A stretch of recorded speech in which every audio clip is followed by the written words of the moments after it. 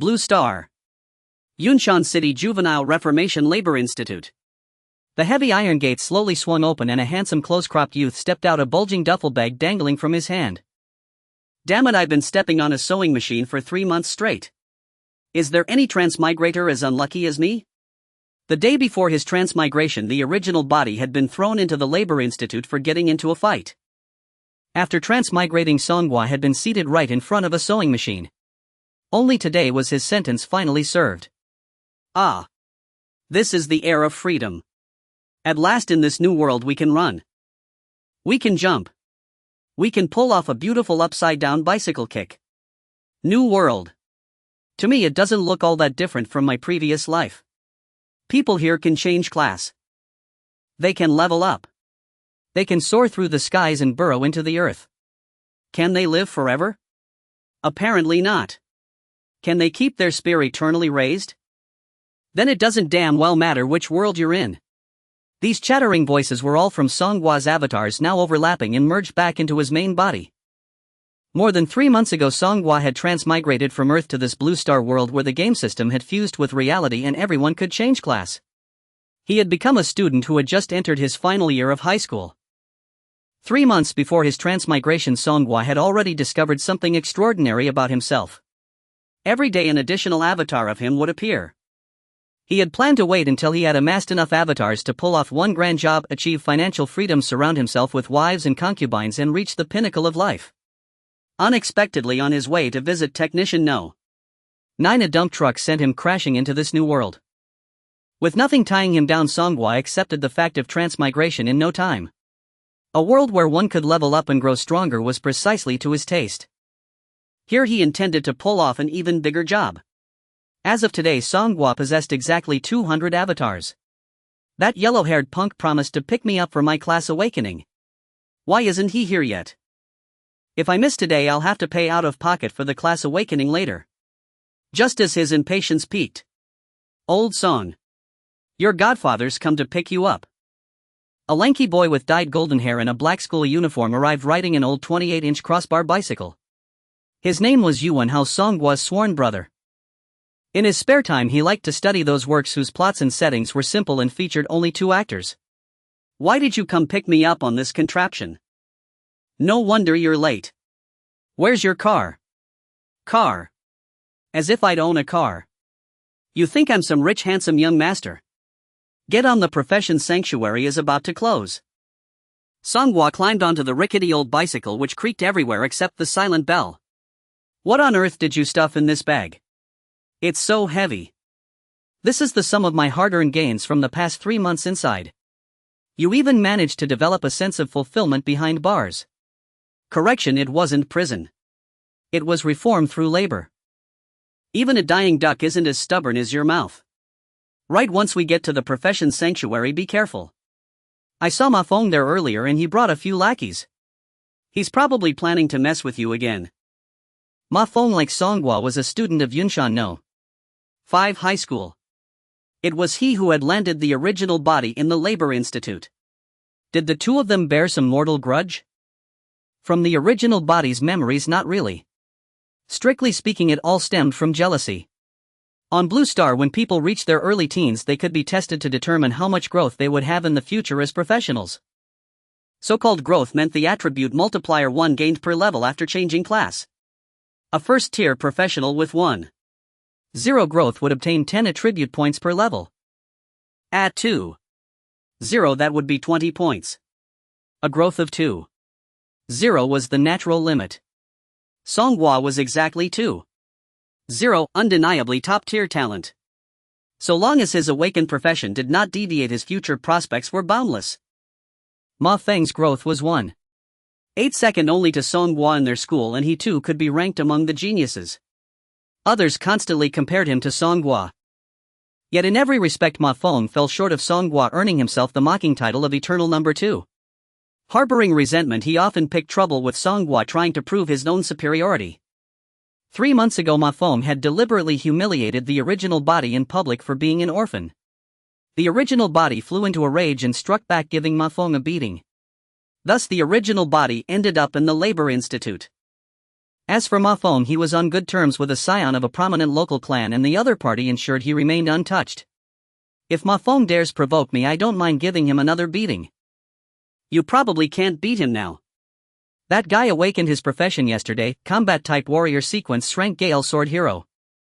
Oh really? Then I all the more have to make sure he's knocked out cold and doesn't come back. He's the only rank among this year's graduating students in the city. After you were locked up, the principal gave the sponsorship and guaranteed admission that had been promised to you, to him. Right now that guy is riding high, strutting like his backside is about to tilt up to the sky. A despicable principal who always follows the wind. In the midst of their idle chatter, Songhua noticed that the edge of Yuan Hao's uniform had come unstitched. With practiced ease, he pulled out a needle and thread and stitched it up in a few quick motions. Done. Seriously, old Song, I treat you like a brother and you just... Damn, my occupational habits are acting up again. Pedal faster, the profession sanctuary is about to close. Profession sanctuary. The administrator called out loudly, any students still haven't awakened their profession? If not, today's class awakenings end here. I can finally get off work, I'm exhausted. There were few people left in the Great Hall. The sanctuary had been open free of charge for 2 days, and all graduating students from the city's high schools had already completed their class awakenings. Just as everyone was preparing to leave, Songhua strode in with long, confident steps. There's still me. Yuan Hao followed behind, huffing and puffing under the weight of Songhua's heavy bag. With his outstanding 2.0 growth, Songhua had long since become a minor celebrity in Yunshan City, and many students present recognized him. That looks like Songhua. That's him. I saw him on the news. When they found out he had 2.0 growth, it caused quite a sensation. He's even more handsome in person than on TV. Still looking good with a buzz cut, that's real handsomeness. Don't swoon. He's a labor reform convict. Look at that buzz cut, he probably just got out today. He's even done time. No wonder he looks so domineering. I like him even more now. The profession's sacred stone floated above the Great Hall, radiating a faint golden glow. Songhua stepped onto the elevated platform beneath the sacred stone. He was finally about to change class. What kind of profession would he awaken? Professions were divided into 3 systems: combat, logistics, and life. There were 5 grades: D, C, B, A, and S. The combat system contained 12 sequences: warrior, mage, archer, assassin, healer, controller, guardian, summoner, omnifighter, dragon blood, commander, and sage. The last 4 were upper sequences whose professions innately possessed 2 talents. The first 8 were basic sequences, each with only a single profession talent, even its rank. As a dazzling pillar of light descended, Songhua's class awakening came to an end. A gigantic information panel appeared in front of the profession's sacred stone. Name: Songhua. Age 18. Level 00. Profession: first turn bond bearer, a combat system commander sequence. Profession talents. Plain yet lethal damage from normal attacks is treated as true damage, but you cannot equip weapon type gear. Power of unity: as long as the other party consents, you can stack another person's attributes onto yourself and use part of their talents and skills for 1 minute with a 5-minute cooldown, but the other party will fall into a weakened state, unable to move for 1 hour. At his current level, he could stack up to 5 people at once. Weapon mastery: none. Armor mastery: light armor mastery attributes not yet activated. Strength 20. Constitution 10. Spirit 10. Agility 20. Growth 2.0. Skills: 45 Serious Punch, Common LV1, A Full Fist, Fine LV1, Wind Fist, Excellent LV1, Limit Breaking Fist, Flawless LV1. Equipment: none. The Great Hall erupted into murmurs. It's a bond bearer. I've heard of that profession, it can be really strong. A teen nuke. One Punch Man. I heard it's a trash profession. This profession can be incredibly strong or incredibly weak. It all depends on whether anyone is willing to follow him. Truly a commander sequence. Give me a break. That profession can't undergo second turn or third turn, it's a guaranteed trash class. Why can't it advance? Because the challenges for second and third turn are all solo battles. Who's the bond bearer supposed to borrow power from then? At that point he'd be effectively without profession talents, worse off than a drank class. For others, bond bearer was indeed a useless profession, since in the solo challenges of second and third turn the power of unity could not be used, making completion impossible. But for Songhua, who possessed avatars, this profession was perfect. With avatars by his side, what solo challenges? They didn't exist. Justice would always be served by a righteous group beating. At this moment, all of Songhua's avatars awakened their professions as well. Bro awakened into the mage sequence. Call me daddy. I'm assassin sequence, I can turn invisible. Ha. My profession is also assassin sequence, so why don't I have an invisibility skill? Damn it. I want a re-roll. Your dear one awakened into the healer sequence. Any gidge need a bit of healing. Extra large. I'm controller sequence Thorn Warlock. Watch my motherly entangling vines. You already walked the path of seeking your own demise. The avatars all possess 2.0 growth as well. The higher the growth, the greater the chance of awakening into the combat system, and the greater the chance of obtaining a higher grade profession. Thus not a single avatar belonged to the life system. There were 185 combat system avatars and 15 logistics system avatars. The lowest profession grade among them was B, and even those were few less than 10.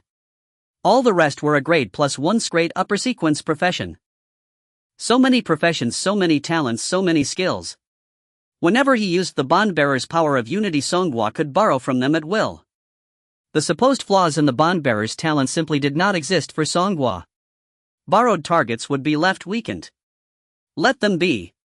He had avatars in abundance and could rotate through them at will. What Bond-Bearer? This was practically a full-class master. Old song, ignore what others say. I think your profession is awesome. Come on, let's go level up. Since the class awakening was complete, leveling up naturally became the top priority. However, to level up they would have to leave the city, and going out required a pass. Administrator, where's my pass? Upon successfully changing class, one could directly obtain an ordinary pass for leaving the city. Today was too busy, we invited volunteers to help distribute the passes. Go over there and find student mahjong. I'm clocking out now. With that, the administrator got off work at lightning speed. Mahjong. Songhua turned his head. Sure enough, it was Mahjong, the very one who had landed him in prison at the very start. Yu Wenhao spat disdainfully. That damned hornet has been waiting for us here.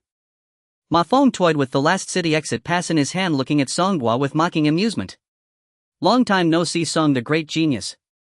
That class you awakened is pretty impressive. I'd like to call you the king of debt. And that hairstyle really suits you too. A group of lackeys beside Mahjong burst into loud laughter. In Songhua's mind, his incarnations started clamoring noisily. This guy is really courting death.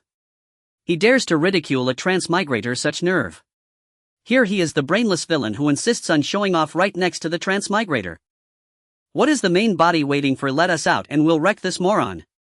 The old scoundrel already said we are his trump cards in this world, we are not to be revealed lightly. Seeing that Mahjong had no intention of handing over the pass, Songhua remained indifferent. So this guy just wanted to force him to beg. In his dreams, he could just report it lost and quickly get a new pass. Let's go, Blondie. Mahjong stepped in front of the two of them. You're just going to walk away from the pass. Last time you broke one of my front teeth. As long as you apologize to me and pay some compensation, this pass I will. A heavy thud cut him off. Songhua activated the power of unity, stacking the attributes of 5 incarnations, and slammed a fist straight into Mahjong's face, blasting him away. Mahjong spun like a human cannonball, crashing through the glass window of the sanctuary and landing outside. The students inside the sanctuary were all stunned. Innate divine strength. You call this a trash class? No wonder he's done time in jail. He throws punches at the slightest disagreement. Yu Wenhao frowned at the scene. Too impulsive. If he reports you to the Public Security Bureau like last time, you'll be thrown back in again. We are professionals now. As long as it's not serious injury or worse, it's considered sparring. The Public Security Bureau won't interfere. You seem to know the rules quite well. They taught us inside. Mahjong limped back in his left hand, clutching his blood-smeared mouth. His other front tooth was gone as well. Fortunately, his physique attribute was not low, so this level of damage only counted as a minor injury. Who lent him their strength? Mahjong roared at everyone present. Even if he had been caught off guard, there was no way Songhua could have punched him that far with mere initial attributes. Ma Feng instantly concluded that Songhua must have used the bonded one's innate skill, the power of unity. Songhua clapped his hands.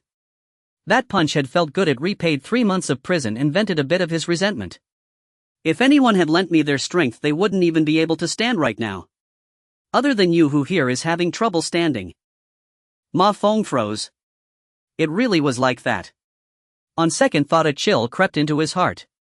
Could doing time in prison actually make someone stronger? Before changing class, he could not beat Songhua in a fight.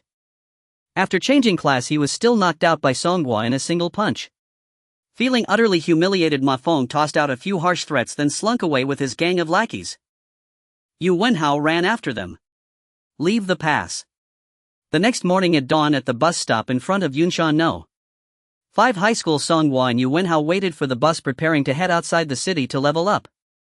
Because they had been delayed by Ma Feng yesterday, they missed the last bus out of the city and had to postpone their leveling trip to today. Man, every time I think about how pathetic Ma Feng looked yesterday, I just want to laugh. Yu Wenhao laughed loudly. I heard he had 2 implants done overnight. Getting teeth implanted hurts like hell. He was still savoring yesterday's events. Laughing, Yu Wenhao suddenly thought of something. Old Song, have you considered getting in touch with one of the big families? With some backing, petty tricks like Ma Feng's wouldn't be able to trap you. Why? So I can be like Ma Feng, wagging my tail as their lapdog. That's not quite fair. With your growth rate this high, there must be big families in Yunshan City willing to cultivate you. But you'd have to visit them in person and show some sincerity, you know. In the Blue Star world, there was no concept of nations. The entire world formed a single federation, the Blue Star Federation. Thus there were no national protection programs or talent reserves. Moreover, growth was only one part of a professional's overall combat system. In the mid and late stages, it could not alone determine a person's strength. Even if there were nations, they would not grant special privileges based on that alone. Because the Federation's control over local regions was weak, this was especially true for remote cities like Yunshan. As a result, many civilians with high growth or excellent class talents would seek the protection of major families, becoming their advisors and retainers, derisively called lapdogs. Ma Feng was a textbook example. A true man born between heaven and earth, how can he remain long in stifling servitude beneath others? Relying on oneself, asking no favors, one can live with a clear conscience and stride openly beneath the sky. Yu Wenhao was stirred by Songhua's words. That's you all right, Old Song. I really didn't misjudge you, backbone of steel. I'm impressed. To be honest, I can't stand people like Ma Feng fawning over nobles either, it's disgusting. Songhua nodded repeatedly. Exactly. Rely on his incarnations, ask no favors, live with a clear conscience, and stride openly beneath the sky. The bus arrived. After boarding, the 2 of them rode to the light rail station. Then they took the light rail toward the mist zone. After the game fused with reality, only a few large cities had been preserved, all other regions were shrouded in mist. Wild monsters and dungeons all lay within the mist zone. Despite the name and the thin mist areas near the city, visibility was barely affected. Around noon, Songhua and Yu Wenhao arrived at the level 1 leveling area. Looking at the black mass of people ahead, Yu Wenhao sighed. Damn, there are so many people. We won't even be able to snatch a single monster. Yesterday, all the high schools in the city had carried out their class awakenings simultaneously. Now the level 1 leveling area was packed to the brim. The pitiful slimes and goblins were instantly engulfed by swarms of professionals the moment they spawned, reduced to meager streams of experience that merged into who knew whose body. Looks like if we want to level up quickly, we'll have to go to a higher level area, Songhua said. Yu Wenhao was taken aback. We can't beat anything there. Should we form a party? Who would take a team like us? No gear, no levels, no rewards. We solo. Solo. Before Yu Wenhao could react, Songhua had already returned to the light rail station to ride to the next stop. Next stop, Yunshan City, level 5 leveling area, the train announcement declared. Yu Wenhao did not follow. He valued his life more and decided to try his luck in the level 1 area. He figured that once most people went home in the evening, he should be able to grind a few monsters. Songhua, on the other hand, did not particularly want Yu Wenhao to come along. His so-called solo run would hardly be lonely. Brothers, are you ready? It's our turn to take the stage. Time to give this world a small shock courtesy of incarnations. The young master has arrived, everyone make way. Feels just like stepping into a brand new server. Let me be blunt, I'm a rank rhythm mage in the mage sequence. I should level first, don't steal my monsters. Hey, let your dear holy light priest go first. Healers should be the first to level. If our healer sequence is weak, you'll all die fast. Damn it, how did you end up as a healer, and why did you turn so sissy? Let me check if your equipment is still there. The incarnations were itching to move, all of them brimming with excitement. The main characters are dressed in various colored robes wearing mahjong headgear. They quickly arrived at the level 5 training area. Those who disembarked here already had a full set of equipment. They noticed Songhua getting off the bus in his school uniform and couldn't help but glance at him. This student must have gotten off at the wrong stop. He should be in the level 1 training area with his level 0 status. What is he doing here? Does he really think this is a game that he can die and respawn in town? Every year there are countless freshmen who overestimate themselves attempting to challenge higher level monsters and end up getting killed. He's probably some young master from a family surely arranged to have an escort like us waiting for him. Which young master is so poor that he doesn't even have a weapon? Personal information can be hidden but levels cannot. Songhua hid his information, and with no special means others could only see the LV0 hovering above his head, leading them to wonder what he was doing in the level 5 training area. After getting off, it was clear that the fog density here was thicker than in the level 1 training area, but visibility was still decent. After leaving the station and walking a distance in this desolate land, Songhua noticed there were quite a few people here. On one hand, although the fresh graduates like Songhua were uniformly promoted, it was like starting a new game. However, half of them were eliminated when progressing to high school. These people can enter the city's vocational sanctum to change jobs with just a little money. So in reality there are people of all levels present. On the other hand, rich kids like Zhao Can would have someone to guide them. To level up faster, they would come to higher level training areas. The monsters in the level 10 training area have thicker health and are less efficient to kill, making the level 5 area the most suitable. These two factors combined lead to a decent number of people in the level 5 training area. Map. In theory, a professional's map function should show the world map. However, Songhua had only been to Yunshan City, so his map only displayed Yunshan City and its surroundings, while other areas were shrouded in fog. Sad marsh, there shouldn't be many people there. Let's go. The avatars all began to strategize. It's quite far from our current location, it's at least 10 kilometers away. Let's rent an off-road vehicle. We can rent one near the station. If we walk, it will be dark by the time we arrive. Songhua smiled and said, "Who said I'm going to walk?" Looking around, Songhua found a large rock hid behind it to avoid being seen and summoned 4 avatars. With limited funds and no money to rent a car, lift me up and run wildly towards the sad marsh. The avatars exchanged glances, realizing what Songhua intended to do. Damn. Are you that lazy? Is this something a person can do? I don't know if the marsh is sad, but will definitely be sad. You can't be this exploitative. Who's going to hang him from a streetlight? Despite their complaints, the avatars obediently lifted Songhua up. By the way, put these on.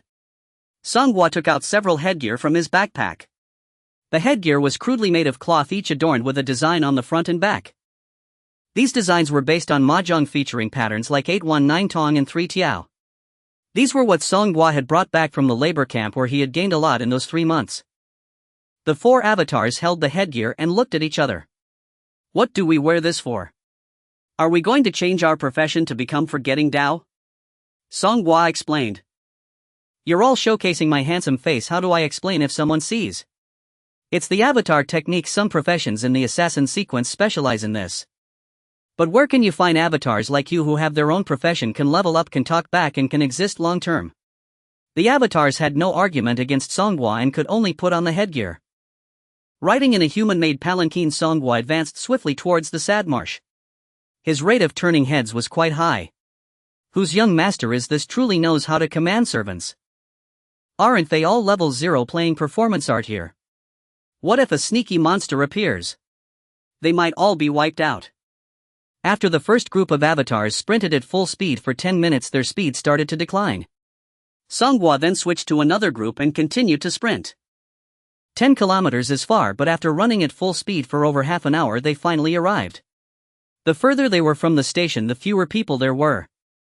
By the time they reached the sad marsh, there were no people in sight. This was not only due to the distance from the station. The marshland was rugged and difficult to traverse, with undercurrents swirling. Not to mention fighting monsters here, even walking was troublesome.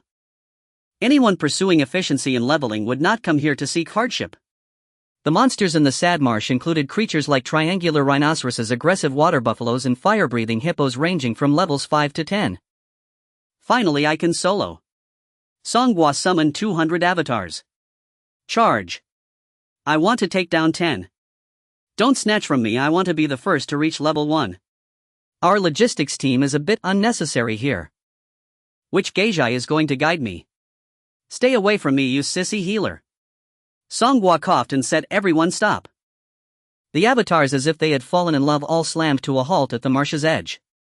First come and claim your headgear.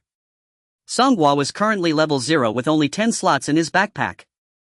He stacked 5 slots worth of headgear x99. While distributing headgear, Songhua also laid down some rules. We are all level 0 now, fighting level 5 monsters. We can't be reckless, we need to cooperate. Tank, physical damage, magic damage, healing, control, these basic cooperations must be established. Form your own teams. Ensure to outnumber the enemy and work together seamlessly. The combat avatars began to form teams, with each team consisting of 5 to 10 members, quite casual. The logistics avatars could only watch from the sidelines. Logistics professions include potion making, scrolls, forging, formations, and more. Their professional talents and skills mainly involve creating various items. They can gain experience by defeating monsters or by crafting items specific to their profession, so they are not in a hurry to level up. Additionally, while you level up, remember to leave some low health ones for me to harvest experience and level up. The avatars began to grumble again. Are you that lazy? Riding on the coattails, huh? Does anyone understand? We, a bunch of level 0 noobs, have actually become trainers. Songhua kicked the group of avatars. Stop complaining and hurry up to level up. More than 100 avatars began to approach the swamp in a black mass. First, those with taunting skills activated their abilities against the hulking figures entrenched in the mud. If taunting isn't an option, sometimes a direct insult can also be effective. You big dumb cow. Get over here. After luring the monster ashore, the avatars scattered and formed small teams to besiege the creature. Dealing with wild monsters requires no fancy moves, a classic battle priest strategy suffices. However, the avatars lacked equipment and were at low levels, making their damage output somewhat sluggish. Fortunately, with sheer numbers, they quickly achieved results. A serious punch. One team of avatars brought over a critically wounded rampaging water buffalo, which was finished off by Songhua with a single punch. Serious punch. This skill is treated as a normal attack, dealing 120 physical damage with a cooldown of 5 seconds. One of the initial skills of the binder, though it is of ordinary quality, it has a quick cooldown. Its property as a normal attack also allows it to unleash the true damage effect of unpretentious basic attacks. Songhua found it quite useful. You have slain a LV5 rampaging water buffalo. Experience increased from 0 to 120. Congratulations, you leveled up from LV0 to LV1. You have gained 20 attribute points automatically allocated based on your profession. Songhua and the avatars did not use the party feature, allowing them to keep all the experience gained from killing wild monsters for themselves. Killing monsters above their level granted experience bonuses, so Songhua leveled up directly. A beam of holy light descended from the heavens, enveloping Songhua completely. As the light faded, Songhua had reached level 1. Not bad, let's keep this pace. The rampaging water buffalo had dropped an item and Songhua picked it up for inspection. It was a white common quality upper garment, providing a bit of defensive attributes. The quality of equipment, skills, and other items is classified as common, fine, excellent, flawless, rare, epic, and legendary. Their attribute colors are white, blue, green, red, orange, purple, and gold. The drops from wild monsters are quite meager, consisting only of some common quality equipment that matches their level, commonly referred to as whiteboard gear. Occasionally they drop potions as well, which are also of the lowest quality, red and blue potions. These items sell for peanuts in the market. However, it's better than nothing. Moreover, equipping all 4 protective gear slots, upper, lower, head and feet, can activate the armor specialization effect. While waiting for the second offering, an unexpected event occurred. One group of avatars dealt a massive amount of damage and accidentally killed a critically wounded fire-breathing hippo. The avatar that killed the fire-breathing hippo was enveloped in holy light and leveled up. This avatar's profession was Rhythm Mage, a grade combat type mage series. The profession's talent is rhythmic magic, allowing damage to fluctuate between 90 and 150 with each skill used. It is a straightforward and brutal damage-dealing profession. It is said that after the second class change, the 90 side effect disappears, making it an ideal profession for learning AoE skills and farming in dungeons. Just now that fireball spell probably hit the 150 damage mark and accidentally crit, taking that hippo out in one go. Songhua expressed understanding. No worries, you guys need to level up too. Otherwise when we go back to raid dungeons it won't help if I'm the only one with a high level. He really got me, I'm crying my heart out. At that moment Songhua noticed a prompt appearing before him. Your experience has increased from 20 to 25. Ha! Where did this experience come from? Songhua glanced at the rhythm mage. Could it be? You guys killed the monster by yourselves, Fire Warrior, you take the experience. The Fire Warrior is a combat type all-rounder series in Scrape profession. As a higher tier series it naturally has two talents. Flame transformation, the body can transform into flames, skillfully utilizing the fire on them to execute abilities such as fire breathing, flight, flame line combustion and flame detonation. Magic fire, all attacks add 30 extra fire magic damage which can crit and has a 20 chance to inflict a layer of burning status on enemies. For each layer of burning the crit rate of the extra magic fire damage increases by 10. Burning based on the attack defense gap between the inflictor and the target, it continuously causes damage stacking up to 10 layers. Weapon specialization, fist gloves. Armor specialization, leather armor. This was the only avatar of Songhua that awakened in Scrape profession. All-rounder series professions typically possess characteristics of multiple basic series. For example, the Fire Warrior, whose exclusive skills deal physical damage but whose talents provide extra magical damage. The skills include both melee and ranged attacks. The Fire Warrior avatar wore a striking red mask, looking quite impressive. Ha ha ha. Alright, watch my fire fist. With a punch, a blazing arm shot out a wave of high-temperature flames, taking down a critically wounded Triceratops. The Fire Warrior leveled up. Your experience has increased from 25 to 30. At the same time, Songhua also received 20 of the experience the Fire Warrior gained. Got it. The avatars shared the same memories as the main body, so they understood. When we gain experience, it feeds back 20 to the main body. What kind of mechanism is this? Is it a side effect of the avatar's abilities? Who cares? At least it's a feedback and not a split, we aren't losing out. A 20 feedback means that when Songhua's avatars gain experience it will add an extra 20 to the main body. If Songhua were to kill a monster, only he would receive the experience. Then why should I do anything? Songhua lay down on the grass and pulled out his phone to browse through social media. Work hard. Strive. Go boys. The avatars grumbled again. You're so lazy. Even though this maximizes benefits, why do I feel like I want to punch him? Level up, who told us we don't have the main bonus fate? Even with 200 people training together, their low levels meant they lacked efficiency in monster hunting. Nevertheless, in just half a day's time Songhua reached level 5. He was surely the fastest among his peers. During the leveling process, Songhua prioritized leveling up a group of avatars to ensure they would have some combat power when they hit level 5 for dungeon raids. This batch included those with better profession talents like the Rhythm Mage and Fire Warrior, and attention was given to team composition. He designated several key candidates for healing, control, tanking, burst damage and harvesting roles, ensuring they leveled up first. After equipping all available gear, Songhua opened his information panel to check, and it was vastly different from this morning. Name Songhua. Age 18. Level 5-2. Occupation first transition bondsman, a combat type leadership sequence. Occupation talent. Plain and simple, see chapter 1. Power of unity, see chapter 1. Weapon specialization, none.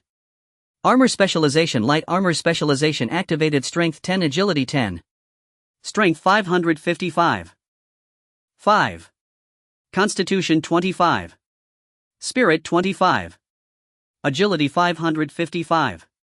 5. Growth 2. 0. Skills 45, see chapter 1. Equipment, weapon none, upper armor chain mail common LV5, lower armor scale leggings common LV5, footwear bronze, battle boots common LV5, headgear black iron helmet common LV5, ring none, necklace none, bracelet none, cloak none. With 20 points for level 1, leveling up 5 levels means my attributes have doubled.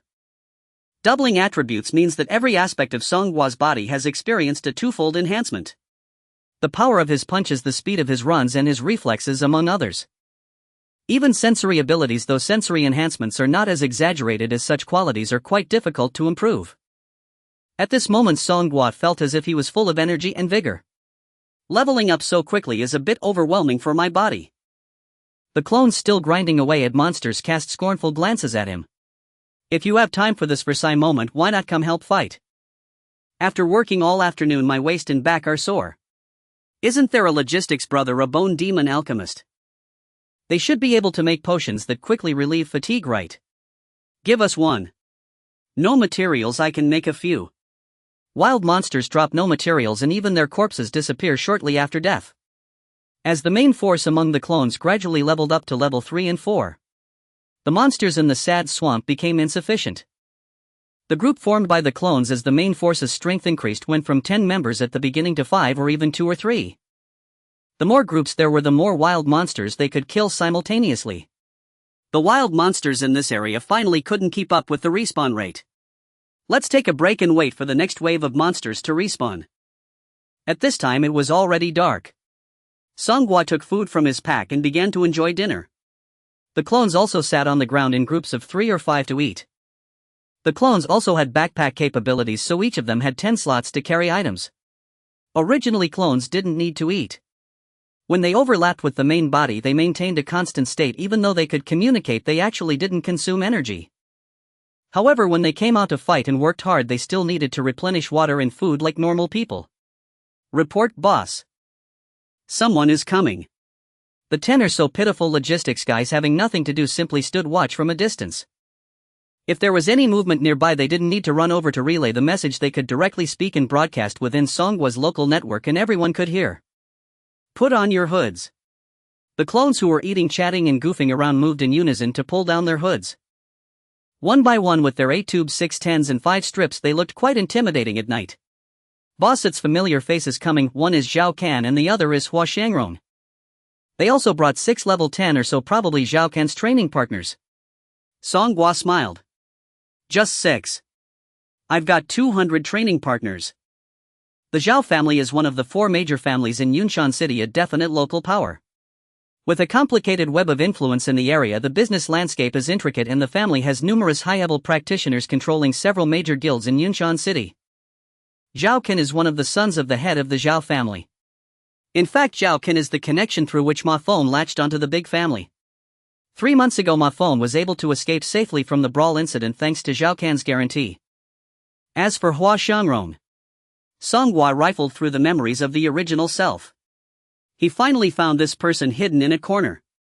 One of the many girls who had confessed to the original self. She seemed to be the school beauty of the 5th school.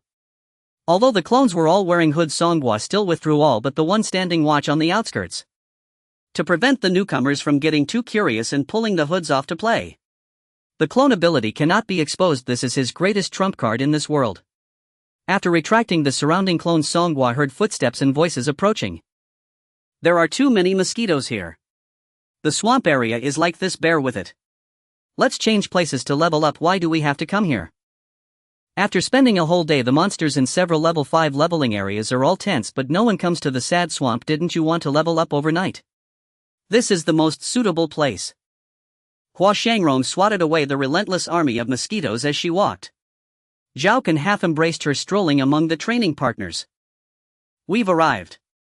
Young Master Kan, ahead is the sad swamp. The monsters should be fully stocked and no one has come to fight for the whole day. It's too dark. Zhao Kan glanced towards the swamp, seeming to see nothing in action. Are there monsters here? Among the practitioners following Zhao Kan, a flashy mage cast a flash spell into the air above the swamp. Boom! The skill's light sphere exploded in midair like fireworks, releasing a myriad of colors that illuminated most of the swamp. What unfolded was a scene that left everyone speechless. Not a single monster. It was eerily quiet and empty. This. Impossible, there's usually no one here. Look, there's someone by the shore roasting a fire. Zhao Kan frowned slightly. Could it be that all the level 5 monsters in the sad swamp were killed by him? Hua Shangrong squinted and felt a bit familiar. It seems like. The group enduring the mosquito attacks walked this far feeling quite unwilling. They immediately walked towards Songhua to clarify. Upon getting closer using the faint light of the fire, Hua Shangrong could see clearly. Song Gua. It really is you. What are you doing here? Song Gua poked at the fire with a stick, munching on a fast food chicken leg. I came to level up, otherwise why would I be here basking in the moonlight? You're leveling up alone in a level 5 area. Don't kid me. Zhao Can, being more observant, probed into Song Gua's information. Because Song Gua had concealed his personal information, Zhao Can could only see the level. Level 5. He's level 5. Hua Xiangrong's face paled. Impossible, we've been busy all day and only reached level 3, which is already quite fast, how could he? Hua Shangrong checked again and found that Song Gua was indeed level 5. She was stunned. How did he achieve that? Does Song Gua also have training partners? As an orphan relying on school grants for living expenses, how could he afford this kind of expense? Moreover, reaching level 5 in just one day, how many training partners did he have to hire? Even the Zhao family wouldn't play like this. Seeing that Zhao Can and the others were still not leaving, Song Gua raised the fast food chicken leg in his hand and asked, "The moonlight is just right, would you like to join me here for a late night snack?" Hua Shangrong, showing a hint of disdain on her face, said, "Brother Can, let's go. There are too many mosquitoes here, and besides there are no more monsters." Zhao Can opened the map function and looked at it. Further ahead is the level 10 training area. Let's head to the level 10 training area. You've all equipped level 15 gear, so dealing with level 10 monsters will be a piece of cake. Among Zhao Can's group there was a bald man wearing heavy armor. The bald man hesitated and said, "Wild monsters become active at night with all attributes increased by 100.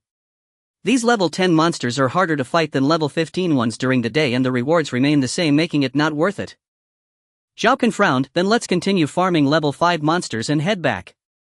As they were leaving, Hua Shangrong glanced at Song Gua, hesitated but ultimately did not speak. Seeing that this group had finally left, Song Gua relaxed and lay down. He did not let his guard down and summoned a doppelganger. Night Shadow Assassin, of class profession in the assassin sequence. The effect of the profession's talent is that when using stealth skills at night, one can ignore the time limit and maintain the stealth state indefinitely unless encountering skills or effects that can break stealth. This talent truly inspires a bold idea in people. But for now I need to focus on the task at hand. You go follow them, be light on your feet and don't let them notice you. Communicate through the local area network if anything happens. Sure. Boss, if we do this job well, can I get a main position? Song Gua glanced at him. This guy was still level 0. Alright, your profession's talent is somewhat useful. The Night Shadow Assassin, wearing a dark 8-pointed cap, skipped along. Zhao Can and Hua Xiangrong's group returned the same way. Along the way, Hua Shangrong was still wondering how Song Gua managed to level up to level 5. It's so strange, I saw him at the entrance of the 5th middle school this morning and he was still level 0 like us. Even if he had a team of trainers, he shouldn't level up faster than us," said Zhao Can. Don't forget, although Song Gua comes from a poor family, the 5th middle school sponsored him for 2 years. No one knows how much that sponsorship was worth. Alternatively, there might be other wealthy individuals investing in him, which is also possible. This guy likely didn't hire just one team of trainers but rather several. Hua Shangrong had a look of 7 parts shock and 3 parts regret on her face. Is he really that rich? The bald man among the trainers thought of something and said, "Some equipment has effects that increase experience gain, could it be?" Zhao Can directly rejected, "Impossible, absolutely impossible. Those are rare attributes that only appear on epic level accessories of dozens of levels. What if this accessory also had the carefree attribute? Equipment with the carefree effect will have its own level reduced, allowing lower level practitioners to equip it." Zhao Can stopped in his tracks. If such a thing exists, it would be worth a fortune. If Zhao Can, a rich second generation, says it's worth a fortune, then it truly is. An unspoken understanding spread among the group. The bald man volunteered, "How about I go check it out?" Zhao Can said together. "Young Master Can, didn't Hua classmate mention that she doesn't like the mosquitoes in that swamp? You all wait here, he'll be right back." The bald man clearly had ulterior motives. Everyone noticed it too. But they let him go alone. After all, it wasn't something glorious. If they went in a group, they might alert the enemy. The bald man excitedly walked towards the swamp. From a distance he saw the campfire still burning at the shore and felt a surge of joy. Song Gua hadn't left. As he got closer, he indeed saw the handsome Song Gua. "Song Gua, you're still here. The bald man took out a shield and a one-handed sword from his backpack and weighed them in his hands. Undoubtedly his profession was from the Guardian sequence, probably some kind of knight. Songwa glanced at the bald man and smiled, in just waiting for the monsters to respawn here. Did you really kill all these monsters? Of course. All by yourself. You're joking, I have a team. The bald man realized it, there indeed were trainers. How could a newcomer possibly solo 5-level monsters and keep them from respawning? Where are your trainers? They've gone home, I work from 9 to 5 here. It's very humanized, interested.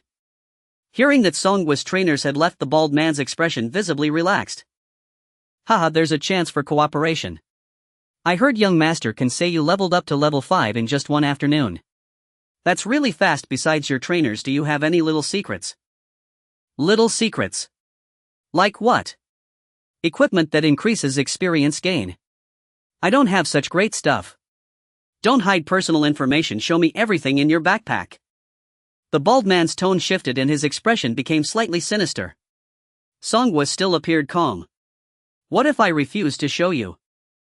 Then don't blame my sword and shield for being rude. I didn't want to bully a newcomer, but you asked for it. Songwa waved his hand and said in a normal voice, "Die, bald man, stop pretending. Brothers, come out and take him down." From the surrounding grass and swamp, rustling sounds emerged. The bald man thought to himself that it was not good. Could it be that his trainers hadn't left and were lying in ambush nearby? How could he know he would be shot in the back? There was no time to think. The bald man immediately activated his skill Night Charge. His movement speed surged, charging forward with a large shield. The wind howled and his afterimages multiplied, closing in on Songwa in the blink of an eye. The one-handed sword was pressed against Songwa's neck. Tell your people not to act rashly or I'll end you with one strike. I'm level 16 equipped with level 15 gear. Taking you down is easy. Songwa looked at him with disdain. Big brother and not Songwa, you've got the wrong person. Don't you check my level? What? The bald man looked up and used the information view function only to see a huge LV0 above Songwa's head. Songwa spread his hands and just a scroll maker. Big brother. Need to place an order. You. What's going on? Why is your level? Before the bald man could react, the grass under his feet started to shake. Mother's bind. A mass of thorns suddenly grew wildly, wrapping around the bald man's legs, turning him into a zongzi. Around, some loud and careless voices were heard. 1000, stop shouting the skill names. Focus, brothers, we are going to kill him while leveling up. 1000. What broken skill did you use? Isn't your profession a class? Why can you only control him for half a second? What's the use of that? Nonsense. I'm only level 2. His resistance is way stronger than my ceiling strength, so the control time is significantly reduced. Next, bring on the next control sequence. Punish him to stand still.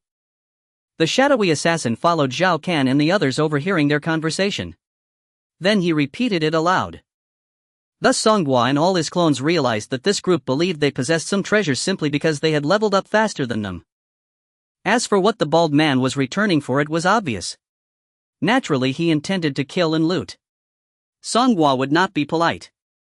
If this group all returned, Songwa would definitely escape. But now only one person returned, so there was no need to be afraid. Among his 200 clones, 185 had combat professions, 19 of which were control-type professions. Due to the bald man's high resistance, each person could only control him for less than a second, and the more skilled ones only slightly over a second. However, with so many people one after another, they compensated for the cooldown of their skills. The bald man was continuously ensnared by thorns, ice crystal cages, dizzying poisonous mist, and chaotic flames. He could only take a few difficult steps in the gaps between each control. Damn, why are there so many people? In the darkness, the bald man saw shadows approaching. Songwa's voice echoed once more. If no one offends me, I won't offend anyone. If someone offends me, leave behind the backpack. If you don't leave the backpack, leave your life. The bald man looked at the speaker and sneered. A level 5 rookie thinks he can take my resources. He should take a look at himself first. The one approaching was the real Songwa. The one who had just squatted by the fire was merely a logistics-type clone.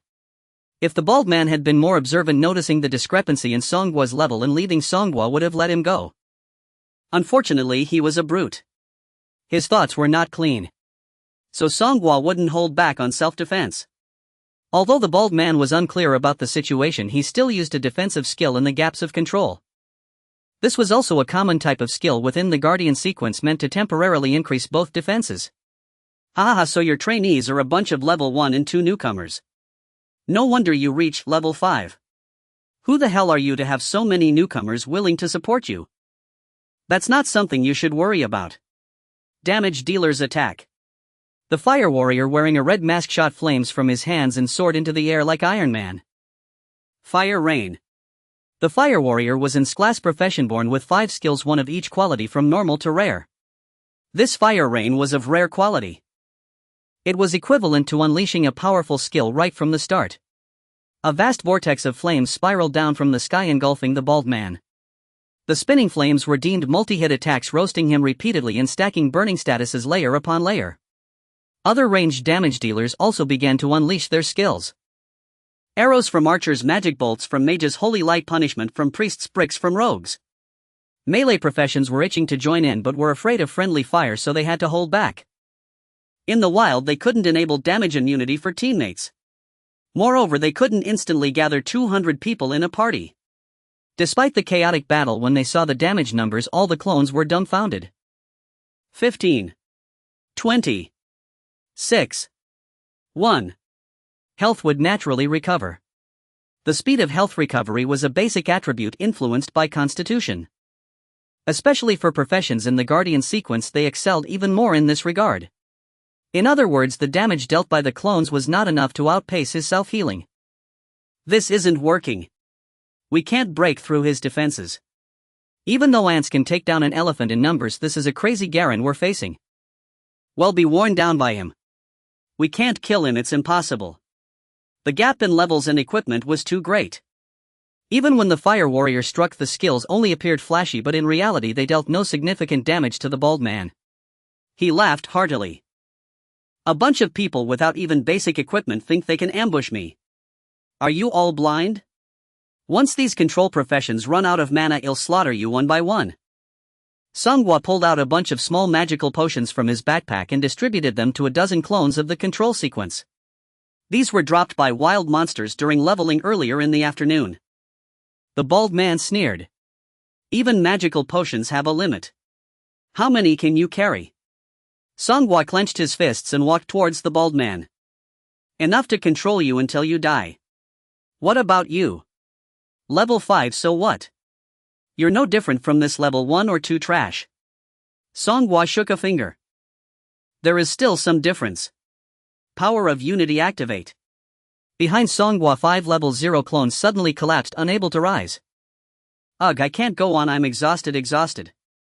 I feel like my body has been hollowed out. This debuff is so thorough and it lasts for a whole hour. No wonder they say this is a useless profession. These 5 clones, while level 0, would gain initial attributes linked to their professions once they successfully changed jobs.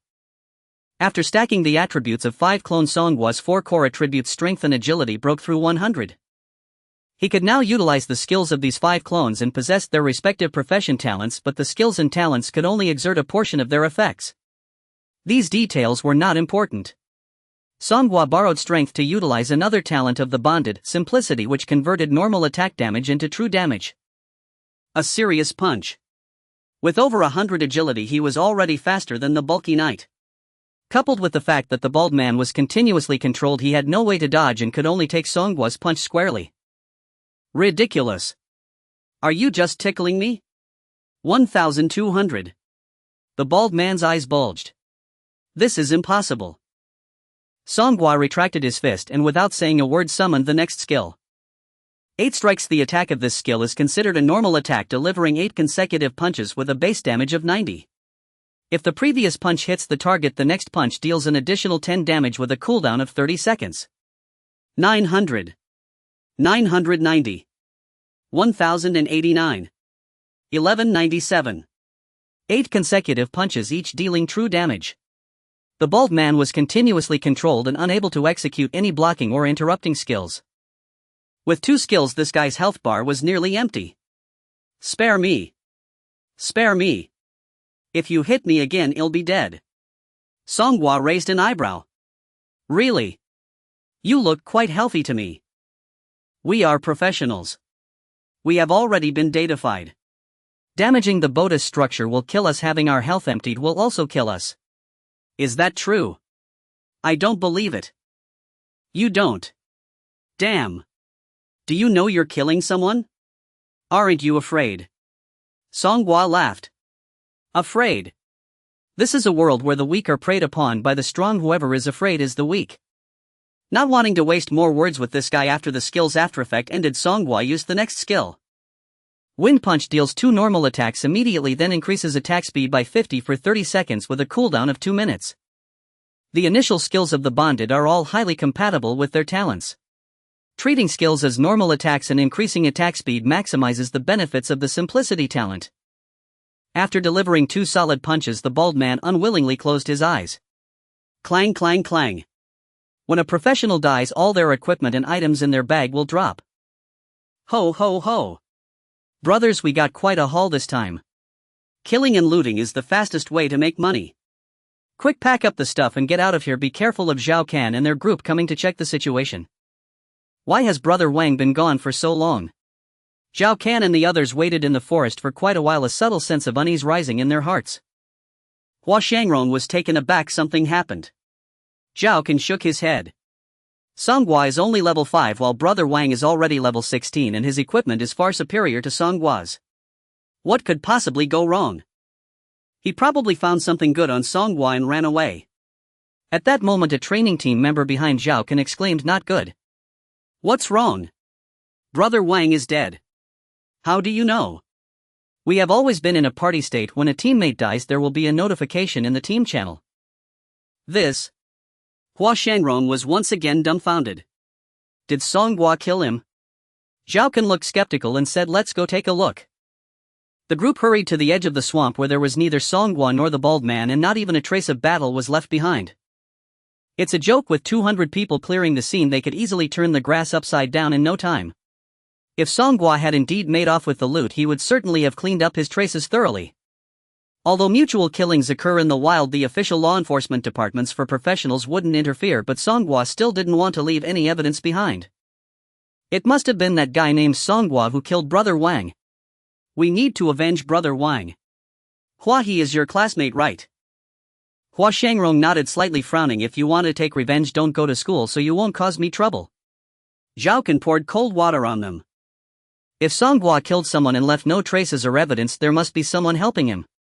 You guys better not go and get yourselves killed. How could you avenge Brother Wang? Aren't you just suspecting that Songhua has some sort of experience-boosting item? Several people were caught in their thoughts, awkwardly coughing a few times. Zhao Kan looked towards the dark swamp, muttering to himself, who could be helping or sponsoring such a useless professional? Is this person's judgment flawed, or does he see something in Songhua? Zhao Kan couldn't fathom that Songhua was actually a lone wolf. After dealing with the bald man, Songhua and several avatars stuffed the dropped items into their respective backpacks. Then Songhua recalled all the avatars and swiftly slipped away into the forest. Friends who frequently kill know that except for psychopaths, one's mental state is usually not too good after killing someone. But Songhua felt nothing.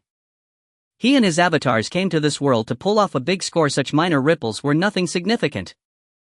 Moreover, the recent battle was data-based. He only saw damage numbers without any bloody scenes, so there was no shock factor.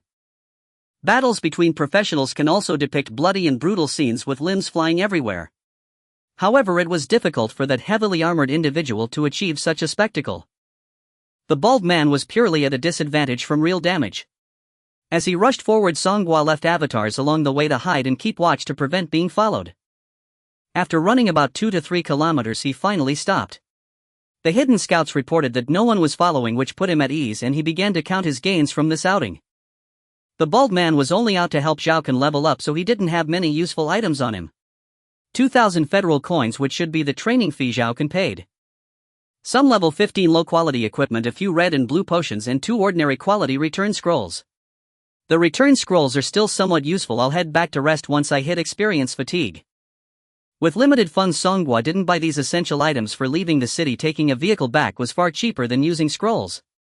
The avatars complained. What fatigue are you talking about? When professionals continuously gain experience, after a certain time or amount, they will enter an experience fatigue state and can no longer acquire experience. The existence of this mechanism allows professionals to take a breather during their growth, otherwise everyone would just stay in the wild until they reach max level. There was also a Finny quality first turn protective skill book in the bald man's backpack. Skill books are great items. Professionals can only learn skills through skill books aside from automatically comprehending them when they change classes. Upgrading skills also requires skill books. Skill books are divided into 3 categories. Universal skills such as sprint, high jump, power strike and self-destruct are not limited by sequence or profession. All professionals can learn them, but their quality is the lowest white. Sequential skills can be learned by all professions under the corresponding sequence. Exclusive skills are only skills that can be mastered by one's own profession. For the brothers of the protective sequence, take it and use it. Songhua summoned all the avatars belonging to the protective sequence. With too many monks and too little meat, a group of tanks began to compare muscles. The items dropped by the bald man were mostly cleared, leaving only the daily supplies he brought for training. Overall, the gains were quite meager. After all, he was only level 16 with little accumulation. What is this? As he casually discarded the bald man's personal items, one of them caught Songhua's eye. In the belongings of the bald man, Songhua discovered a commission letter. Party A, Miss Butterfly. Party B, Wang Ba Guild. The content of the commission is that Miss Butterfly has lost something that needs to be found. The commission letter is lengthy, filled with formal clauses. At the end there is an A4 sheet with a sketch drawn in pencil. The drawing depicts a black balance scale covered with numerous symbols resembling text. At the bottom of the scale there is a mark of the Eye of Horus. This is the item that Miss Butterfly wants to retrieve. This thing looks like a 1,000-year artifact that can help a certain king return to the underworld. It just looks like that. This is not the world of card games saving the world. The reward: 800,000. To find something worth so much money. This balance scale must be extraordinary. Wangba Guild. Songhua had never heard of it, probably one of those small guilds that sprouted like bamboo shoots after the rain, emerging daily. Could Miss Butterfly be an outsider deceived by Wangba Guild? Small guilds are just makeshift organizations, and Songhua had a bold idea. If I can find that balance scale and take this commission to collect the remaining payment, wouldn't that work? Songhua thought about it, and the commission mentioned that this balance scale is very likely in the hands of a student from Yunshan No. 5. Yunshan No. 5. This is my own school.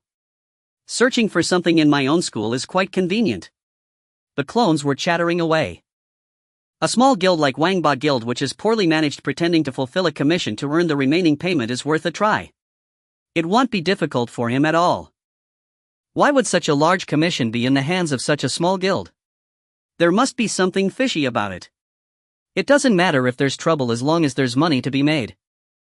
There are risks. What if when delivering the goods the other party doesn't pay and stabs you in the back? Yes, we must consider such dangers. Songhua smiled and said meaningfully, no need to consider. One clone advised, the main body shouldn't be reckless. Staying steady is essential for growth. You guys can handle these dangerous matters. I'm very steady. The silence of the clones was deafening. Songhua. Be a person. Songhua pulled out a tent from his backpack. Alright, you go continue leveling up in the nearby level 5 area. I need to sleep. The clones were not happy. We want to rest too. Even though I have an iron rod and not made of iron. Who will hang him on a streetlight? Songhua criticized sternly. You're young, what's wrong with staying up all night? At your level you still can sleep. With that, Songhua crawled into the tent and fell into a deep sleep. The struggling clones had to continue leveling up in groups. The next morning Songhua woke up to the fragrance of the earth. After stretching comfortably, he greeted another self in the tent. Here I am. Now that I'm here, should I bow to the main body or should I first raise my butt? Songhua had already gotten used to seeing another self sitting beside him upon waking up. This was a newly born clone. Suddenly Songhua noticed that this guy had LV7 above his head. Songhua was astonished. Wow. How come you were born at a higher level than me? This is truly a birth. The new clone pointed at the LV7 above Songhua's head. You are also LV7, we are the same. Songhua heard faint sounds of fighting outside. The clones had stayed up all night and were still battling. The wild monsters' attributes double at night, making them a bit harder to fight, so the efficiency of grinding monsters decreased significantly during the night.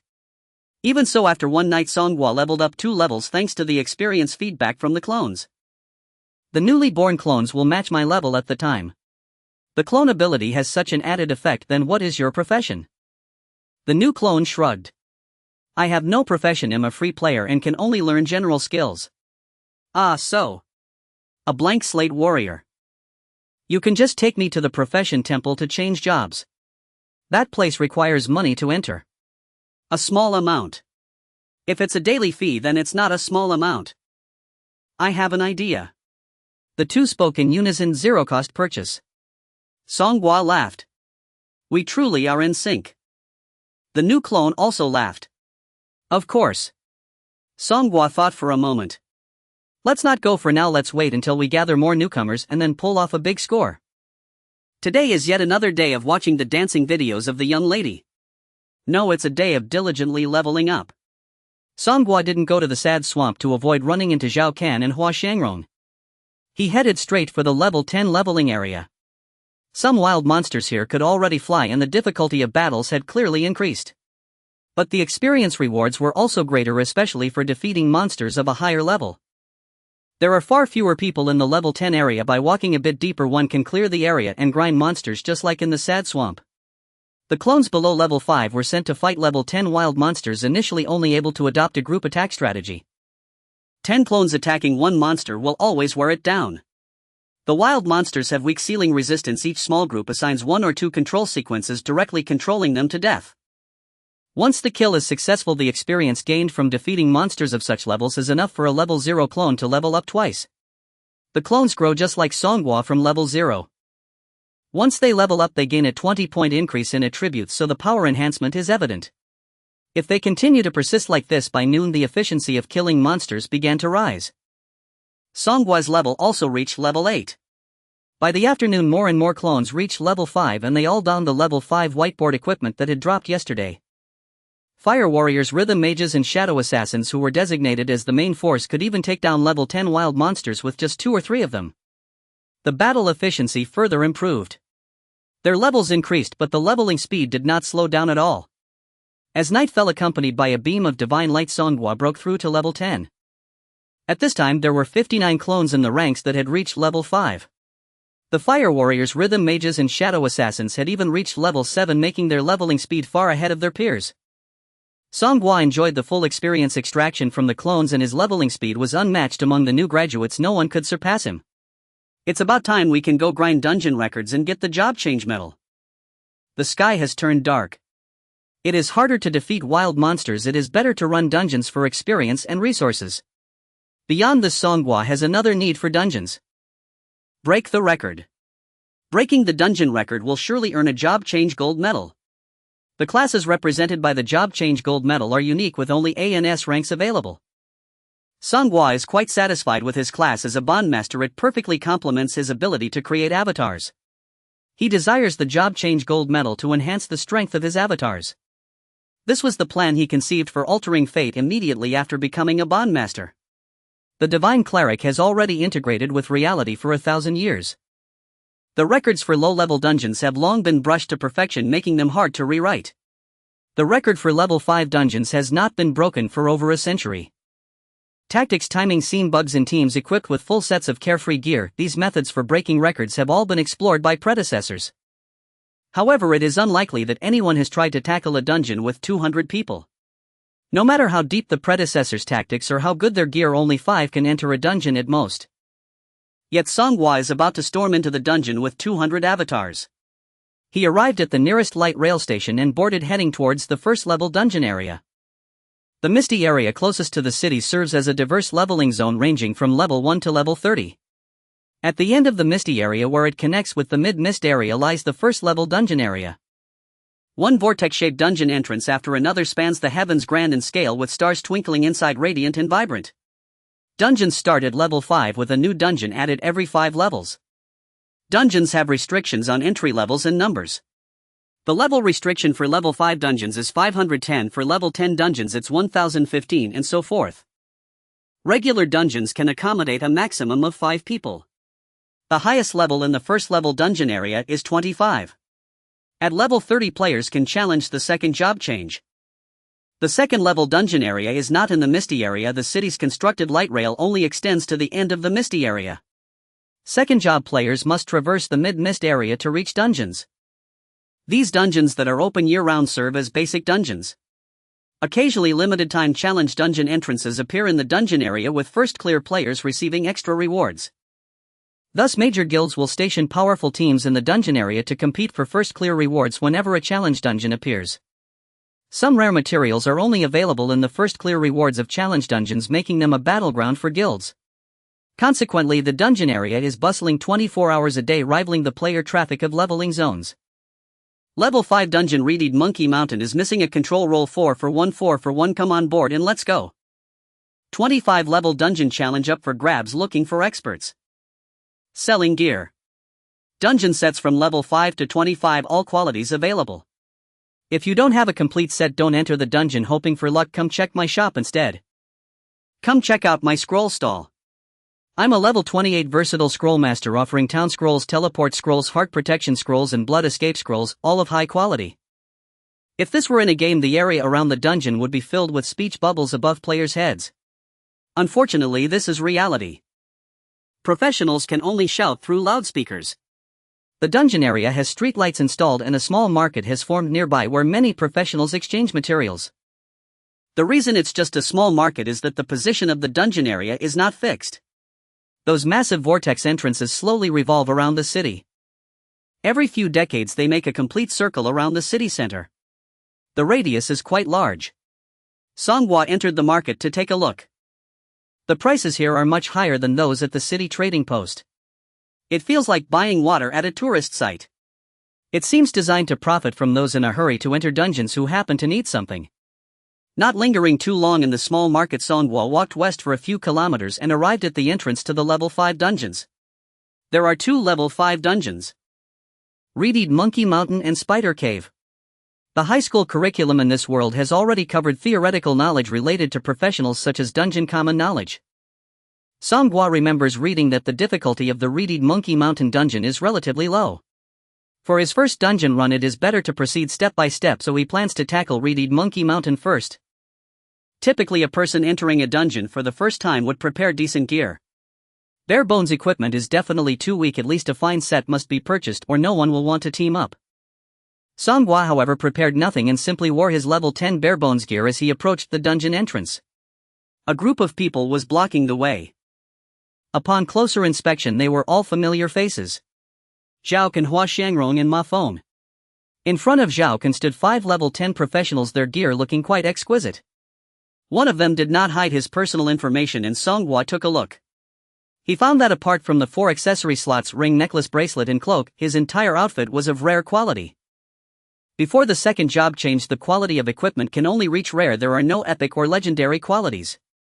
The quality of accessories is even lower and their yield is scarce, leaving many to wear bare-bones accessories until they reach the second job change. This means that these 5 level 10 professionals are essentially in top-tier condition. Zhao Kan is level 6 while Hua Shangrong beside him is level 5. They are being leveled by a higher level player, naturally achieving efficient leveling. They cannot compare to Songhua primarily due to the lack of sufficient high-level support. Once you enter, remember to start the dungeon livestream so we can see your performance from outside, Zhao Kan instructed the captain of the level 10 team. The captain showed great respect to Zhao Kan. Rest assured, young master Kan, we will definitely make the leaderboard. Not just the leaderboard but the top 10. Your entire outfit was crafted by the Zhao family's expensive second job forging master using a vast amount of precious resources to create custom gear. Understood. I can wear this gear all the way to level 30 without any issue. Remember, after making the leaderboard you must promote the new research results of the Zhao Pharmaceutical Group in the comments, otherwise you won't just lose your final payment but also owe 10 times the compensation. Understand. Within the data functions of the profession there exists a leaderboard. Among them is the speed ranking for basic dungeons. Those who make it onto the list leave their names along with their self-stated declarations. Evidently this place is a hotspot for advertisements. There's no way around it, the traffic is substantial. Moreover, it greatly benefits guild recruitment as well as families gathering talented individuals. After giving his instructions, Zhao Can spoke to mahjong. Once you reach level 10, you'll replace the physical damage dealer in this team equipped with his gear and continue to push for a higher rank. The reason I brought you here today is to familiarize you with their combat style in advance.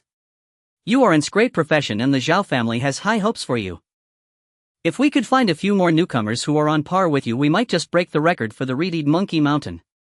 Mahjong nodded enthusiastically at Zhao Can. Young Master Can, I will definitely observe and learn diligently. Hua Shangrong, glancing around, noticed Songgui approaching leisurely, her expression slightly shifting to a mix of disdain and arrogance. Seemingly recalling something, she used the information checking function to confirm Songgui's current level. Upon seeing it, she was once again dumbfounded. Level 10. You've reached level 10. Zhao Can and mahjong turned to look at Songgui, their eyes widening in unison. Young Master Can, you're only level 6, how did he reach level 10? Mahjong, recalling his own level of 4, felt even more perplexed. Mahjong hadn't sought any training partners and Zhao Can hadn't arranged any for him either. He simply teamed up with a few classmates to grind monsters in the level 1 training area. He enjoyed the feeling of being admired by those teammates throughout the process. Holding in great profession truly made him shine wherever he went. Especially with a profession like the Swift Swordmaster, which boasted exceptionally graceful skills. Zhao Can's gaze flickered, further solidifying his suspicions about Songgui possessing experience-enhancing items. The commotion here drew the attention of nearby other professionals. What's so strange about level 10? He's apparently a fresh graduate who just changed jobs the day before yesterday. Damn! That's incredible! How did he manage that? How, with enough money, what can't you do? Hire several teams for training, rotate them to offer tribute, or even wear experience-enhancing gear or use experience-enhancing scrolls. Isn't that all doable? But this wealthy individual looks like he's wearing basic gear. This kid seems familiar, isn't he? That Songgui with a 2.0 growth potential. Yes. It's him. I heard he was busy hiding out recently and his awakened profession is a bondmaster. Isn't that a useless profession? Especially for someone without a background, how can he develop? Songgui did not display personal information. Others couldn't see his gear and could only judge from appearances. Ignoring the voices around him, Songgui walked straight to the entrance of the Reeded Monkey Mountain dungeon. Are you all going in? If not, move aside, I'm going in. Zhao Can glanced behind Songgui. You want to go in? Alone? Songgui pondered seriously. Strictly speaking, yes, alone. Mahjong chuckled beside him. Soloing a dungeon. You think being level 10 allows you to solo a level 5 dungeon? You spent 3 months in jail, I bet you've forgotten everything taught in class about being a professional. What does it matter to you? Songgui shot him a puzzled glance. You? Do you still think you're that genius surrounded by admirers? Stop acting so high and mighty.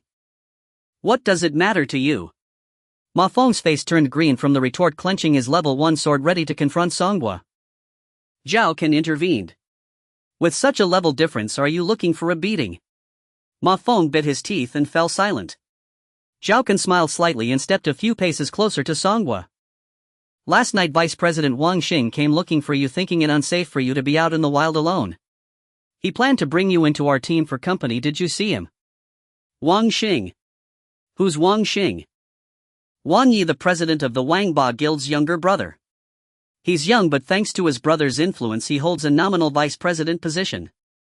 The Wangba Guild is one of the developing guilds invested by our Zhao family. I came out to level up this time to ask for their help in training. Wangba Guild. That corresponds with the entrusted letter. Songgui remained unfazed and replied, Wangba Guild. I haven't heard of it. After you all left last night, I also left and didn't encounter anyone. Songgui wasn't fooled, leaving Zhao Can somewhat disappointed. He had been mentioning Wang Xing and the Wangba Guild, yet didn't directly name any features of the person he was trying to find. He was just waiting for Songgui to say, I didn't see that bald man or any distinguishing traits about Wang Xing. As long as Songgui said that, Zhao Can would be able to confirm that Wang Xing's death was definitely related to Songgui. But for now he could only remain in the realm of suspicion. Are you sure you want to solo a level 5 dungeon? What do I need to get permission from the Zhao family to enter a dungeon now? Of course not. It's just that soloing a dungeon comes with considerable risks. I can sponsor you a set of excellent quality level 5 gear, and if you gain any materials in the dungeon, just share a bit with me.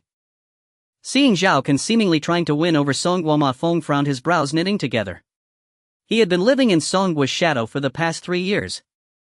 Now that he had allied with the Zhao family, he didn't want to bump into Songguo again. Young Master Kun, this guy is a useless profession, he isn't worth the investment. Zhao Kun replied mildly, we're all friends here, what does it matter if his profession is useless? With a 2.0 growth potential, I believe Songguo's future combat power won't be weak. But at this moment Songguo pushed past the level 10 team blocking the entrance to the dungeon. No need, young Master Kai, I don't like acknowledging favors. Saying that, Songguo stepped into the vortex, entering the dungeon. Zhao Kan's face turned ashen. Zhao Kan, not Zhao Kai. Hua Shangrong stifled a laugh beside him, and Zhao Kan shot her a glare, causing her to immediately shut her mouth. Zhao Kan redirected his anger towards the team pushing for the leaderboard. What are you all waiting for? That guy has already soloed, and do you still need to build your confidence here? Yes, we're going. Just then everyone saw the words hell flashing above the reeded Monkey Mountain dungeon. The dungeon offers 5 difficulty levels to choose from: easy, enhanced, hard, nightmare, and hell. The higher the difficulty, the stronger the monsters and the greater the drops in experience, as well as the higher probability of obtaining high-quality items. The flashing text above the dungeon indicated which difficulty the recently entered individual had chosen. Ma Feng was astonished. He soloed and picked hell. Is he insane?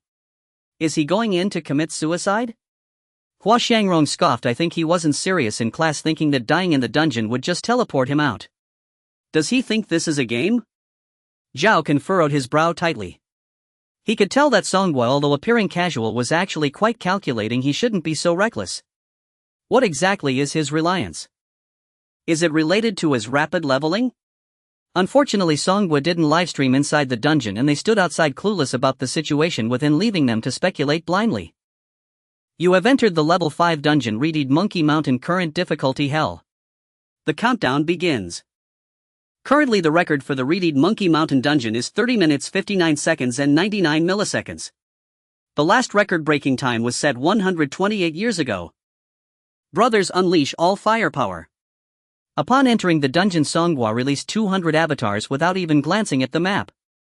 The avatars burst forth like ferocious beasts, all howling as they pounced on nearby monsters. Don't steal from me. I'm still at level 0. I'm the main force. I'm the main force. Give me the kills. Give me the kills. There are no kills here, just monkeys. Give me the monkey heads. The reeded Monkey Mountain dungeon, true to its name, is entirely a monkey mountain. Professionals start at the foot of the mountain, clearing all monsters as they ascend and defeat the Monkey King boss at the summit to complete the dungeon. You're killing them too fast, at least leave one monster for me to examine. Although outnumbered, Songguo understood that speedrunning a dungeon requires skill and attention to detail. The prerequisite is a thorough understanding of everything in the dungeon. Terrain, environment, secret paths, traps, and monster attributes can all determine the seconds that matter. While there are descriptions in books, what one learns from paper feels superficial. Seeing things in person provides far more clarity. At the foot of the mountain, the monsters are a group of monkeys with bright red eyes, dressed in tattered cloth, wielding wooden sticks, wandering around as if on patrol. Reeded Monkey, level LV10, classification elite, strength 86, constitution 78, spirit 25, agility 90, skills monkey stick smash, normal LV5, monkey stick sweep, normal LV5. Description: the most common small monkeys on the Monkey Mountain, always shouting protect the king. But they may have never seen the Monkey King. There are 5 classifications of monsters: mob, fortified, elite, boss, and boss. In a hell difficulty dungeon, monsters start as elites and their levels are higher than those in lower difficulty dungeons, reaching LV10. Additionally, the skill levels are higher, meaning greater damage and stronger effects. However, monsters like the reeded monkey are simply mobs that have been forcibly strengthened, lacking any special traits and with poor skill mechanics. Faced with the multitude of avatars charging up the mountain, their only advantageous attribute, agility, was rendered ineffective. There were too many of them, leaving no room to maneuver. Damn! That monkey's stick hits hard, almost knocked me out with one strike. Hey, it's a level 10 elite monster. Squishy, stay back a bit. Support and control form a wall and push through. These monkeys have low spiritual attributes. Unleash the magic damage skills, and the physical classes protect the magic classes. Oh crap. Brothers, in the summoning sequence, stop summoning. There are already too many people here. What's wrong with summoning a few more? You think this is early-stage poison milk powder? More summons will lag us out. The avatars argued, but their movements didn't cease as they surged up the mountain, sprinting at incredible speed. Songhua didn't even need to give instructions. The avatars took good care of themselves. Songhua could only follow behind, picking up the loot left behind by them. Monkey Mountain leather armor. I'm proficient in leather armor, I'll take it. Monkey Mountain cloth shoes. I'm proficient in cloth armor, I'll take them. This longsword is mine, my weapon mastery is sword. I picked up the blue potion.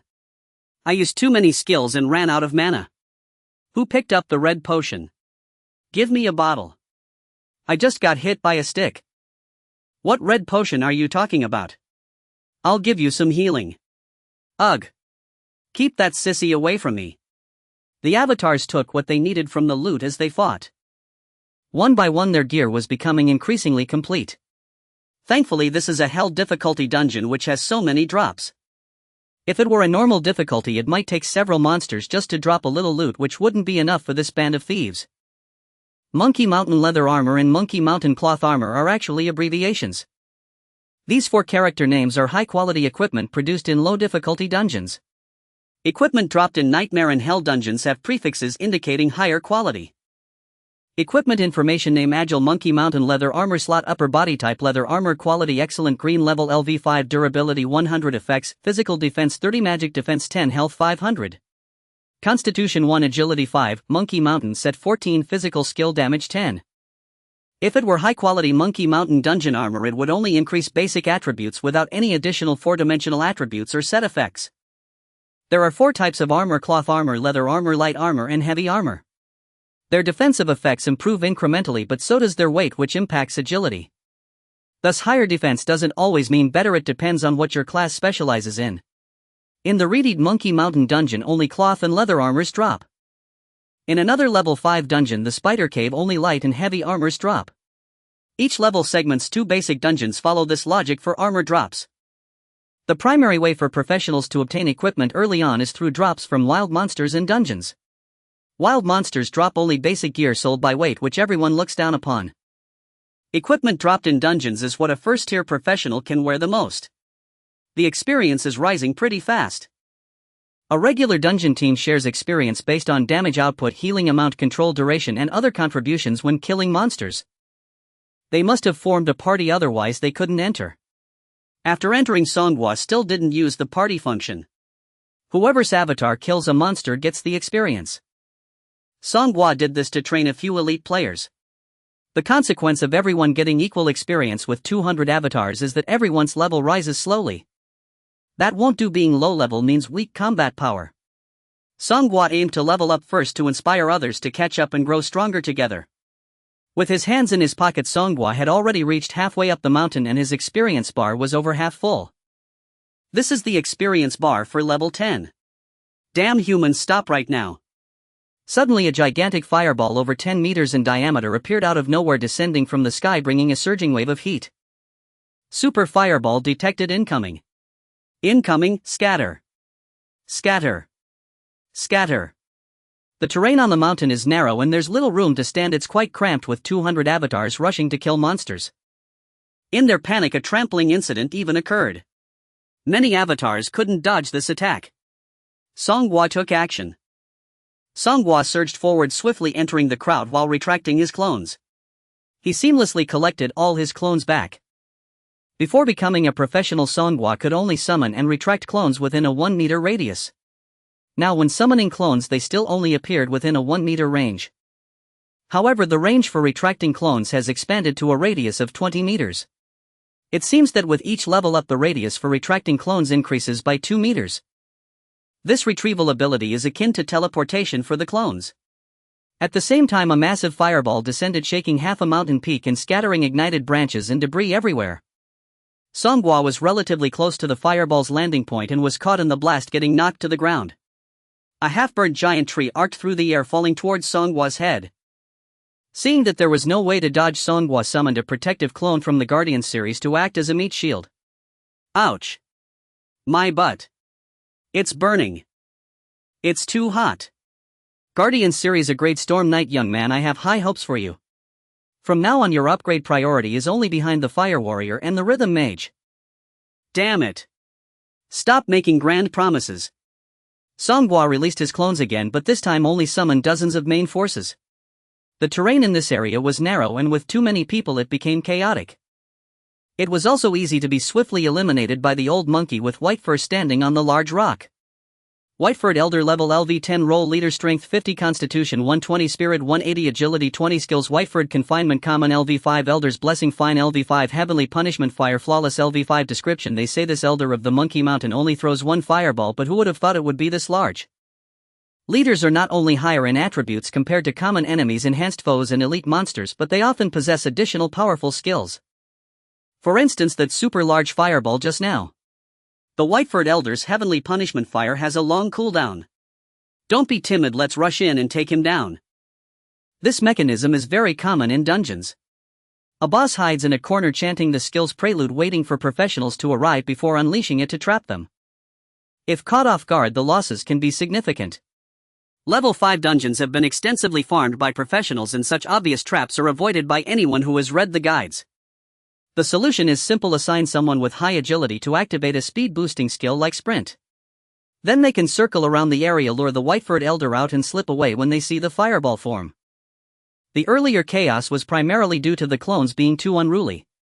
Each one was eager to attack monsters, leaving no room for pause. Protect the Elder. Many large burly monkeys with red eyes emerged from all around. Protect the Elder.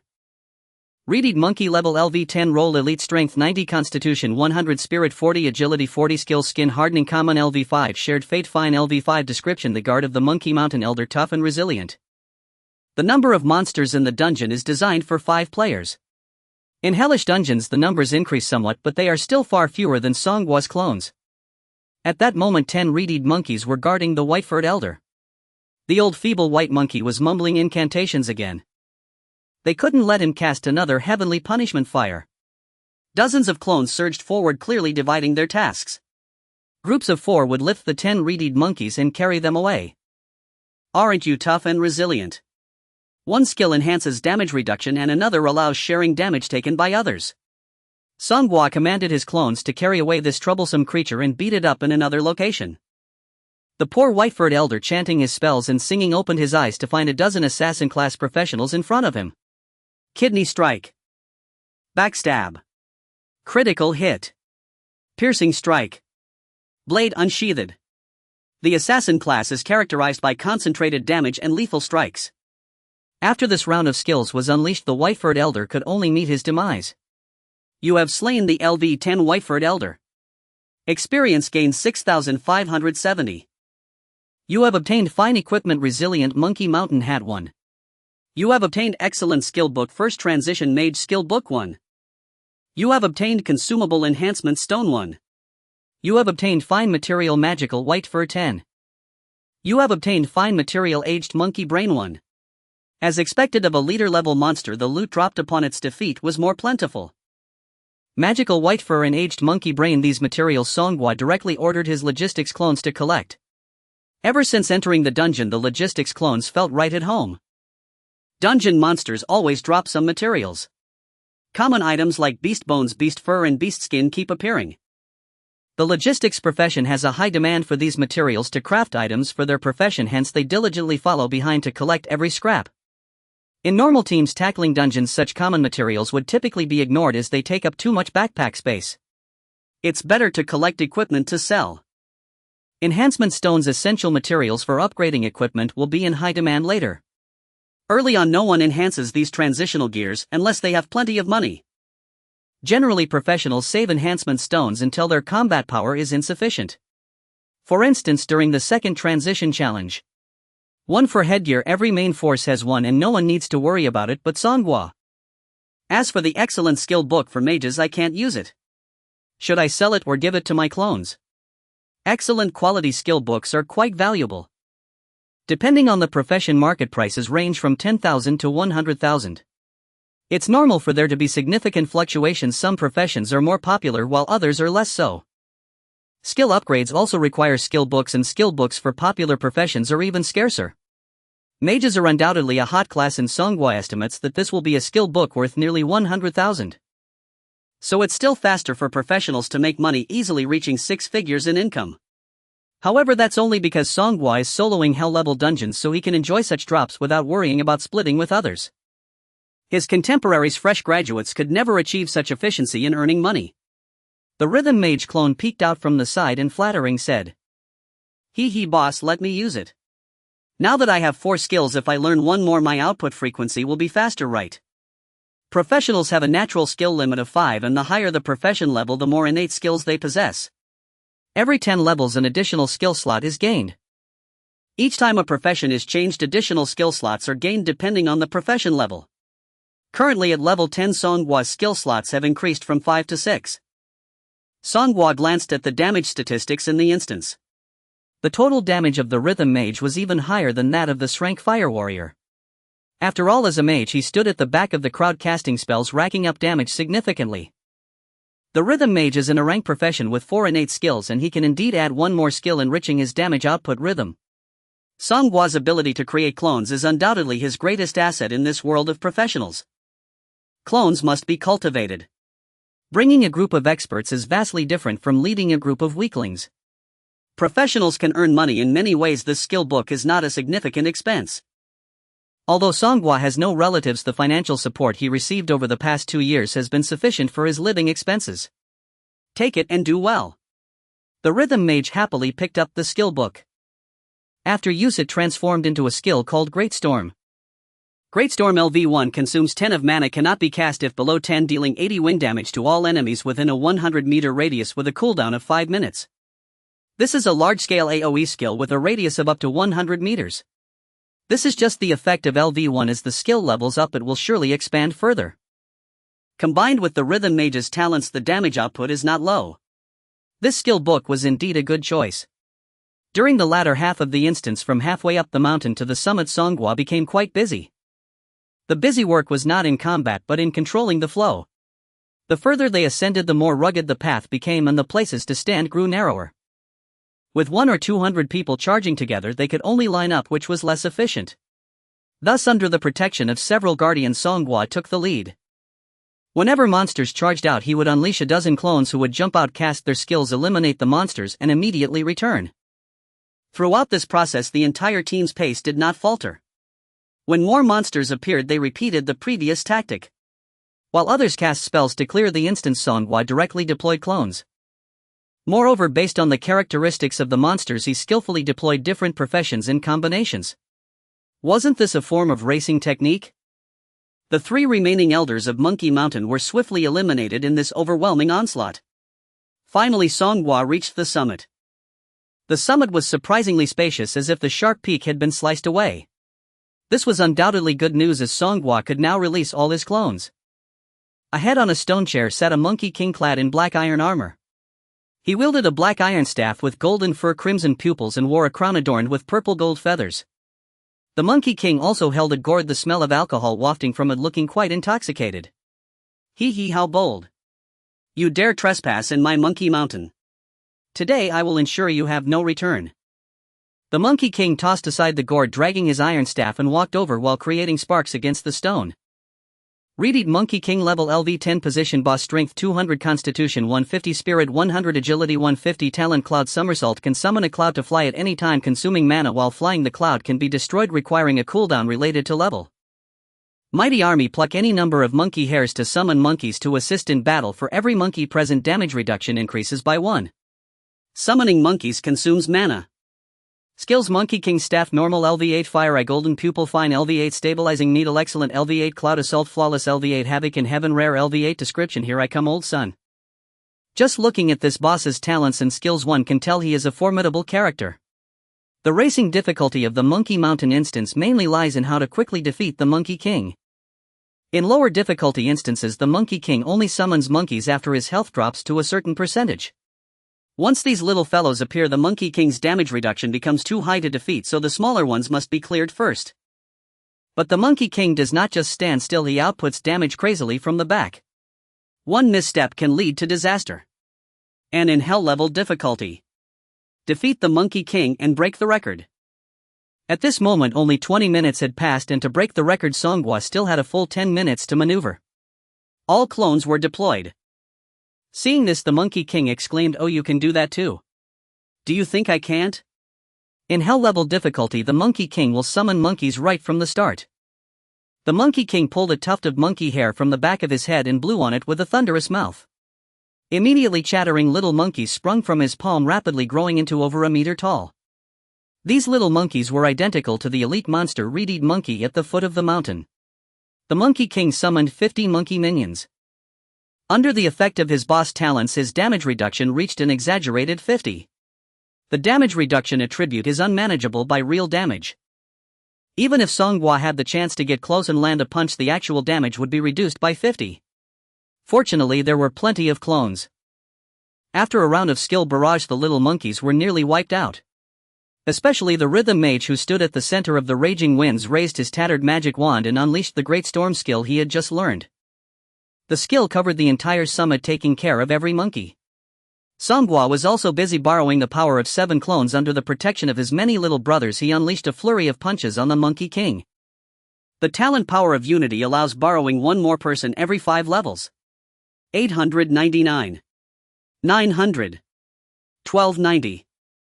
The Monkey King, enraged, roared, "Cloud somersault!" A golden cloud flew in from the horizon. He leaped onto it, soaring away and evading Songhua's follow-up attacks. Though some clones with control abilities attempted to hold him back, their skill quality was insufficient and the Monkey King was immune. Damn! The monkey brother flew away. He has exceeded my skill range. Not many of us can fly here. If we take the fight to the sky, we can't form an encirclement. The strategy suggests bringing a ranged profession. Ranged characters have some skills with incredibly long ranges capable of hitting the cloud and bringing the monkey brother down. Look up the strategy on site. Just then a fiery light shot up into the sky. I'll take care of it. This person was not the fire warrior Huazij, but Songhua. At this moment Huazij was lying in a corner, savoring the pleasure of his kidney deficiency. Among the 7 clones Songhua had borrowed earlier was him. Songhua utilized the innate talent of the fire warrior, with flames shooting from both hands like twin rocket engines propelling him skyward. His flying speed was evidently slower than that of a fire warrior. The power and skills borrowed from the force of Unity could only achieve partial effectiveness. However, it was sufficient. The Monkey King stepped on the cloud somersault, letting out a roar as he unleashed the skill Monkey King's big stick. The iron rod in his hand suddenly lengthened and thickened several times, striking down towards Songhua. Give me a buff. The professions of the healing sequence and the protective sequence often possessed some buffing skills, and they all threw their skills towards Songhua. After borrowing strength, Songhua's attributes exceeded those of the Monkey King. Coupled with various buffing skills, he appeared to be a true battle god. Bang! The Monkey King struck down with his stick, but Songhua effortlessly punched it away. Wow! So cool! Benzi Gu is amazing. I will make you have monkey children. The clones watched the excitement below. The Monkey King's iron rod was knocked away, but with a wave of his hand it flew back to him, followed by the use of another skill. Stabilizing Sea God Needle. This was a control skill that would stun anyone hit by it. Songhua enhanced the output of his flames with brilliant firelight spraying swiftly in one direction as he quickly dodged in midair. Limit Breaking Fist. Limit Breaking Fist. For a duration of 1 minute, physical attacks increase by 50, attack speed doubles, all incoming damage is reduced by 30, and 1 of life is burned every second with a cooldown of 5 minutes. Among the skills naturally possessed by a bonded one, this is the highest quality. Bonded ones cannot use weapons, destined to be a short-range profession, and to deal damage they must engage in close combat with the enemy. The 1 minute effect of Limit Breaking Fist includes a 30 damage reduction, making it quite suitable. This is only the effect at level 1. As the skill upgrades, the effects will become stronger. Songhua closed in on the Monkey King, engaging in a fierce melee battle. The clones were extremely tense. Benzige's borrowed strength state can only last for 1 minute. How much time is left now? 40 seconds. Wow, can he hold on until the Monkey King's health is depleted? No, it's 1 minute and 50 seconds. Every time he levels up, the effect of the Force of Unity increases by 5 seconds. Is there a chance? As long as we can win, we will break the record. Breaking the record will earn the transfer gold medal, at least a unique profession of a grade. I hope it's not a life profession. You jinx. At the entrance of the dungeon, Zhao Can, Hua Shangrong and Ma Feng were watching the level 10 team display seamless operations in the reeded Monkey Mountain dungeon. They started a live broadcast allowing outsiders to watch through data functions. Ma Feng exclaimed, "Their coordination is amazing, like one person." Zhao Can wore a satisfied expression on his face. These 5 people are currently affiliated with the Lingxiao Guild, which is the one that Zhao's family holds the most shares in. We have been training them since they were at level 0, all for the sake of ranking in every dungeon after their first job change. Ma Feng smiled awkwardly. Training them since level 0. They are only at level 10 now. What is there to train? The equipment they have is merely borrowed, not gifted. Though he thought this in his heart, Ma Feng still flattered on the surface. The Zhao family's upper management has a long-term vision. I admire that. However, no matter what, these individuals are all dropouts from middle school and they have never even attended high school. I do not like that. I value potential newcomers like you more. Ma Feng immediately wore a grateful expression. I will definitely not disappoint, young Master Can. The family has entrusted me with making the level 5 dungeon rank. This is a test of my capabilities. Now that I have capable helpers like you, what do I have to worry about not getting on the list? Thank you for your appreciation, young Master Can. Stop flattering, familiarize yourself with their fighting style and quickly level up for me. I don't arrange practice for you because I hope you can grind monsters and get to know your skills better, ideally leveling them up. Yes. However, leveling up skills requires a lot of proficiency and it's truly hard to level up in the early stages. Just do your best. At this moment, Hua Shangrong looked at the timer and exclaimed in surprise, only 21 minutes have passed and they have already defeated 2 of the Monkey Mountain elders. I heard from upperclassmen that it usually takes them almost an hour to defeat the first elder. This is a speed run, of course it's fast. The Zhao family's strategy has been improved after professional calculations. Theoretically, we can just make it into the top 10. Looking at Ma Feng, he added, if he joins this great profession, then securing the 10th position is virtually guaranteed. The goal set for Zhao Can by the Zhao family was to enter the top 10. Higher ranks would be too difficult. Records on the leaderboard are challenging to improve by every second. While a few were chatting idly, suddenly a large bright red announcement floated above the dungeon area. LV5 reeded Monkey Mountain dungeon record has been shattered. New record 21 minutes 5 seconds 12. The following adventurer participated in creating the new record, Songhua. Only hell-level dungeons can make it onto the leaderboard for record breaking. Running dungeons of other difficulty levels cannot participate in the speed ranking. This means that the one named Songhua solo cleared a hell-level dungeon and even broke the record. The crowd was in an uproar. Nearby, the vendors in the small market were stationed at the entrance of the dungeon with teams arranged by various guilds. Countless adventurers prepared to grind the dungeon. Everyone's eyes were glued to those 3 lines of text. Many people looked around up and down, constantly rubbing their eyes, displaying expressions of disbelief. Bro, can you help me check? Is that the new record announcement? I recognize the characters. Someone indeed broke the record. Is it 21 minutes? Not 30 minutes. I know what you're trying to say. It's indeed absurd to have improved by nearly 10 minutes all at once. What's even more outrageous is, isn't this a solo run? It must be a bug. How could it be a solo run? With a bunch of meat monkeys at the White Hair Elder's place, how could a solo run possibly succeed? That last Monkey King's disgusting damage reduction and summoning couldn't be defeated in a unknown fight. Songhua, isn't he the genius of growth too? 0. Even with a growth of 20. 0, he can't solo a hell-level dungeon. Breaking a record. My worldview is shattered into pieces. A group of adventurers were shocked to their core by this announcement. Some were discussing it fervently. Some were taking photos and posting on social media. This news was spreading at lightning speed. In fact, even those who were not in the Cloud City first job dungeon area would find out in no time that the record for the reeded Monkey Mountain dungeon had been broken. Yunshan No. 5. Although it was already 10 o'clock at night, the principal was still at school handling official documents due to the complexities of his duties. After staring at the computer for too long, he couldn't help but take off his glasses and rub the corners of his eyes. Accounting is really difficult. I want to embezzle a little without leaving any traces, so I can only be more meticulous. Come on. After giving himself a pep talk, the principal continued with his fake official business. Suddenly a prompt appeared before his eyes. You have a new notification. Please check your personal interface.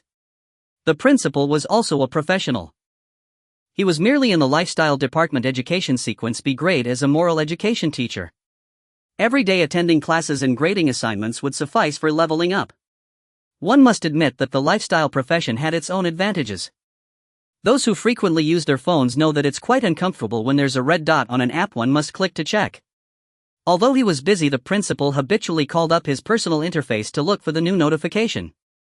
Then he saw a red dot at the top right corner of the leaderboard feature. Leaderboard. How could there be a notification here? When he clicked on it, he was taken directly to the speed leaderboard for the LV5 Reed Monkey Mountain. The speed of the first place left the principal shocked. 21 minutes. How is that possible? Wait a minute, he put his glasses back on and looked it over repeatedly more than a dozen times. He confirmed two things. The record-breaking team consisted of only one person who played solo. And this person's name was the same as that of one of his students. Songhua. No way, it must be a namesake. Then he saw Songhua's message left on the leaderboard: "Principal, it's me." This mocking and connotative declaration was undoubtedly a response to the principal's failure to fulfill his earlier promise to Songhua, having allocated sponsorship and admission quotas to Mahjong instead. The principal, being quite astute, naturally understood. He slumped helplessly in his office chair. Is he really that strong? He had soloed and broken the record for the dungeon. Each word in that sentence was simple, yet when strung together it left the principal feeling utterly perplexed. Compared to this, a nearly 10-minute improvement in the record seemed trivial. Isn't the bonded one a useless profession? He shouldn't be able to unleash the effects of unity while playing solo. That unadorned talent transforming basic attacks into true damage, is that really so powerful? He also couldn't equip weapons, so where did his attack power come from? The principal scratched his head in confusion, making his already thinning hair seem even more precarious. The news of Songhua breaking the record was starting to spread. Standing at the dungeon entrance, Zhao Kun noticed more and more people gathering and keenly realized something. I need to bring Songhua under my wing. Ma Feng was stunned. Young master, he's a useless profession. Can a useless profession solo and break records? This, he must have cheated. How could he cheat? Use hacks. Do you think this is a game? Well, maybe. After all, this is a fusion of games and reality. There might be some hidden background. GM operating system. Zhao Kun gave Ma Feng a deadpan stare, letting him realize it on his own. If such a thing existed after 1,000 years, would Songhua really be the one to discover it? Zhao Kun said Songhua's profession is definitely not as simple as it appears. The bonded have been few in number for a long time. In today's world there may only be him. Perhaps he has discovered some special usage that we are unaware of. Even if there is a 1 in a billion profession mutation, it is not impossible. Zhao Kun said to those around him, when Songhua comes out, everyone should be a little nicer to him. He will become a valuable asset in my family's competition. Ma Feng was instantly petrified. Just a few minutes ago the title of valuable asset was exclusively his. How did it suddenly become shared? Hua Shangrong pouted and said unhappily, I don't like him. Zhao Kun glanced at him. What does it have to do with you? Just focus on being your vase. You? Hua Shangrong stomped his foot, eyes red with anger, and ran to the side in dejection. Zhao Kun took a few steps toward the dungeon entrance, worried that the first person Songhua would see upon coming out wouldn't be him. Zhao Kun was well aware that once Songhua broke this record, all the forces in Yun City would come to court him. There was no need to worry about other cities, since there were fog zones and forbidden areas in between, making transportation inconvenient. There was little communication between cities, and it was rare for someone to cross cities for a newcomer. Even if the local forces chose not to recruit him due to the bonded profession being somewhat impractical, many would still seek out Songhua to buy strategies for breaking records. Once this strategy was obtained, it's not just about breaking records or making the leaderboard. Entering the top 10 would be nearly guaranteed. After all, there is nearly a 10-minute gap between the first and second places waiting to be filled. Zhao Kun originally had confidence in breaking into the top 10. Now that Songhua had broken the record, his confidence was reduced to aiming for 11th place. A single word made a huge difference. Moreover, he would fail to complete the task assigned by his family. There was also one more thing: the class change medal. Since Songhua had broken the record, he would certainly receive a class change medal. This was something that countless people coveted. Given that he was so close to the source, Xiao Can certainly couldn't let anyone else reap the rewards first. Congratulations, you have cleared the LV5 Reed Monkey Mountain Hell Dungeon. Clear Evaluation SSS. Congratulations, you have obtained a Supreme Dungeon Treasure Chest LV51. Congratulations, you have broken the record for the Reed Monkey Mountain Dungeon, receiving the favor of the Divine, granting you 1 class change medal. 1. Currently you are listed on the following leaderboards: LV5 Reed Monkey Mountain Speed List, first place. If you can maintain this position for a month, you will subsequently receive 200 reputation each month. Dungeons can only be entered once a day, allowing for normal experience and drops. However, each dungeon's treasure chest can only be obtained once a week. Depending on the clear evaluation, there are 5 qualities: black, iron, bronze, silver, gold, and supreme. As for the class change medal, each person can only receive 1 in each dungeon for their lifetime. This means that even if Songhua breaks the record for the Reed Monkey Mountain Dungeon again, he will not receive another class change medal. This is to prevent speed manipulation and repeated record breaking.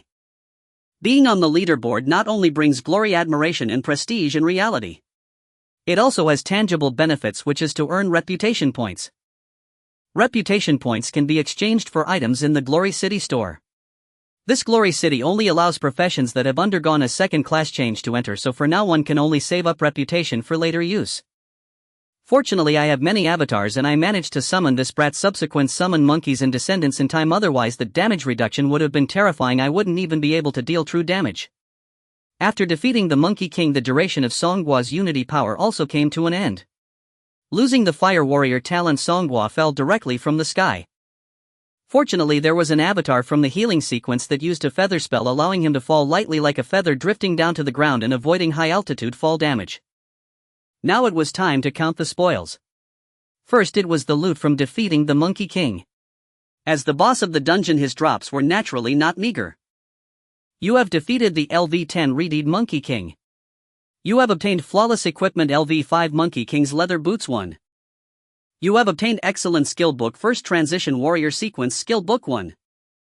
You have obtained consumable strengthening stone 10. You have obtained excellent material Monkey King's golden fur 20. You have obtained flawless material Monkey King's bone 1. Equipment skill books and materials. Songhua still follows the old rule, allowing the avatars to take what they need. If there is something he can use, he would naturally wear it, but unfortunately there is not. The armor specialized for the bonded is light armor, which won't drop in this dungeon. He needs to go to the spider cave next door. Consumables are stored in the bag first. There is 1 consumable that can be used on the spot. Strength Spirit Dew. After use Strength 1, a maximum of 10 Spirit Dews can be used per month. Spirit Dew is an extremely precious consumable. So rare that it is almost never seen for sale in the market.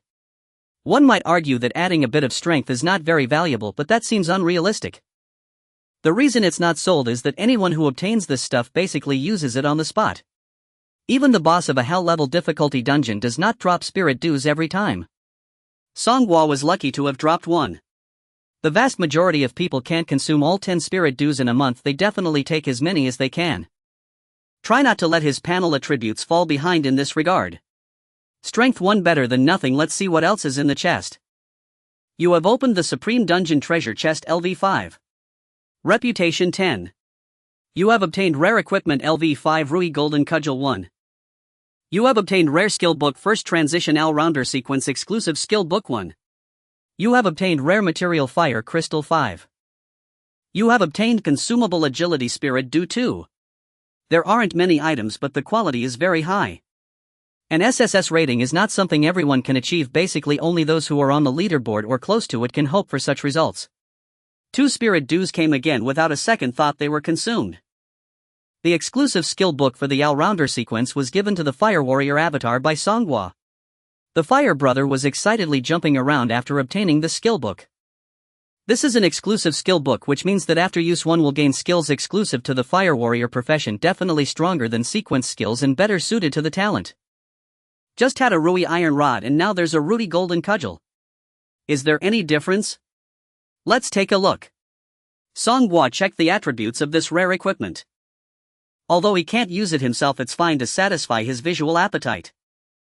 Equipment information: name Rui golden cudgel slot, weapon type rod, quality rare orange, level LV5, durability 100, effects physical attack 100, critical rate 2, physical penetration 2, lifesteal 2, strength 20, constitution 5, dizzy strike passive. Every attack has a 10 chance to stun the enemy for 1 second. Rui metamorphosis active, physical attack 100 if the Rui golden cudgel enlarges, critical rate 10 if it shrinks, physical penetration 10, lasts for 1 minute, cooldown of 10 minutes, can grow. This equipment increases in level by 5 for each strengthening and the effects improve accordingly. Songhua couldn't help but give a thumbs up. This is truly an excellent piece of equipment. A mere LV5 item actually has growth potential, meaning it can be carried for a lifetime and saves money. Unfortunately, he cannot use it. Fortunately, there are avatars. Which of you specializes in rod skills?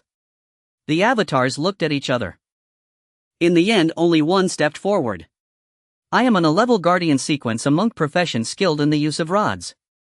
Songhua frowned. Guardian sequence. You're a tank then. Yes, I'm very tanky. But the Rui golden cudgel is clearly for warriors. What are you going to waste it on me? Do you really want me to speak the truth? The monk raised his middle finger. A level great swordsman avatar tossed away the great sword in his hand. Today I abandon the sword for the rod. Songhua was still not satisfied. Using a weapon that doesn't match your expertise will result in a significant loss of attack, and your skills will also be greatly weakened when using a rod. Just as Songhua was troubled by this issue, he noticed the class change medal in his hand. The professions on the class change medal are unique, and unless the previous owner dies, no class change medal will be produced for that profession.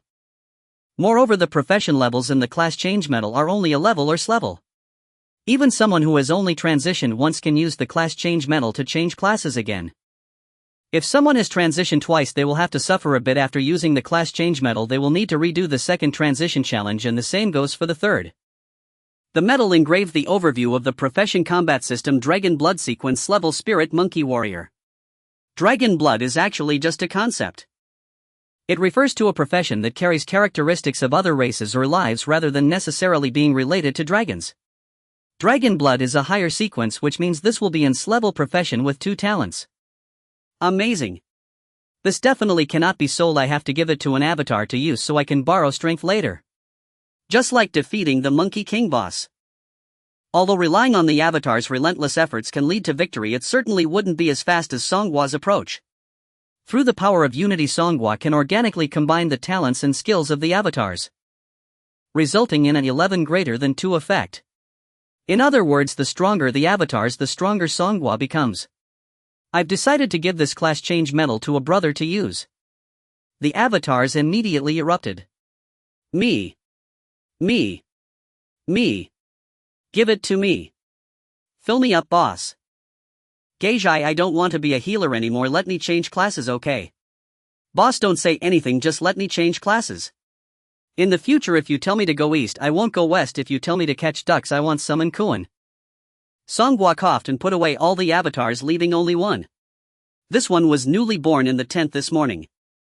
You can use it. This one was naturally level 7 and had no profession, so giving him a good profession would greatly benefit the other level 5 dungeon he was about to grind. Then I won't be polite. Avatars and the main body being polite. The new avatar used the class change medal. Colorful lights continuously projected onto him, engulfing him within. Yo! Don't be afraid to change classes. As the new avatar saluted, the light began to fade. The new avatar still stood there looking like there was no change. But when he checked his personal information, Songhua was astonished. Name. Age 18. Level 70. Class 1st Transcension Spirit Monkey Warrior, S-Rank Combat Archetype, Dragon Blood sequence. Class traits. Cloud Somersault. Summon the Cloud Somersault at will for aerial mobility. Flight consumes mana. The cloud may be destroyed in battle and requires a cooldown period proportional to the user's level before resummoning. Hair to Army. Pluck any number of hairs to conjure monkey warriors who fight alongside the user. Each summoned warrior grants 1 damage reduction. Summoning consumes mana. Hair to Army. Pluck any number of hairs to conjure monkey warriors who fight alongside the user. Each summoned warrior grants 1 damage reduction. Summoning consumes mana. Weapon Proficiency. Staff Mastery inactive. Armor Proficiency. Heavy Armor inactive. Strength 80. Constitution 80. Spirit 30. Agility 50. Growth rate 2. 0. Skills 55 Great Monkey King Staff Common LV. 1 Fiery Golden Eyes Fine LV. 1 Pillar that Stabilizes the Sea Superb LV. 1 Cloud Leaping Assault Flawless LV. 1 Havoc in the Celestial Palace Rare LV. 1. Equipment none. Even the clone himself was astonished. The boss is me. This was a class that replicated boss abilities. No wonder it was called the Spirit Monkey Warrior. Moreover, Songhua realized this was also a heavy armor specialist, a true physical damage dealer though not formally classified under the warrior archetype. That meant he could both tank and deal devastating blows. And the Cloud Somersault granted him flight. Truly no glaring weakness could be found. Indeed, an S-rank upper-tier archetype, truly extraordinary. Of course, whatever the clone possessed, Songhua could replicate through his unity power, albeit with slightly diminished potency in talents and skills. Excellent, excellent. The Spider Cavern record now rests entirely on you. I suspect you might even solo it. This was in fact a summoning class utterly exceptional. Granted, the Summon Monkey Warriors were relatively weak, but hardly a flaw. So long as mana regeneration kept pace, he could continuously pluck hairs and summon anew. After all, some of Songhua's other clones possessed innate mana recovery skills, rendering them near-perpetual engines. Songhua also noticed a subtle detail. When inspecting his clone's profile, every clone appeared simply as not bearing his own name. Could the world system truly fail to recognize its own clones? Then again, it hardly mattered. From now on, this mask belongs exclusively to you. Songhua withdrew a hood embroidered with the character Fa Wealth drawn from mahjong tiles. Perfect, perfect. I'm Wealth Wawuja is red middle, we're still missing whiteboard. Could we complete the grand triple? That depends entirely on what golden badge the Spider Cavern yields. With the clone dismissed, Songhua exited the dungeon. Outside the dungeon, Zhao Kan and his entourage waited, growing increasingly restless. What's Songhua doing in there? He cleared it ages ago, why hasn't he emerged? Did he perish inside? He's risking his life chasing records, absolutely brutal. As the group grumbled, the dungeon's entrance vortex stirred. Songhua strolled leisurely out. He nearly collided head-on with Zhao Kan, who had stood far too close to the exit. Ha ha ha. Brother Songhua, congratulations, congratulations. Zhao Kan beamed as if they'd been lifelong friends. Songhua hastily shoved him backward. The distance was perilously intimate, either a brawl or a kiss was imminent. If you seek the walkthrough I just used, regrettably I cannot disclose it.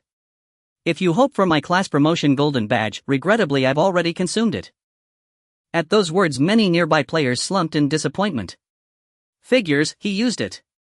I knew it. His previous Bindu class was utterly useless, how could he possibly resist using the Soul class promotion badge? So what class is he now? His profile's hidden, we can't see a thing. Anyone got true side-eye or similar gear? Let's peek at his class, I'm dying to know. That's elite tier gear, none of us possess it. Songhua didn't linger. Turning away, he strode directly into the adjacent Spider Cavern dungeon. His experience bar neared completion, delay any longer and he'd miss entry altogether. As before, he selected Hell difficulty. Onlookers exchanged speculative glances. Is he preparing to solo the record again? I can't fathom today's youth, what kind of moves are these? How does he solo records and shatter them so dramatically? Someone explain. I believe only one possibility exists. A seasoned player's remark drew everyone's attention. Calmly he began to elaborate. All leaderboard records are hard-won, but one strategy simplifies dungeon completion more than any other. An impatient veteran shouted. What is it? Stop teasing us. Clearing his throat, the expert pointed one finger skyward, the other toward the earth. Leverage the environment. How so? For instance, toppling boulders from valley cliffs to crush monsters below, or luring them into rivers to drown them. Such environmental kills have been verified across numerous dungeons. However, monsters slain by environmental damage yield no loot and grant no experience.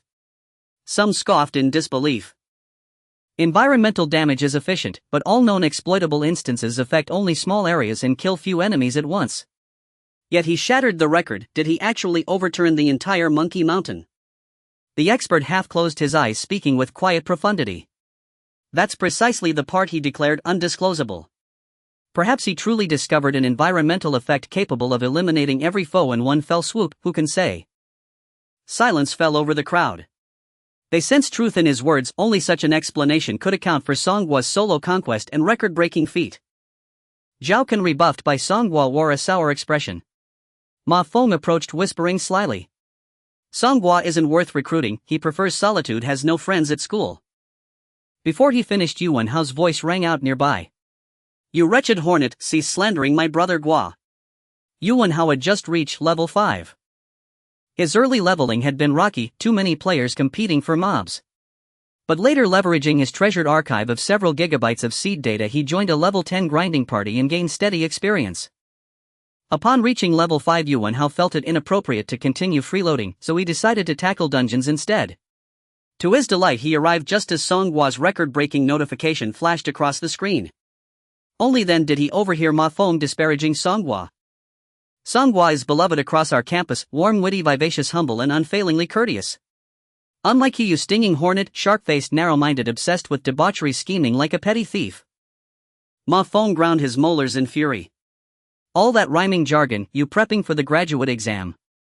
He's not even here yet, you're already groveling. What a diligent lackey you are. Hardly matches your devotion, circling Zhao family's young heir like a loyal hound. Yuan Hao launched relentless verbal barrages. Ma Feng, hampered by limited literary fluency, found himself utterly outmatched. Zhao Kun stopped the two from continuing their argument and turned to Yuan Hao. Are you good friends with Songhua?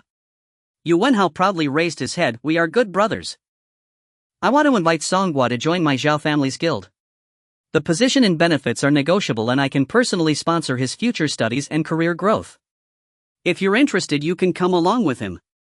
Though Zhao Kun was only 18, he grew up in a large family and had seen much, making him more calculating than his peers. He could tell that Songhua was not very interested in him, so he thought about targeting those around him. Upon hearing this, Yuan Hao's eyes indeed lit up. However, he was more concerned about another benefit. Are there any beautiful women? Zhao Kun was taken aback for a moment, coughed lightly, and replied softly, yes. Haha, you want me to speak nicely about you in front of brother Gua and persuade him? Talking to clever people is effortless. Yuan Hao's reply was resolute, no way. Zhao Kun's expression was filled with confusion. Why not? I can go all out for my brothers, but I won't let them act like dogs. As he spoke, he glanced intentionally at Ma Feng. Ma Feng, upon seeing this, jumped up. Why are you looking at me? What do you want? You want to say who is a dog? Come here. Let's duel. I want to duel with you. This guy had lost his composure. Yuan Hao remained indifferent, always wanting to duel. What a fool. Ma Feng was furious and immediately drew his broadsword, sweeping it horizontally. Just then a blue beam of light shot over, shattering Ma Feng's sword on the spot. This. Ma Feng was shocked. To break a weapon's durability in one strike was a feat only achievable by overwhelming combat power. Who did this? According to the current regulations of the Blue Star Federation's Association of Professionals, Chapter 1, Article 1, professionals are forbidden from engaging in combat outside the cleric function. Usually, if you all cause trouble in the wild and no one sees, it would be fine. But now, with so many people here, you dare to openly defy the regulations. The new recruits are increasingly disregarding the Federation organization. Everyone turned to look in the direction of the voice. They saw a middle-aged man in a black leather trench coat, hands clasped behind his back, slowly walking over. The other party had hidden his personal information, but they could see his level. LV 75. A third-tier professional. Among the nearby professionals, some recognized him. It's Yu Sheng, the captain of the enforcement team of the Association of Professionals. Why is he here? He should be working in Shangjing City. The captain coming to our remote city must mean a serious violation of professional regulations has occurred here. He is here to enforce the law. I haven't heard of any major incidents recently, have you? Such confidential matters are not for low-level rookies like us to know. Yuan Hao's words were sharp and Zhao Kun felt uncomfortable hearing them. So when Ma Feng was about to make a move, he didn't stop him. Now seeing Yu Sheng pass by, Zhao Kun hurriedly stepped forward, bowing respectfully. Seventh son of the Zhao family from Yunshan City, Zhao Kan. Greetings, Captain Yu. Yu Sheng chuckled. People from big families certainly value etiquette. Zhao Can could tell that this implied he didn't take the regulations seriously. Zhao Can awkwardly replied, "It's just youthful camaraderie, a bit impulsive. I was just about to stop Ma Feng." Yu Sheng glanced at Ma Feng. "Ma Feng, right? The only class professional among this year's graduates in Yunshan City, the Gale Swordmaster, correct?" Ma Feng was quite excited upon hearing this. "Captain, do you know me? I've seen the news." Ma Feng's pride swelled as he cast a triumphant glance at Yu Wenhao. Yu Sheng continued, "The regulations for professionals are a required course in high school and a necessary subject in professional college entrance examinations. You should study them more when you go back. Not remembering the first article is unacceptable." Ma Feng's pride turned into embarrassment. Several thick-skinned professionals approached, chatting and greeting Yu Sheng. Although Yu Sheng was not a globally significant figure, he held a very important position within the federal power structure. If one could establish a connection with him, it might provide a get-to fail-free card for future misdeeds. Yu Sheng was not the aloof type, he was quite approachable. His gaze was fixed on the entrance of the Spider Cave dungeon, and he occasionally responded to the people who came to chat. "Captain, what brings you to the dungeon area in Yunshan City today?" "Chasing a petty thief, and before I knew it I ended up here." "A thief that could draw the captain's attention must be a thief from the Night Owl Thieves Guild, right? It's best not to pry into such matters." Yes. Yu Wenhao stuffed his hands into his pockets and strolled over to Ma Feng. Ma Feng glanced at him from the corner of his eye. "What are you planning?" "What a pity." "What do you mean by pity?" "When I arrived I actually saw Captain Yu already. I didn't expect him to act so promptly.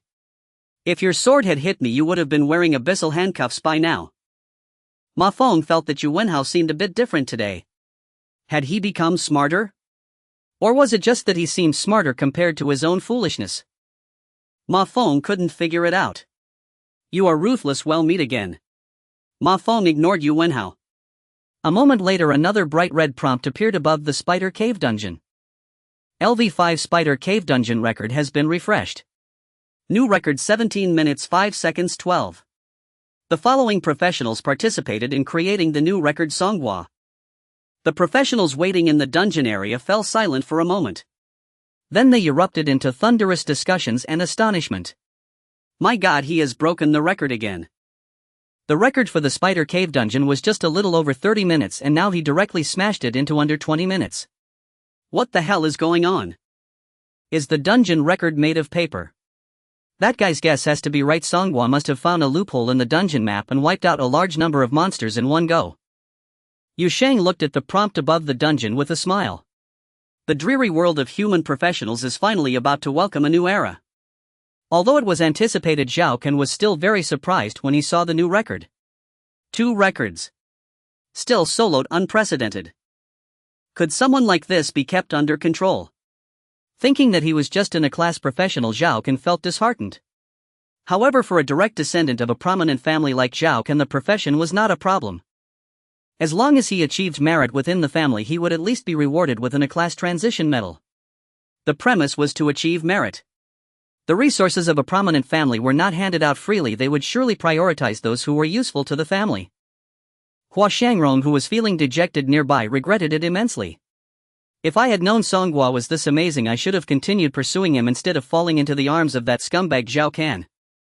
Ma Feng swallowed hard, still unable to comprehend how a useless profession could be so powerful. Others were equally puzzled, including the principal in the principal's office at Yunshan No. 5 High School. Again another record has been broken. Could it still be Songhua? It can't be someone with the same name, right? The declaration on the leaderboard read, "Principal still me." When Songhua emerged from the dungeon once more, there were even more people in the dungeon area. It was bustling as if an army was marching in. Zhao Can had not given up, still standing closest to the entrance. "Song, I sincerely invite you to join." "Not interested." "I haven't finished speaking yet." "I'm not interested in whatever you say." Zhao Can clenched his back teeth. "I shouldn't have offended you, right?" Songhua revealed a meaningful smile. "Are you not clear in your heart? Last night he had been ambushed by that bald man who thought he could bully someone of a lower level and kill him for loot. He was in cahoots with Zhao Can and the others. If Zhao Can claimed ignorance of his actions, could Songhua believe it? Zhao Can seemed to recall this matter, his expression slightly changing, but he still wanted to make an effort. How about this, let's make a deal. I will offer you 3 times the market price. What do you want to buy from me? Of course I'm talking about the class change gold medal. You just broke the record and received another gold medal, right? The surrounding players looked at this newcomer who was only LV11 with envy almost overflowing. 2 class change gold medals were a trivial matter. The key was that he was already first on 2 leaderboards at such a young age. How much prestige would he accumulate as he grew older? Those who had been to the Abyss frontline in Glory City knew how important prestige was. I'm sorry, Songhua said with a smile, the class change gold medal obtained in the Spider Cave has already been used. Zhao Can's eyes widened. You used it again. Didn't you already use the medal from the Monkey Mountain dungeon? Class change gold medals aren't something you can use only once in a lifetime. I wasn't satisfied with the profession from the Monkey Mountain medal, I quite like this one from the Spider Cave. How can you waste it like that? Zhao's family also had class change gold medals. These things weren't only obtainable by breaking records, there were other channels, though they were quite difficult to acquire. Songhua was indifferent. It's just a class change, what's so surprising about it? The onlookers were amazed. Using 2 class change gold medals in a single day, even the young master of the Dragon family, the largest family in the Huaxiao administrative district, couldn't afford such extravagance. That is a class change gold medal, not a new profession experience card. Versailles this season. Damn, he really played us. In the crowd, Yu Sheng applauded. Although these are just 2 low-level dungeons, no one has managed to break the record for over 100 years, yet you found a way. Heroes emerge from youth. Songhua looked at Yu Sheng and felt he looked somewhat familiar, probably having seen him on the news. Yu Sheng's trench coat was actually the uniform of the law enforcement department with his official title on it. Thus Songhua could tell this was an official person and that his rank was likely not low. Are you looking to buy strategies? Yu Sheng laughed. No, I don't want to. I just happened to pass by and saw a dungeon record being broken, so I came to see which talent it was. So it was the genius from Yunshan City too. 0. I heard you awakened the bonded one profession. That is indeed a rather hardhouse profession. I didn't expect you would change your profession by breaking records. That's quite a unique approach. At that moment, several men and women dressed in black leather trenchcoats, their bodies shimmering with acceleration effects, rushed over. Captain, the target has been captured. Yu Sheng nodded. Let's go, let's take a break in Yunshan City. Before leaving, a lantern-like item appeared in Yu Sheng's hand. This item opened an eye and a red light shone on Songhua. Someone in the vicinity shouted, "True sight eye." Songhua's heart tightened. This item could ignore the operation of hiding personal information, revealing details about others' professions, equipment, skills, and more. A character panel appeared before Yu Sheng, visible only to him. Of course it was Songhua's. Captain, what do you mean by this? Songhua felt a bit resentful. This person was actually playing sneak attack. He hadn't used any class change gold medals. He was still a bonded one. The reason he said so publicly was to prevent being incriminated for possessing something valuable. A mere item that boosted experience was worth that bald man taking risks last night, even if he only suspected Songhua. Moreover, class change gold medals. Songhua did not want to be exposed before he could even leave the dungeon area. Yu Sheng smiled and said, I just wanted to see what your new profession is. Not bad, it's a very powerful profession. It should help you achieve good results in this year's college entrance examination. After saying this, Yu Sheng and his subordinates left. His subordinates were curious and kept asking, boss, what profession is that kid? The professions in class change gold medals are unique. If it's a combat type, it should be very strong, right? Yu Sheng's voice came from afar, that someone's privacy, don't pry into it. In any case, it should be stronger than your class profession, probably in the S tier. In Songhua's mind, the avatars were discussing among themselves. He is helping the main body old thief to stay hidden. This Yu Sheng seems quite nice. He did it on purpose. Why? Does he have ulterior motives? Maybe he just has a kind heart. There is no such thing as unprovoked kindness in this world. Are you suffering from paranoia? Songhua didn't understand. Although he indeed no longer had any class change gold medals. However, the statements made earlier to Zhao Can would still arouse suspicion from those coveting the medals. Yu Sheng's help in covering for him undoubtedly made him much safer. This place was not suitable for long stays, it was time to go back. Upon entering the spider cave, Songhua reached level 11 after defeating just a few monsters. After reaching level 11, he received a notification about experience fatigue. The efficiency of gaining experience was becoming increasingly low. Once the dungeon was cleared, he would directly hit 100 fatigue and would have to rest for a week before he could continue gaining experience. That was not a problem. It had only been 2 days since his class change and Songhua was already at level 11. Those with money to hire power leveling services like Zhao Can were only around level 6. In the face of experience fatigue, everyone was equal. Others would also enter a fatigue state after continuously gaining experience for a certain period. In other words, those who fell behind would remain behind, but not by too much. Ha ha ha. Brother Gua. I think you should change your name to Brother Gua. 2 records in 1 day, you have to treat me to a meal. Come on, let's go celebrate. I just bought 2 town return scrolls, 1 for you and 1 for me. Yuan Hao walked over with a grin, directly handing Songhua a scroll and hinting madly with his eyes for him to hurry up and leave. Yuan Hao was also very clever, probably guessing that Songhua hadn't used both gold medals. To avoid any conflict, Yuan Hao was helping Songhua to retreat. Songhua pushed the scroll back. I have one. Under the bright gaze of the crowd, Songhua and Yuan Hao used the town return scroll. A pale blue beam of light slowly rose from around them, ascending into the sky. Since this was an ordinary quality town return scroll, the preparation time would be quite long, lasting up to 2 minutes. Zhao Can walked over again. Songhua, since you've used up the class change gold medal, it's fine, but you can sell the strategies for these 2 dungeons, right? If you're willing to sell them to me, I can give you a high price for a buyout. Through the transmission beam, Songhua looked at Zhao Can. This guy hasn't given up on trying to win me over. He wants to strike a deal with me, hoping to build a closer relationship. With the ability to create clones, how could Songhua possibly join any family, guild, or faction? I am the boss. Why would a boss become a subordinate? Therefore, Songhua could not agree to anything Zhao Can proposed. He had no desire to have any ties or interests with this person, the Zhao family, or any force. Moreover, the events of last night weighed heavily on his mind. Young Master Kai, I have already stated that I cannot disclose any strategies for the dungeon. Don't waste your efforts on me, we are not on the same path. The brilliance of the transmission beam grew more intense, and gradually the speed of the beam ascending increased. After a brief 2 minutes of shaking, Songhua and Yuan Hao vanished from their spot. Zhao Can gritted his teeth. I am Can, not Kai. A gust of wind blew and all light vanished. Songhua had returned. However, discussions about Songhua continued among the professionals in the dungeon area. It wasn't just them. At this moment, even though it was already late at night, various professional forums and software saw terms like Songhua new record, solo, and bonder all trending. The entire internet was buzzing.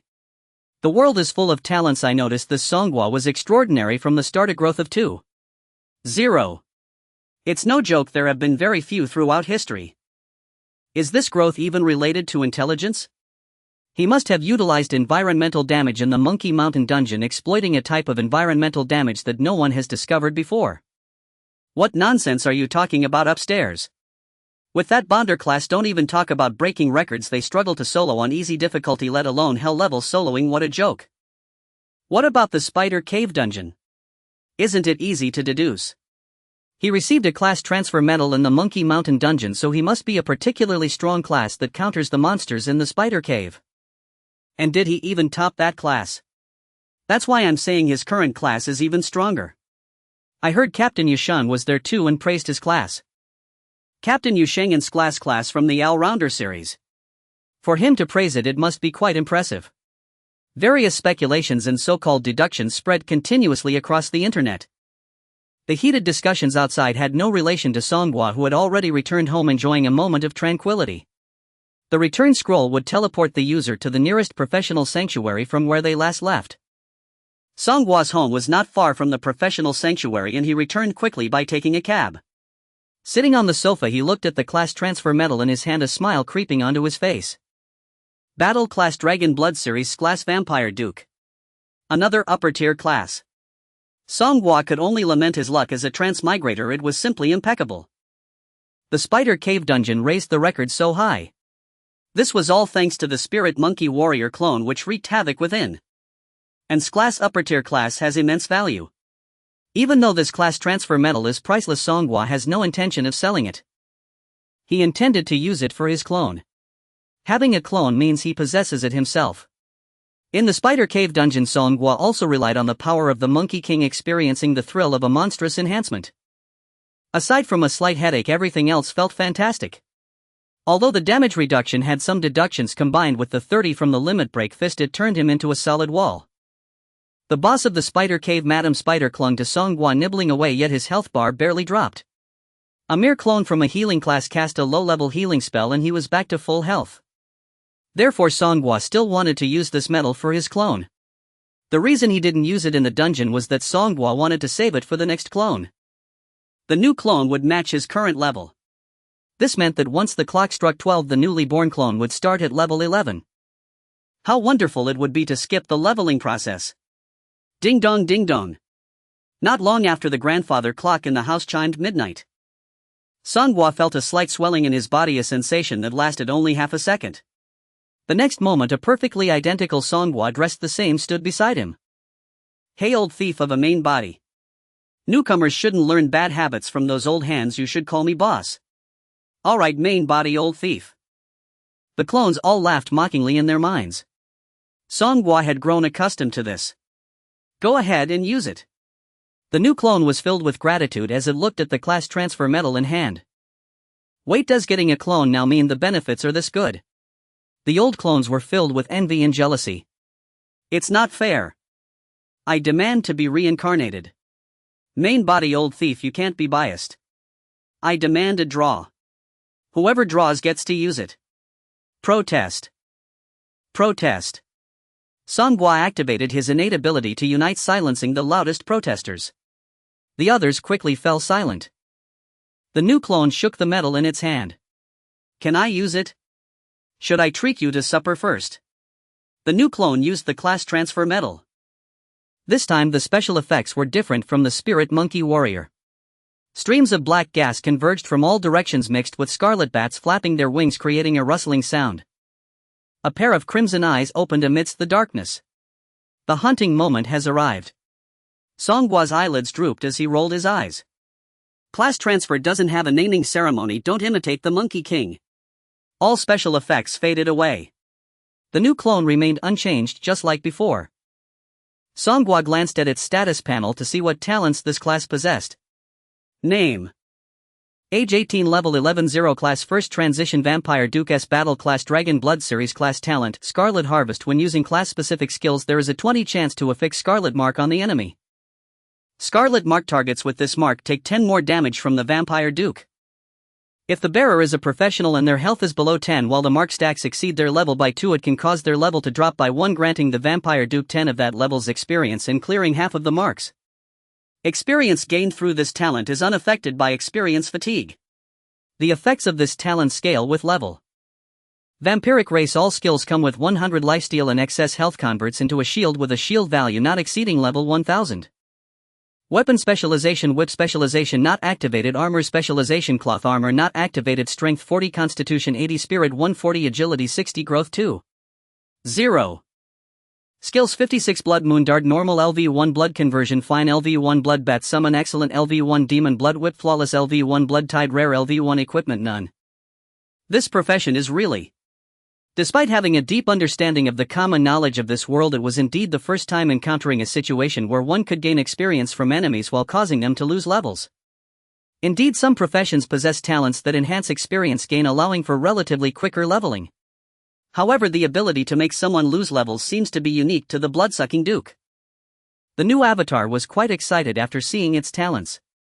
Master Thief, this profession is truly remarkable. Look, even in a state of experience fatigue, I can still gain experience through the Crimson Harvest talent. If I gain experience, you will also receive feedback. It's a win-win situation.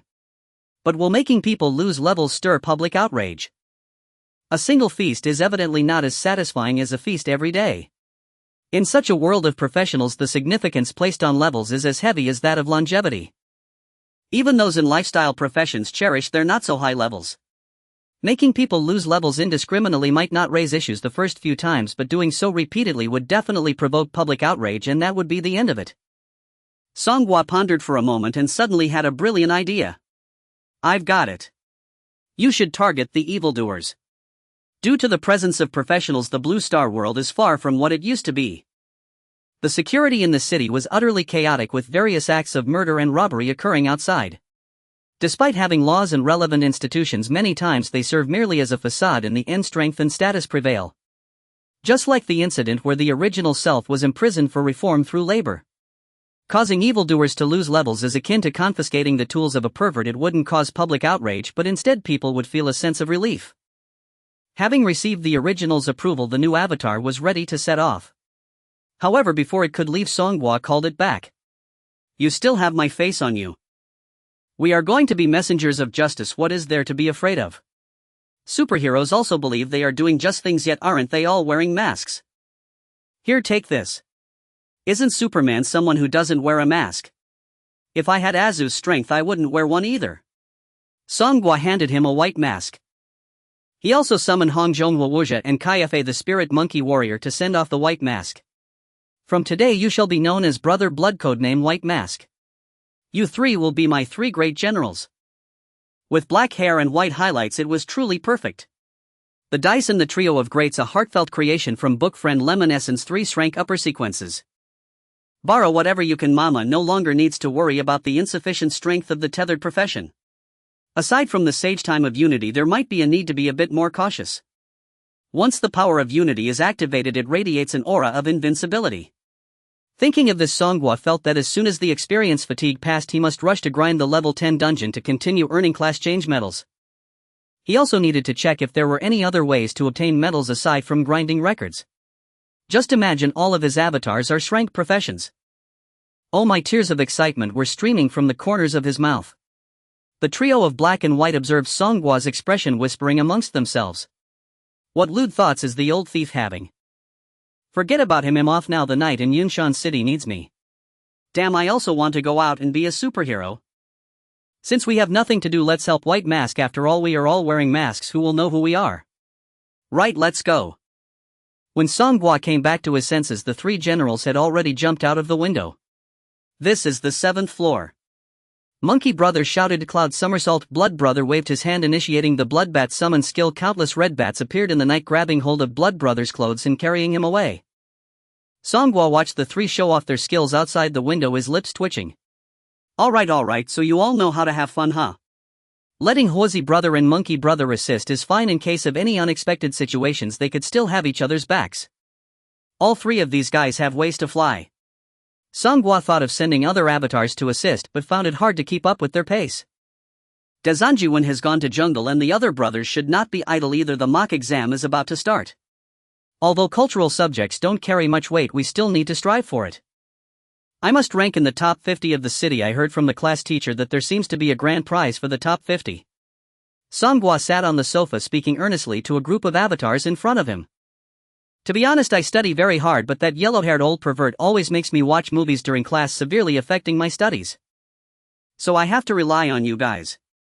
Let's divide into groups for language. You 3 are responsible for memorization. For math, you 7 will focus on practice questions. History. Songhua was just getting into the group division when an avatar suddenly raised a hand. I say, Master Thief, can't we have an open book exam?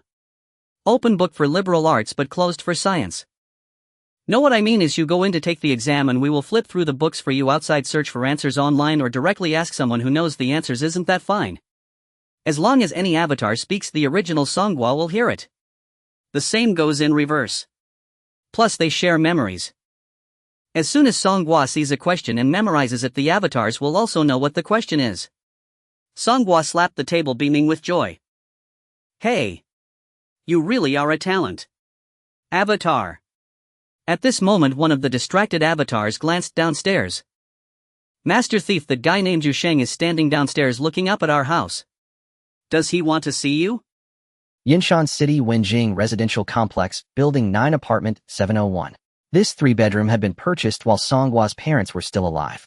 Beneath Building 9, Songhua saw Yu Sheng approaching the captain of the Enforcement Division of the Vocationalist General Association, draped in a black overcoat. Captain Yue, what brings you for a stroll in a shabby old complex like ours? Yu Sheng regarded Songhua and said lightly, actually, I used to live in this complex. Oh, Captain Yu is from Yinshan City. Yes. Until I left for the capital to attend the vocationalist university, I lived here continuously. So you came back to this neighborhood for nostalgia? I saw you looking toward my home and thought you were here for me. Also to pay you a visit. A prick of vigilance rose in Song Gua's chest.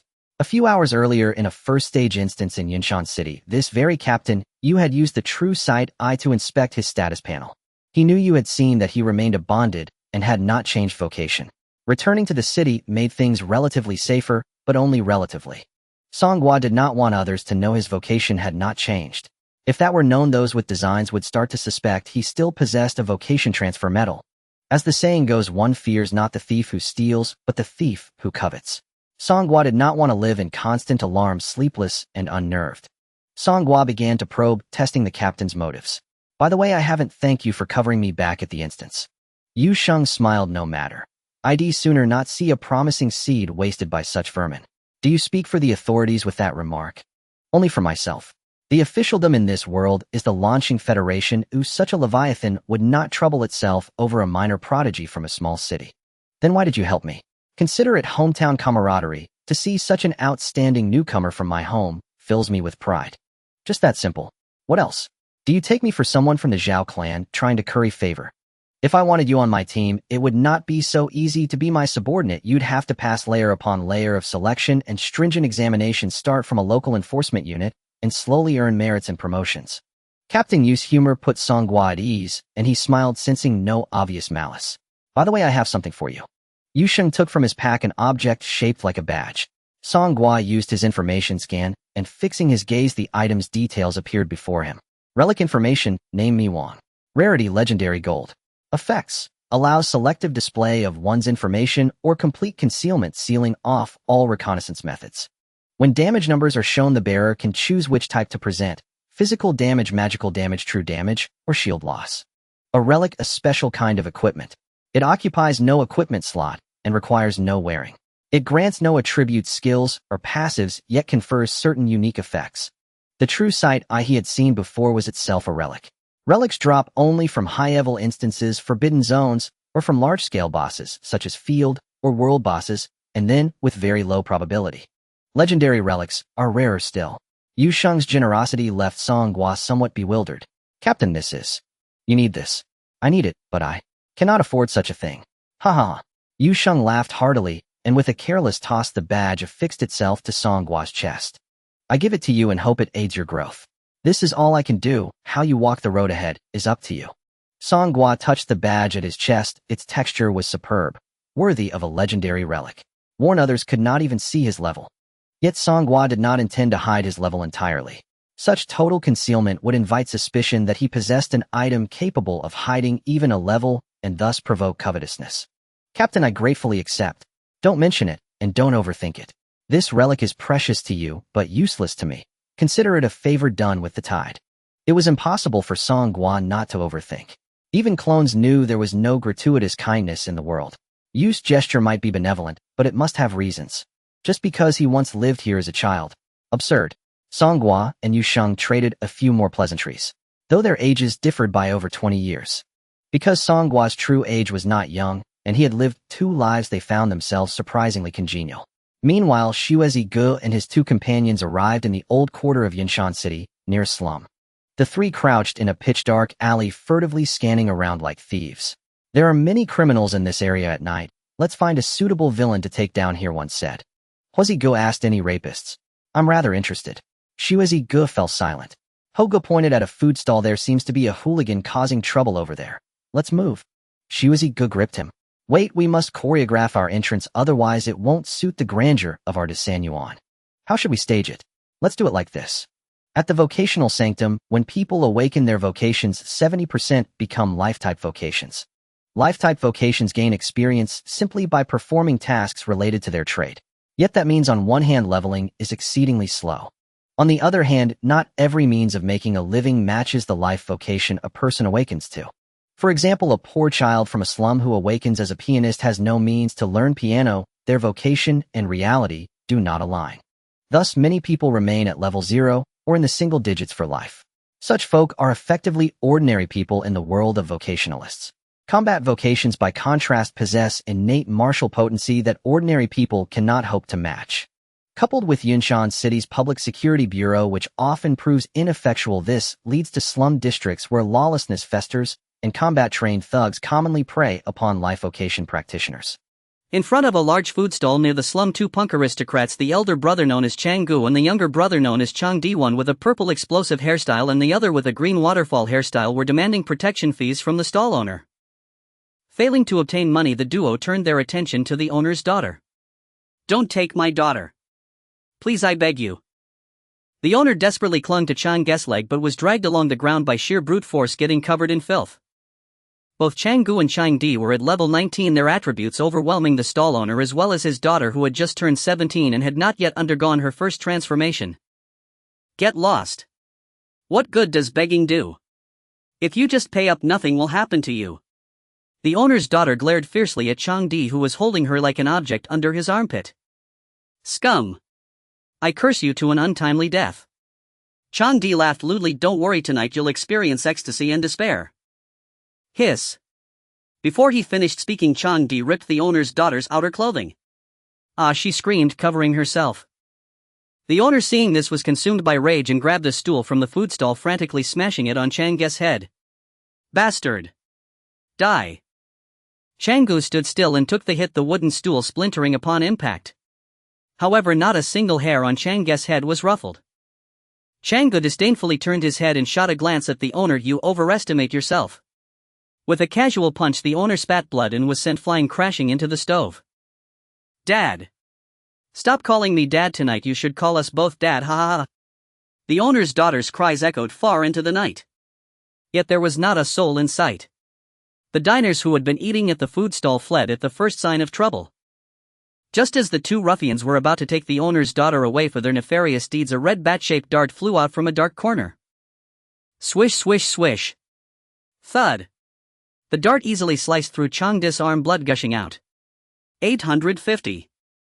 This damage was negligible to him at level 19. However, the destructive nature of this skill left a wound on Chang-di, who was wearing leather armor. Having a wound causes pain and indirectly affects performance in battle.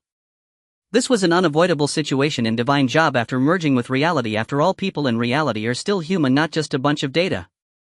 "Who ambushed me?" From a small alley beside the food stall came the sound of flapping wings. "Since you asked, sincerely, I will benevolently inform you." A golden iron rod emerged from the alley.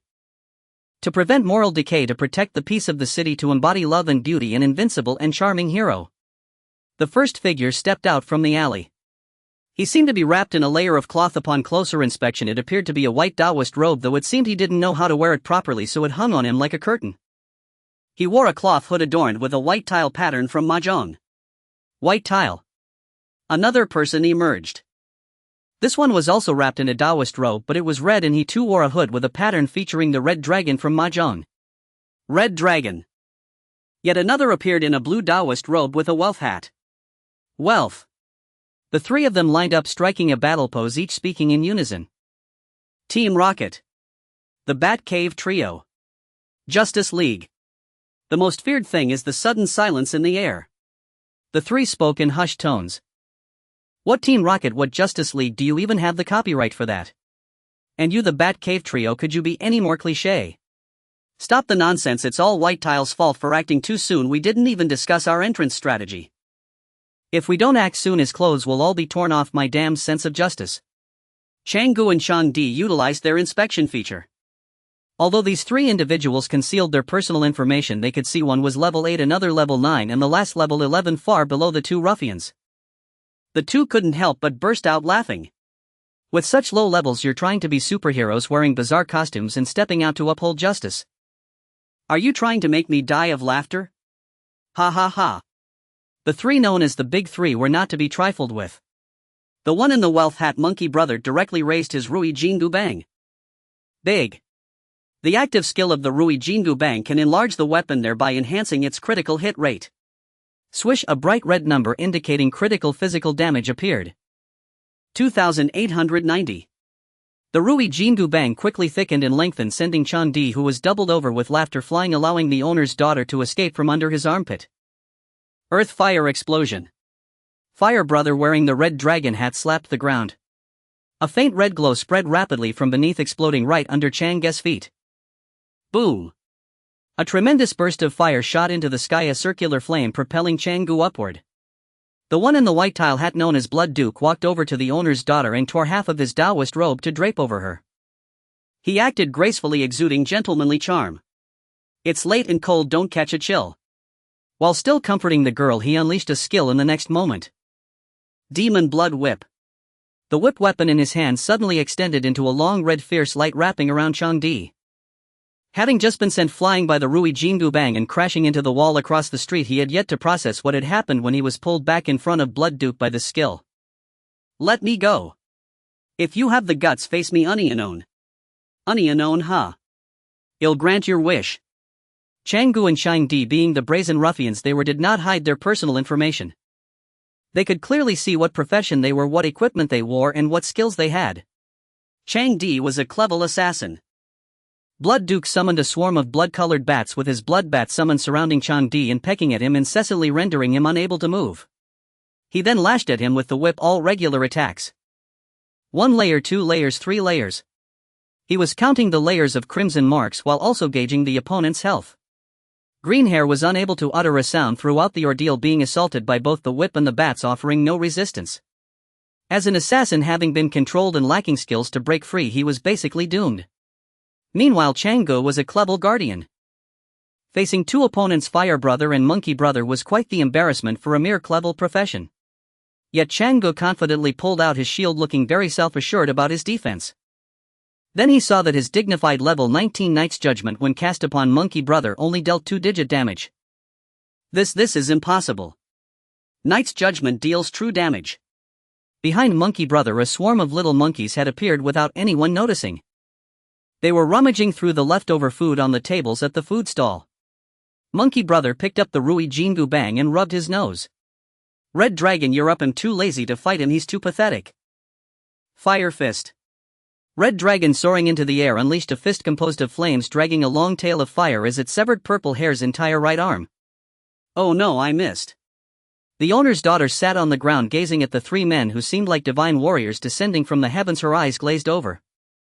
Who are you? A little monkey climbed next to the owner's daughter, scratching her head as if searching for lice. In a world that was gradually spiraling out of control, the owner's daughter, feeling despair, smiled at that moment. Brother Hua and Brother Monkey tied up the severely injured Chang Gu with the fixed ropes on the roof of the barbecue stall.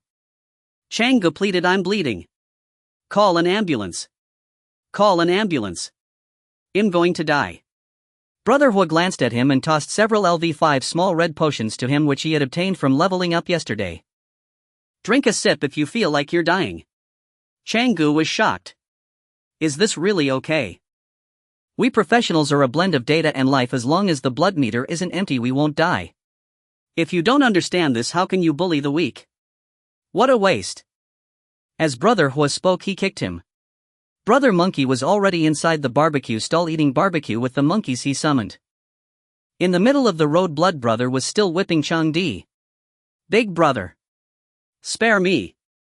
Spare me. If you hit me again, I'm going to die. Blood Brother glanced at Chang Di's status, which already had 38 layers of crimson marks, exactly twice Chang Di's level. What percentage of your health do you have left? 11%.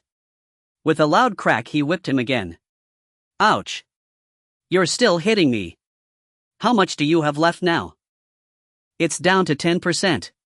That's enough. What do you mean enough? Suddenly a burst of red blood light flew out from Chang Di's belly, slowly drifting toward Blood Brother. Blood Brother opened his arms and absorbed the blood light into his body. His experience increased. Brother Monkey, enjoying his barbecue, and Brother Hua, stepping on Chang Gu, revealed similar expressions beneath their masks. EW. So disgusting. After absorbing it, Blood Brother threw several blood potions to Chang Di. Covered in injuries and unable to stand, Chang Di looked grateful at the sight of the potions. Thank you. Thank you for sparing my life. From now on, you are my big brother. After Chang Di drank the potions and regained some health, Blood Brother continued. That's about enough. Chang Di was confused. What do you mean enough? Just then the red whip fell again.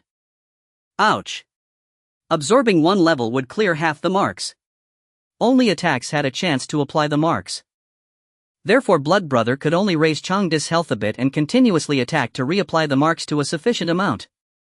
When Changdi's marks reached 36 layers, Blood Brother absorbed his experience once more. Thud. A beam of upgrading holy light descended from the sky. Blood Brother reached level 12. Changdi was frozen in place, his face full of questions. How did you level up? He hadn't even fought any monsters. Where did the experience come from? Changdi realized something and checked his personal information only to feel dizzy. How am I level 17? A whip cracked against his mouth, silencing him. The marks continued to be applied. Brother Monkey shook his head. What a tragedy. Brother Hua commented. So cruel, I didn't expect a whiteboard's psychological quality to be so good. Indeed, it's a whiteboard devoid of emotions. Beneath Brother Hua's feet, Changgu, with one arm broken, repeatedly agreed. Yes, too cruel, big brother. You can't let that big brother treat me like this. Brother Hua lowered his gaze coldly. Don't worry, you'll be next. Ha! As Changdi's level continued to drop, the number of mark layers required for absorption became less and less. The efficiency of deducting his level increased rapidly. No. Don't take all my levels. A drop in level meant a continuous decline in attributes. When his level dropped below 15, all of Changdi's equipment fell off. When his level reached 0, Changdi felt utterly weak. He had already become accustomed to a high attribute state. Suddenly reverting to just a few or a dozen attributes made him unadaptable. Blood Brother lifted Changdi as if he were a little chick and tossed him in front of the barbecue stall owner. He's yours now. Changdi was no longer strong. He was no different from an ordinary person, and with injuries and attribute mismatch he was even worse than an ordinary person. Looking into the barbecue stall owner's fiery eyes, he felt a desire to die. Boss Yang, it's a misunderstanding, it was all a misunderstanding. My brother and I, we didn't mean it, we were just joking. The owner grabbed the cleaver from the chopping board and struck Changdi's groin. A splash of crimson. Ah. Boss Yang snorted coldly, I was just joking with you too. On the other side, Changgu couldn't escape his fate either and soon was beaten back to level 0 by Blood Brother. This is outrageous. How can there be a power that can demote people? Are you even human? Changgu fell into despair. Blood Brother tossed Changgu to the owner as well, leaving him to deal with. Clap clap. At that moment a round of applause erupted. At the alley entrance by the wall and behind cars, many locals emerged. There were indeed people around, they just didn't dare to come out fearing trouble. When they confirmed that Blood Brother and the others were truly righteous, they dared to step forward. Well done. Good job. These thugs who bully us common folk just because they are from combat classes should have been dealt with long ago. Mom, who are they? They're good people. Why are good people wearing masks? Well, in ancient times they were called heroes, and heroes often covered their faces to avoid being recognized. Changgu's fate was even worse.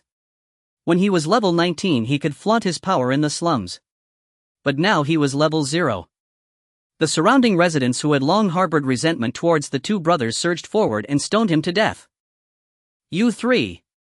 The owner's daughter stood in front of the stall, seemingly unsure how to address them, finally saying, benefactors, please stay for a late night snack, my dad's cooking is excellent. You saved me and we have nothing else to repay you with. Brother Monkey stepped forward, woman step aside. Brother Hua waved his hand dismissively, what benefactor? We didn't come specifically to save you, we're leaving now. Blood Brother patted the owner's daughter's shoulder, seeing her wearing half of a Taoist robe, quite well couldn't help but say, if there's a next time, teach me how to wear this thing.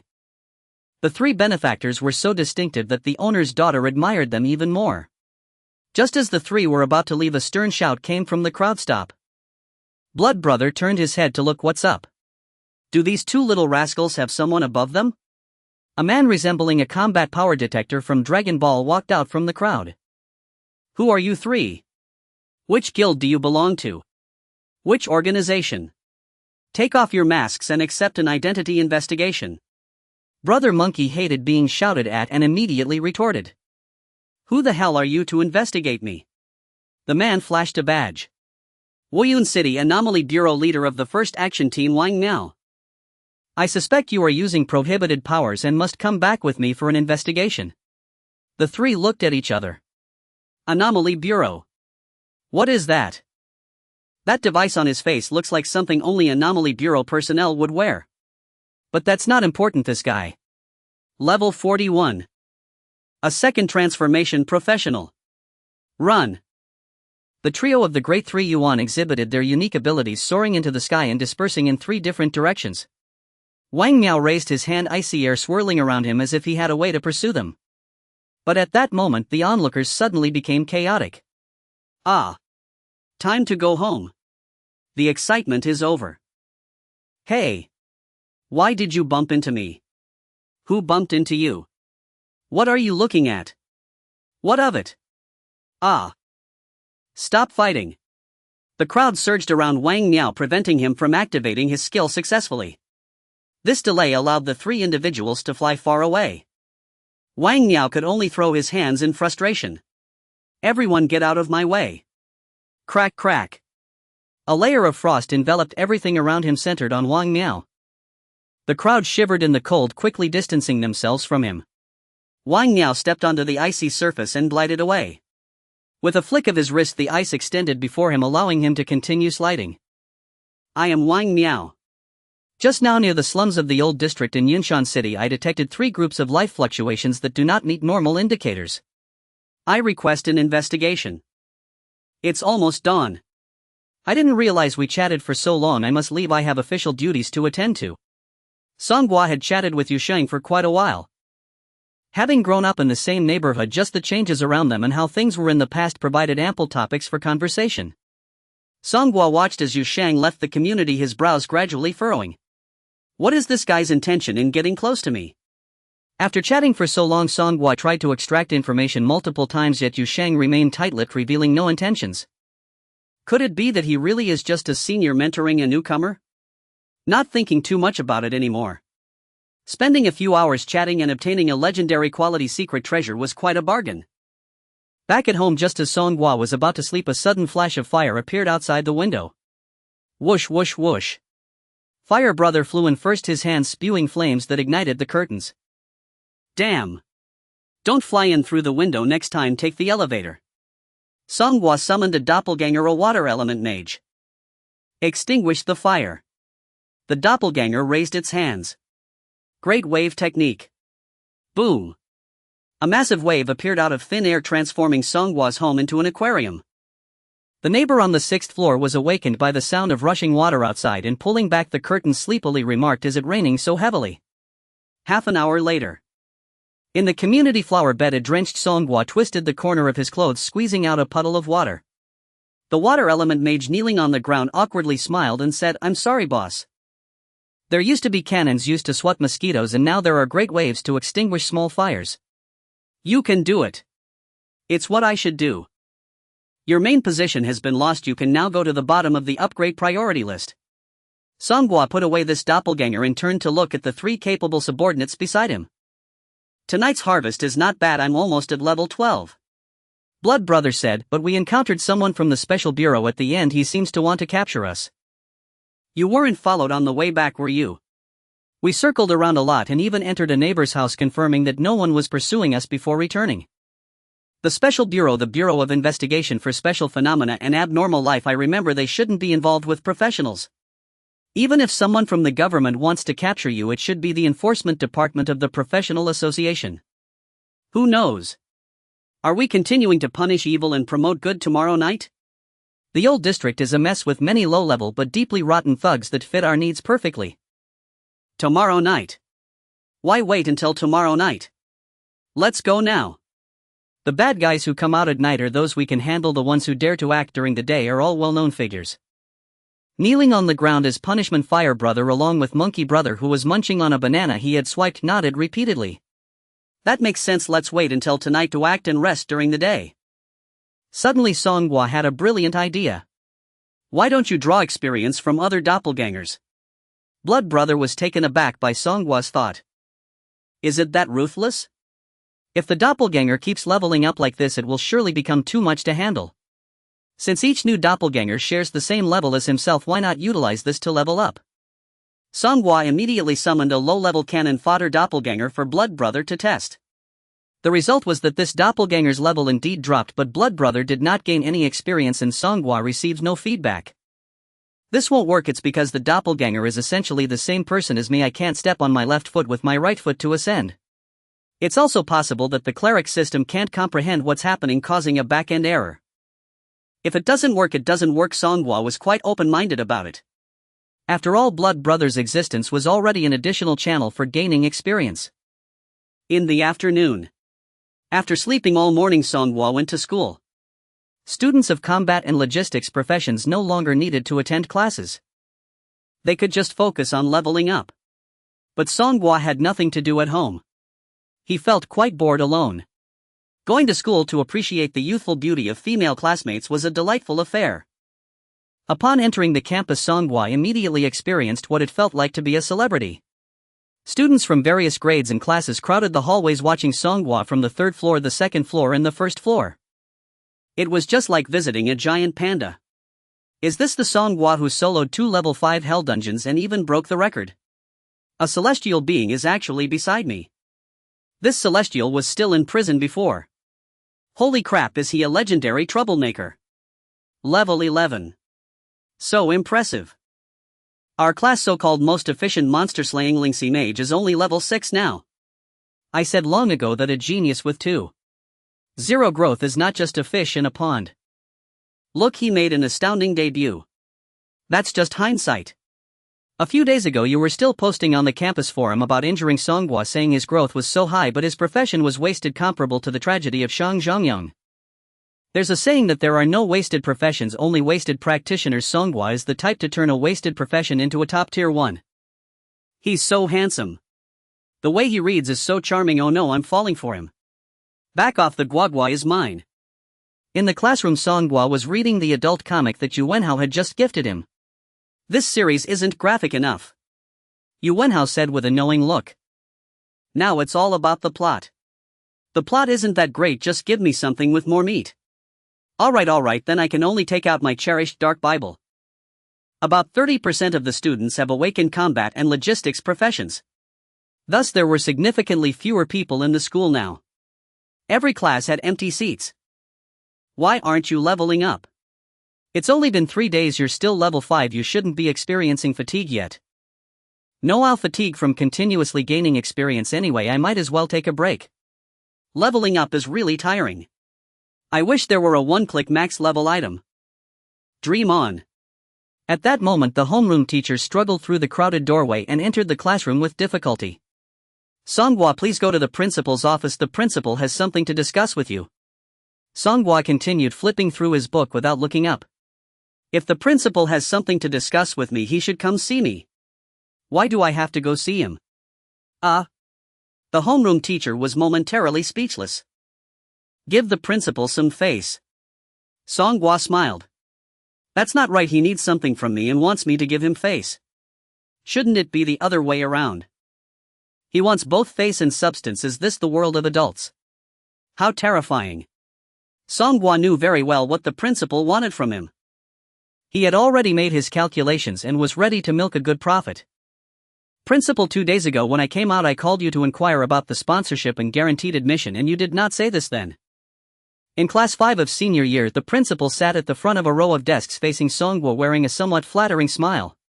Surrounding him were classmates from class 5, while outside the door and windows were other students. The crowd was overwhelming. Discussing sponsorship in such an environment made the principal feel uncomfortable. 2 days ago. I actually wanted to explain it to you then, but you weren't listening closely enough. You explain, I'm listening now. The Zhao family thinks our school should sponsor Ma Feng for his level career. Does the Zhao family dictate what you do? How do I remember that our school is a public institution, not a private school of the Zhao family? Well, but what the Zhao family said isn't wrong. The quotas for guaranteed admission and sponsorship are both considered based on comprehensive growth and career level. This is clearly stipulated and every school does it this way. If that's the case, why have you changed your stance today, principal? The principal wiped the cold sweat from his forehead. In fact, what the principal worried about was not that Songhua would be poached by other schools. For the sake of this admission rate, public or private schools wouldn't go that far. What the principal feared was that with Songhwa's current fame, leaders from the Ministry of Education would surely come to inspect. If they find out that the few benefits from the fifth school are not bestowed upon Songhwa but rather on Ma Fong, the principal would have no way to explain it to the higher-ups. After all, considering growth, it is only natural for Songhwa to receive the quota for guaranteed admission and the highest level of sponsorship. Moreover, given his current performance, the brilliance of Songhwa is not something Ma Fong can match. Additionally, with Ma Fong getting close to the Zhao family, the higher-ups would easily associate it with some kind of corruption. At that point, the principal might not even be able to keep his position. Songhwa, as long as you are willing to resign the sponsorship contract with the school, I am personally willing to contribute another sponsorship fee to support you until you finish high school. What do you think? 30 years in the East, 30 years in the West. In Songhwa's case, it took not 30 years but just 3 days. Being rich in martial skills but poor in culture. Aspiring to become a powerful professional is a very costly endeavor. Equipment, skills, resources, each one costs money. Relying solely on drops is akin to being a game character who merely provides an experience for wealthy players. Although Songhwa, with his ability to clone and the talent of his bonds as well as the strength of 3 major professions, can obtain the rarest drops, he is no less than those who spend money. But the issue is his family is quite affluent. So many clones require resources. Despite the principal's previous unethical actions and unsightly demeanor. But now they are offering money to him and there's no reason to refuse. However, people should pay a small price for their wrong decisions. Songhwa leaned in and whispered, "I wonder, principal, how much is your personal sponsorship fee?" The principal gritted his teeth and extended one finger. "Alright, I won't make it difficult for you, but I have no interest in the guaranteed admission quota." "You think it's too little?" "Songhwa, my position." The principal glanced at the surrounding classmates and lowered his voice, "There are limits to the benefits. Know what I mean is I really don't need the guaranteed admission quota, I want to cash it out." "Cash out? How do you cash this?" "I'll teach you." Songhwa whispered a few words. A day later. Principal's office. "Principal. You didn't say this to me before." Ma Fong slammed his palm on the principal's desk, leaving visible cracks. Ma Fong had reached level 7. After grinding hard outside, he suddenly received a call from the principal stating that his guaranteed admission quota and sponsorship had all been transferred to Songhwa. This made him furious. He quickly used a teleport scroll to return, wanting to have a good talk with the principal. "Ma Fong, I know you're anxious, but calm down, sit down and let me explain." "Principal. You have to act according to the contract. I have already signed the agreement." The principal sighed. "Contract? This thing is just for show and practice, it serves no real purpose." But Songhwa is a labor reform inmate, how can he receive the guaranteed admission quota and top-level sponsorship? It's labor education in our city, this is not even considered a criminal record, it's truly a trivial matter. "Principal, are you going to go back on your word? Ma Fong, the school values you very much and has been striving to secure benefits for you. But you know the situation, Songhwa has directly broken the records for 2 dungeons and now everyone in the world can see his name on the leaderboard.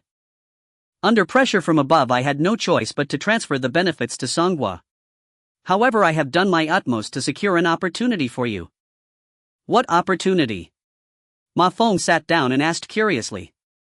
"I can't provide you with sponsorship. You know that given Songhwa's family situation, if he doesn't get sponsorship, the media will definitely write nonsense. However, the quota for guaranteed admission is still yours." Finally, Ma Fong's mouth curled up. I knew the school had good judgment. "I don't need the money, I must have the guaranteed admission quota. I want to use this sole quota to prove that I am the most promising person in the 5th school. However, it hasn't been finalized yet." "What do you mean?" "I need to make some arrangements with the higher-ups." As he spoke, the principal rubbed his fingers. Ma Fong immediately understood. "I understand, principal, how much do you need?" Half a day later. Level 10 grinding area in Yunshan City. "Young master, can you have to help me?" Zhao Kun was grinding levels when Ma Fong rushed over, hugging his leg and starting to wail. "You've been crying for half a day but you haven't explained what's wrong." Ma Fong quickly got up and rambled on. "How much?" 500,000. Ma Fong sighed. "Yes, you know my family is just an ordinary middle-class family. Even if we sold the house we couldn't raise that amount. You're the only one who can help me. 500,000 is not a small sum for me.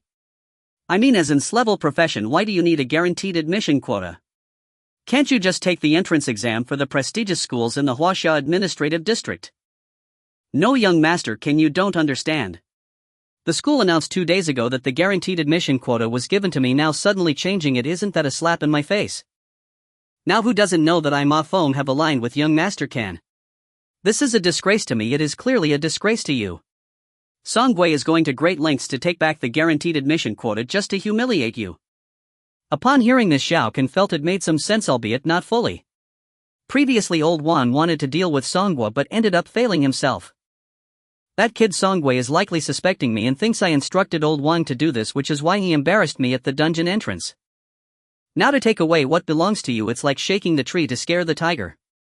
Zhao Can's corporate level understanding enlightened Ma Feng, who nodded vigorously. That's right, young master Can. Who's an orphan with no power, influence or background trying to give me trouble? Who does he think he is? If he wants the guaranteed admission quota, I won't let him have his way. A day later. Principal's office. Song Gui looked at the incoming SMS with great satisfaction.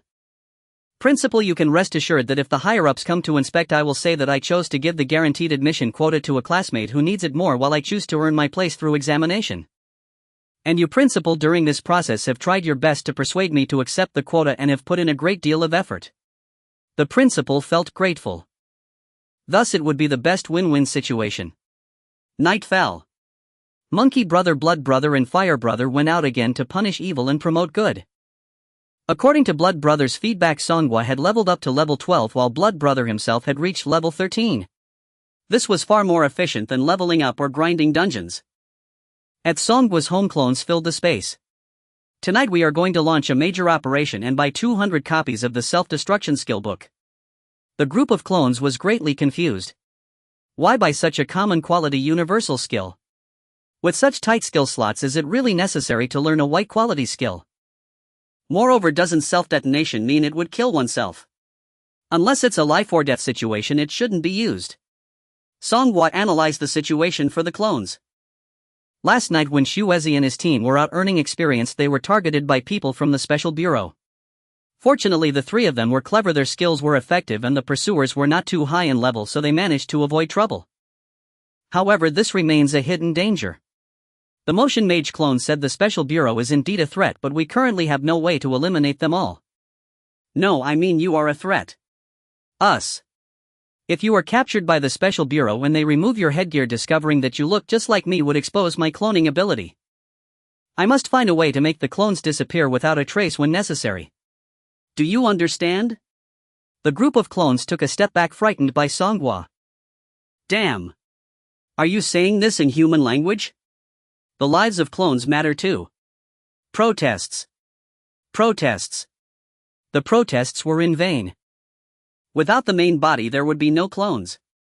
The binder is indeed a support profession, but it is the ability to clone that allows it to shine. The cloning ability is Song Gui's greatest trump card in this world. At necessary times, sacrifices must be made to protect this trump card from exposure. After all, the number of clones increases every day, so losses are not a concern. The clones donned headgear, wore robes of various colors and took the elevator to the underground garage, leaving through various exits at different times. The community where Song Gui lived was too old, almost reaching the demolition year. The surveillance and property management here had long been ineffective, so there was no need to worry about such a commotion being noticed. Moreover, it was nighttime. In the world of professionals, shops selling materials for them were as ubiquitous as supermarkets in the past life.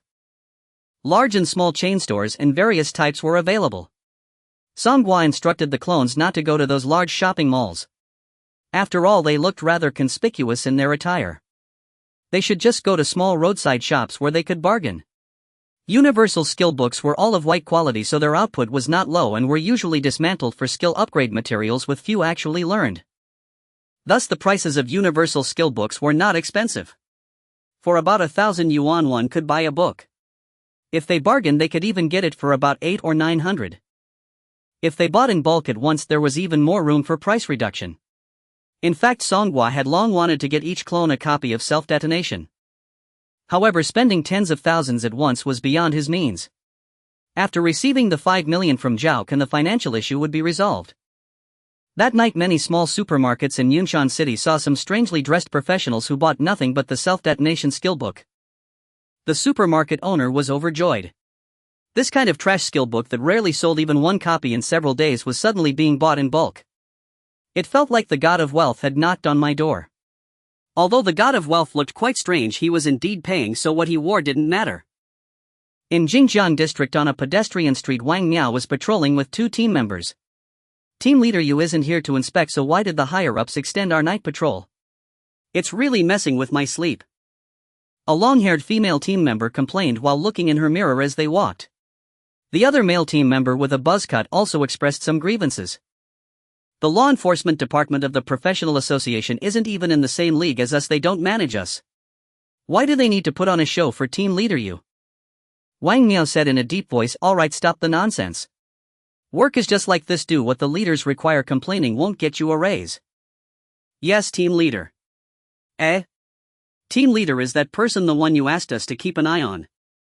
The female team member suddenly pointed to a skill bookshop ahead where a person wearing a chicken headgear and a robe had just come out. Wang Miao immediately pressed the button on the detection device. The lens in front of his right eye displayed some numbers.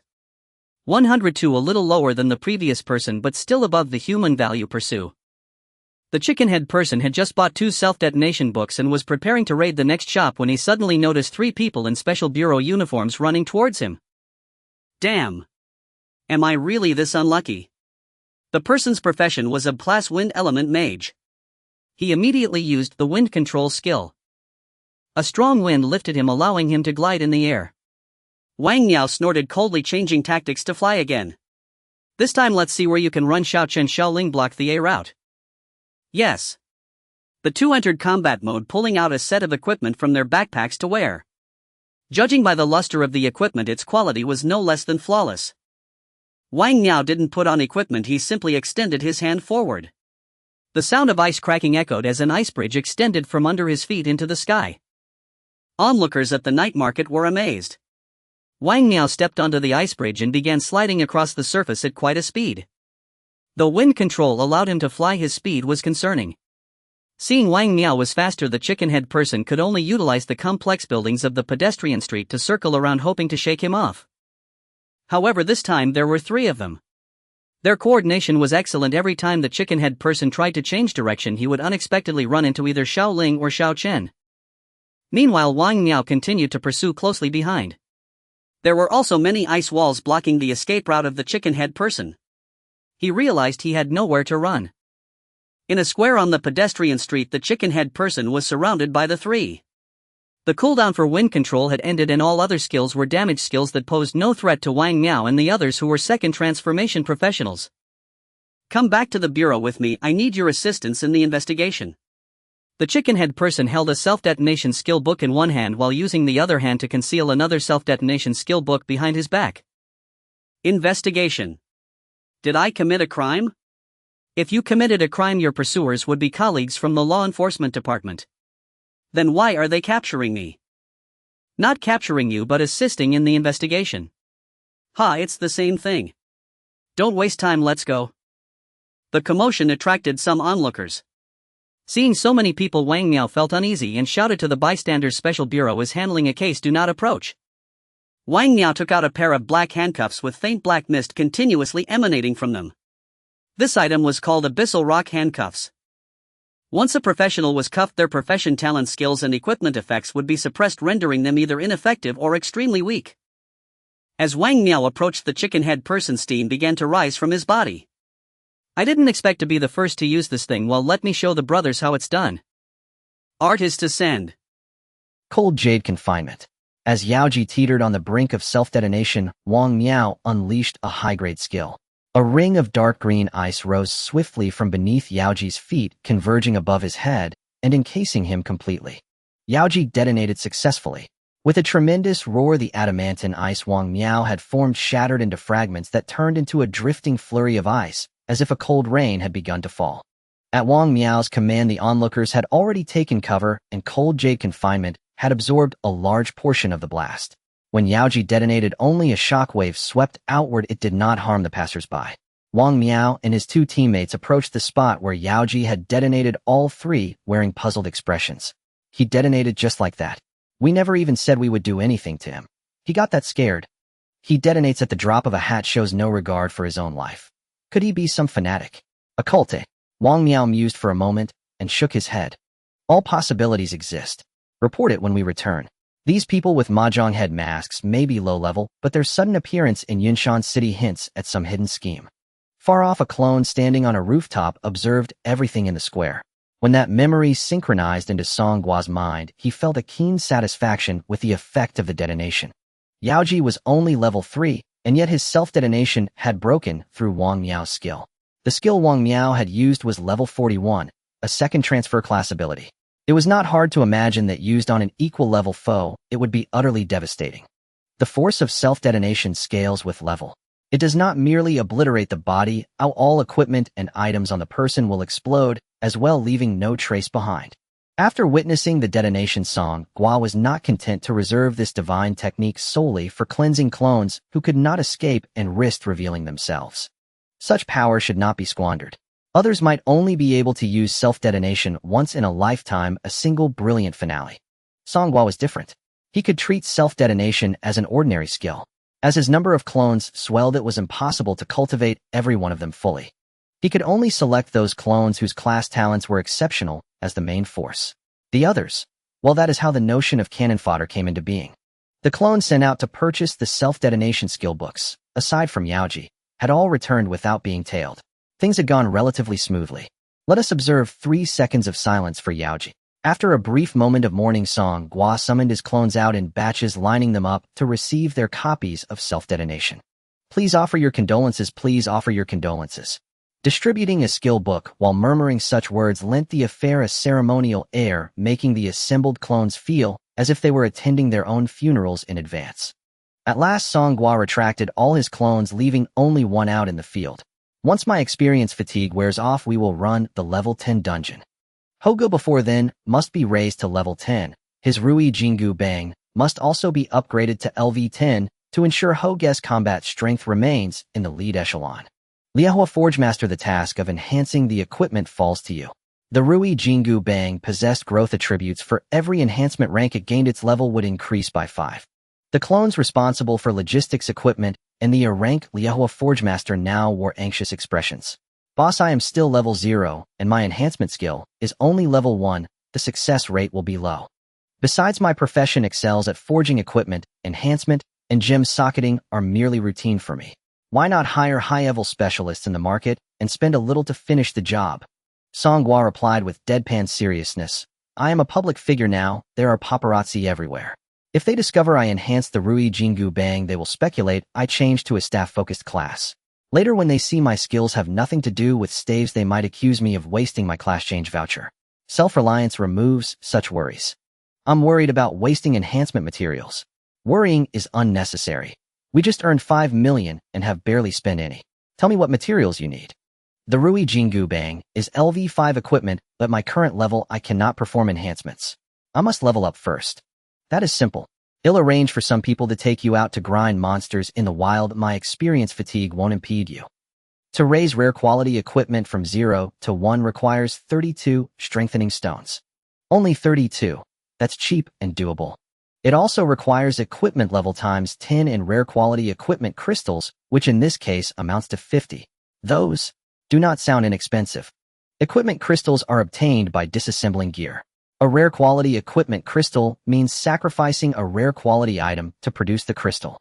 Rare equipment is not cheap. Even at low level, and low level items yield fewer crystals when disassembled. You can substitute lower quality equipment crystals, but the required quantity multiplies, and it will reduce the enhancement success rate. After some calculation, enhancing Hoge's weapon once would cost 500,000. Good grief. That's exorbitant. What's the success rate? 70%. Only 70%. Then hire an experienced master outside. No, I'll gamble on that 70%. You go and level up. Having just earned 5 million, they were not easily rattled by a 500,000 price tag. Besides, Song Gua, as a veteran of gacha games, felt that 70% was quite generous. Song Gua began dispatching clones to acquire white quality equipment. White gear was sold by weight and was very cheap. But if ordinary crystals replaced rare ones, the sheer quantity required became immense. To remain inconspicuous, Songhua instructed his clones to shop at small supermarkets and consignment stalls rather than at large malls or the trading exchange. It was not only the Liehua Forge Master. Songhua's 15 logistics-class clones spanned nearly every logistics specialty. Potions, scrolls, turrets, formations. Logistics professions play indispensable roles in protracted conflicts and large-scale engagements. All of them were worthy of cultivation. Yet resource conservation must wait until they matured. Early on, they consumed resources more voraciously than anyone else, like a sharpshooter fed with endless ammunition. Logistics professions likewise required vast amounts of materials to be nurtured. Ordinary recruits who shifted into logistics often abandoned any hope of becoming high-ranking professionals. Only scions of influential families, or those specially selected and trained within a power, could grow into capable logistics specialists. The clones split up their tasks. The combat mainstays were out, leveling, their objective being a full roster at level 10. The logistics clones practiced various crafting and production skills using materials. The cannon fodder units ran errands wherever needed.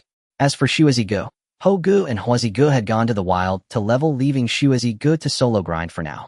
He half pretended to be Batman, hunting low-level wrongdoers while evading pursuit by Wang Miao's little squad. Every clone sent out wore a head cover and a robe, moving out at night and returning at dawn, keeping a low profile and steering well clear of crowds. They all did their best to remain inconspicuous, avoiding attention as they carried out their separate missions. In these days of experience fatigue, not only was his avatar busy, but Songhua was also occupied attending social events. Today he was the president of the Lingyun Guild. Tomorrow he would meet with the CEO of Zus Heavy Industries, and the day after he had an exclusive interview with Yunshan Television. His schedule was packed. After all, he was now a famous figure in Yunshan City.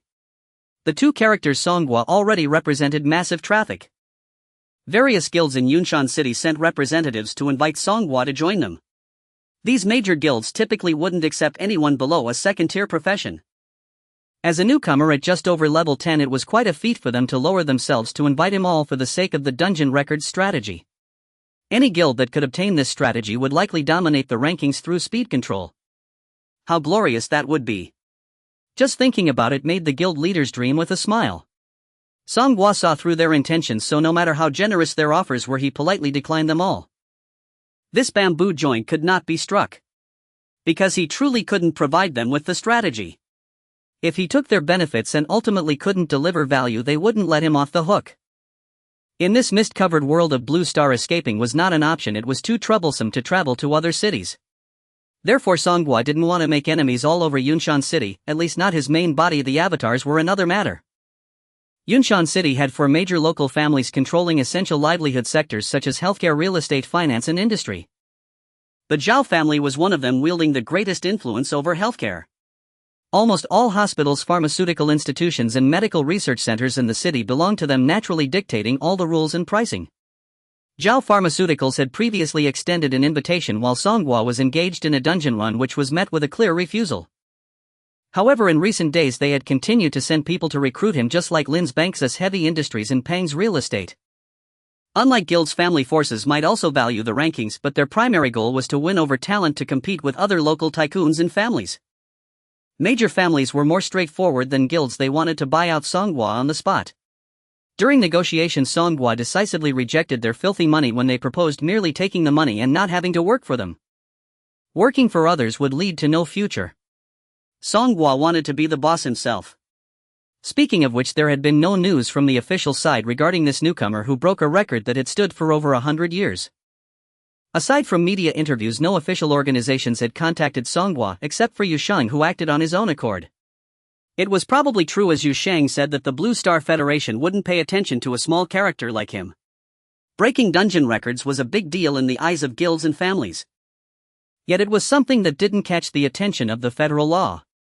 The forces from other cities had not appeared either. Due to the missed transportation was inconvenient, making it difficult to make a trip. If they were to arrive only to find that the local forces had already recruited Songhua, it would be a wasted trip, so they simply chose not to come. A week of experience fatigue finally came to an end. Discussions about Songhua gradually quieted down. However, the name that hung at the top of the 2 major racing leaderboards continued to inspire countless admirers. The various forces in Yunshan City did not give up on recruiting Songhua. They were just continually met with closed doors and began to think of other methods, temporarily leaving him alone. Songhua heard that there was already a fan group for him online. Unfortunately, when he joined their group chat with his personal social media account and directly declared "I am Songhua," he was immediately kicked out. Forget it, fans weren't that important, he wasn't selling products. The mahjong heroes traversing the night, punishing evil and rewarding good. The citizens of Yunshan City praise us endlessly. Hee hee, brothers, look, we are famous. The newspapers are all praising us. At home, the already level 11 monkey brother lay sprawled on the sofa reading the newspaper. In these days, Blood Brother had been committing crimes in the open, continuing to extract experience from those who oppressed the common people, yielding remarkable results. Songhua was already level 14. Blood Brother had even reached level 16. Nearby Fire Brother picked up the remote and turned on the television, tuning into the news channel. The officials do not say it this way.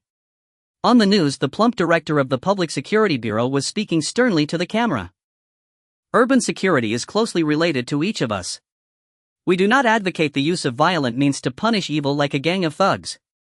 Now a formal wanted notice was issued for all thugs, hoping they would voluntarily surrender and confess to their recent violent crimes. If a serious incident occurs nearby, report it immediately to the Public Security Bureau. Our officers will. Hey, don't throw things. Who threw that rotten egg? Weren't the ones thrown before always fresh? The news scene descended into chaos as protesting citizens surged forward, drowning the Public Security Bureau director with various rotten vegetables and eggs. Nearby, many public security officers happily picked up these items, muttering about how they were getting an extra meal today. Blood Brother held a glass of red wine, watching this ridiculous scene on TV, shaking his head. This world is crazier than our original one. Songhua summoned more avatars to hold a meeting together. The common people call us the mahjong heroes, while the officials refer to us as thugs. So what should we call ourselves in the future? The avatars chattered excitedly. With our getup, we clearly represent the Tao of sitting forgetting. What mahjong hero thug gets so lowbrow? We should call ourselves the Rocket Boys, debuting right here, brothers. How about calling ourselves the Song Family Army?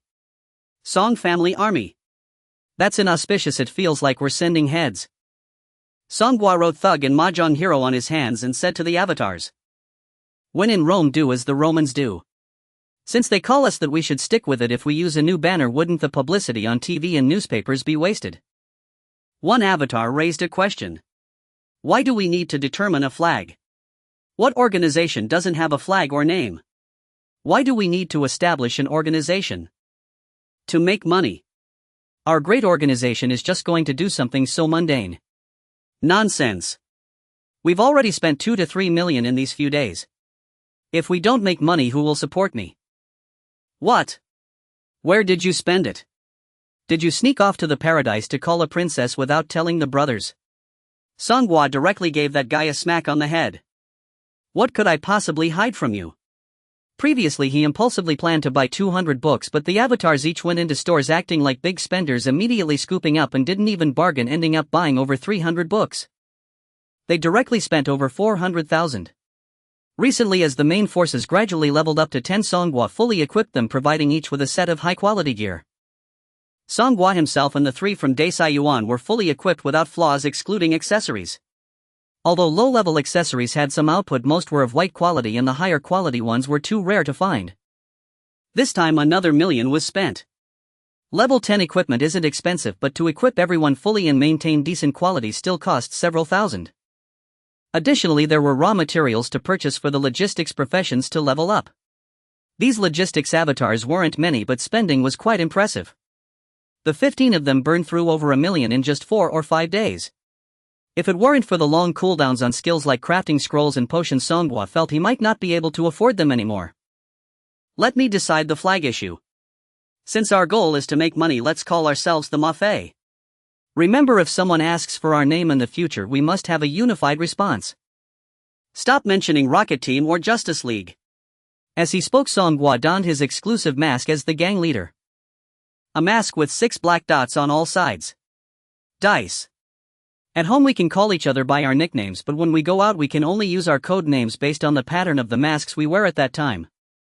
A clever fellow raised his hand to ask, what if too many brothers appear at the same time and the patterns overlap? The higher rank is number 1, the lower is number 2, and if ranks are the same we look at experience points and so on. Alright, meticulous, he won't be stumped at all.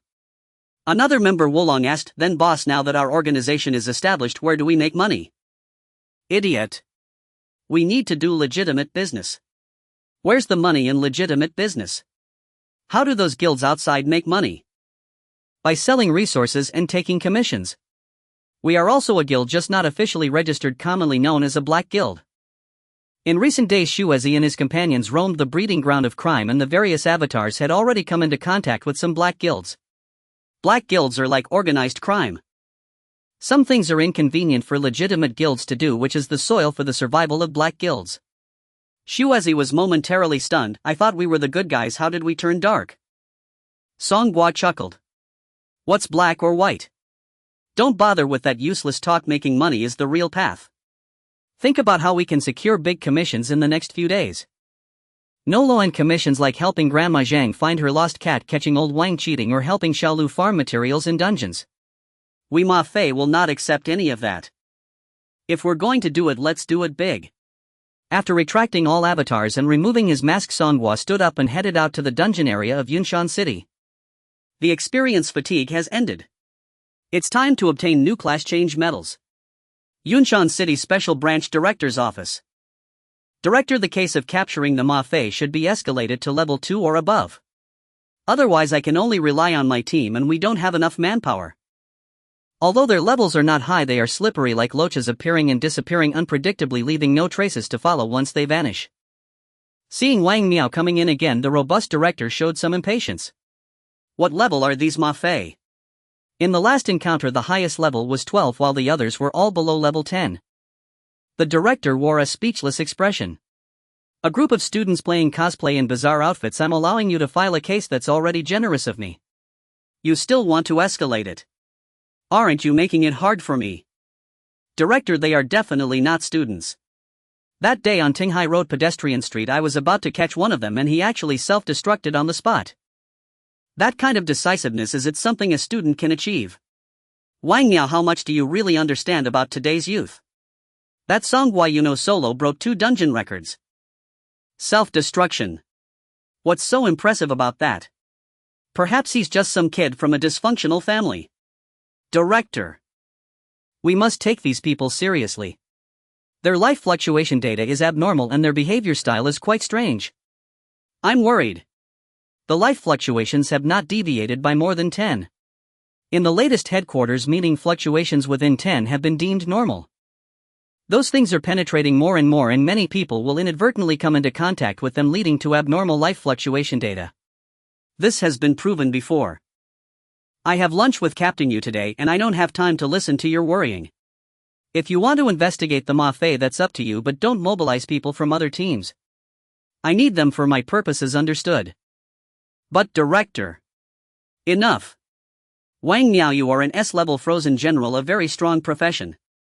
But you've been busy in the bureau for 5 or 6 years and are still just a team leader. Don't you reflect on that? Stop thinking about catching this, and that the bureaucratic world is not just about performance but also about social connections. If you're so idle, why not go level up? You're almost 30 and only at level 41. Do you know you're about to be surpassed by the younger generation? There is no S in occupational ranking. However, practitioners usually refer to S-level occupations that are clearly stronger than ordinary S-level ones as S-level. The kind of talent that turns into flames like Huazaich belongs to the S category. The director flicked his sleeves and strode away. Wang Miao stood in the office, letting out a sigh. I hope I'm just overthinking. Yunshan City Dungeon Area. Zhao Kan, Hua Shangrong and Ma Feng had just emerged from a level 10 dungeon. Ma Feng laughed heartily. Ha ha ha, young master, can I'm level 11 now. Zhao Kan and Hua Shangrong were also level 11 and the three of them looked refreshed. Hua Shangrong took out a small mirror and touched up her makeup. Finally, I've reached the experience fatigue limit. It was worth spending so many days in the wild. I need to hurry back to town to take good care of my skin. Zhao Kan had been leading Ma Feng and Hua Shangrong in farming wild monsters in dungeons this past week. Although each dungeon's treasure chest could only be opened once a week, they could farm dungeon monsters every day. The experience from dungeon monsters was also greater than that from outdoor monsters, and there was no competition. Zhao Kun had been diligent this week, not at all like a rich second generation. He worked hard to catch up to Songhua, not wanting to fall behind this man he could not have. Zhao Kun snorted coldly. Songhua thinks he's impressive just because he levels up quickly. He dares to give me a cold shoulder. He should still be in experience fatigue, right? Isn't our level catching up to him? Ma Feng nodded repeatedly. Exactly, what's the use of a temporary lead? The balance in this game, divine job holder, is incredibly strong. While touching up her makeup, Hua Xiangrong noticed a familiar figure in the mirror. Songhua. Turning around, it was indeed him.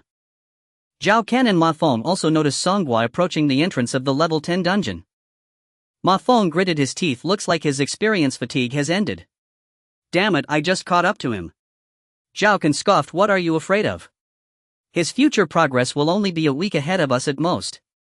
The further you go, the more negligible the experience gained from wild monsters becomes compared to the experience bar. Dungeons and other battles are the primary ways to gain experience. The experience gained from these methods doesn't differ much among practitioners. Songhua also spotted the three of them from a distance and approached, teasing them. I thought rich kids were all high and mighty, mingling in elite circles. I didn't expect someone like young Master Kai to be so down-to-earth, practicing leveling up with middle-class kids every day. One sentence made Zhao Kun furious. It's Kan. Not Kai. How many times do I have to say it? Suddenly Hua Xiangrong stared at the top of Songhua's head and screamed, ah! How come you are level 14? The call of Hua Xiangrong startled Ma Feng and Zhao Kun beside her. The two quickly reacted and hurried to check the level of Songhua. Upon seeing this, both of them couldn't help but take a step back. Ma Feng exclaimed, level 14. Didn't you experience fatigue? Or is it not the case? Zhao Kun retorted, impossible. The first experience fatigue period is after continuously gaining experience for 10 days or reaching level 11. Everyone goes through this, he can't be an exception. Ma Feng questioned, experience fatigue can still allow for level advancement. What kind of freak is he? Zhao Kun speculated, could it be that the class from the job transition gold medal he obtained in the spider cave has no experience fatigue? No wonder he could replace the previous class in the gold medal. Ma Zhao and Hua exchanged glances. Just moments ago they had been gleeful, thinking that Songhua couldn't lead them by much due to experience fatigue. Now they realized the joke was on them. If Songhua could level up even during the experience fatigue period, the gap between him and his peers would widen infinitely. Are you blocking the entrance again? Zhao Can and the others walked away with grim faces as they watched Songhua enter the LV-10 Minotaur Forest. Above the dungeon entrance the word hell flashed briefly. Hua Xiangrong's red lips parted in shock. Is he going to break the record again? Zhao Kun, visibly agitated, shouted, impossible. Absolutely impossible. A level 10 dungeon is not like a level 5 dungeon, it's not that easy to break. This is because the leveling speed from levels 5 to 10 is very fast. Throughout history, those who wanted to stay in this level range to break records couldn't repeatedly attempt and refine their strategies. However, the situation from level 10 to 15 is different. Leveling becomes much slower, allowing for many more attempts at the level 10 dungeon. In other words, breaking the record for the level 10 dungeon is significantly harder. Hearing that Songhua had entered the dungeon again, many nearby players gathered around. Hey, do you think he can break the record this time?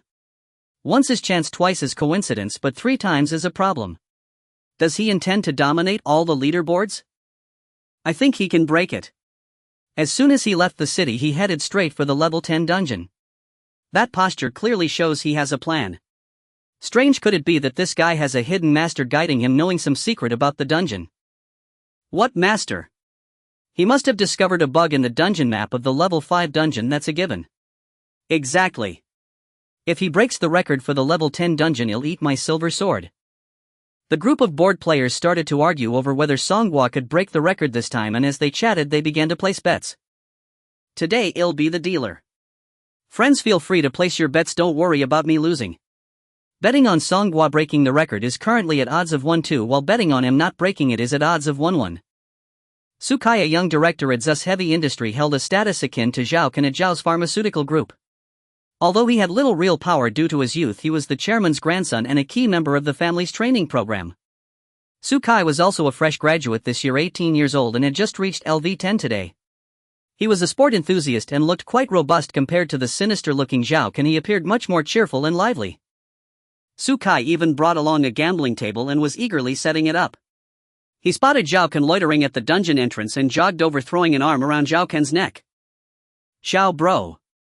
Aren't you going to place a bet to show your support?" "I have no such vulgar interests. You know in your heart that Songhua is definitely going to break the record again, but you don't want to bet on it, right? After all, he had completely rejected your previous invitation, so it would be embarrassing for you to bet on him now, making you look like a sycophant." Zhao Ken couldn't help but get angry, pointing at the betting table and saying betting doesn't mean support. "And I absolutely don't think he can break the record again." "Don't just talk. I'll bet $1 million that Songhua won't break the record." "Zhao bro, that's generous. Please scan the code." Zhao Ken only wanted to tease, but he didn't expect Su Kai to take it seriously. With so many players watching nearby, Zhao Ken didn't want to lose face, so he gritted his teeth and paid up. "Zhao bro, you're so straightforward. Ha ha ha." Ma Feng secretly placed a bet as well. "I'll bet that Songhua can break the record 2000. Turning around, he found Zhao Ken standing right behind him, glaring at him with murderous eyes. Ma Feng awkwardly averted his gaze. Placing this bet for Hua Xiangrong. Like young Master Zhao, I firmly believe that Songhua cannot break the record." At this moment, Hua Xiangrong was completely lost in thought. She didn't care about the bets at all.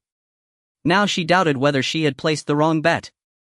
Songhua could level up even during the experience fatigue period. What kind of divine being is this?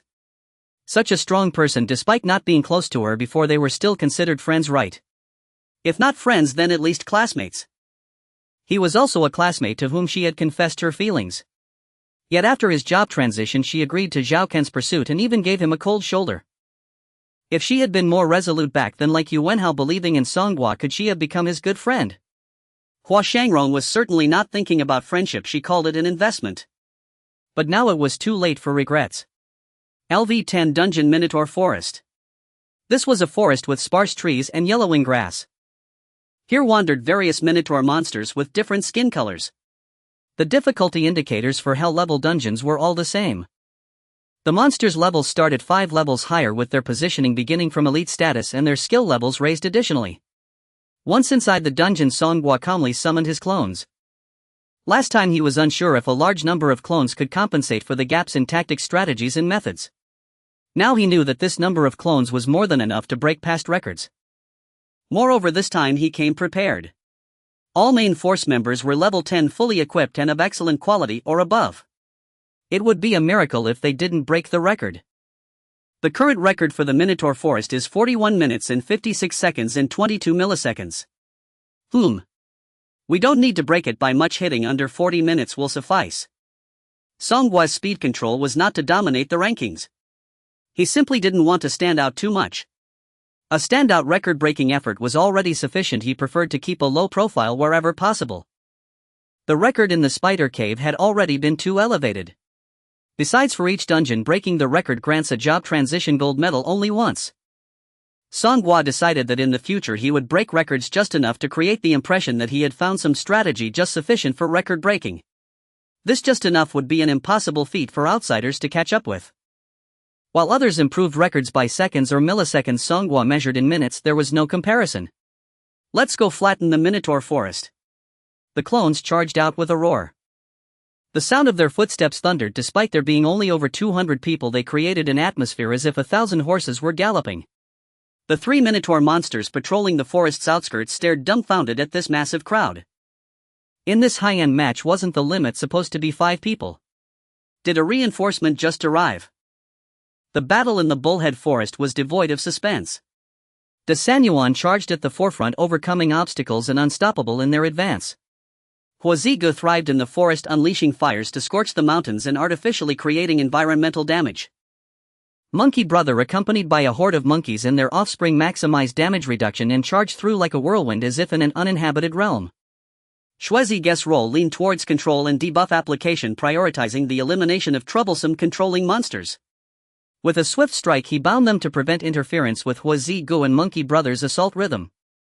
The other main forces followed closely behind De Sun Yuan, taking down the weakened monsters left intentionally for experience and to eliminate any stragglers. Behind them were a group of minor clones tasked with collecting the loot. Finally, there was Songhua strolling through the flames and destruction with his hands in his pockets. He appeared as if he had come for a leisurely walk, his face radiating relaxation. He even contemplated pulling out his phone to scroll through videos of dancing girls. Playing like this in the dungeon would likely infuriate those outside who meticulously planned their teams before entering and cautiously coordinated their roles within. As the battle progressed, the clones gradually relaxed. Is this really a hell-level difficulty dungeon at level 10? It's utterly effortless. Our 200 people are truly formidable. Is it really necessary to fight in this fragmented manner? I think we could have the brothers from the Yusho sequence activate their taunt skills to gather the monsters into a bunch, then have a disposable character explode right in the midst of them, and that would be that. Truly, the clone of the old thief is just as unproductive. I don't think the original old thief is this ruthless. Songhua clapped his hands. Great idea. Who came up with this? It should be prioritized in the top 10 for upgrades. The disposable clones shivered in fear. Songhua smiled and said, however, for such a basic dungeon there's no need to use such methods, it's too wasteful. My requirements aren't high as long as we can break records. In the boss battle under Songhua's numerous interferences, the LV-15 BOSS Bullhead King Savita barely survived for several minutes. Otherwise, the irritable Huazigu would have set fire to the boss's lair immediately. The Bullhead King might not have even seen Songhua before meeting his end. The experience from the Bullhead King was given to Huazigu. Among Disan Yuan, Huazigu had the lowest level and needed to catch up quickly. As for Songhua, he would always enjoy experience feedback, with his experience bar rising steadily. You have defeated the hell-level difficulty LV-15 Bullhead King Savita. Experience increased LV-14 5665. You have obtained flawless equipment LV-10 Bull King Heavy Armor 1. You have obtained flawless equipment LV-10 Bull King Helmet 1. You have obtained flawless equipment LV-10 Bull Demon Blade 1. You have obtained excellent skill book First Transmutation Yusho Sequence Skill Book 1. You have obtained excellent skill book First Transmutation Summoning Sequence Exclusive Skill Book 1. You have obtained consumable Strengthening Stone 20. You have obtained consumable Body Essence 1. You have obtained excellent material Sturdy Bullhide 20. You have obtained flawless material Bull King Horn 1. You have obtained flawless material Bull King Whip 1. Equipment and skill books will be distributed as needed. Songhua drank the body essence himself. All materials were handed to the logistics clone. Ha! Bull King Whip. If we take this material out and sell it later, I remember there are wealthy buyers looking to pay top dollar for this, we could make a little profit. There are always peculiar professions crafting odd things. While the rewards in dungeons are relatively fixed. Some materials are exclusive to certain dungeons, and those materials might still be useful later for crafting equipment or making items. Thus, most professionals don't really lack money even at lower levels. As long as they acquire useful materials, they can make a quick profit. Soon after, Songhua opened the treasure chest from the Bullhead Forest dungeon. Having broken the record this time, he received an SSS rating, and the chest awarded was the highest tier, the Supreme Treasure Chest. You have opened the Supreme Dungeon Treasure Chest LV-10. Reputation 10. You have obtained rare equipment LV-10 Bull Demon Iron Fist 1. You have obtained rare skill book First Transmutation Dragon Blood Sequence Exclusive Skill Book 1. You have obtained rare material Bull Blood Grass 5. You have obtained Gem Body Gem LV-110. Gems can be embedded in equipment to enhance certain attributes and are essential for strengthening panels. Gems come in different levels, and lower level gems can be synthesized into higher level ones. Similar to strengthening equipment, this requires a logistics professional with the gem synthesis skill to complete the synthesis. To embed gems, one must first punch holes in the equipment. The tool for drilling holes is called a diamond drill, which is quite expensive and has few drop channels. In theory, dungeon treasure chests could also drop them, but Songhua had not seen a diamond drill in 3 supreme treasure chests, highlighting how low the probability is. However, even if he had a diamond drill now, Songhua wouldn't use it. Low-level equipment doesn't require gem embedding. Once gems are embedded, they cannot be removed. As for the Dragon Blood Sequence exclusive skill book, Shuezigu, Monkey Brother, why don't you two play rock paper scissors for it? Shuezigu stepped back half a step and smiled, saying, give it to Monkey Brother, my skills are sufficient for now. Monkey Brother, not being polite, picked up the skill book. Thanks. Monkey Brother is now level 11 with 6 skill slots. Besides the 5 innate skills of his profession, he can just learn one more. San Yuan hasn't learned the self-explosion skill. However, he has kept the self-explosion skill book in his backpack. If he encounters a situation he can't handle, he can learn it on the spot. Of course, Songhua hopes such a situation never occurs. After using this skill book, Monkey Brother exclaimed in surprise, "I learned a pretty amazing skill." What? 72 transformations. 72 transformations. Rare LV1 allows one to change their appearance at will, morphing into other creatures or altering their face for 3 minutes. Songhua raised an eyebrow. Not just amazing, it's incredibly amazing. Although it only lasts for 3 minutes, skills can be upgraded and their effects will certainly improve with level, which isn't a big problem. As long as Songhua uses the power of unity, he can also use this skill. Changing appearances. Songhua began to entertain many bold ideas. For instance, when his sister-in-law opens the door, could he pretend to be his brother? As Songhua was cleaning up the spoils at the entrance of the dungeon, the message appeared. The record for the LV10 Bullhead Forest dungeon has been refreshed. New record: 39 minutes 10 seconds 01. The following professionals participated in creating the new record. Songhua. Another record broken. This should be the first time Songhua has entered a level 10 dungeon, right? So he broke the record all at once again. What kind of divine operation is this? Why is it so hard for me to clear a difficult dungeon, yet he can break records so easily? What kind of profession did this guy acquire in the spider cave? The adventurers in the dungeon area were buzzing with discussion. Songhua, who had broken the record for the third time, was about to shatter their worldview. They even began to doubt whether they were playing the same dungeon as him. Could it be that after entering the dungeon through some operation one could unlock a speedrun version? Many theories were being tossed around. At this moment no one was happier than Sukai. He howled with glee, stuffing a large amount of federal coins into his backpack. "Brothers, you've all spent a lot, I gratefully accept it, ha ha ha." Just moments ago most had bet that Songhua wouldn't break the record. Now that the results were out, he, the dealer, had made a fortune. Zhao Can's face turned ashen. A loss of $1 million was minor. The real regret was that such a record-breaking talent couldn't be utilized for himself or the Zhao family. Hua Shangron leaned helplessly against a large tree. Even though she had anticipated this outcome, seeing it with her own eyes deepened her feelings of regret. Ma Feng had received his share from Sukai and scampered off to a secluded spot in the forest, happily counting his money. Upon looking up, he was met with Zhao Can's murderous glare. "Can Master Can, don't be angry, it's just a record-breaking thing, it's not a big deal. I heard the officials have no reaction to it at all. A truly worldly person wouldn't care about a low-level dungeon record." Zhao Can coldly replied, "What about the future? Higher-level dungeons? Even those hidden dungeons that haven't been discovered yet? What about challenging dungeons? But those aren't they without leaderboards? Songhua must have discovered some secrets within the dungeon.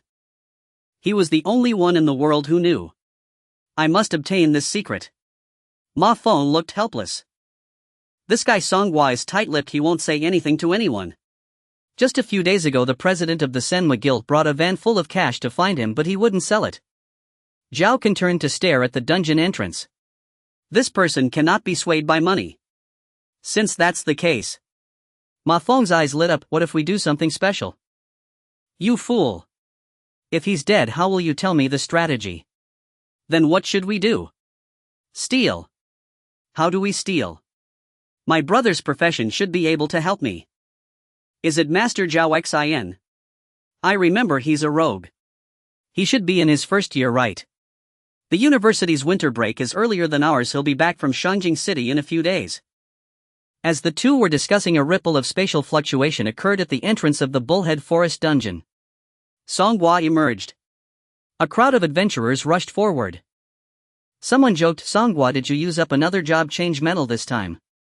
To everyone's surprise, Songhua replied, "No, this profession isn't that good." Many people's eyes lit up. "Are you planning to sell it? Even if the profession isn't great, it's still a unique one, and the job change medal only has ANS class professions. How bad could it be?" Songhua took out the job change medal from his backpack, casually played with it in his hand, then put it back. "Sell. Of course, I want to see if I can get a good price for it." Before he could finish speaking, a loud voice rang out. "Our Berserk War Guild offers 100,000. Songhua's gaze swept through the crowd, landing on a burly man with a full beard, level 30. Clearly he was someone sent by a large guild to guard the dungeon area for challenges. Ha ha ha. The Berserk War Guild is so stingy, wanting to buy a job change medal for only 1,000,000. What a joke. Didn't he say this profession isn't that good?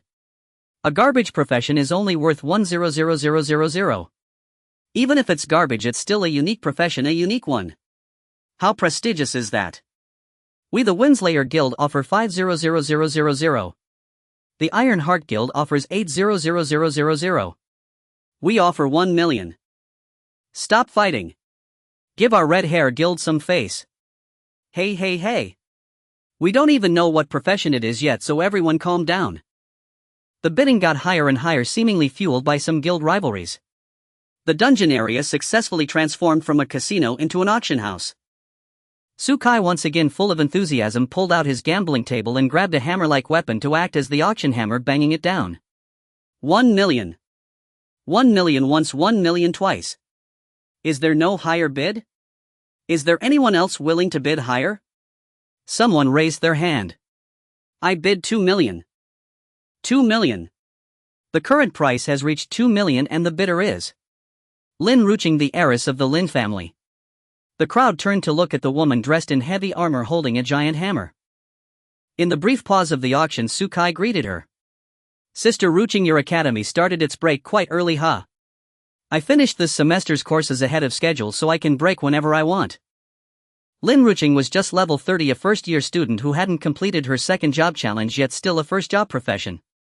She was here to grind dungeons for experience, and she was accompanied by several talented individuals arranged by her family. Songhua stood behind Sukai, somewhat speechless. Why was this guy so familiar who invited him to host the auction? But having someone promote him saved some trouble, so he let it be. Is there a higher bid? 2 million once, 2 million twice. 2 million. 5 million. Sukai looked around and saw Zhao Kun raising his bid in the crowd. Oh my, as expected of someone in the medical field, you sure have money, directly bidding 5 million. Is there any bid higher than 5 million? Zhao Kun walked over to Lin Ruching's side, staring ahead. Don't compete with me, I must have it. Lin Ruching put her hands on her hips and held the giant hammer, exuding a strong sense of power. Little brother, your bid is generous, but it could very well be a trash profession. Even so, it's unique. This uniqueness belongs to the Zhao family. Songhua, this time will you sell it to me? Upon hearing this, Songhua responded enthusiastically. Young Master Kai, you're saying this as if I used it last time. Even if I wanted to sell it, I couldn't. This time I don't want to use it, of course I want to sell it to someone fated to have it, don't you think?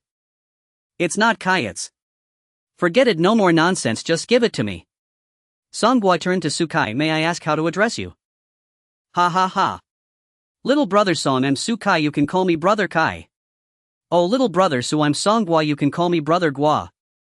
Ha ha ha. Let's each discuss our own matters.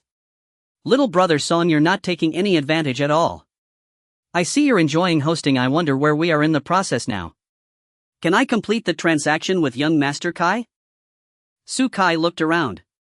It seems like no one is bidding higher. This is rare. Usually job change medals start at tens of millions, but today Zhao Kun got a real bargain. Songhua tossed a QR code to Zhao Kun. You've got it wrong. The professionals present were not foolish. Songhua intentionally showcased his class transfer medal but did not reveal it for them to inspect the details. Clearly this must be an unimpressive profession. Good professions are rare and highly sought after, while useless ones who would want to waste their money on. Only Zhao Kun, who was foolish and wealthy, was eager. Zhao Kun was quite dissatisfied with his current class profession, feeling it did not match his identity. He had always hoped to earn merits for his family to obtain an class transfer medal as a reward.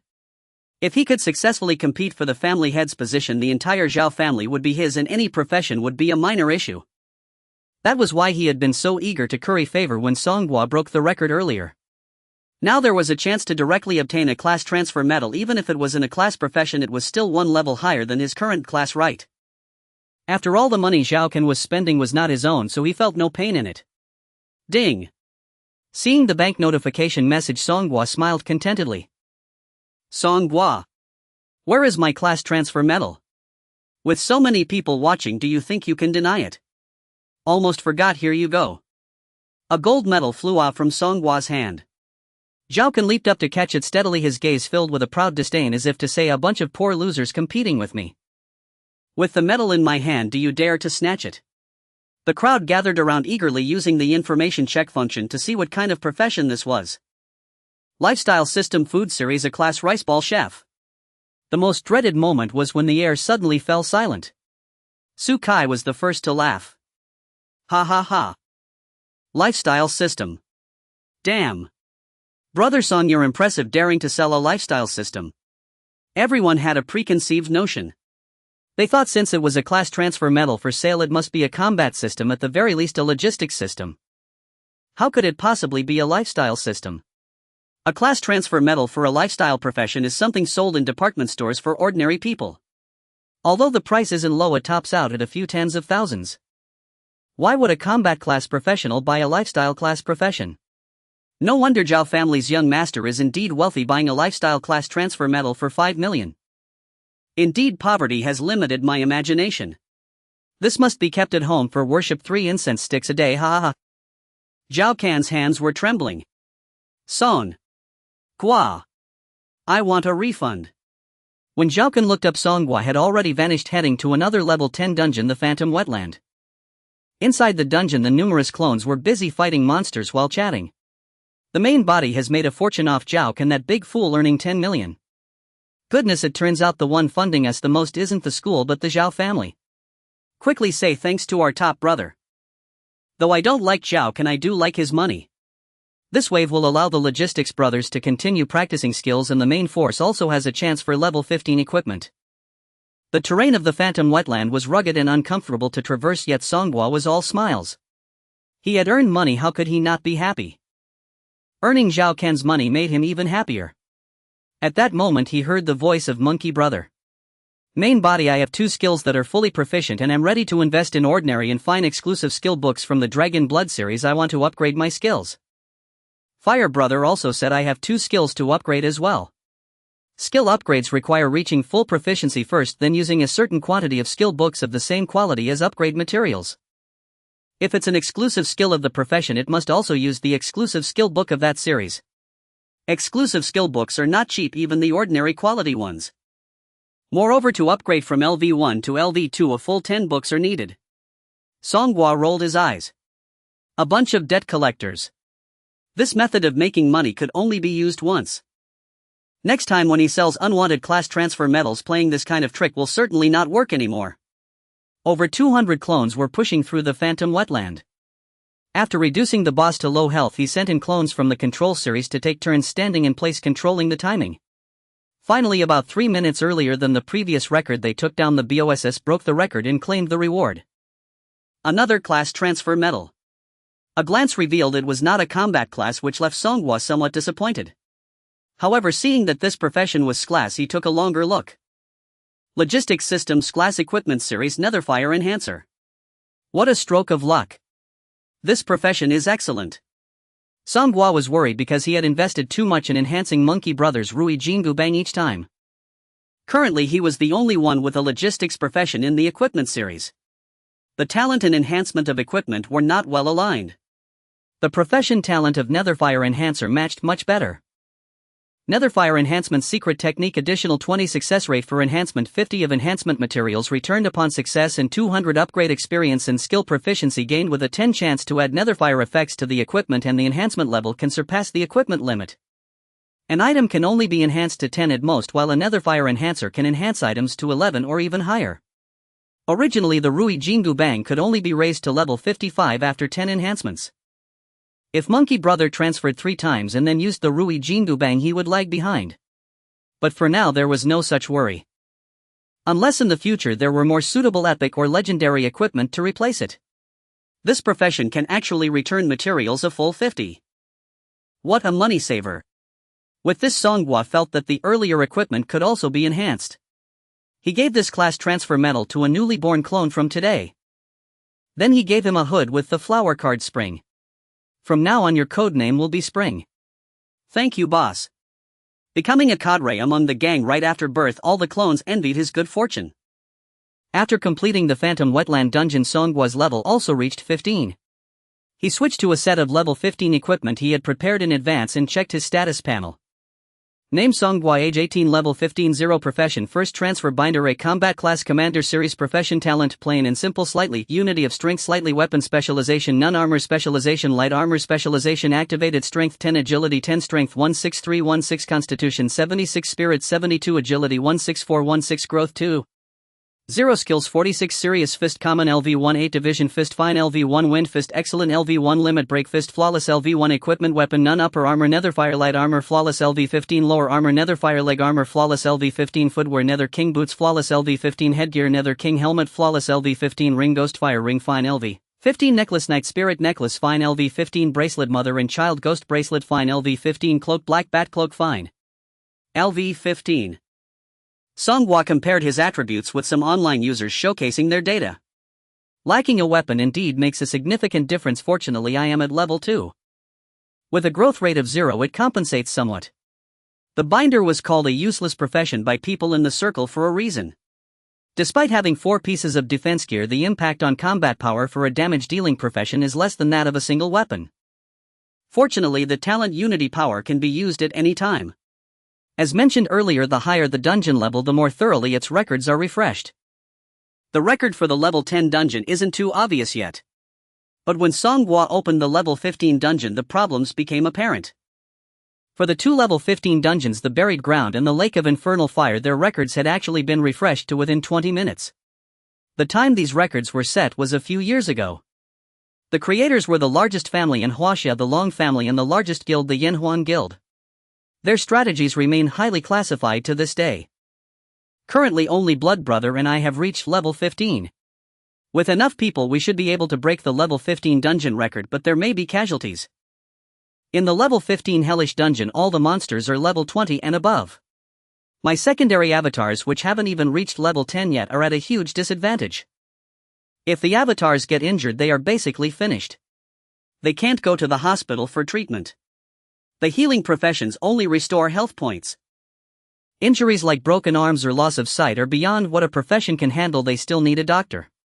Songhua decided to take a lead secondary avatar into the level 15 dungeon to test the intensity. With a clearer understanding, he would launch a full-scale attack the next day. When Songhua emerged from the dungeon, he saw a familiar scene. Su Kai was handing out money to those who had won their bets. Brothers, you all bet that Songhua could break the record. That makes it uninteresting. You should learn from Brother Zhao and keep betting that he won't break the record. This time Su Kai didn't make a profit and lost a lot instead. Because these bored professionals had become wise. The vast majority had bet on Songhua breaking the record. As soon as Songhua came out, Zhao Kun rushed over. Songhua, how could you sell me the class promotion badge for the lifestyle class? I never specified what class it was. You jumped to conclusions without giving me time to introduce the product. Wasn't it that you didn't have time to explain? You never intended to explain. Refund me. Hee hee, young Master Kai, you're joking. We reached a voluntary sales agreement. You can't unilaterally breach it. With that, Songhua ignored Zhao Kun, flashed and entered the level 15 dungeon at the Buried Ground. A well-meaning person shouted, Songhua has entered the level 15 dungeon. Young Master Su, aren't you going to open the betting? Su Kai sat on the ground, lit a cigarette and said weakly, you all must have bet that he could break the record. It's no fun. Are we not playing anymore, young Master Su? Is your pocket money not enough to cover the losses? Hey. I hate being provoked. Let's continue the betting. Just as the betting reopened, Zhao Kun came over. I bet 5 million that Songhua can break the record. Su Kai teased, I never expected this thick-browed guy to waver in resolve. I need to recoup some losses. Less chatter. Write it down for me. Alright, today consider it my way of giving everyone red envelopes. Not far away in the woods, a bearded man from the Frenzied Warriors Guild, who had previously offered 100,000 for the class promotion badge, was huddled with 2 other level 30 professionals, whispering. This Songhua broke the record again. He just came out and didn't say he was selling the class promotion badge, which means he still has a badge in hand. Did he use it himself again? Are you stupid? Who would repeatedly waste such a good item? Brother Nyo plans to. Wait until Songhua comes out from the dungeon, then we act. Our Frenzied Warriors Guild is a legitimate guild. If word gets out that we kill and loot, we might struggle to recruit members in the future. The bearded man pulled out several cloth hoods with patterns like 30,001 tube embroidered on them. What is this? Recently a group of bandits appeared in Yunshan City. Have you heard? Among them is a ruthless person who can make people drop levels. Many have fallen victim. I've heard it's been all over the place. The Special Affairs Bureau and the Public Security Bureau are both trying to apprehend them, but they can't catch them. Nobody knows who these hooded figures are. We can impersonate them, right? But there are so many people in this dungeon area. If there are any righteous souls inside, the three of us might not be enough. I have a plan. 20 minutes later, Songhua emerged from the LV-15 buried ground. His hair was a mess and he had some dark unidentified liquid on him, looking somewhat disheveled. The level 15 dungeon at hellish difficulty was indeed challenging. Just now Songhua had summoned only the main forces, to be precise the elite among the elite, all the great professions. He was worried that those lower level avatars might be killed by the monsters' AoE skills.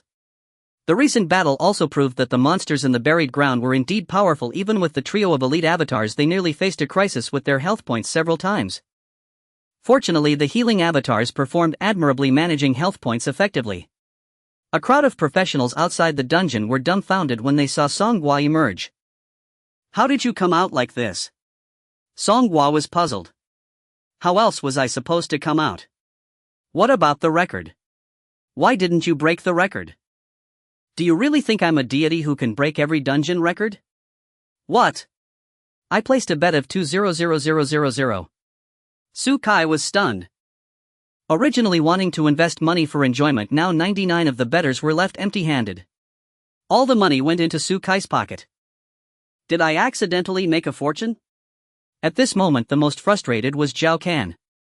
He was considering how to explain today's 10 million when he returned.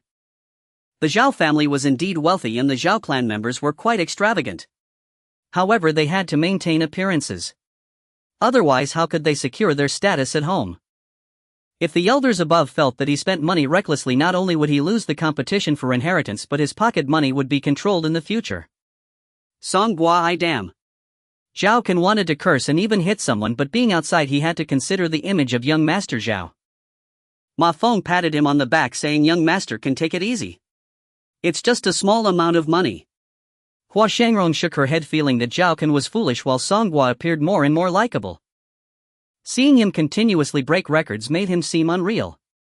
But now seeing that there were records he couldn't break made one realize he was actually an ordinary person just possessing his wisdom. Songhua didn't linger at the dungeon entrance for long. He turned and entered another level 15 dungeon, the Lake of Infernal Fire. Su Kai scanned the crowd. "Brothers, shall we continue?" Spittle flew from the crowd. "No way. You must have colluded with Songhua. It's a scam. Those industries of the Su family are always harvesting us. Today the sickle reaches here too, right?" Indeed, everything that just happened seemed too synchronized. First, breaking 2 records made people think Songhua could continue to break records. When everyone bet big, he couldn't break them anymore. Su Kai smiled bitterly. He really couldn't clear his name even if he jumped into the Yellow River. However, he wasn't worried about his safety. After all, he was from the Su family and no one dared to openly go after him. Not long after Songhua entered the dungeon, a figure rushed in from afar. "Brother Nyo! Brother Nyo! A wild boss! A wild boss! A wild boss has appeared in the level 20 leveling area, the Wild Wolf Plain." The bearded man from the crazy battle guild known as Nyogo rushed over and slapped the back of the fellow's head. "What are you shouting about? Don't you worry that others might not know." "Hey! I was just thinking the information about wild bosses never stays hidden, so of course we have to rush there. Stop talking nonsense and hurry up. Have you notified the guild leader? They are on the way." Nyogu and the messenger activated their speed skills and rushed off while making phone calls. The practitioners in the dungeon area instantly erupted in chaos. "Wild boss! Quickly notify the higher-ups. It's the level 20 training zone, right? It's not far from here, let's go grab a piece of the pie." "Wild boss! I've heard about it many times but never seen one alive, let's go check it out. Those from the Zhanthling guild follow me, let's grab the aggro. Those from the Tiexin guild follow me, leave one person to wait in the challenge dungeon. Forget it, the wild boss is more important." At the entrance of the dungeon area, the originally crowded practitioners had suddenly dispersed in droves. In no time, many of the remaining people also left out of curiosity. The ones left behind were mostly those from guilds who stayed back and some low-level newcomers. Shall we go join the fun? What are you going for? One group attack from the wild boss could easily wipe you out. And those big shots grabbing the boss are merciless. If they accidentally kill you, you can only accept your fate. I don't want to go die. That's true. Most of the lower-level players wouldn't join the chaos and continued to look for teammates to grind dungeons. Sukai and Zhao Kun followed along. Although their levels were not high, they had experts protecting them, so they weren't worried about safety. At the same time, they were contacting their respective families to send people to compete for the wild boss. The major forces valued the wild boss so much because the rewards for defeating it were not only generous but also guaranteed a minimum of 1 innate spirit mushroom. Innate spirit mushroom using it grants 1 skill slot. Having an extra skill speaks for itself. Even if one doesn't use the innate spirit mushroom, selling it would still bring considerable prestige at the auction house. In the distance, the 3 bearded men returned wearing hoods and keeping a close watch on the dungeon exit. This trick won't fool them for long. When the time comes, we must act decisively. If Songhua doesn't comply, well, take him down. Understood. The 3 squatted in the grass like ambush predators. A few minutes later, Songhua emerged from the Minghua Lake dungeon. This time he was soaking wet. The giant octopus monsters in the Minghua Lake were not easy to deal with. It seemed they had to level up their main forces to level 15 and gather good equipment to break the record without a hitch.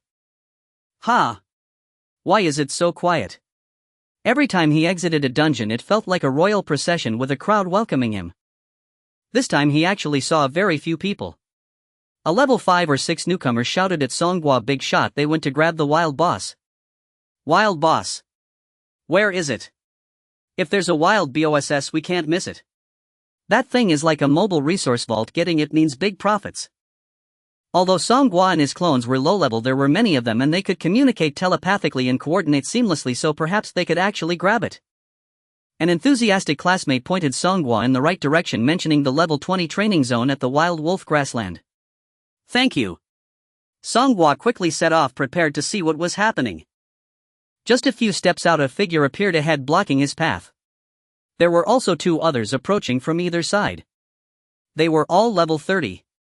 However, level wasn't the main concern. Seeing their hoods made Songhua tense up. Wait a minute, could you 3 be the infamous Ma Fei? The bearded man in the 3-horned hood shouted in a pinched voice. You're aware of that? Hand over your class change medal. Don't force us to take action against you. Songhua couldn't help but chuckle. His clones were also laughing heartily in his mind. Look. We really are famous now that people are impersonating us. Damn. Why are you wearing my 3-horned hood? A knockoff. Someone's imitating my face and now someone is imitating my look. 3 level 30s, can we handle this, brothers? They just reached level 30, probably haven't even undergone their 2nd class change. If we go together, we should be able to handle it. Even if we can't handle it, we have to try. We're the protagonists, we can't let these 3 scoundrels tarnish our reputation. Main body, old thief, let me out to self-destruct and blow them up. At this moment, the few people remaining in the dungeon area noticed something was happening and curiously gathered around. Those 3's hoods look strange. They're Ma Fei. That group that has been in the news recently for punishing evil and promoting good at night. Is it really them? Why are they blocking Songhua now? Are they trying to recruit him? Are you stupid? It's obvious they're trying to take his class change medal. Aren't the Ma Fei good people? Good people can't resist the temptation of treasures, that's just human nature. When a tree grows tall, it attracts the wind. We are too low level to help, but we can at least give him the hotline number for the law enforcement department. Newcomers who started alongside Songhua wanted to help but were too afraid to approach. The few guild members who stayed behind were too few in number, feeling isolated, and chose to watch from the sidelines. Seeing Songhua only laughing, the bearded man took out his battle axe weapon and swung it horizontally. Sweep the army. A red blade of light formed a crescent shape parallel to the ground, swiftly attacking Songhua. Where it passed, the grass blades, although untouched by the ground, were severed cleanly.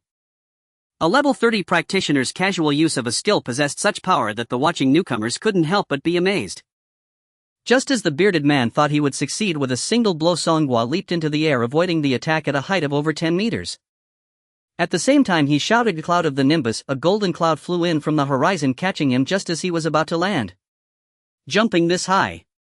The bearded man was somewhat puzzled. At Songhua's level his attributes shouldn't be able to support such a high jump. Under normal circumstances that would indeed be impossible. However, at this moment Songhua had borrowed power from his clones. The attributes of 8 clones combined, making Songhua's overall attributes potentially even higher than the bearded man's. Jumping over 10 meters was nothing. Songhua seemed unwilling to fight the 3 and maneuvered the Nimbus cloud towards the city. He wants to run. Block him. But he can fly and we can't. One-horned lock onto that cloud beneath him. It should be a destructible unit. I can check the cloud's attributes. Okay. The person wearing the one-horned hood pulled back the spear in his right hand diagonally. He was charging up with circles of red light flowing up from beneath his feet, gathering onto the spear. Falcon Throw. The skill Hawk Throw is exclusive to the Spear Hunter class. Spear Hunter is a class profession in the Archer sequence, adept at long-range locking attacks. Hawk Throw is a tracking skill which can be simplified as a skill that follows its target. Generally, tracking skills do not inflict high damage. However, this person is already level 30 and the cloud's somersault itself is quite fragile. Thus with one strike the cloud's somersault started to wobble, its tongue flailing as it began to crash land. Wind Shield. Just as he was about to make intimate contact with the ground, Songhua activated the skill of the Storm Knight's doppelganger. A circle of raging winds surrounded his body, slowing his descent while the shield absorbed most of the impact. Of course, falling still hurt a bit. Cloud's somersault, take a rest. We're here to help you get revenge. The cloud's somersault dissipated, entering recovery cooldown. The escape route just taken was intentional by Songhua. Even if the cloud's somersault hadn't been knocked down, he would have pretended to fall from the sky. The position beneath his feet was separated from the center of the dungeon by a slope perfectly obstructing the line of sight. Those 3 guys must be rushing over at full speed. They probably think they've killed him and are coming to collect the dropped class change medal. Brothers, these 3 imposters dare to act badly under our identity, then we shall. The doppelgangers all spoke in unison. Send them to meet their maker. Amen. The 3 with the beards were thrilled to see Songhua knocked down and quickly activated their speed skills, rushing over. However, when they arrived they found no one at the bottom of the slope. Strange, he clearly fell down. Falling from such a height should have severely injured him or killed him. He shouldn't have been able to escape. I heard someone was imitating us. And committing murders while doing so. The boss said we gangsters don't engage in such low-end activities. We only do big things. 1 person, 2 people, 3 people. A full 100 gangsters surrounded the 3 with beards. Now the surrounded ones were at a loss. Where did you all come from? The 3 were greatly puzzled. How did these gangsters appear here so coincidentally? The doppelgangers chattered away. We gangsters are everywhere. The bigger your heart, the bigger the stage. Don't ask where I come from. My hometown is in the northeast. I am a wolf from the north. I am a white fox waiting for 1,000 years. The doppelgangers were quite relaxed, even breaking into song. This left the 3 with beards baffled. Phew. A wave of heat surged in. Brother Hoziko, with flames spewing from his hands and wearing a red hood, hovered in midair. Stop the nonsense. The Guardian sequence stand at the front. The control sequence initiate first to immobilize them and damage dealers smash them. Healers secure our brother's health. Having said that, Brother Hoziko struck first. A palm thrust forward with a loud shout. Sea of Fire. This was a rare skill obtained in the Monkey Mountain dungeon. Boom. A loud explosion erupted, turning the area around the 3 with beards into a sea of flames, the fire roaring flames reaching high, burning brighter and brighter. Seeing this, the 3 with beards chose a direction that appeared to be the weakest defensively and charged forward, trying to break through the sea of flames. However, the control sequence skills were about to activate. Mother's Binding. It's you again with that skill. Stop shouting out the skill names. Why do we have to shout the skill names? Isn't activating skills not voice activated? It's more imposing this way. In a fight, it's all about momentum. This was the same problem as when they fought the bald guy last time. The difference in level and equipment caused the control skills to be severely weakened when they landed on the 3 with beards. Either they couldn't control them at all or could only hold them for a very short time before they broke free. Push them back. Several doppelgangers from the Guardian sequence raised a wall of shields advancing forward and forcing the three with beards back into the sea of flames. Damn it. A bunch of novices in their teens think they can deal with me. The bearded man directly took off his hood because it was too hot. Fires surrounded them. Wearing such a thick hood, sweat was nearly blurring his vision. The other two also removed their hoods, unable to bear the heat any longer. The three gripped their weapons tightly and began to activate high-level skills. Force split. Spear charge. Explosive flame ball. The skills of a level 30 professional shouldn't be underestimated. Even fully armed and with various buffs, the doppelgangers from the Guardian sequence who were in their teens could not withstand the attack. They were all sent flying, each severely injured. Fortunately, their equipment was sturdy. They only lost health from the skills and their bodies were still fine. Damn. We can't hold up at all. Level 30 is impressive. What do we do? If we create such a big scene and can't win, wouldn't that be embarrassing? Seeing the three with beards about to flee, Blood Brother stepped forward wielding a long whip. Blood Sea Tide. The inherent rare skill of the Vampire Duke profession. A vast blood-colored wave rolled out from Blood Brother, crashing around him. Those caught within gained a severe slow debuff, finding it nearly impossible to move. Each time the blood sea surged, it inflicted damage on those within. For the three at level 30, the damage was not a major concern, but the slow debuff was quite troublesome. All three had means to clear control states. However, the Blood Sea Tide skill repeatedly applied the slow state to those trapped unless they could escape the area. Yet being slowed themselves made it difficult to leave. Blood Brother kept circling around the three. Take him down. The Spear Hunter activated the Hawk Throw skill again, targeting Blood Brother. This is a locking skill. No matter how agile Blood Brother was, he couldn't evade it. He'll take it. A doppelganger from the warrior sequence jumped out to block the attack for Blood Brother. He was under level 10 and his equipment was poor, completely unable to withstand the piercing power of the spear, instantly impaled. Brother. You really? I'm crying. I'm a whiteboard and useless, throw me over. All right. You agreed quite readily. There's no time for sentiment now, later I'll burn you some paper, go. The severely injured doppelganger was bound by Blood Brother's whip, thrown over to the Spear Hunter. This doppelganger immediately hugged the Spear Hunter's leg. He. Looking for death. The Spear Hunter raised his spear, thinking a normal attack should suffice to finish him off. Suddenly he felt a chill, something was off. This guy was emanating heat. This seemed to be a sign of self-detonation. Boom! A white mushroom cloud erupted from the ground. The Spear Hunter was too close to the explosion center, instantly vaporized along with everything that the explosion produced, utterly shattered. The power of the self-detonation was simply too immense. The explosive shockwave blasted the two with beards away, crashing into and breaking dozens of trees before finally coming to a stop. Seeing the opponent resort to self-detonation to kill them, the bearded men panicked. Madmen. This is a group of madmen. After the self-destruction of the heavily injured clone, the shockwave eliminated one enemy but also allowed the remaining two to escape the control of Shuizig. Seeing the bandit self-destruct so decisively, the bearded man decided to flee. Although he was a level 30 character facing a group of novices in their teens, it felt a bit embarrassing to run away. But now he couldn't care less, his life was at stake. However, Songhua's clones would not allow these two to escape. Taking advantage of their numbers, they surrounded him and both sides began exchanging skills. The commotion from the self-destruction attracted curious onlookers from the dungeon area. Is that the bandit? There are so many of them. Isn't that the bearded man from the Mad Warrior Guild? Why is the bandit attacking him? That bearded man is also a bandit, I just saw him take off his helmet. He was the one attacking Songhua. Hiss, did the bandits have an internal conflict? He must have gotten his hands on Songhua's class change medal, but the spoils were not shared fairly. With so many people, it really is hard to divide. Clearly, the onlookers had a significant misunderstanding about what was happening. The bearded man wielded a battle axe, charging through the clones with reckless abandon. Being level 30, he was like a bowling ball, scattering the clones in every direction. One of the bearded man's allies was a mage-type character, not agile or strong, but when he cast his skills no one dared to approach him due to the high damage. Ha ha ha. What bandits? Just a hollow reputation.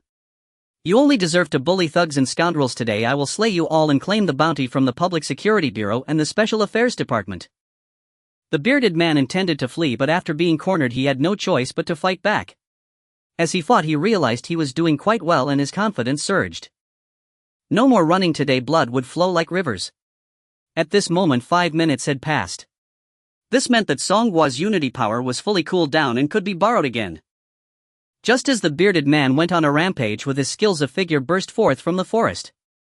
This person was clad in a black robe and wore a dice helmet. Seeing the fierce approach of this person, the bearded man felt a chill in his heart. Another expert. He turned to look. Level 15. TCH. Trash. Take this, an axe to the face. The bearded man dismissed the dice helmet wearer, activating his skill Whirlwind Axe, throwing his axe weapon out. Wind Fist. The newcomer was of course Songwa, and he directly activated his skill as the axe flew towards him. Wind Fist could increase attack speed, making it the perfect opening skill for someone who dealt damage with basic attacks. Clang clang. With lightning speed, Songwa's fist sent the bearded man's axe flying, temporarily removing it from the bearded man's equipment slots.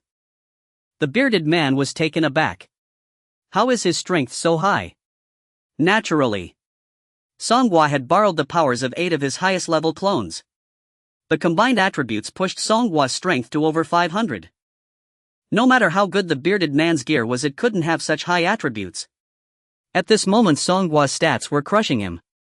Streams of buff skill light converged from all directions onto Songwa. At this moment it seemed to illustrate what it meant to be a leader. Songwa was incredibly fast, running and leaving behind a series of afterimages. Limit Break Fist. As he closed in rapidly, he activated his strongest skill. Physical attack increased by 50, attack speed increased by 100, and all damage received was reduced by 30. However, it burned 1 of his health per second. After successfully activating the skill, Songwa was already close. The bearded man hurriedly pulled out another axe weapon and swung it down at him. Level 15 Trash. Seeking Death. Songwa easily dodged, extending a claw like an eagle, pouncing on a rabbit, grabbing the bearded man's battle axe and forcefully pulling it away, disarming him again. There were no skills. No techniques.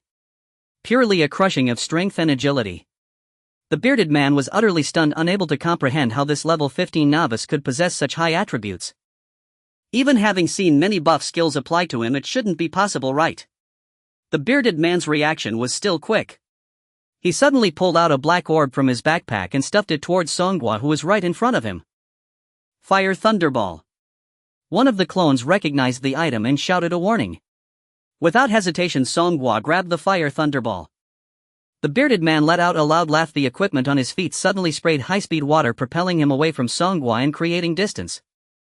You dare to take the Fire Thunderball? Fool! Ha ha ha! Boom! A massive explosion enveloped Songwa instantly. Just as the bearded man rapidly retreated, a thunderous roar erupted from the flames. Fire Fist. Whoosh! The fist shadow trailed a long tail of flames, striking the bearded man. What? From within the flames, a figure engulfed in fire charged out. He was ablaze with flames shooting from both hands. Songwa borrowed the power of Huazig. He had utilized Huazig's talent and skills to turn his body into flames, rendering him immune to this fire damage. As Songwa rapidly closed in, he unleashed punch after punch, relentlessly pounding the bearded man. 8 Section Fist. Damage numbers continuously popped up. Songwa used the effect of the bewilderment treasure to turn these damage numbers into red physical damage. Otherwise, if the white true damage numbers appeared, it would leave a small flaw, since the basic attacks of the binder dealt true damage. The other clones were not idle, either using various skills to block the bearded man's retreat or directly control him. Why is there damage? With my defense, you shouldn't even be able to break through it, right? Could it be that you have legendary equipment? This was impossible. Pre-transformation equipment simply didn't have legendary quality. The bearded man couldn't comprehend this issue even until death. Songwa battered him like a punching bag, quickly depleting his health. Clang clang. The bearded man's backpack burst open. All the equipment on him fell to the ground. The resources on this guy were all level 20-30, which Songwa couldn't use for now. He instructed the clones to pick them up and sell them for money. The mage, seeing the bearded man get killed, was so frightened he urinated his pants. Big brother. I was wrong. Songhua, engulfed in flames, obscured his face, taking a step forward, dragging a long trail of fire as he appeared in front of the mage. What did I get wrong? We shouldn't impersonate the big shots. We offended you. Speak louder. Ha. Ah. Songhua slapped this guy across the face, the scalding flames causing him to scream in agony. I told you to speak louder. Okay. The mage covered his burned face and shouted loudly. We shouldn't impersonate the bandits. We were wrong. The next moment a burning fist pierced through his chest. I've done as you asked. Why? Is it allowed for you to kill and pillage but not for me to counterkill? In his last moment the mage's gaze pierced through the flames, recognizing the figure. Songhua. He was actually Songhua. The leader of the bandits is Songhua. Unfortunately, he had no chance to share this news with anyone. Is that the leader of the Mafei? So powerful. Level 15 defeating level 30. How did he pull it off? Even if these members of the Rampage Guild hadn't undergone their second-class advancement, their level 30 armor should have granted them such formidable defense that he couldn't possibly breach it. True damage. No, it's not true damage.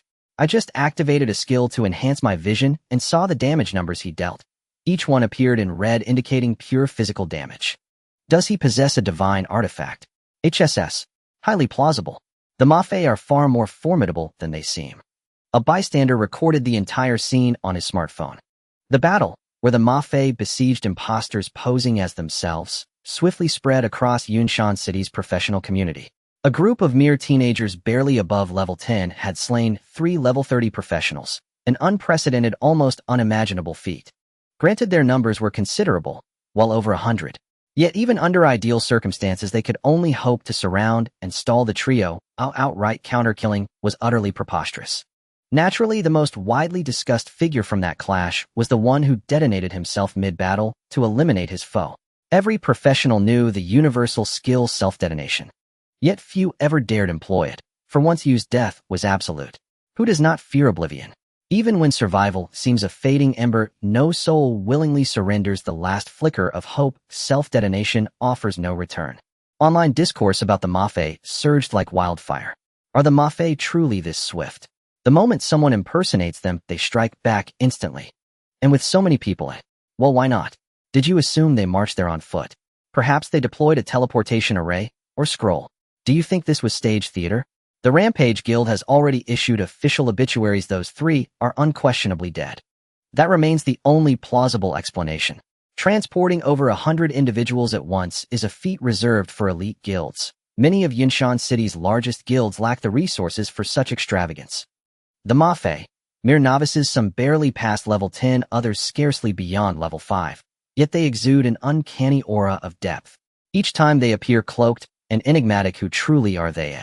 That same day, the Yunshan Municipal Public Security Bureau held a press conference. Its rotund director stood before the podium and sternly condemned the Mafei's public executions. Beneath the bright sun and open sky, a band of outlaws slaughtered 3 innocent professionals in broad daylight within the dungeon district.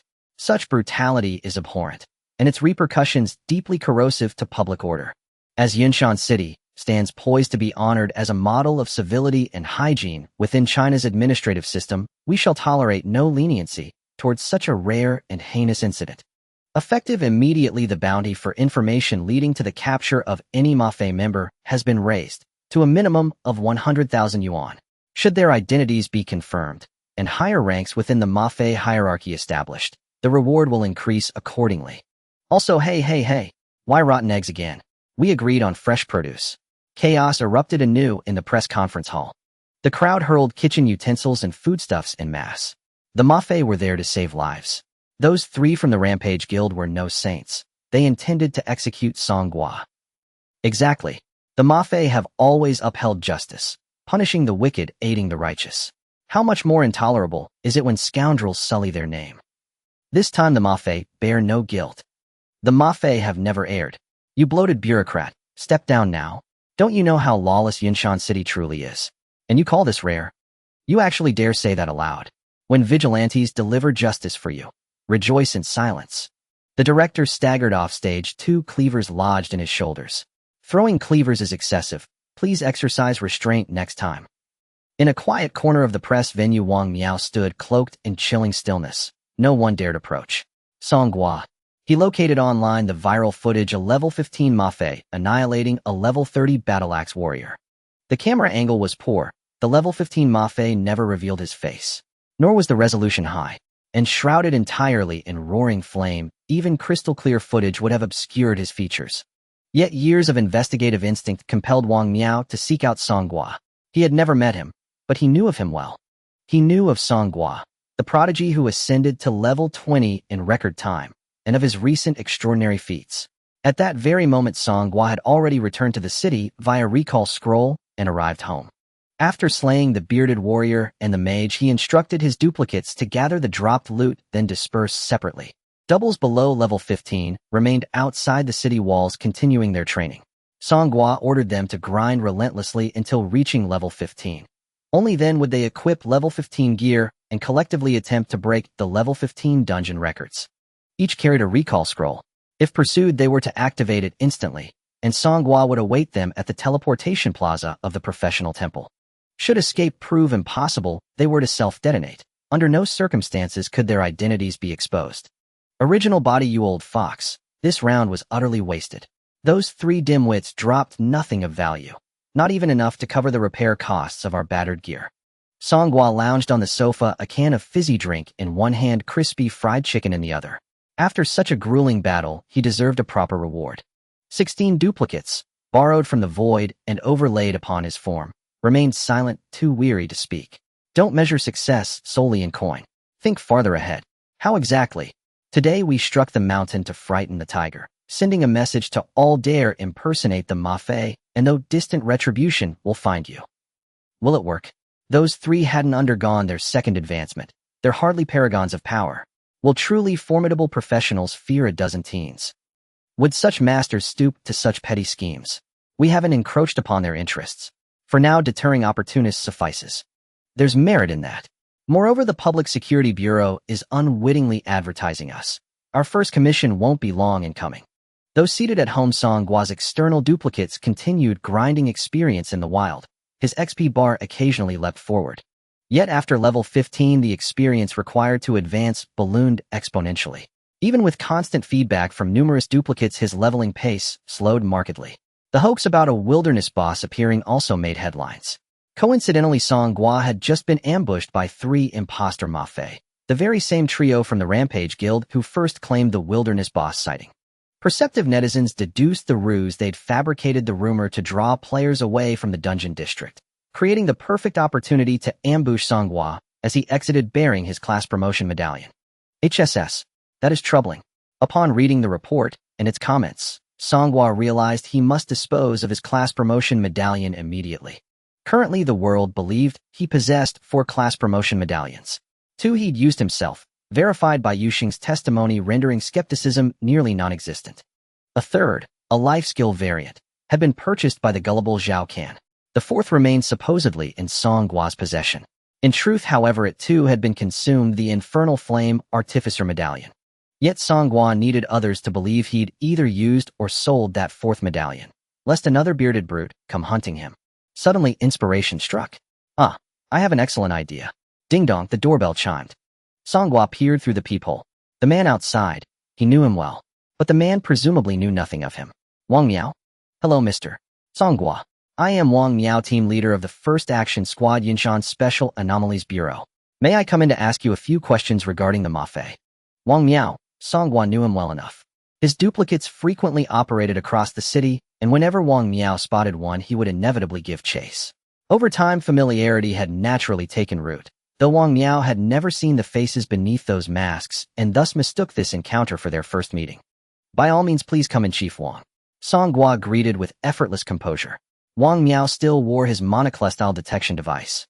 Upon reading Song Gua's vital signature at precisely 100, Wang Miao felt a subtle easing of tension. Are you alone in this residence? Chief Wang, if you've launched an investigation into me, you must have already reviewed my file, and surely know I live entirely alone. According to official records, your parents settled in Yinshan City 20 years ago, and passed away a decade ago.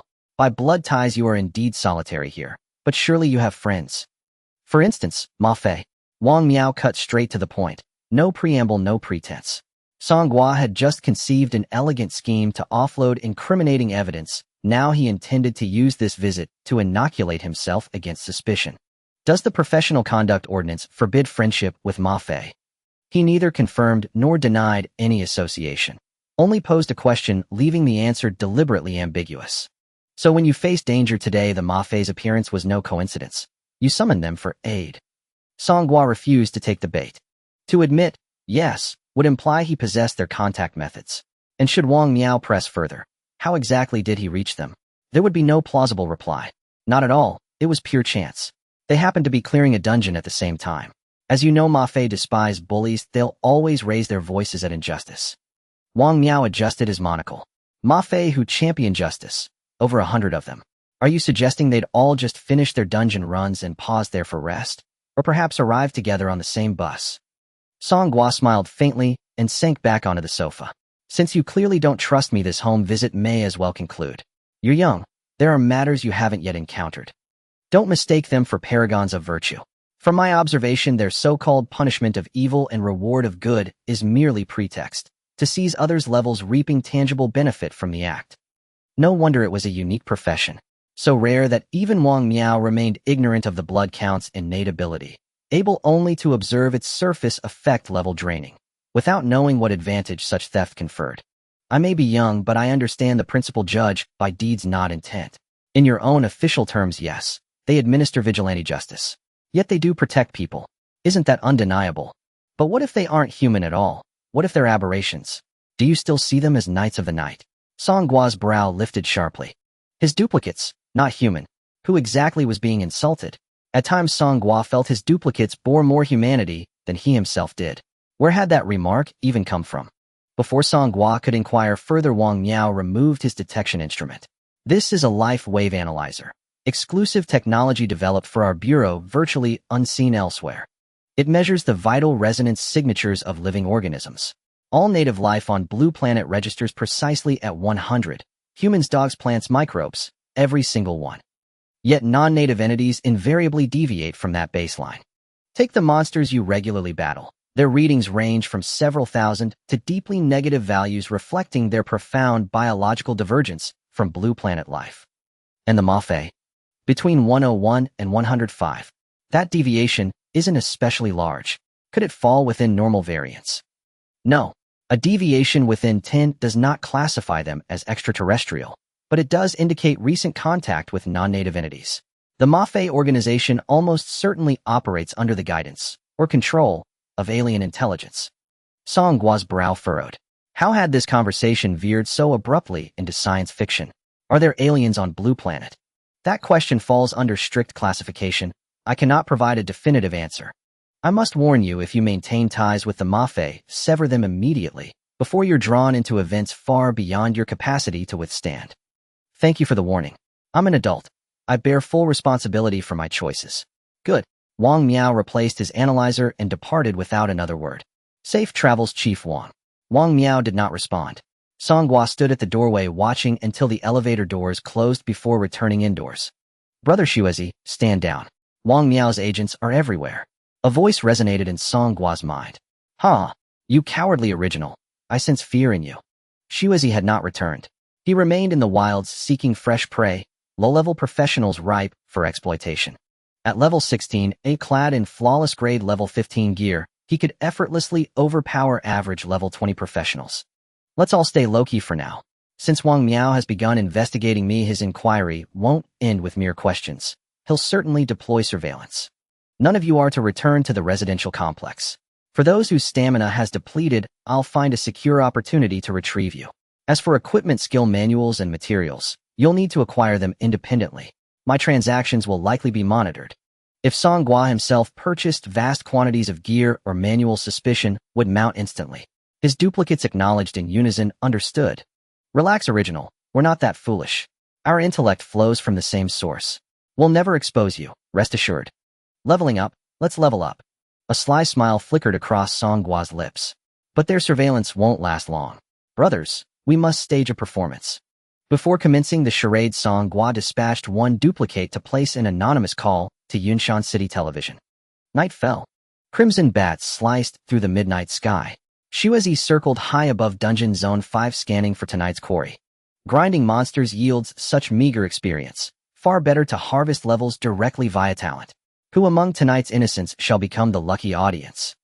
After several passes, he found his mark. 2 level 10 professionals were savagely beating an 8-level student-dressed professional.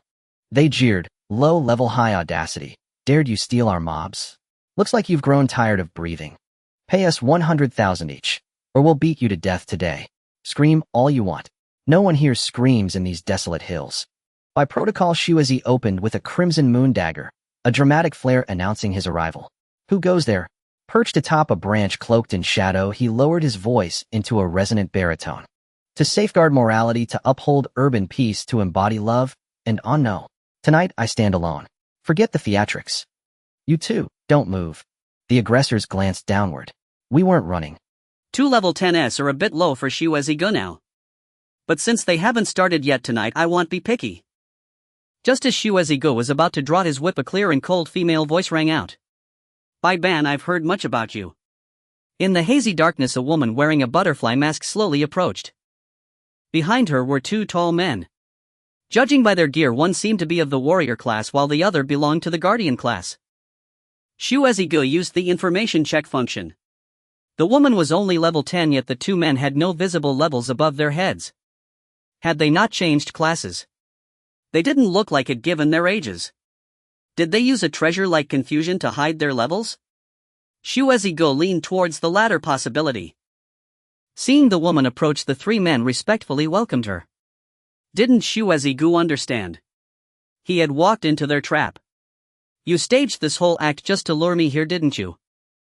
The woman smiled lightly and said, indeed, we wanted to contact you but didn't know who your liaison was, so we had to resort to this strategy. I apologize for the intrusion. How polite. Shuezi Gu continued to crouch in the tree, keeping a cautious distance. What do you want with us, the Ma Fei? No matter the reason, we greatly admire your actions of punishing evil and promoting good. This is something we also strive for. Since we share a common goal, I would like to invite you to join us and become our branch in Yunshan City. Who are you? The Avengers. Shuezi Gu fell silent for 3 seconds before bursting into laughter. I'm also from the Justice League. The woman looked a bit confused as she glanced around, then chuckled helplessly.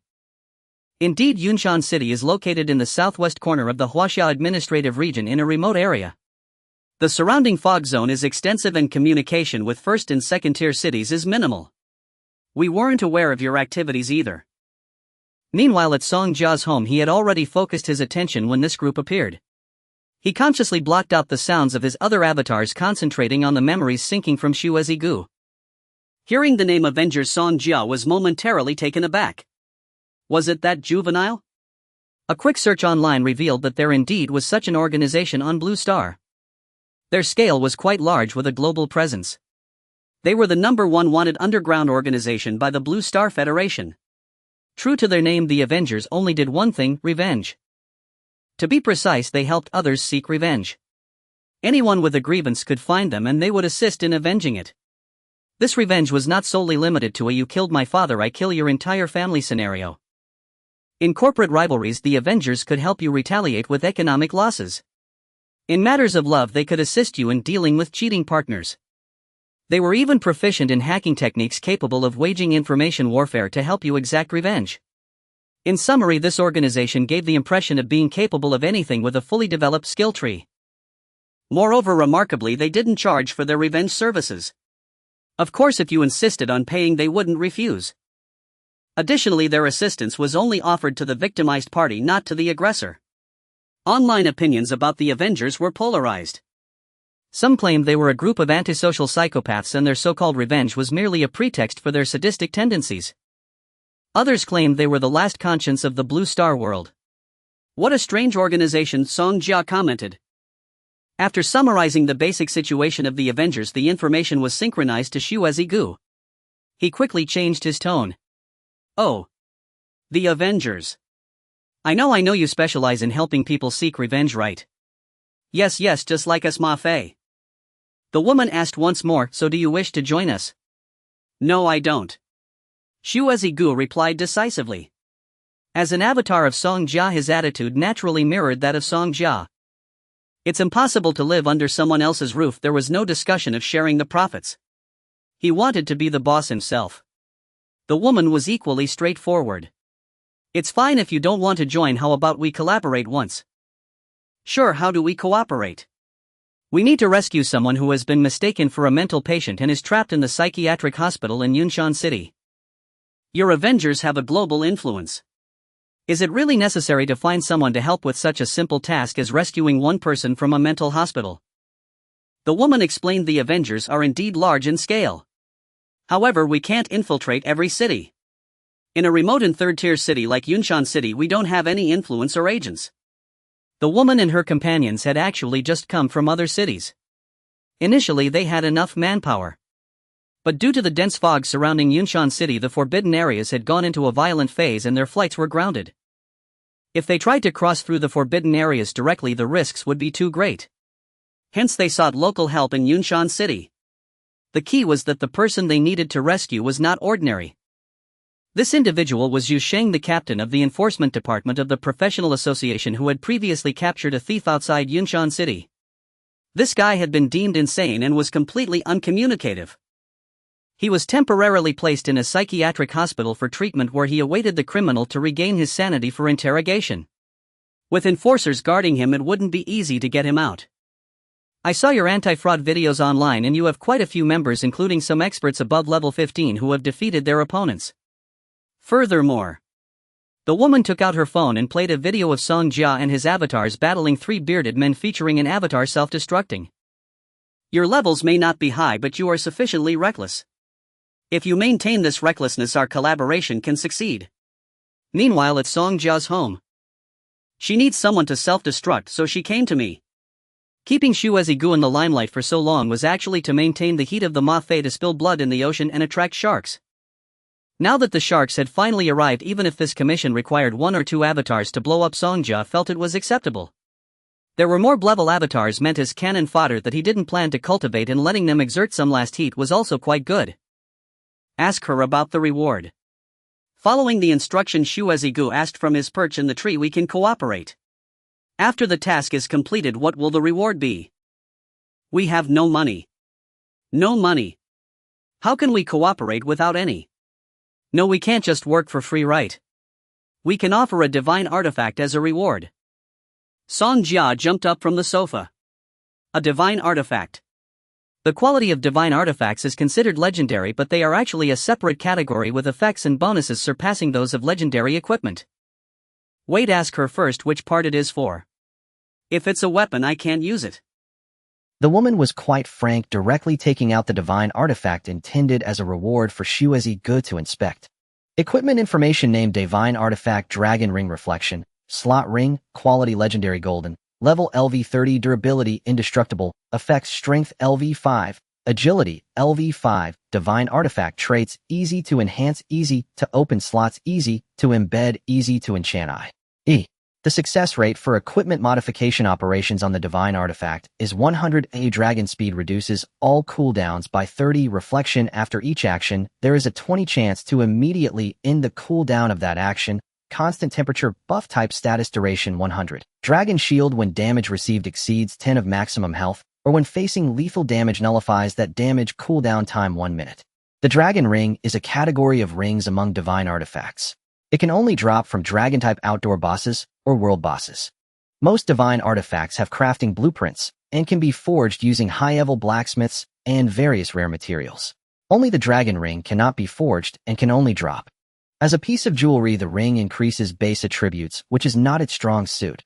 However, the attributes increased by the Dragon Ring are tied to levels ensuring growth potential, making it a constant companion. Seeing the 5 effects of the Dragon Ring Reflection, Song Gua was immensely tempted. His own profession, the Bonding Master, required buff states to deal explosive damage. Attack speed and attack power yield greater benefits for Bonding Masters compared to other professions. With this ring, even the cooldown of the Unity Force would be reduced, and after using Unity Force, there would be a 20 chance to immediately end the cooldown. And that Dragon Shield, a life-saving skill. It's incredibly enticing. After synchronizing with Xuezi guest memories, all the avatars expressed their opinions. With such excellent effects, this divine artifact could cause the wealthiest in each city to fight over it if placed in the auction house. Why is she willing to offer it to us as a reward? Xuezi go make a move. Grab it. You're the one. You really don't treat Xuezi go as an outsider. What if she changes her mind after we succeed and refuses to give it? I always feel like this is a carrot dangled in front of a donkey, teasing us. Xuezi go voiced the concerns of the avatars to the woman. The woman smiled and put away the dragon ring. If you cooperate with me, you'll have a chance to obtain it. If you don't, you won't have any chance at all. The choice is yours. Xuezi go pretended to cover his ears as if using a communicator. Boss, what do you say? Songhua at home immediately replied. Let's do it. There's no need to hesitate. Anyway, for the next few days, the avatars will be grinding monsters and leveling up in dungeons to reach level 15. Once they're fatigued from experience and have nothing to do, it's better to find something to keep busy. Neither party is a legitimate organization. One is wanted in Yunshan City and the other is wanted worldwide. Trust. What trust is there? It's all about how things unfold in the end. All right, we agree to cooperate with you. The woman smiled in satisfaction. Now let's discuss some cooperation details. First, we need someone to infiltrate the mental hospital. Do you have a way? Under the night, the first collaboration between the Blue Star Avengers and the Yunshan mob bandits began. The next day, night. The nightlife in Yunshan City had just begun. On the brightly lit streets, drunken handsome men and beautiful women walked in groups. Group leader, the target, has just arrived at the intersection of Baixing Road and Lingquan Road, and he is alone. Xiao Ling, one of Wang Miao's team members, dressed casually, carrying several shopping bags, pretended to shop while actually tailing Songhua. Wang Miao's voice came through the earpiece. I'm in the shadows, keeping my distance. You continue to follow him. Understood. Songhua strolled leisurely with his hands in his pockets. After wandering a few streets, he suddenly quickened his pace, darting into a dimly lit alley. The target is moving. Stay close to him. Xiao Ling discarded all unnecessary items into a nearby trash can, activated her skills, and closely pursued. Songhua zigzagged through the complex alleys, causing Xiao Ling to almost lose track. However, Xiao Ling's profession was tracker hunter, and she had a skill called Hound Scent, which allowed her to summon a hound to track the enemy's scent. So she was always able to catch up to Songhua. He's too cunning, trying to use the terrain here to shake me off. He must have scouted this area beforehand, or he wouldn't be so familiar with it. Just stay close. I can track your location from the positioning system. He has stopped moving. Don't expose yourself. He probably arrived at the meeting point. Turn on the case recorder to keep evidence. Got it. Songhua stood at the intersection of two alleys surrounded by darkness. He leaned against the wall, looking down at his phone, appearing bored. Before long, 4 individuals suddenly emerged from the 2 alleys. They were dressed in robes of various colors, wearing headgear adorned with mahjong patterns. The mob bandits. Xiao Ling was excited, wearing an expression that said she finally caught you. Group leader. They appeared. Mob bandits. This Songhua is indeed related to the mob bandits. On the other end of the communicator, Wang Miao sounded somewhat disappointed. He still doesn't listen. Don't take action yet. Oh, wait for me to arrive. In the distance, Wang Miao no longer concealed his presence. He waved his hand, and an ice bridge unfolded across the towering buildings, gliding towards Songhua's location. What's going on? Xiao Ling, hiding at the mouth of another alley, couldn't hear what Songhua and the mob bandits were discussing. Moreover, since Songhua had his back to her, she couldn't see what he was doing. Just as Xiao Ling attempted to get a bit closer, Wang Miao arrived. 100-foot ice. Wang Miao shouted, and walls of ice sealed off all the alleys. Songhua and the mob bandit he was meeting seemed trapped in a box made of ice. What's going on? Songhua appeared bewildered. Wang Miao stood atop the ice wall, arms crossed over his chest. Songhua, I now suspect you have connections with the mob bandits that my bureau is pursuing and have formally placed you on the suspect list. Come with me.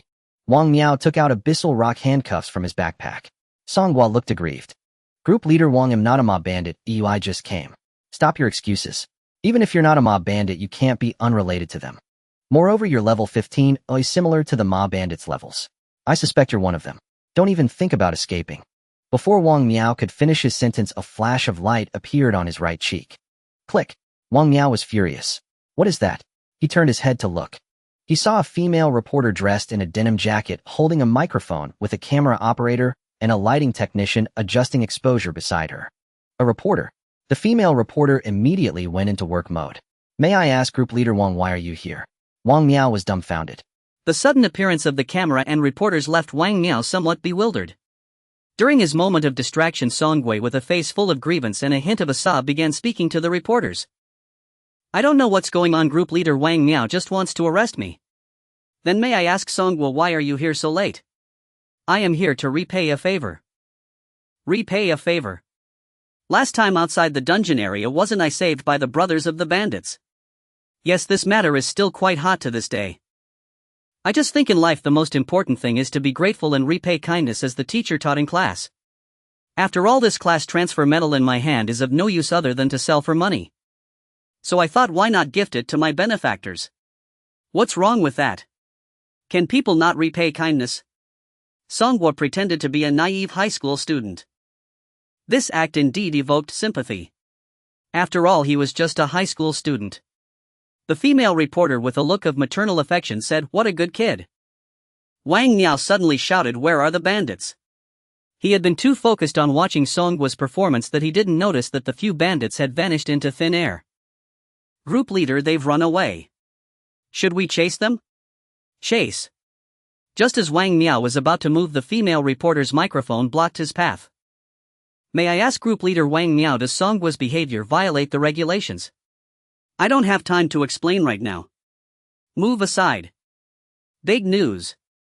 The leader of the Special Operations Bureau refuses media interviews, suggesting there are hidden issues he doesn't want to disclose to the public. Could it be that the Special Operations Bureau is also coveting Songwa's class transfer medal? Hey. Don't write nonsense. Big news. The Special Operations Bureau intimidates news personnel. Our reporter Yu is currently receiving psychological counseling. Wang Miao. He was at a loss. Wang Miao had no choice but to keep his emotions stable, letting the bandits go. After all, they hadn't caught anything for so long, one more day didn't matter. Miss Reporter, please let me explain. Tonight I received information from an informant that Songwa is meeting with the bandits. I suspect Songwa is. You are following a high school student. No, it was before. This Songwa. A few years ago, the Special Operations Bureau's undercover operation was condemned worldwide. Group leader Wang, how dare you continue surveillance? Big news. Wang Miao. This was bad. Wang Miao was beginning to understand how his colleagues in the news department felt, constantly on the verge of collapse. Songwa stood to the side, a faint smile on his face, watching the flustered Wang Miao. Why did the TV reporters appear just in time?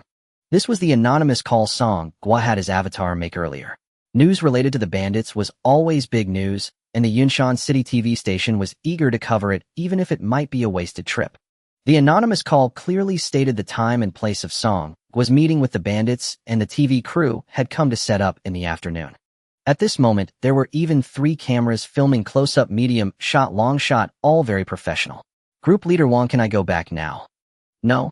You must come back with me for questioning. The female reporter pressed on. Are you planning to take Songwa to the bureau? Is this an arrest? Do you have an arrest warrant and evidence? No, but Big news. The Special Operations Bureau is abusing its power to suppress the rising talent Songwa. Wang Miao's mouth dropped open, utterly crushed by this reporter's reckless writing. Songwa then asked, can I leave now? Wang Miao gave a bitter smile as if he understood something, pointed at Songwa. You're something else. We shall meet again. The female reporter, big news. The Special Operations Bureau intimidates a high school student. When will the oppression of the common people by those in power within the system end? Wang Miao wanted to explode, but restrained himself upon seeing the 3 cameras nearby. Songwa swaggered away. Tonight he had solved 2 problems. First, before Wang Miao could take action, he had already completed the process of handing over the class transfer medal to the bandits in front of the TV cameras. Of course, it was a fake medal. After all, it was dark, and the filming was unclear, making it impossible to discern the real from the fake. Thus, before he obtained another class transfer medal, no one would come after him. Secondly, Wang Miao would no longer follow him. Once the news aired tomorrow, Wang Miao would be in deep trouble himself, with no energy left to deal with him. Songwa's guess was correct. The next day at the Yunshan City Special Operations Bureau. Crash. The bureau chief smashed the remote control in front of Wang Miao, pointing at the news on the TV and shouting, "What are you doing? The impact of the undercover operation from 5 years ago has yet to be resolved. The public always thinks we are a bunch of spies constantly watching their privacy. You, on the other hand, arranged for someone to stalk and even stalked a high school student. As if that weren't enough, you got caught by reporters, filmed so clearly, close-up, medium shot, long shot. It was all so professional. You really are something. The bureau chief's thunderous fury left Wang Miao feeling utterly frustrated. Chief surveillance and stalking are normal investigative methods. We are, after all, an investigative bureau. How can we conduct investigations without investigations? They are normal methods, but they should not be known. If they are known, then they are not normal methods. After so many years, you do not understand this principle. I truly didn't know that Song Guo was so cunning and led me into a trap. Are you telling me that you, an old hand, were outsmarted by a high school student? Then what is the point of continuing? Wang Miao panicked. Was he going to be dismissed? That shouldn't be the case. Chief, this reporter is writing nonsense. The facts are not as exaggerated as she wrote. I did not interfere with Song Guo's normal life. I told you long ago that those bandits have minimal fluctuations in life data. They are just a bunch of delusional youths playing superhero games of punishing evil and promoting good. If you really want to capture them, it is the responsibility of the Public Security Bureau and the Law Enforcement Department, and it has little to do with us. There was no need to cling to this. Your obstinacy has brought about today's trouble. Yes, I was wrong, Chief. Please give me a chance, considering how much credit I've built up in the past. 1 month off. Think it over before you report back. Wang Miao saluted and turned to leave. At the door, he paused and turned back to say, Chief, we cannot let our guard down against Song Guo. He must have connections with the bandits. It would be best to send someone. The chief shot him a glance, and Wang Miao fell silent. I have told you many times, when doing public affairs, do not always think of your own matters. You must understand the nuances of human relationships. Do you think I invite Captain Yu to dinner every day just to indulge in public funds? At the dinner table, Captain Yu often praises Song Guo, speaking highly of him. If it weren't for the fact that he is still in high school, Captain, you would probably have made an exception to recruit him into the law enforcement department. Do you know what this means? A person whom Yu Sheng admires so much, without solid evidence, you cannot act rashly based solely on your reasoning and conjectures. The risks are too great. I admit that Song Guo has potential talent and intelligence, which is precisely why he must not go astray. You? Get out. A child cannot be taught. Are you certain no one is tailing us? 2 days later, Song Guo lay sprawled by the window of his home, scanning the neighborhood with wary eyes. Inside his mind, the voices of his clones echoed. All clear. I've worn our Mafei's signature attire and strolled through our residential complex 7 times, entering and exiting like a phantom in broad daylight. Same here. I've been mobbed by elementary school students begging for autographs. Not a trace of Wang Miao. So the news reports were true. He's been suspended for misconduct.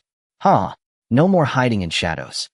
Song Guo smiled inwardly and issued orders to his clones. Disguise yourselves and return for the meeting. Mahjong-masked balaclavas and colorful Taoist robes. These were the garments he mandated for their appearances, not to flaunt eccentricity or assert individuality, but to forcibly brand them. Anyone clad thus was unmistakably a Mafei. What if they changed attire? What if they donned sunglasses? What if they wore masks? Wang Miao, the very officer hunting the Mafei, had never seen beneath their balaclavas, his gaze fixated solely on outward appearance. With minor alterations to their disguises, the clones could move freely across the city. Their faces, of course, ought not be fully exposed. Oversized sunglasses or heavy masks were at least essential. They had previously refrained from altering their appearances upon returning, as Wang Miao remained vigilant, a genuine risk. Now that concern had vanished. Here's the current situation. 10 days remain until the first mock martial examination. The Fully Union has scheduled its operation precisely for the day of that exam. That day, the city's Law Enforcement Bureau, Public Security Office, and Paranormal Affairs Agency will all be diverted to secure examination venues, the moment when official authority within the city reaches its weakest point. Within these 10 days, we must accomplish 2 objectives. First, shatter the level 15 dungeon record and claim 2 additional class advancement golden medals to further strengthen our ranks. This task hinges solely on all core members reaching level 15, a threshold already nearly met. Equipment, consumables, and materials have all been procured as required. Damn it, another 2 million credits gone from my coffers. If these medals yield no tangible advantage, this investment will prove disastrous. Second objective, infiltrate the Yunshan City Psychiatric Sanatorium. Now, brainstorm how to enter undetected. Requirements: absolute stealth and locating Bing Shun, the Night Owl rogue syndicate operative, before the operation commences. Song Guo held a photograph in hand, given to Shuezi Gu by the butterfly-masked Fully Union operative that night. The man pictured was the target of the rescue mission. His name was Bing Shun, a member of the legendary Night Owl rogue syndicate. His features, sharp-nosed and simian-faced, betrayed an innate, almost theatrical air of cunning. Even innocence would seem a betrayal of such countenance. Shiwaziga sipped red wine and raised his hand. I have a question. Speak. Where did you even get that wine? Did you embezzle again? Songhua hastily sifted through his memories. Synchronizing data from over 200 clones daily meant many details were retained, but not instantly accessible, requiring conscious retrieval when needed. Ahem, trivial matter. We'll address it shortly. My point is, didn't we agree to run legitimate businesses? Now allying with the Fully Union, does that align with our principles? Isn't rescuing someone legitimate? He's a Night Owl rogue syndicate operative, the world's third most wanted criminal organization. Incidentally, the Fully Union ranks second. So, will you or won't you save him? He's no lunatic, yet imprisoned unjustly. Is that not the very definition of righteousness? Fine, your call, boss. With that minor detour concluded, the clones convened in earnest deliberation. After a flurry of overlapping suggestions, the Night Shadow assassin clone stepped forward. Why make this complicated? I'll simply go myself. Have you forgotten my innate talent? At night, I can sustain invisibility indefinitely, no premature dispelling. Does it persist even at dawn? Am I a specter? Do I fear sunlight? Then why didn't you say so earlier? And just like that, the impasse dissolved. Songhua assigned the Night Shadow assassin to infiltrate the Yunshan City psychiatric sanatorium under cover of darkness, then simply walk in boldly at opening hour. So easy. Next day, Yuanhao celebrated his birthday, announcing it boisterously in the class group chat during the day, then reserving a karaoke lounge for an all-night singing marathon, inviting classmates to join. With the mock exam imminent, most declined politely, citing study and leveling up commitments. Yuanhao, however, added one more line. There'll be meat tonight. Instantly, half the class declared unexpected availability, the other half remained baffled. Upholding sound academic ethics and a firm stance against decadent student culture, Songhua attended as well. Yet Songhua's residence was not unoccupied. Hogu remained behind. He had just reached level 15, his experience gained now fatigued. His innate talent was overwhelming, summoning monkey troops granted immense damage reduction. Wielding a rare tier weapon, his offensive power was equally formidable. He could carve through level 20 wilderness monsters with effortless mastery, even soloing dungeons. Thus Hogu accumulated experience at extraordinary speed. Likewise, the other core clones leveled faster than most of Songhua's peers. Beyond dungeon runs, they hunted wild monsters en masse, pooling experience toward their strongest avatars. Shiwaziga meanwhile continued his nocturnal vigil as the Knight of the Night, operating independently, now fully self-reliant. Hogu had granted himself a brief reprieve, resting at home guarding the premises. Strictly speaking, Songhua's residence served as the Mafei's central stronghold, requiring constant oversight. Oh, damned blue planet. So few entertainment programs on TV. What was that website Yuanhao shared last time? Hogu lounged idly at home. Meanwhile, outside Wenjing residential complex, Zhao Can's sports car halted at the curb. Zhao Can emerged, followed by a young man bearing a striking resemblance to him. Brother, it's this complex. Building 9 Unit 701. The youth was Zhao Xian, Zhao Can's half-brother, level 29, a freshman at Beijing's War God Academy. Having just returned from winter break, he'd arrived in Yunshan City that very day. This rundown neighborhood probably lacks surveillance entirely. Why not just send someone invisible to handle it? Zhao Can grinned. If we acquire Songhua's record-breaking dungeon strategy, that glory belongs equally to us brothers. But if I outsource it, your share vanishes entirely. Brat, if you wish to avoid exposure, just say so plainly. No need for such roundabout flattery. Before Zhao Xian, Zhao Can's usual arrogance and venom softened markedly, like a dutiful younger brother.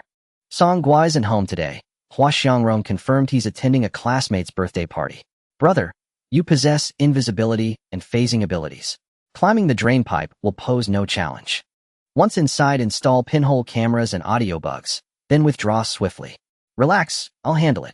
Elsewhere, at the gates of Yunshan City Psychiatric Sanatorium, the Night Shadow assassin clone had already activated invisibility, its innate ability ensuring sustained concealment unbroken unless countered by anti-invisibility effects.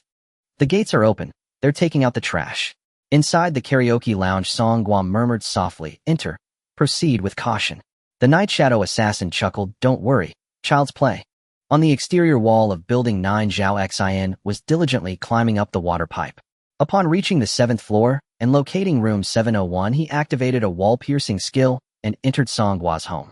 As soon as he entered, Zhao Xian realized that he should be in the bedroom. The living room lights were on, and he could hear the sound of the television. It seemed like someone was there. He quickly activated his invisibility skill. In the living room, Monkey Brother peeked curiously into the bedroom. Although he clearly heard some movement in the bedroom, there was nothing in sight. Feeling uneasy, Monkey Brother decided to check the bedroom and turn on the lights. Damn it, I'm so bored I'm hearing things. Turning back to the living room, a drop of cold sweat trickled down Zhao Zin's forehead. Damn, my intel was wrong. Song Gua is clearly at home. Women really can't be trusted. Since Song Gua was home, setting up surveillance and monitoring devices was definitely out of the question. Zhao Xian decided to retreat. Just as he stepped out, a golden stick came crashing down on him. You rat, take a hit from my stick. The innate skill of the spirit monkey warrior, fire eyes and golden pupils. After activation for 3 minutes, one can see hidden units and deal 200 damage to them, while also breaking their invisibility effect. Monkey Brother had just activated 2 skills. One was fire eyes and golden pupils, allowing him to see Zhao Xian as soon as he entered the bedroom. The other was the current attacking skill, the stabilizing needle. The stabilizing needle is a single target skill with a level 1 effect of dealing 150 damage to the enemy, along with a 50 chance to stun them for 3 seconds. With the enhancement of fire eyes and golden pupils, the damage coefficient of Monkey Brother's stick skyrocketed to 300. Zhao Xian, thinking he had not been discovered, was caught off guard and struck on the head. The stun was successful, breaking his invisibility. What the hell? You actually found me. Zhao Xian was only stunned for a little over a second, as his sealing resistance was much stronger than Monkey Brother's sealing strength. Monkey Brother chuckled, raising his big stick and activating the weapon effect, causing the Rui Jingu Bang to instantly elongate and thicken, lunging towards Zhao Xian. Flowing Cloud, illusionary light. Zhao Xian was no pushover either. He activated a skill to remove all negative states, and his movement speed doubled. He moved swiftly, shadows swirling behind him, and a glint of cold light appeared in his hand, a dagger slicing towards Monkey Brother's neck. A signature skill of the assassin sequence, throat slitting. Monkey offspring. Monkey Brother reacted swiftly, yanking his hair and retreating quickly, scattering hair into monkeys. Due to the lack of support to help him regain energy, he could only summon 50 at most, and his energy was running low. The monkeys filled Song Gua's home. Zhao Zin's throat slit hit, but only struck the monkey offspring. 1 slash and it was finished. It should be noted that if Monkey Brother had been hit by the throat slit, the damage value of that strike would not exceed Monkey Brother's life limit. However, he would still die, as Zhao Zin's dagger would slice open his unprotected neck, causing him to bleed out.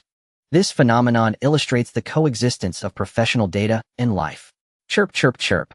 The monkey offspring rushed forward, using their bodies to shield Monkey Brother, who simultaneously donned his gear while fleeing towards the spacious living room. Damn it. I underestimated the value of level 29. This guy has great gear and cleverly hides it all under his clothes. I thought he wasn't wearing any. Monkey Brother reported the situation back home. The armor specialized for the assassin sequence is all leather armor. Unlike light or heavy armor, which is bulky, leather armor can be worn underneath, and one can even wear normal clothes on top. In the KTV, Song Gua found an excuse to step out and instructed Monkey Brother. Run. You can't win against him, Onionon. Run. That word doesn't exist in my dictionary. I'm going to smash him. Damn. What do you want to do? In Song Gua's home not long ago, there were 50 monkeys. Now only one was left, held up by Zhao Xian like a little chick. Zhao Xian plunged a dagger through the little monkey, yanking it down like a zipper, splitting the monkey in half. At level 29, Zhao Xian, equipped with top-tier level 25 gear and having consumed plenty of spiritual, due his attributes overwhelmingly surpassed Monkey Brothers and crushed those monkeys. In just a few moves, Zhao Xian wiped out all the monkeys. Second brother is still too merciful. Instead of setting up surveillance, I should have just captured you and taken you to our Zhao family's lab. I would have made you say whatever I wanted. Zhao Xian changed his plan mainly out of frustration from being hit by that stick. The lump on his head made him feel humiliated and angry, and he needed to vent. While venting, he could also obtain Song Gua's strategy, so why not? Monkey Brother stood beside a storage cabinet by the window, wearing a smirk. You don't seem afraid at all. Zhao Xian licked his dagger, feigning a fierce expression. Monkey Brother scoffed. That word doesn't exist in my dictionary either. Meanwhile, at Yinshan City Mental Hospital, the Night Shadow assassin clone had successfully infiltrated. Smooth sailing now. I just need to search each room, and I'm sure to find that Bing Shun. TSK Tisk Bing Shun, what a ridiculous name. Before the Night Shadow assassin could finish, a loud alarm blared. Whoa, The night shadow assassin looked around. What's going on? Is it a blackout alert? The next second, thud, thud, thud. Powerful searchlights were directed at the location of the night shadow assassin. The night shadow assassin looked at the elongated shadow on the ground. Oh, I think I've been exposed. Songhua, worried about the situation at home, felt a headache upon hearing the night shadow assassin's words. Then retreat. Let's plan this out. I can't go back, brothers. I will miss you. What's wrong? In the mental hospital, gunfire erupted. The night shadow assassin's chest was pierced and bright red blood gradually outlined his figure. Damn, I almost forgot this world also has firearms. The night shadow assassin saw many people in white coats approaching, accompanied by armed security. You can't catch me. Back in Songhua's home, Monkey Brothers suddenly opened the storage cabinet and pulled out a clone. You can't catch me. This clone remained calm, rolling out and directly hugging Zhao Xin's leg. Haha. Boss, if you're going to catch someone, catch me instead. Zhao Xin was stunned. How is there two Songhuas? Monkey Brother leapt out the window with the nimbus cloud soaring from afar to catch him. Brother, we will miss you. The clone holding Zhao Xin waved at Monkey Brother. Goodbye, you worthless dog. Immediately after, his body began to emit heat. You want to self-destruct?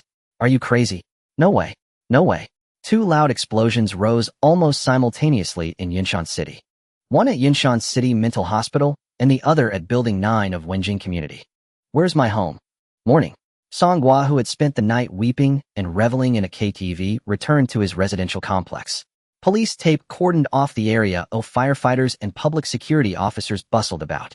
The expendable clone who self-detonated was only level 2. Its explosion therefore was relatively weak. It collapsed the floors directly above and below Songhua's apartment and triggered a minor fire. Nothing critical. Naturally, Zhao Xin, who stood so close, was vaporized entirely. Hogu stood beside Songhua wearing a surgical mask and a duckbill cap. Don't worry. I rushed inside immediately after the blast and shut off the gas pipeline in your kitchen. The firefighters' final report will cite nothing but a gas leak as the cause of the explosion. Thank you. No need. Songhua rubbed his temples in exasperation. Leaving an expendable clone at home had indeed been a contingency measure. Yet Songhua's standing order to all clones had been clear use only in absolute extremity. Ho Ji's short fuse had not only obliterated the apartment, but also killed the intruder who'd broken in the previous night. Who then was that man? Songhua, give me back my brother's life. A long sword flashed from the roadside. Songhua dodged with feline grace. Zhao Kai, have you lost your mind? Recognizing the assailant, Songhua barked in fury. Hogu lowered his cap brim and slipped away, unseen, untraceable.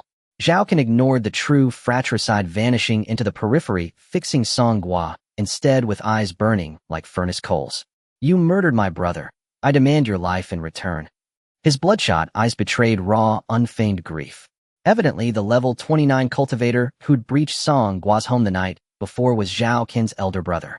Piecing together the fragments, Songhua reconstructed the chain of events. Zhao Kai, stop slandering me. When in any moment did I kill your brother? I'm Zhao Xin, not Zhao Kai. Damn it, die. Consumed by rage, Zhao Kan attacked openly in broad daylight. Blade after blade arced towards Songhua, but he evaded each with effortless agility, far surpassing Zhao Kin's own refusing to retaliate. For Songhua had spotted public security officers nearby. Even if they were inept bureaucrats, they could not, and would not, ignore a homicide committed beneath their very gaze. Moreover, a Sharpie journalist had already trained his camera on the confrontation between Songhua and Zhao Kan. Should the Public Security Bureau remain passive now, the ensuing broadcast would be a national embarrassment. Hey, what's going on here? Brawling in broad daylight. Do you have any regard for the law? Arrest them both. A squad of public security officers rushed forward. I'm Zhao Kan. My father is Zhao Wuji, the patriarch of the Zhao clan. I'm the young chairman of Zhao Group Pharmaceuticals. Who dares lay hands on me? The lead officer glanced and instantly recognized Zhao Kan. His tone shifted instantly. Good morning, young Master Kan. No issue at all. You carry on. No issue. This man killed my brother. Why haven't you arrested him yet? At those words, the officers needed no further persuasion. The commander barked, seize him. Songhua's eyes widened, stunned into speechless disbelief. Damn it, this is absurd. The Public Security Bureau lived up to its infamous reputation. Yinshan City's lawlessness was in no small part their doing. A ring of officers, each ranked over level 20, surrounded Songhua, stun batons crackling in their grips. Unacceptable. Elder Master, Release us. Let us carve a path through blood. No, that would be disastrous. Even if we broke free, Elder Master would be branded a fugitive overnight. His future would crumble. Then what? Let them drag Elder Master to the station. Songgua's mind raced, then settled. He whispered, Ho Gu, go to the Cultivators Association and seek help from Yusheng. On Blue Star, strength reigned supreme, and power eclipsed justice and law. To challenge a noble house like the Zhao clan, one must either surpass them in might, or command greater authority. Songgua's current cultivation level clearly fell short of such a contest. Yet if Yusheng intervened, at least he would avoid being wrongfully condemned. After all, Yusheng had once shielded him without prior acquaintance, outside the dungeon zone. Now facing peril, Songgua believed the odds remained high that Yusheng would step forward once more. Even if Yusheng failed to appear, the Public Security Bureau held no power to detain Songgua. They lacked authorization to wield abyssal rock shackles. Songgua feigned brief resistance, then allowed himself to be cuffed. Facing the cameras, he shouted, This is outrageous.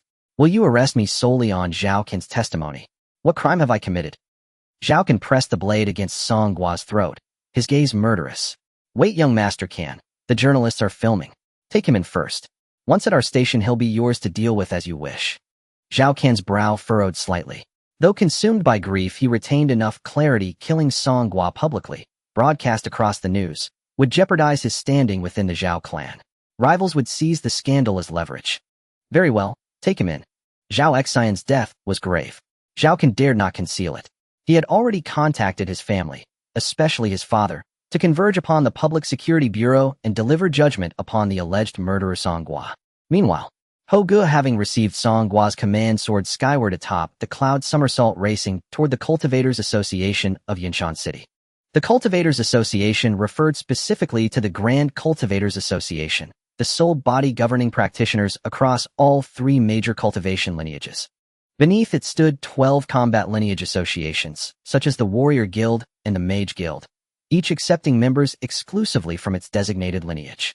During his official assignment in Yinshan City, Yusheng occupied the office of Director of the Enforcement Division at the local Grand Association. That title held equivalent rank to his position as Captain of the Enforcement Squad. Yet Yusheng hailed from Shangjing, the capital, and served the central headquarters, akin to an imperial envoy. Thus, the local enforcement director willingly surrendered his office to curry favor. Shenfeng, what is the status of Operation Bingshun? Yusheng stood before floor-to-ceiling windows, gazing down upon the early morning traffic snarls of Yinshan City. Before his desk stood a youth radiating martial vigor, Yusheng's direct subordinate. Last night, an explosion occurred at the hospital. An explosion?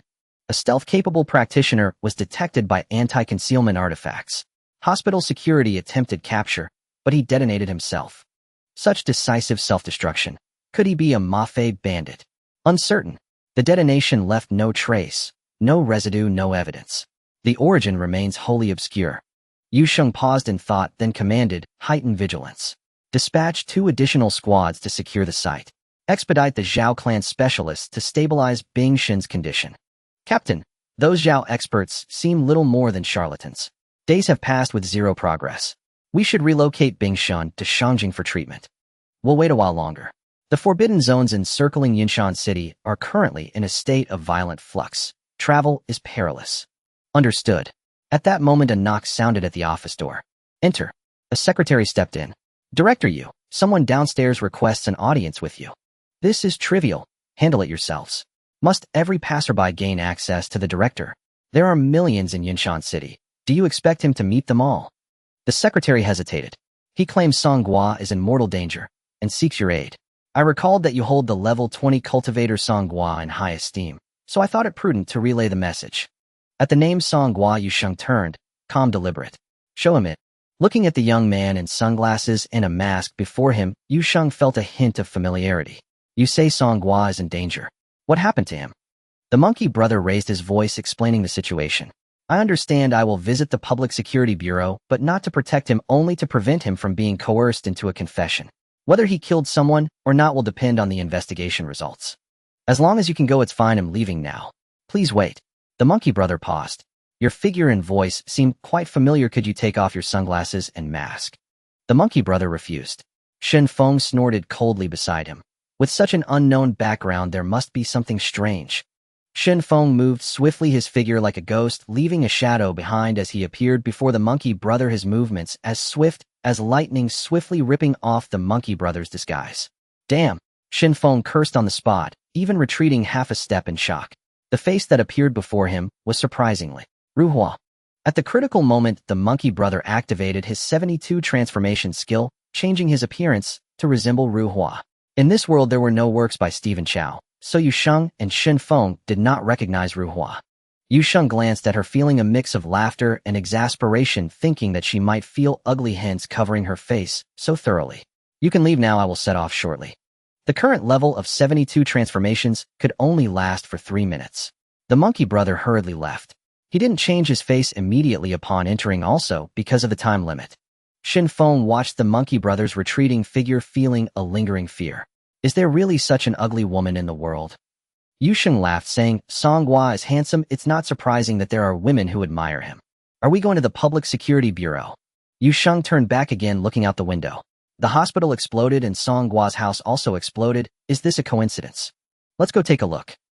An hour later, Yinshan City Public Security Bureau Director's office. The director, who had repeatedly stated at press conferences that he would pursue the gang, was now sweating profusely. Sitting to his left was Zhao Wuji, the head of the Zhao family, level 62, a third transformation warrior. Sitting to his right was Yu Sheng, the team leader of the Law Enforcement Department of the Professionals Association, level 75, a third transformation all-rounder. Looking at himself, level 29. In terms of strength, he was no match. In terms of status, although he seemed to hold a high position, in reality, he had less influence in Yinshan City compared to the head of the Zhao family, not to mention the envoy from the capital. Now one was standing behind the plaintiff Zhao Can, and the other was standing behind the defendant Songhua. Zhao Can believed that Songhua had killed his brother Zhao Xian. Songhua stated that he had been singing at a KTV all night and had no time to kill. The director wiped the sweat from his forehead. It seemed that no matter how he handled this matter, he would offend someone. This did not align with his principles as an official. Yu Sheng took a sip of tea and said, Director Chang, the matter is not complicated. As long as we prove that Songhua was indeed singing at the KTV last night, the misunderstanding will be cleared up, won't it? The director nodded repeatedly in agreement, but his gaze kept shifting towards Zhao Wuji. Zhao Wuji had a straight brow, giving off an aura of authority without anger. As one of the 4 most powerful individuals in Yinshan City, he also had to give Yu Sheng some face. I, Zhao Wuji, am not unreasonable, but the death of my son Zhao Xian must be investigated thoroughly, and no suspect can be overlooked. The director, shrinking his head, asked, May I interrupt, head Zhao? Did young master Zhao Xian truly die? Zhao Wuji slapped the chair beneath him, standing up. Of course. Would I joke about something like this? The director hurriedly stood up to apologize. Head Zhao, don't be angry, don't be angry. Mainly I contacted the fire bureau and no bodies were found at Songhua's house. But young master Zhao Can keeps insisting that young master Zhao Xian died in the explosion at Songhua's house. That's why I wanted to ask. Zhao Can pointed at Songhua and shouted. It was him.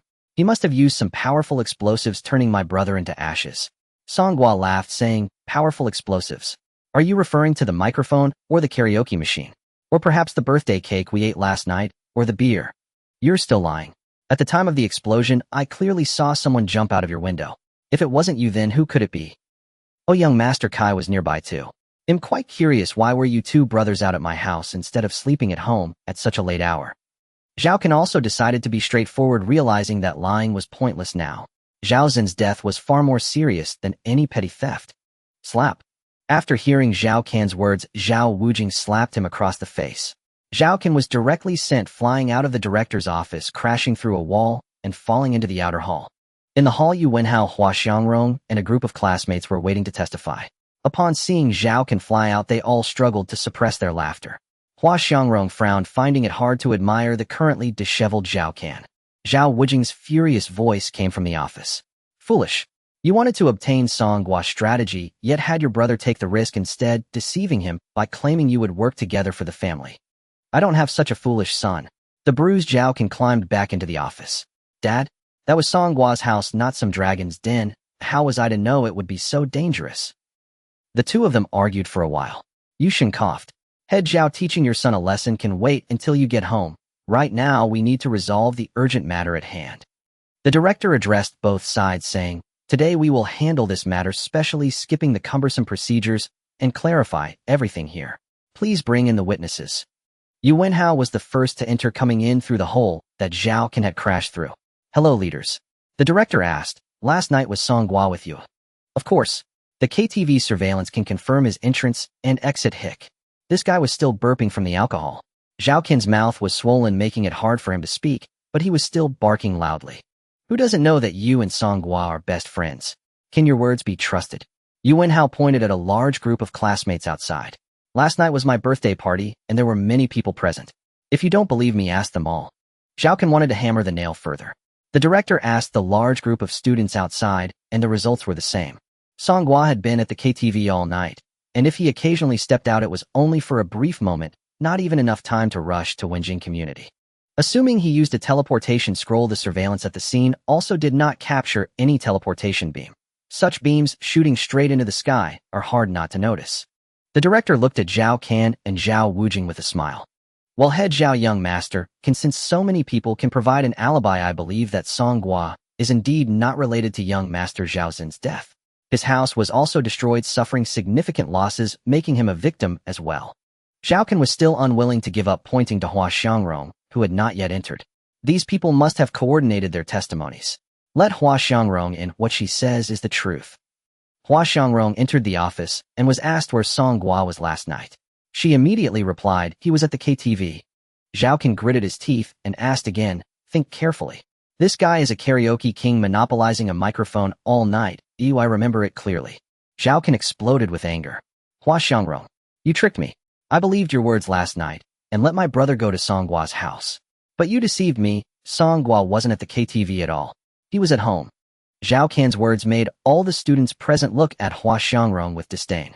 In the eyes of everyone, Hua Xiangrong was no longer the aloof and beautiful class flower, but rather a little snitch. With such a mortifying scene, Hua Xiangrong, who had never experienced anything like this, turned beet red with shame.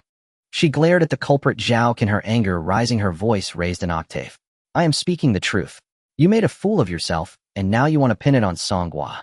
Your father is right, you are foolish. Zhao Ken took a few steps forward and grabbed Hua Xiangrong by her collar. You shameless woman. I get it. You must have seen Song Gua continuously breaking the dungeon record, realizing he has great potential, and got together with him to set me up.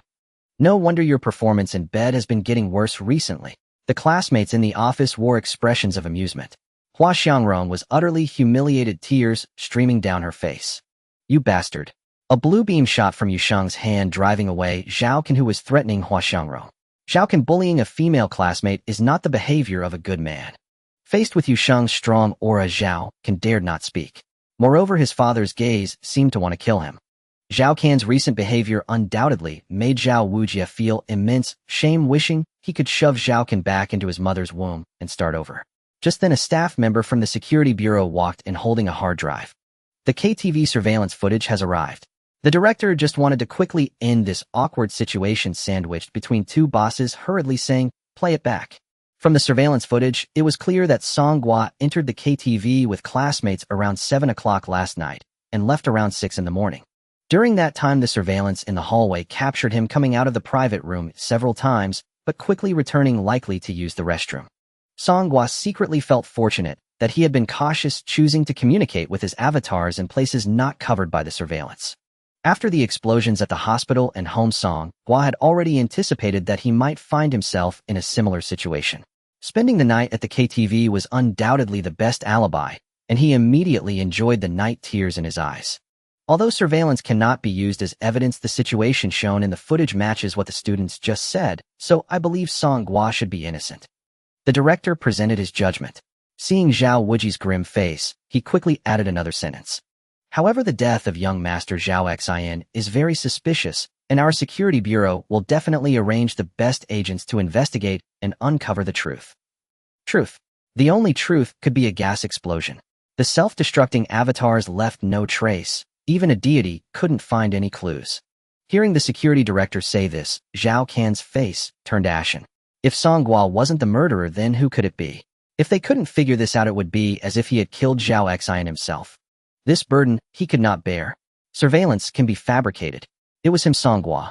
The person died in his house. He must be the murderer. It has to be him. At this moment, Zhao Ken looked like a clown spouting claims even he probably didn't believe. Zhao Wujia slapped him again. This slap was light, yet it pained Zhao Qian deeply. He understood that his father was disappointed in him. His journey to compete for the family heir was just beginning, but had now come to an end. How much longer will your farce continue? Come home with me and deal with your brother's funeral. Stop embarrassing yourself. Zhao Wuji's tone had calmed significantly. No longer the furious head of the family, but a grieving father. Zhao Wujia left with the dejected Zhao Qian, who still had Zhao family members waiting outside. The director of the security bureau then respectfully escorted Yu Sheng and Song Gua out of the bureau. Yu Sheng took out a key. Your home was blown up and you have no place to stay. I have a house in Yinshan City that I don't use. If you need it, you can stay there until you get into college. Song Gua politely declined. As the leader of a gang, how could he stay under the nose of the head of the law enforcement team? Moreover, Song Gua was recently planning to rescue his captured comrade Bing Shun. Thinking of this, Song Gua felt that his actions seemed somewhat inappropriate, so he said, "You have been helping me. I wonder what I can do to thank you. It's just a small effort. Don't take it to heart, and don't think about repaying me. That would be too embarrassing. In Yunshan City, the higher-ups are far away, and the federal government's control is too weak, leading to chaos in the local situation. If you truly wish to repay me for my help, then work hard and get into a university in the capital. That place still retains some remnants of the golden age, far better than here, more suitable for your development, and will spare you many troubles like today." Hearing this, Song Gua thought that Yu Sheng probably considered him a rare talent.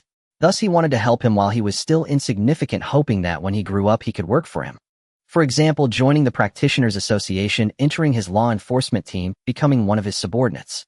He is a leader, and leaders often like to cultivate and attract talent. That is quite normal. Having this layer of logic made Song Gua feel a bit more at ease. Otherwise, having someone help you without expecting anything in return could indeed make one feel unreliable. Golden Age. What era is that? 1,000 years ago. Go check the history when you return. Yu Sheng left on the Practitioners Association's public bus. Yu Wenhao and other classmates gathered around. Old Song, this time you really faced a grave danger. Yeah, if Captain Yu hadn't come to support you, the security bureau would have definitely coerced you into a confession using all sorts of torture. These good for nothings are all bowing to the four great families. Song Gua said to his classmates. Today I must thank everyone for testifying for me. Tomorrow I will treat you all and take you to level up. There were sounds of disapproval. Hua Xiangrong stood outside the crowd watching Song Gua and his classmates playfully banter, wanting to say something but hesitating. After thinking for a moment, she turned and left. As night fell in an abandoned factory in the suburbs, Song Gua and his avatars gathered around a fire to hold a meeting. The Night Shadow Assassin's infiltration plan has failed. We need to think of a way to sneak into the psychiatric hospital. Let's discuss it. After some debate, a particularly clever one raised his hand. The best way to hide leaves is to put them in the forest. Song Gua gave him a light smack on the head. Speak in plain language. I think we can arrange for a brother to pretend to be insane. This way he can get caught without having to sneak in. Song Gua's eyes lit up. What a great idea. Why didn't you say this earlier? That's because if this idea is to be executed, it needs to be done decisively. How decisively? First, disfigure him. Without a second thought, Song Gua pushed this level 3 clever one into the fire. Off. I will knock you out, you old thief. What's the next step? Big Smart, whose face was severely burned by the scalding fire, covered his blistered face and spoke unintelligibly. How, what the hell are you saying? Song Gua frowned. Although it was unclear, Song Gua could guess a thing or two. The next step is to do something crazy, right? Big Smart nodded vigorously and said with difficulty, "Can you get me some iodine? I'm afraid of infection." Infection makes it more realistic. Go ahead. It's time for you to shine for the organization. If you successfully infiltrate this time, your promotion priority will be ahead of De San Yuan. The avatars immediately protested. You are just making empty promises again. The capitalists are calling it as it is. Last time you said you would raise my priority, but I ended up in the cannon fodder team, damn it. Big Smart, bearing the glorious mission assigned by the organization, left with a bloodied face. Let's discuss the next topic. With our home gone, it also means our base is gone. Where should we find a new place? Currently the funds are sufficient, so feel free to suggest. The avatars expressed their opinions. How about opening an internet cafe? Experience farming in the wild without fatigue, and when fatigued, we can farm in the canyon. Huh. This is good, this is good. TSK. Is that all you aspire to? I say we should open a foot massage parlor. Experience farming in the wild without fatigue, and when fatigued, we can meet the technicians. Your plans are so loud that the neighboring cities can hear them. Can you be a bit more serious? I think we should rent a basement. An organization like ours which operates in the shadows should crawl in darkness with twisted screams. Hissing. Stop watching too much Cthulhu. After a round of nonsensical talk, Songhua felt that the current factory was quite good. It was cheap, far from the city center. However, after being abandoned, all utilities like water, electricity, and internet were cut off. This is a minor issue, or just send an avatar to reconnect them. As for the real name system, just look at the law enforcement quality of the Public Security Bureau, and you will know that in this world money can solve everything, real name or not. At the end of the bandit conference, Songhua urged the avatars to level up quickly. They needed to break the record for level 15 dungeons before the mock exam and earn 2 job change medals to increase their chances of succeeding in the rescue operation for Bingshan. Recently, it costs money to leave the city. What happened? The city defense has started to tighten. Entry and exit can only be through the city gates, unlike before when we could climb over the walls at will. Why? It's January now. The first month of every year is when world bosses appear, and the city defenses across various cities will be on high alert to prevent a boss from spawning outside their city. Isn't that unnecessary for Yunshan City? If a world boss really spawns near Yunshan City, even the weakest one, Yunshan City, wouldn't be able to hold it off. The cities on Blue Star are divided into 4 grades: third tier, second tier, first tier, and super first tier. Yunshan City is a third-tier city, and it's at the bottom of the third tier. Despite the 4 great families flaunting their power locally, once they leave Yunshan City, they are nothing. Although the Yunshan City government knows that if a world boss spawns near Yunshan City, the local defenses definitely can't hold, they still need to call for reinforcements from other cities. They have to maintain appearances. Otherwise, the citizens will be in a state of panic and the city's operations will be affected.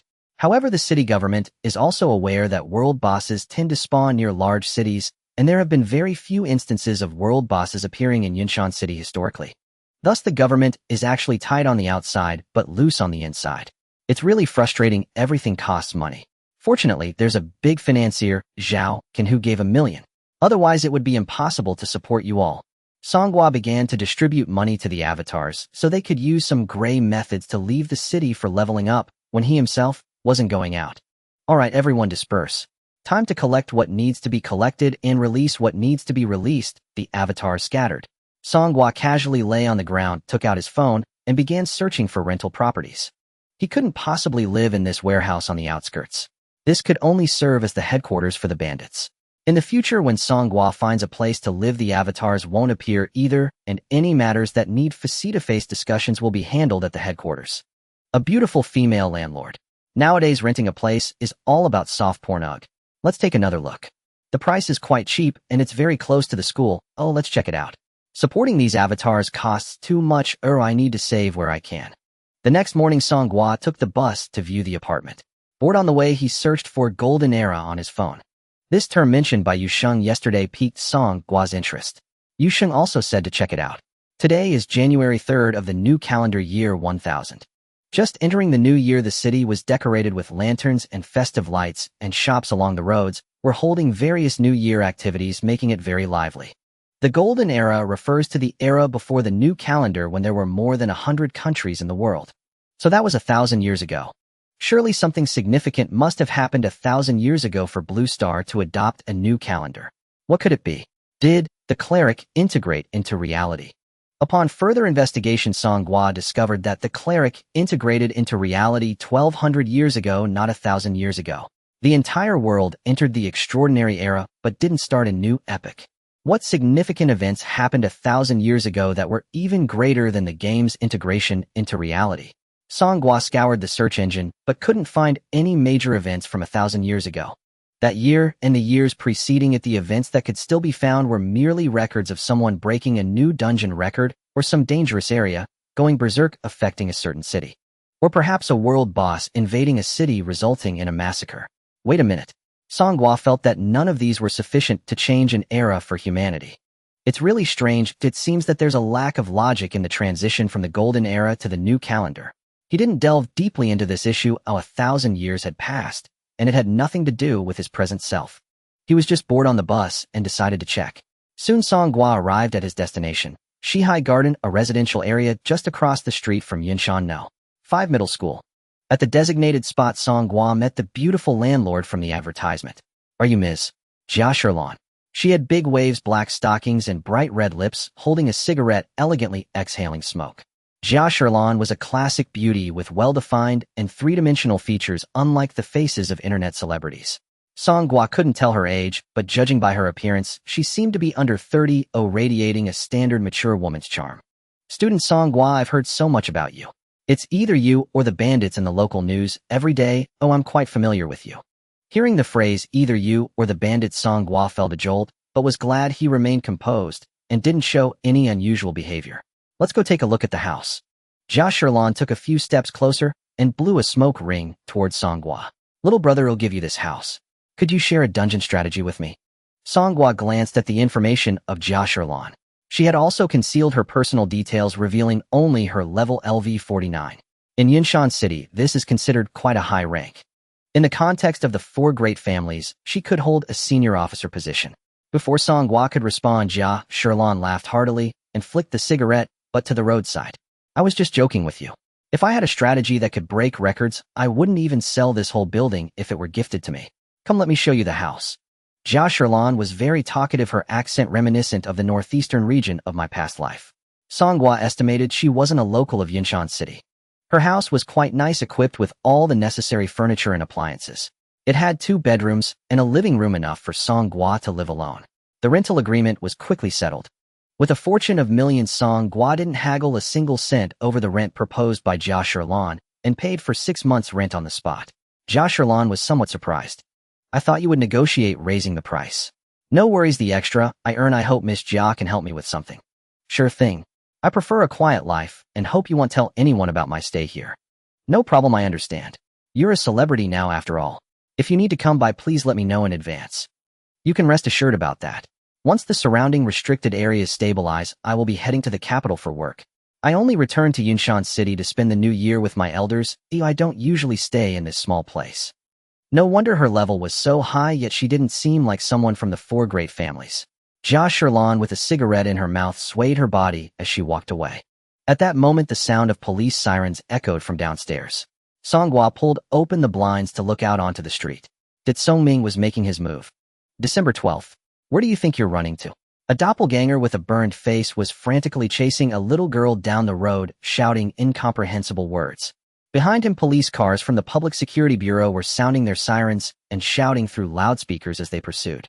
Dat Songming had already smashed 3 shops, stolen 5 cars, crashed into 7 fire hydrants, and cut down 9 power lines, leaving a trail of sparks and chaos. Given this level of destruction, Song Gua thought it would be a pity not to let him take the lead. After attracting the Public Security Bureau, Dat Songming slowed his pace, allowing the group of fools to catch up to him. The little girl couldn't run faster than Dat Songming. However, Dat Songming deliberately hopped around, sometimes climbing utility poles, and other times diving into sewers, appearing to chase relentlessly while actually setting traps everywhere. Finally, Dat Songming was surrounded. Is this despairing world real or fake? Haha, Mom. I can't tell. I really can't tell. Dat Songming knelt on the ground, blood streaming from his mutilated face, evoking sympathy from passers-by. He seems like a mentally challenged person. How can he be LV3? He must have gone insane after changing jobs. How pitiful what happened to his face. There must be some uncouth people who bullied him because he's mentally ill, setting him on fire. Sigh, that's too cruel, so pitiful. The officers from the Public Security Bureau had their guns drawn. However, the target acted like a madman, making it difficult for them to take action at that moment. They could only rush forward as a group, capturing him and taking him to the police car. Seeing Dat Songming being taken away, Song Gua finally closed the window. You've worked hard. If you return safely, the codename North Wind will belong to you. This wasn't just empty talk. Song Gua felt this doppelganger was quite clever. Even if his combat power wasn't top-notch, being a strategist was still good. In the police car, Dat Songming, pretending to be mad, shouted loudly, "You said it?" Everyone heard it. "If you go back on your word, you old thief, you won't stand a chance for the rest of your life." The officers escorting him exchanged glances. What is he talking about? What do you think? He's a lunatic, why care what he says? Dat Songming laughed heartily. In the Peach Blossom Dock, there's the Peach Blossom Temple, and in the Peach Blossom Temple, there's the Peach Blossom Fairy. Others laugh at me for being too mad, but I laugh at them for not seeing through it. One of the officers struck him with a stun baton. Shut the hell up. You're making me deaf. Things went much smoother after that. After Dat Songming was locked up, he continued to act insane, urinating on the socket, causing a power outage in the entire Public Security Bureau. When the director shouted to execute him, personnel from the Yunshan City Mental Health Institute arrived. They stated that they had seen the news and believed this inmate should be treated for mental illness first, and only after his condition stabilized should he be judged for his crimes. The Public Security Bureau just wanted to get rid of this troublemaker quickly and immediately agreed to let the Mental Health Institute take Dat Songming away. Thus, Dat Songming successfully blended in, and what he needed to do next was to find the location of Bingshun in the hospital. On the other side, the hundreds of main and secondary doppelgangers of Songhua had been diligently leveling up these past few days. Finally, before the mock exam began, they all reached level 15. As for Songhua himself, due to the experience feedback from the doppelgangers and the experience extracted from Shui Zige, his level had reached 19. Songhua invested 3 million to equip the main forces with level 15 gear. Although the previous level 10 equipment was outdated, a portion could still be recouped. Songhua instructed the doppelgangers to sell the equipment at the trading market. Durability had decreased somewhat, and there would be some depreciation, but level 10 gear wouldn't be discarded like scrap metal. Moreover, they were all of excellent, flawless quality, so selling them secondhand would still fetch a good price. Recent graduates generally reached or were about to reach level 10, precisely when they needed level 10 equipment. Songhua's batch of outdated goods sold for a good price. In these days, Songhua was also busy clearing a level 15 dungeon every day to familiarize himself with the monster attributes and terrain within. At this moment, everything was ready. Songhua is going in for a solo run again. Will he break the record today? Let the betting begin. Outside the dungeon area, Su Kai skillfully set up the betting table. Hey, did you see that? This Songhua is already level 19. I saw it.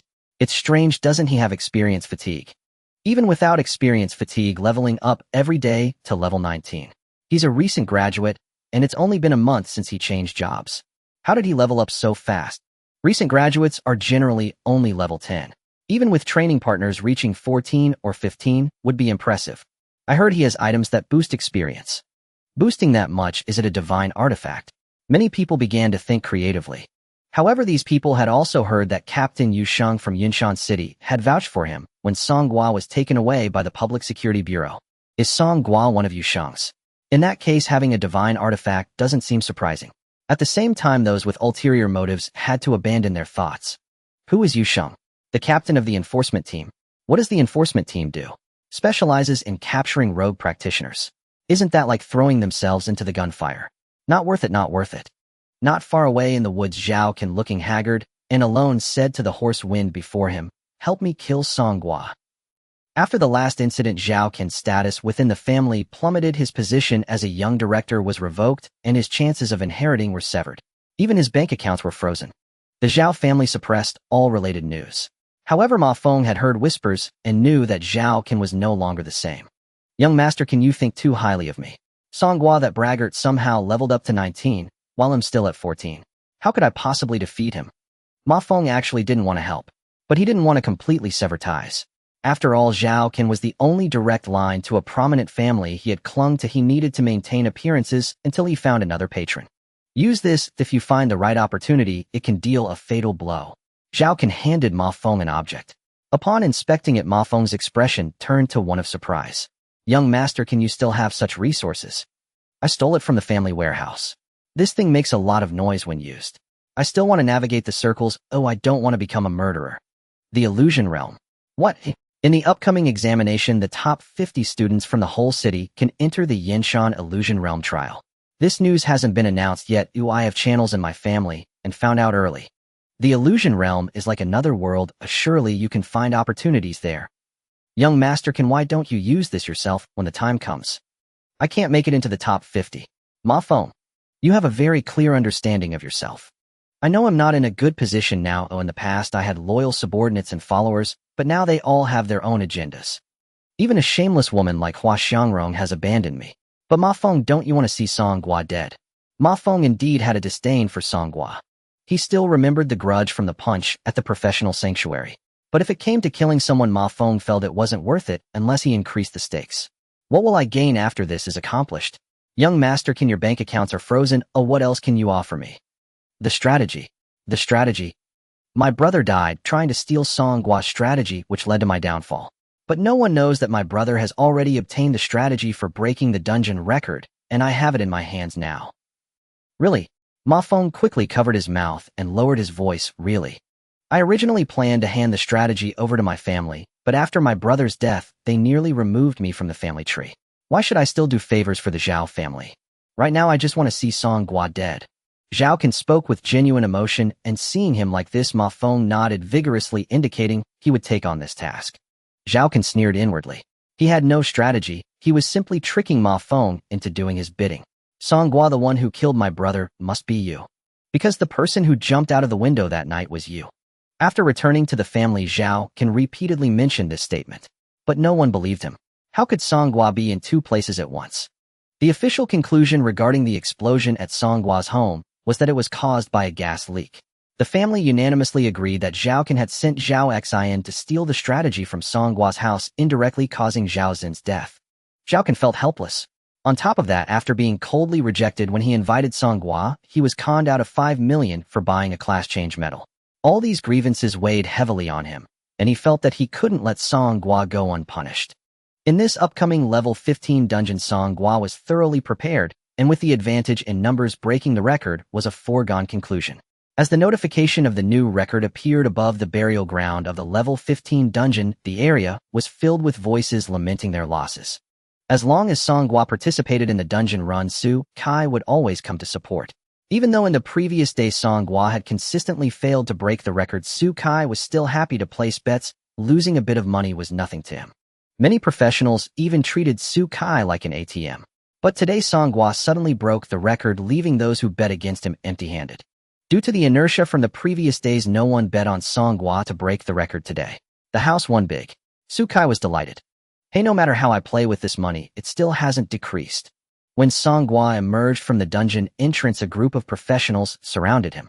They'll bid 200,000. Without hesitation, Su Kai took the auction hammer and approached Song Gua. This time, it was the real auction hammer which he had prepared in advance. 200,000 once. 200,000 twice. 300,000. Is there anyone willing to go higher? For 100,000. Just as Song Gua came out still feeling dizzy from the spatial shift, the bidding had already begun at the entrance, leaving him bewildered. Brother Su Kai, what are you doing? I'm hosting the auction for you. Don't worry, it's a free service, no charge. 500,000. 500,000. The brothers aren't pulling their weight today. When will we reach 1 million? No, this process is a bit too fast. In this day and age, everything is about efficiency. By the way, are you planning to use the class change medal yourself, or are you selling it? How can you be uncertain about this, yet still host the auction? Song Gua replied, stop hosting, this class change medal has already been sold. Sold already? Didn't you just come out? Someone reserved it. You can reserve something like this, eh? To be frank, if you want to sell the class change medal, it must go to auction. It doesn't matter if you don't auction it here, at least you have to go to the auction house. Although the auction house takes a cut still. Su Kai's chatter made Song Gua feel like a swarm of flies was buzzing around. Alright, someone really has pre-ordered it, so I can't sell this one. After saying this, Song Gua quickly slipped back into another level 15 dungeon. Su Kai put away the auction hammer and spread the betting cloth on the table. The betting is open. The betting is open. Will Song Gua break another record today? This guy's business connections were very smooth. The class change medal that Song Gua didn't plan to sell had naturally already been used on the newly created level 19 avatar today. The new avatar received the exclusive codename West Wind. Name: Age 19, Level 19-0, Class First Change, Underworld General S, Combat Type, Summoning Sequence Class Talent. Soldier ready, any unit killed by the Underworld General or its summoned creatures will be transformed into undead summons, obeying the Underworld General's commands. For every summoned creature controlled, the Underworld General's physical attack and defense increase by 5, capped at LV5. Weapon specialization: Blade specialization, Inactive Armor specialization, Heavy Armor, Inactive Strength, 150 Constitution, 170 Spirit, 50 Agility, 70 Growth 2. 0. Skills: 56 Blood/Normal, LV1 Summon Skeleton Soldier, Fine, LV1 Bloodsucking Chain Blade, Excellent, LV1 Summon Skeleton Cavalry, Flawless, LV1 Skeleton Dragon Knight, Rare, LV1. Equipment: None in Class Profession in the Summoning Sequence. After looking at the talent, Song Gua realized that this was a terrifying profession that could single-handedly represent an entire army in large-scale battles. With him, breaking records would definitely become easier. Because the longer a battle lasts, the more combat units he has on his side, the more destructive he becomes.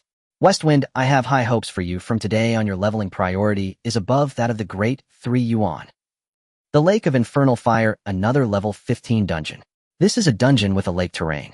Players need to circle around the lakeside and shallow waters, fighting various underwater malevolent creatures like water monkeys, water ghosts, and water monsters. Then stepping on the reefs and wading through waist-deep water, they arrive at the island in the lake for a showdown with the boss. This process is not only slow but also fraught with monsters that occasionally leap out of the water, requiring adventurers to engage in battle with them. For classes that are not specialized in aquatic combat, this process can be quite troublesome. The difficulty of the monsters in this section is just average. It's the terrain that poses the real challenge. The teams on the leaderboard all rely on the backing of guilds or families that provide precious equipment or items with flying capabilities. They can fly directly to the island in the center of the lake, skipping the troublesome process of wading through the water. However, today the creatures of the Lake of Infernal Fire are about to witness a different way to reach the island. Fill in the reefs. A doppelganger codenamed Westwind, nicknamed Ghost Brother. Class Strength Summoner, Netherworld Ghost General. To clear the dungeon, all monsters must be eliminated. After circling the lake and defeating the monsters, Songhua made sure that all doppelgangers left the kills for Westwind. Using his class talent, Westwind turned all the monsters in the dungeon into his summoned undead. At this moment, with Westwind's command, the tattered and dripping with green and black unknown liquids, the undead creatures, shambling like zombies, splash into the water. They all lay across the reefs, creating a path on the water's surface. Songhua led the doppelgangers, stepping on the undead summons and splashing towards the island in the center of the lake. Along the way, monsters emerged from the water to attack. Songhua and his companions didn't even need to divert their attention to handle these creatures, as the path beneath their feet would attack. With so many units, each person dealing a basic attack, they quickly eliminated the monsters that lunged at them. Of course, the distance from the shore to the island was a bit far. This artificial bridge had been constructed over several attempts. After the main force passed, Westwind commanded the summoned creatures at the rear to swim underwater and rush forward. Despite their awkward movements on land, they moved swiftly in the water. After all, they were the monsters of this dungeon and were well acquainted with aquatic maneuvers. Standing on a multitude of undead summons, the doppelgangers were quite intrigued. This is too much. Who else clears this dungeon like this? Westwind, tell your little brothers to hold steady. Ooh, I almost fell off. Hey, I'm managing so many. How can I be that meticulous? Most of them are AI controlled. Just keep it steady. Westwind is enjoying this dungeon. He's basically taking all the experience for himself. This guy is already level 20 higher than the main body. Having a strong class is really impressive. When will I get in strength promotion medal too? Just be grateful you weren't assigned to the self-destruct team. That's true. The doppelgangers chatted casually as they effortlessly dealt with the remaining monsters. The boss battle was hardly worth mentioning. With so many doppelgangers, the boss was already questioning its existence. To make matters worse, Ghost Brother had over 1,000 summoned creatures. If the boss could speak, it would undoubtedly exclaim, "Are you guys bullying me?" The summoned creatures were temporary units and would disappear once their summoning duration expired. Ghost Brother couldn't take them out of the dungeon. The boss rewards and the dungeon chest were not much different from before. They still contained equipment, skill books, consumables, and materials. After consuming the spiritual dew, equipment, skill books, and materials were distributed according to the training priorities of the doppelgangers. Songhua discovered that there was a skill book he could use. A class-specific skill book for the first promotion, and it's of flawless quality. After so many dungeon runs, he finally got a skill book he could use. Class-specific skill books are rarer than ordinary sequence skill books and are much more expensive on the market. Each adventurer should prioritize learning their class-specific skills as they are the most compatible with their talents. Generally speaking, these skills are also slightly stronger than the standard sequence skills. However, upgrading class-specific skills requires class-specific skill books as materials, making the upgrade costs significantly higher. Considering cost-effectiveness, adventurers usually choose to learn a bit of both class-specific and sequence skills. Some also pick up general skills. The reason is simple: they are cheap. Songhua doesn't have to worry about cost-effectiveness. He will definitely learn all class-specific skills.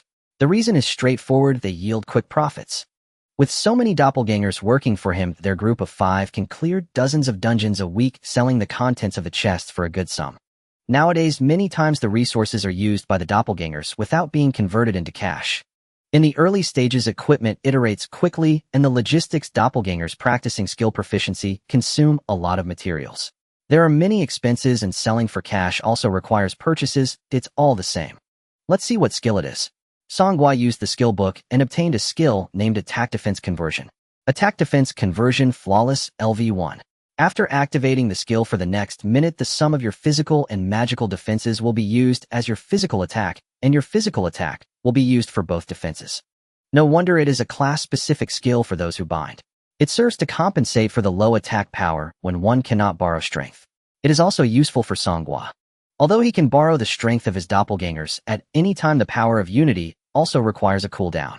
During the cooldown period, if an attack is necessary, he can use this skill to hold on. If he can obtain the Reversal Dragon Ring and wear it at level 30, the cooldown of the power of unity will be shorter. Coupled with Attack Defense Conversion, Songhua's low attack downtime during extended battles will be even shorter. This promotion medal is not that impressive. Combat Class Warrior sequence a rank Quick Blade Master. Although it is also a unique class.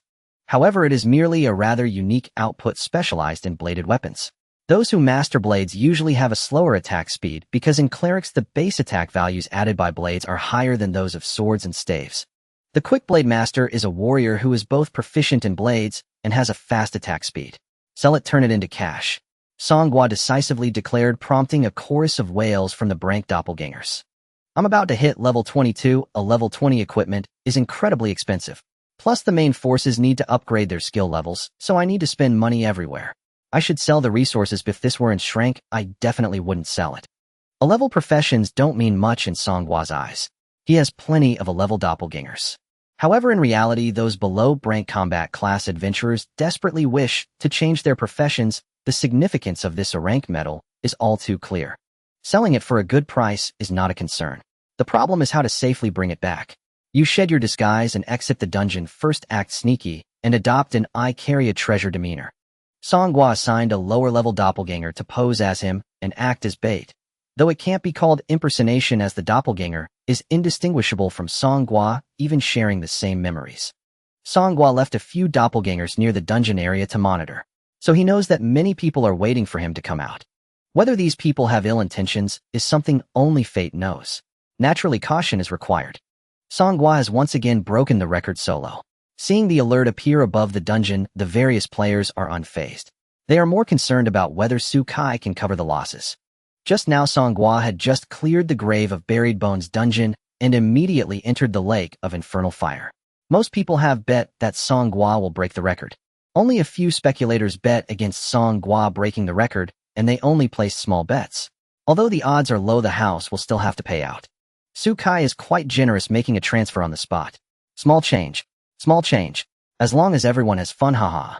Someone teased Sukai. Young Master Su, you come to the dungeon area every day, but don't clear dungeons. Are you treating this like a casino? Sukai laughed. Who said I don't clear dungeons? How could I be level 11 otherwise? I just don't clear wild monsters very often. The members of the 4 great families nearly a month after their job change have mostly reached level 15.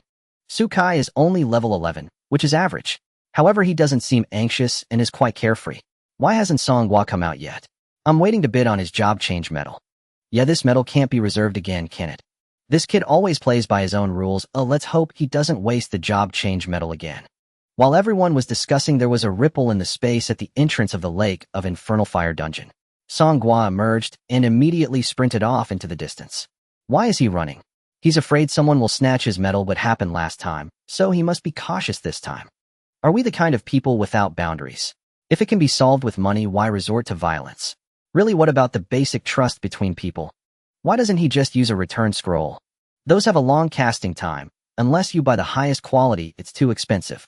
Speaking of which, a few avatars hiding in high places acting as surveillance indeed saw several groups pursuing the bait avatar. Fortunately, Songhua had set up bait to divert these ill-intentioned individuals. But how did Songhua come out? Sukai and the others were still at the dungeon entrance. If they saw a second Songhua come out, it would be hard to explain. It's simple. Songhua just needs to don the outfit of a bandit. Would a bandit stop clearing dungeons? That makes sense. Just as Songhua was about to come out, the players in the dungeon area suddenly became agitated. Someone bored scrolled through their phone and stumbled upon explosive news. Wild boss. In the level 15 leveling area.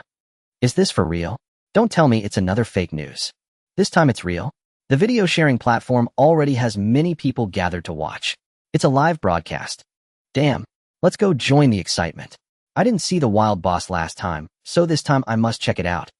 Regardless of which guild is fighting for the wild boss, our Zhanfeng guild must go show support. In the blink of an eye, the dungeon area was almost emptied. Even Sukai went along to join the fun. When Songhua came out, no one was there to greet him, which was a shame since he was dressed like a bandit. Wild boss. Such a good thing, how can our bandits not share a piece? That would be disrespectful to our brothers on the path. Ha. Brothers, let's go. The strategist Beifeng, pretending to be mad in a mental hospital, sent a distant call. Boss, stay calm, I'm watching the live stream. This round is the 8 great sects attacking the Bright Summit. We're still a bit short on manpower, we definitely can't grab it. Songhua complained. You can still watch live streams in that cursed place. Yeah, I told them if they didn't give me my phone, I'd pee on the socket every day. You're something else. I'll check the situation first. Songhua took out his phone and quickly found the live broadcast. Once a wild boss appears, it becomes the hottest topic in the area. The dreadful big data truly pushes content with pinpoint accuracy. All 8 major first-line guilds from Yinshan City have come, it's definitely hard to snatch it. Songhua entered the forest sitting cross-legged, watching the live stream while contemplating strategies. There's no need to rush. The wild boss has an incredibly long health bar. If its recovery ability is strong, it could last for a day and night. Moreover, with all 8 guilds participating, they will hinder each other. While engaging in PvE, they will also be PvPing, which will undoubtedly decrease their efficiency in wearing down the boss's health. The experience from the wild boss is distributed based on threat levels. The higher the threat, the more experience one gains after defeating the boss. The drops from the wild boss are also related to threat levels. The more threat one pulls, the more loot they can pick up, and their priority in picking up drops is higher. Therefore, whether you have loot or not, it's best to deal some damage first. Once a wild boss appears, large guilds will definitely rush to the scene to pull the threat. This round, small guilds and lone players have no chance. While the 8 major guilds fight among themselves, they are also dispatching personnel to drive away those who come to join the fray.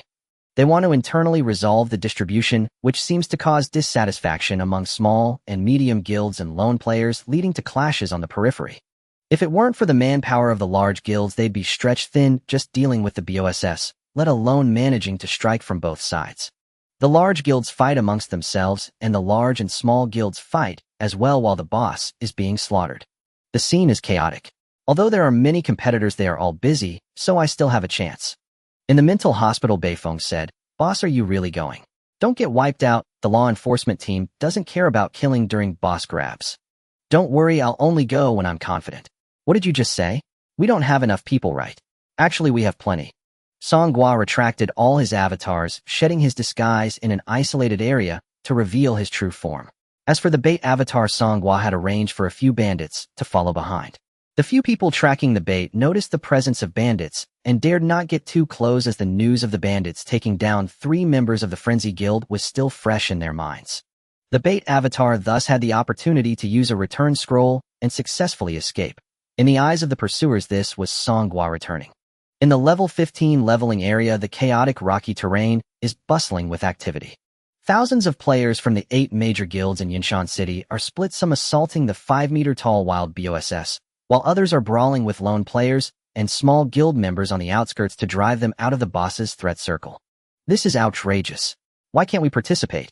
Eliminating the wild boss is everyone's responsibility. If we don't kill this thing, it could attack the city. Nonsense. Do you even need us? If it weren't for the interference, our Tianzhao guild could handle it alone. Exactly, each of you just wants a piece of the pie. The experience from the wild boss isn't restricted by experience fatigue. Everyone wants to put in some damage, even if they only get 1 of the experience, it's worth it. And everyone's responsibility. Pooh. The 8 major guilds can't monopolize everything. Everyone unite and snatch the boss. Deaths, Pig Butcher Walker. Level LV 30. Role Boss Wilderness. Strength, 1050. Constitution, 1800. Spirit, 800. Agility, 415. Talent. Wilderness Overlord. The health of Wilderness Boss is increased by 100 times, and when its health drops below 10, it enters a berserk state, commanding nearby wild monsters to assist in battle, all of which are enhanced to elite monsters. Berserk. Different Wilderness bosses gain various enhancements and abilities when entering a berserk state. Deadly Cleaver Walker's successive attacks on the same target will cause damage to gradually increase, reaching up to 1,000, at which point the damage dealt becomes true damage. Bloodthirsty Butcher, when Walker kills a target, he absorbs 30 of its maximum health to restore his own health, and any overflow healing is converted into a shield not exceeding 30 of his health. Skills: Boil Water LV10, Excellent Scald Feather LV10, Excellent Slaughter LV10, Flawless Eviscerate LV10, Flawless Decapitate LV10, Rare Dissect LV10. A rare. Description: a creature with the body of a pig and the height of 5 meters with a belly diameter of 3 meters, wielding a tumtor-long butcher's knife emanating a stench of decay. Do not let it set its sights on you, or it will chase you down until you become a dish. The adventurers in the rocky wasteland activated their information-checking functions to learn about this wilderness boss. The Pig Butcher. This is one tough character. A level 30 wilderness boss with so many of us, it should be a piece of cake. You're wrong. Killing the Pig Butcher is simple, but every skill of his is a single target attack with explosive damage. He also likes to chase down the one with the highest aggro. With his talent, isn't it very likely that someone could get killed? Therefore, we mustn't be careless when dealing with him. The aggro must be controlled well. Although he isn't very agile, we can kite him effectively, but it requires a high level of coordination in defense and control sequences. Agility cannot be assessed solely by the numbers on the panel. With the same 100 agility, one person weighing 100 pounds and another weighing 200 pounds will exhibit very different agility. Some bosses may appear to have high agility, but their large frames can make their movements seem sluggish. The elites from the 8 major guilds in Yinshan City have all arrived. They are all second or even third-tier adventurers, experienced and strong enough to handle bosses with proficiency. At least for now, there have been no casualties, and the boss's health bar is steadily decreasing. In the distance, in a makeshift camp, the leaders, vice leaders, and elders of the 8 major guilds are all present. Is a level 30 wilderness boss worth the attention of all these prominent figures in Yinshan City? The answer is undoubtedly yes. This is because among the drops from wilderness bosses, there is a type of item that is very important to guild organizations, serving as a key to consolidating the power of guilds. It's been a while since it's been this lively, my brothers. You all came. The president of the June Green Guild, Dao Yuming, is a jovial, middle-aged man, LV58. Dao Yuming is clad in heavy armor with a round belly resembling an ancient general. Let's skip the pleasantries. We need to decide how to split this boss's loot. The president of the Tian Zhao Guild, Zhao Yingxiong, a member of the Zhao family's collateral branch, spoke up. I fear this time it's going to be difficult for us 8 to come to an agreement. This pig appeared in the level 15 leveling area. This year's fresh graduates have either been leveling in the level 10 area or the level 15 area, and the moment the boss appeared, it was discovered. I estimate that more than half of the guilds in the city are here now. While the situation is still somewhat controllable, as more people flood in, we 8 guilds cannot afford to offend the masses. What's going on here? Dao Yuming said unhappily. Although the Butcher is the lowest level wilderness boss, the probability of gathering correlated drops is unrelated to level. If this is not in the hands of our 8 guilds, won't we just watch others rise? Zhao Yingxiong said, do our gentlemen's agreements still count for our 8 guilds? The guild leaders nodded in unison. Naturally they count. If we fight too hard, we could give an opportunity for second-tier guilds to rise, and that wouldn't be a good thing. The financial backers behind us will invest in whoever grows stronger. We must maintain our status. The development of a guild is very costly, as can be seen from Songwa's training of avatars. Thus, the guilds in Yinshan City are backed by family powers for investment. The 4 major families each hold shares in 2 guilds, forming the current situation of the 8 major first-tier guilds in a stalemate. However, investment does not equate to control over the guilds by family powers. At most, it means providing special treatment to the financial backers or reaching certain agreements for mutual benefit. Zhao Yingxiong said, so the current issue is that we must drive out other guilds and individuals who are here to interfere with our good fortune from the boss's aggro range. Dao Yuming looked at the boss battle in the distance, surrounded by a large group of adventurers. This is not going to be easy. There are too many people. We can't just massacre the crowd. Zhao Yingxiong laughed. The reason it's not easy now is that our 8 guilds have sent our elites to the boss. If 4 of us are willing to completely abandon the spoils of this boss and focus on driving away the troublemakers, this battle will be secured. The guild leaders furrowed their brows. Their gentleman's agreement meant that one guild would take the lead in the wilderness boss fight, while others would not completely forfeit. After all, a large mobilization without any gain would leave everyone dissatisfied within the guild. Dao Yuming was straightforward and was the first to express his stance. Our June Green will sit this one out. President Zhao, it's indeed your turn this time for Tian Zhao, but your proposal seems a bit self-serving. But that's okay, or just treat our entire guild to a meal at the Hai Tian Hotel afterward. Zhao Yingxiong chuckled, I'll treat you all to 3 days of feasting. All right, it's a deal. Once someone took the lead, it became easier to negotiate. Zhao Yingxiong also agreed to provide some compensation to the 4 guilds giving up their shares. The 8 major guilds split into 2 groups, and the number of people near the boss was instantly halved. The 4 guilds concentrated their efforts on defeating the BOSS, accelerating its health depletion. The other 4 guilds rushed to the outskirts of the boss battle, clashing with smaller guilds and individuals to drive them away. Meanwhile, what was Songwa doing? He was currently leveling up in the nearby area with his avatars, hunting wild monsters. Songwa asked, how many are there? Ghost Brother replied, over 500. Not enough, not enough. All groups speed up and lead the level 5 and level 1 wild monsters over here. Let Ghost Brother's summons take them down. The progress of the boss battle from the 8 major guilds is speeding up, so we need to accelerate as well. Songwa turned to Monkey Brother. The young Monkey Brother seemed to be getting nervous. His hairline was inexplicably affected. How many do you have? 150. Not enough, not enough. What about the brothers recovering mana? Give him a full set. Monkey Brother scratched his head. I'm getting bald. Don't say nonsense. A person has over 100,000 hairs, enough for you to turn into a monkey. Really? I just feel quite cool on my head. Over 200 clones were now all mobilized. They were dressed in the attire of bandits. At this moment, they weren't worried about being seen. Because even if there were people nearby, they were attracted by the boss battle. The only one still farming wild monsters was Songwa. However, if someone discovered the movement of the bandits, it would certainly be surprising. In the surrounding leveling areas, one could occasionally see several bandits leading dozens of undead summons sweeping through everything in their path. These small teams would weaken the wild monsters, and then the undead summons would finish them off, activating the profession talent of the underworld ghost general, converting the defeated units into summons joining this sweeping team. Afterward, there were still people cleaning the battlefield, picking up whiteboard gear and low-quality potions. The whole process flowed smoothly, akin to a mature industrial chain.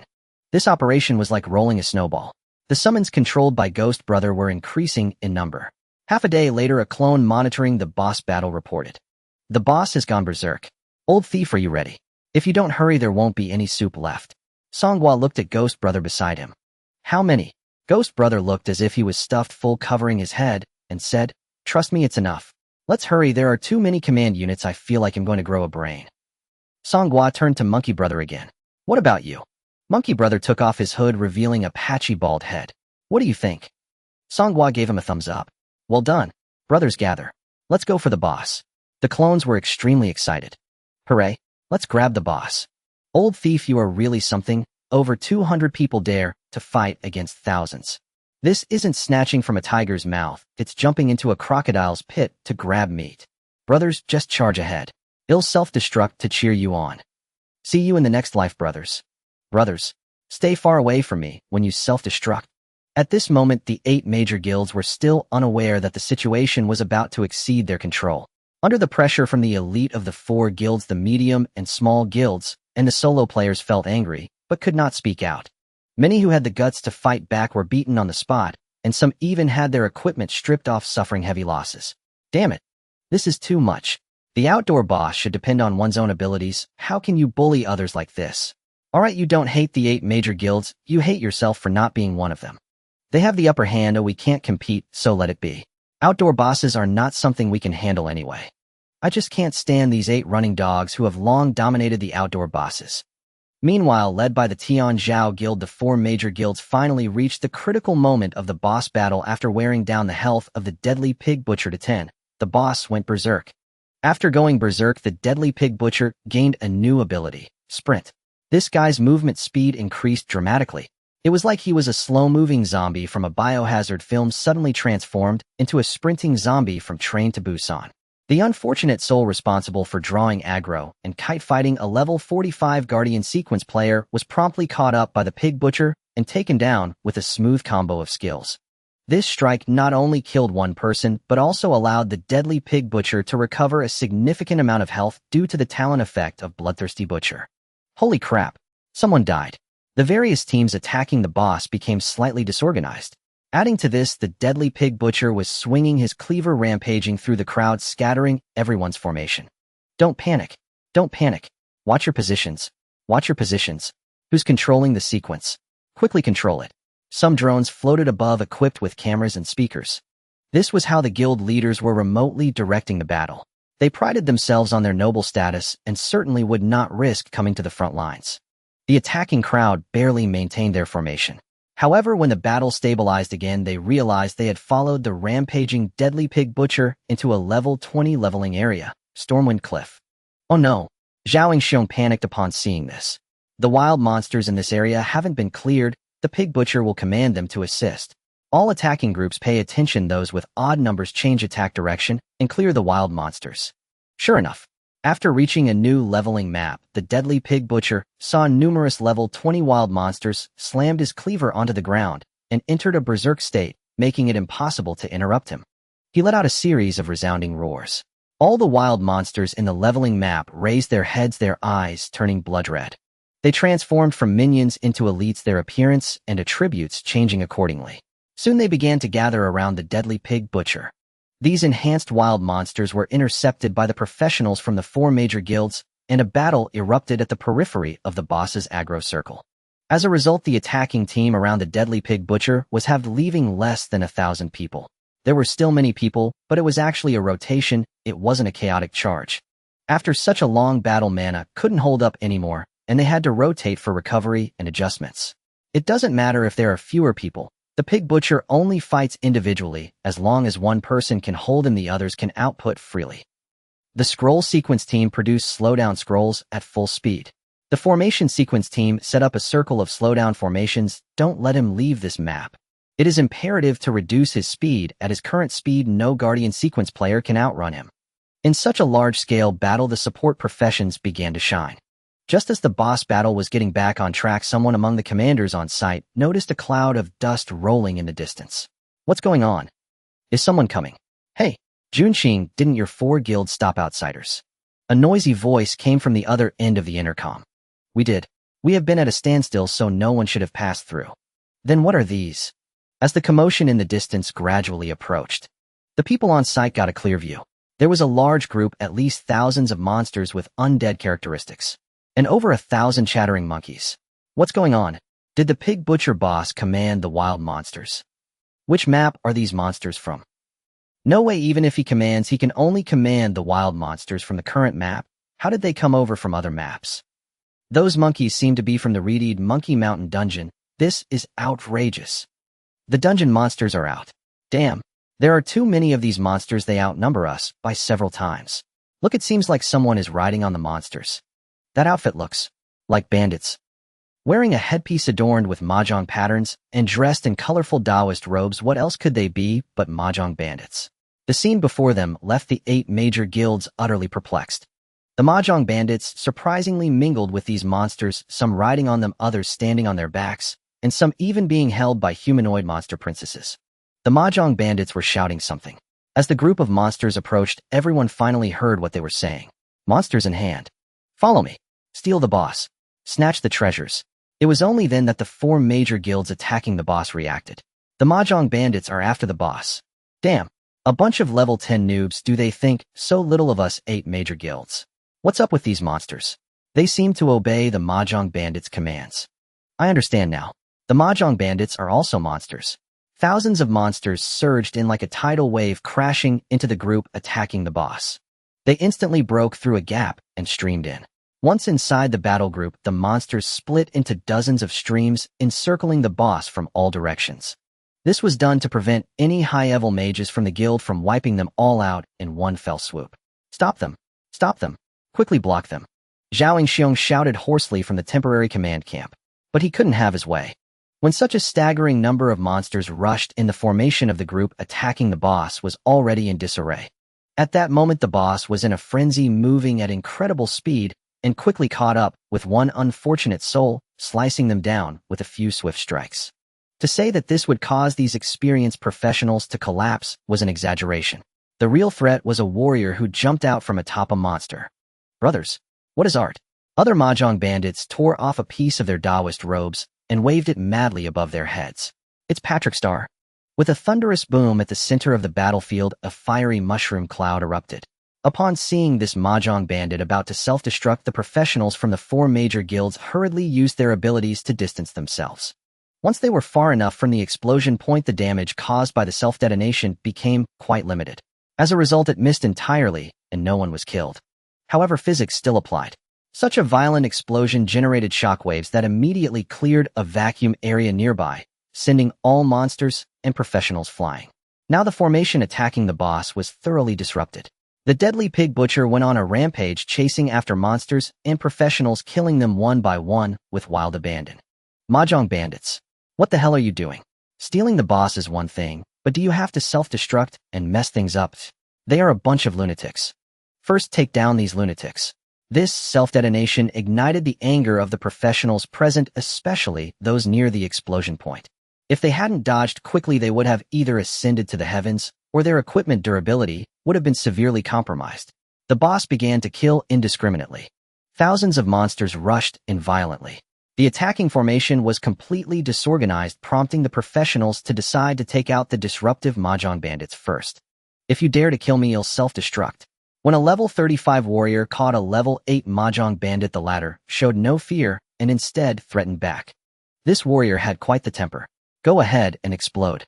Let's see who dies first. Explode. Just explode. The result was that both ended up dead. Others watching were dumbfounded. These mahjong bandits really would self-destruct. Each of them was not just a bandit, but a walking bomb. No one dared to touch the mahjong bandits anymore. Furthermore, Zhao Yingxiang's drone was incessantly shouting from the air, "Don't bother with the mahjong bandits. They are low level and pose no threat to you. Hold the boss's aggro. Don't lose the aggro. The boss is low on health. Those monsters are whittling down the boss's health." The undead summoned by Ghost Brother and the monkeys of Monkey Brother, though limited in strength, charged towards the boss in a suicidal manner, always managing to chip away at some health. Because there were enough of them. Even if each attack only dealt a little damage, with thousands taking turns, that still amounted to a significant loss. The aggro generated by summoned creatures counted towards the summoner. The boss's aggro was gradually shifting from the 4 major guilds to Songhua's avatar. Just then a fierce wind howled in the air. Someone was flying over. The first figure had flames shooting from their hands, trailing a long flame tail behind them. It was Fire Brother from the Mahjong Bandits. The second figure, stepping on golden clouds and holding a golden staff, was Monkey Brother the Wealthy of the Mahjong Bandits. The third figure, held up by a swarm of red bats, slowly wobbled forward in the air. It was Blood Brother from the Mahjong Bandits. "Hey, wait for me. We agreed to make our entrance together." Blood Brother's flight was quite awkward, his speed incomparable to the first two. Behind the three of them, a pair of bony wings suddenly unfurled. A black bone dragon with a wingspan exceeding 20 meters and no flesh, just bones, soared through the sky. On its back, Ghost Brother wielded a large blade, exuding a commanding presence. The Mahjong Bandits in the air clearly possessed stronger abilities, likely higher-ups. However, upon checking their levels, the highest was only level 20, which was quite inconsistent with their current stature. But Zhao Yingxiang had also arranged several teams to attack them from the ground, trying to bring them down. Mages and archers had no shortage of means to counter airborne units, especially the archers, who were the bane of airborne foes. Various magical projectiles and enchanted arrows rained down upon the 4 figures in the sky. In the distance, logistics teams were constructing anti-air artillery. If completed, a single shot would likely prove fatal to Fire Brother and the others. Incoming. In the face of the enemy's attacks, Monkey Brother stood at the forefront, protecting Blood Brother and Fire Brother. With a horde of monkeys providing damage reduction, he was well beyond 100. If the attackers lacked damage-increasing attributes, they could only inflict a forced damage of 1 on him. "Put some effort into it, are you just scratching my back?" This statement was more effective than any taunt skill, prompting professionals from the 4 major guilds to prepare their ultimate abilities. However, subsequent attacks did not land. Because Ghost Brother had made his move. "You little ones, interrupt their skills," Ghost Brother commanded. His undead summons, grouped in dozens, pounced on those preparing to unleash their ultimate abilities from the sky, knocking them down. A hardcore interruption. The professionals from the 4 major guilds, the Wild Boss, the Deadly Pig Butcher, thousands of various summoned creatures, and the Mahjong Bandits were all caught in a chaotic melee. The entire storm cliff was in utter disarray. Bang! Fire Brother's fiery fist pierced through all the command drones, its fiery gaze sweeping across the battlefield. "Take the boss away."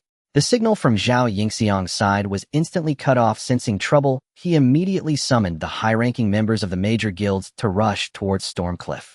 Good heavens! Someone shield me. I am a noble logistics dad. Not all of the players besieging the boss from the 4 great guilds were combatants. Nearly a third belonged to the support logistics cohort. Their combat repertoire amounted to little more than basic strikes.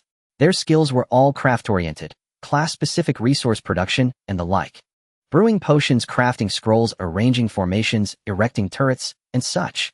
All these talents shared one feature: none were instant cast, each required a preparation period. Chaos now reigned. Squads assigned to protect the support roles were scattered by a tide of summoned creatures. The pitiable support players could only scramble to find a place of safety. But what were the Mafei doing? Conducting legitimate business. Stand still? What class are you? A clone wearing Ewan's distinctive headgear blocked a support player from Tianzhao Guild. 2M in the equipment sequence, a gem specialist. Hehe, I'm very good at socketing gems. Ewan seized a nearby level 5 undead, irritable water buffalo, hurled it at him, then stomped down. Pinned beneath the beast, the support father could barely move. Nonsense. I just saw you making scrolls. Hand over every scroll you have. No, brother, these were made with guild resources. They're communal property. If I give them to you, I'll be punished. I can't afford it. That's none of my concern. If you don't hand them over, I'll blow you to bits. The support player, grief lodged in his throat, pleaded tearfully, but I heard you were champions of righteousness, the conscience of the profession. How can you do this? Robbing the rich to help the poor isn't being good. Who did you help? Me. I'm poor. Can't you tell? He felt his CPU about to overheat. In the end, he bit his lip and paid for safety, likely condemning himself to a lifetime of free labor for the guild. He opened his pack and showed Ewan, surrendering the scrolls inside, and even the unused materials for crafting more scrolls. Ewan's inventory lacked the capacity to carry it all, so he summoned a Santong to help load the spoils. All right, you can go. Ever considerate, Ewan scooped him up and tossed him toward the outskirts of the chaos. Thanks, he called. Ewan laughed to Santong. See, he's thanking us. Similar scenes played out elsewhere. The Mafei took advantage of the turmoil, looting many of the support players clean. Hidden in the shadows, Song Gua synced with his clone's memories. Upon learning of the outcome, he could not stop grinning. Good heavens. I looted the 8 great guilds. Fortune smiles upon us. No shred of remorse. We are merely robbing the rich to aid the poor. Beside the 8 great guilds, we Mafei are utterly destitute. Enough play. The number of creatures under our control is dropping fast. Execute the critical steps at once. Huazi Gu aloft pulverized every drone with a single punch, temporarily severing the 8 great guilds' high command from the battlefield. Carry the boss away. The guild players present were stunned by Huazi Ji's order. The Mafei were utterly reckless. You could, at the very moment we were about to finish the BOSS act, without honor, somehow mingle with the monsters and snatch our prize away. But a snatch should be a kill-steal, not a full theft. Stealing the kill can be borne, carrying it off cannot. Do we count for nothing? You hauled the boss away right under our noses. What future is left for us frontline guilds of Yinshan City? Protect the boss. Clear the monsters. Stop the Mafei. Save face. With their higher command cut off, the players on site began to improvise. The deadly swine butcher Waku found himself baffled by the spectacle. How had the two-legged beasts that besieged him earlier begun fighting against a second wave of flamboyantly attired two-legged beasts? They were even tossing healing spells at him to keep him alive. My goodness, he'd never fought such a lavish battle in his life. Waku felt helpless. His combat logic was driven by the hate aggro mechanism. Coupled with exclusively single-target output, he always pursued whoever held the highest threat. Who had the highest aggro now? Gue Gu. His summons had struck Waku so many times. Where was Gue Gu? He was riding a bone drake in the sky. Gue Ge's current ultimate, a rare skeleton dragon rider skill that summons a skeletal dragon for a time. Waku could not fly. Was he to stand there and stare at the heavens? Of course not. The game had no such crude bug. He attacked whatever enemy held the next highest aggro. Originally, that had been the players besieging the BOSS, but their threat had long since been overtaken. Those with the next highest aggro were trash mobs Gue Gu had converted into summons. None could withstand a single swing from Waku. But there were so many of them. These mobs scattered in all directions, kite dancing in a haphazard way that sent Waku sprinting across the field. The 4 great guilds tried to keep the boss nearby, but it was in a berserk state and ran like the wind, impossible to restrain. She foamed. It's on you. Waku finally broke out of the encirclement. Gue Gu, astride the bone drake, dove down toward him. As Gue drew near, Waku seemed to sense his presence and raised his head. The highest threat target had arrived. Waku's cleaver came down in a killing arc. Thud. Crack. The bone drake's bones were iron hard, yet Waku's cleaver was keener still. He severed one of the beast's leg bones with a single stroke. The bone drake, seemingly unbothered, hooked Waku by the shoulder with another claw and flung him skyward. Waku would not yield. He raised his cleaver to strike again. Interrupt the attack. Huazigo acted as field commander. A storm of crowd control interrupts flew in, preventing Waku from further mangling the bone drake. The Ma Fei carried off the boss. Damn, what are the archers doing? Shoot that bone drake down. It's no use. The bone drake has no health bar. It's a dead construct. You must destroy its physical structure to stop it. Good grief. What use are you? Pursue. A towering staff descended from the sky and stood between thousands. Tum. I'm here today. None shall pass. Hogu leapt down from his somersault cloud, standing atop a colossal golden cudgel, looking down imperiously on his enemies. Damn, a level 17 scruff in lousy gear. Finish him. Countless skill effects engulfed Hogu. He spread his arms and bathed in the onslaught of lights. Those effects were nothing but different forms of energy. They calculated damage as data. As long as they were not physical strikes, they posed no real harm. 1, 1, 1, 1. All registering as 1. What on earth? The gathered players were dumbfounded. The Lingho warrior is a unique class, exceedingly rare. Hogu had hidden his personal information and no one present had a detection relic, so nobody knew his true class. They had no clue why a supposed level 17 scrub seemed immune. In truth, they only needed to wipe out the scrambling monkeys and monkeykin running around the field. They were fragile. A mage's area nuke could very well erase them in an instant. The Monkey King finished showing off and took off thrillingly. It must be said that among the 4 major guilds there are indeed those who can fly. However, once they soared to chase after De Sanyuan and Ghost Brother, the latter would immediately threaten. If you chase me again, I'll blow myself up. Let's see where you can run in the sky. The bandit truly would self-destruct, and they were very decisive. This had been proven more than once. Those who could fly were still a minority. Chasing after those few in the sky meant fighting alone, which was too dangerous. So no one pursued into the sky. Ultimately, everyone was here to steal the BOSS, and there was no deep-seated hatred with the bandits. There was no need to risk their lives for the guild to that extent. It was precisely because these people fought less recklessly than the bandits and always prioritized their own safety that the bandits found opportunities, truly snatching the boss away. The Monkey King blocked for a moment, and then the thousands of undead summoned by Ghost Brother formed a human wall blocking another wave. The human wall was quite scattered, requiring the AoE-capable mages to spend some time clearing it. There were also several cannon fodder avatars mingling among the monsters, occasionally shouting, "I'm going to self-destruct." This scared the nearby professionals, causing them to scatter like birds. In the end, there was no explosion. After a while, they shouted again, scaring away another group, but still no explosion. For the 3rd time, they shouted. These people didn't believe it anymore and focused on clearing the monsters. As a result, it truly exploded, injuring a number of them. The story of the wolf coming had been understood by the avatars. The 2 waves of obstruction had caused the skeletal dragon summoned by Ghost Brother to pull Walker even further away. After all, Walker was the BOSS and half of his skills had invincibility. The controlling professionals couldn't control Walker in his invincible state. Therefore, not long after, Walker used his slaughtering knife to sever another leg of the skeletal dragon, causing it to fall from the sky. This fall from the sky caused Walker to lose a significant amount of health. At this moment, his health bar only had 1 remaining. Fire Brother lifted his gaze toward a spot about 500 meters ahead. It was a cliff. Right here, quick. Take down the boss in seconds. A group of bandits rode on those fast-moving undead summons, closely following behind. As soon as Walker crashed, they quickly closed in, each unleashing their skills to besiege the boss. After the skeletal dragon landed, it calmly reattached the severed leg bone and soared into the sky with Ghost Brother. Walker was furious, chasing after the other avatars throughout the battlefield. This won't do. These things have too high of a defense. Breaking through their defenses is a problem for us.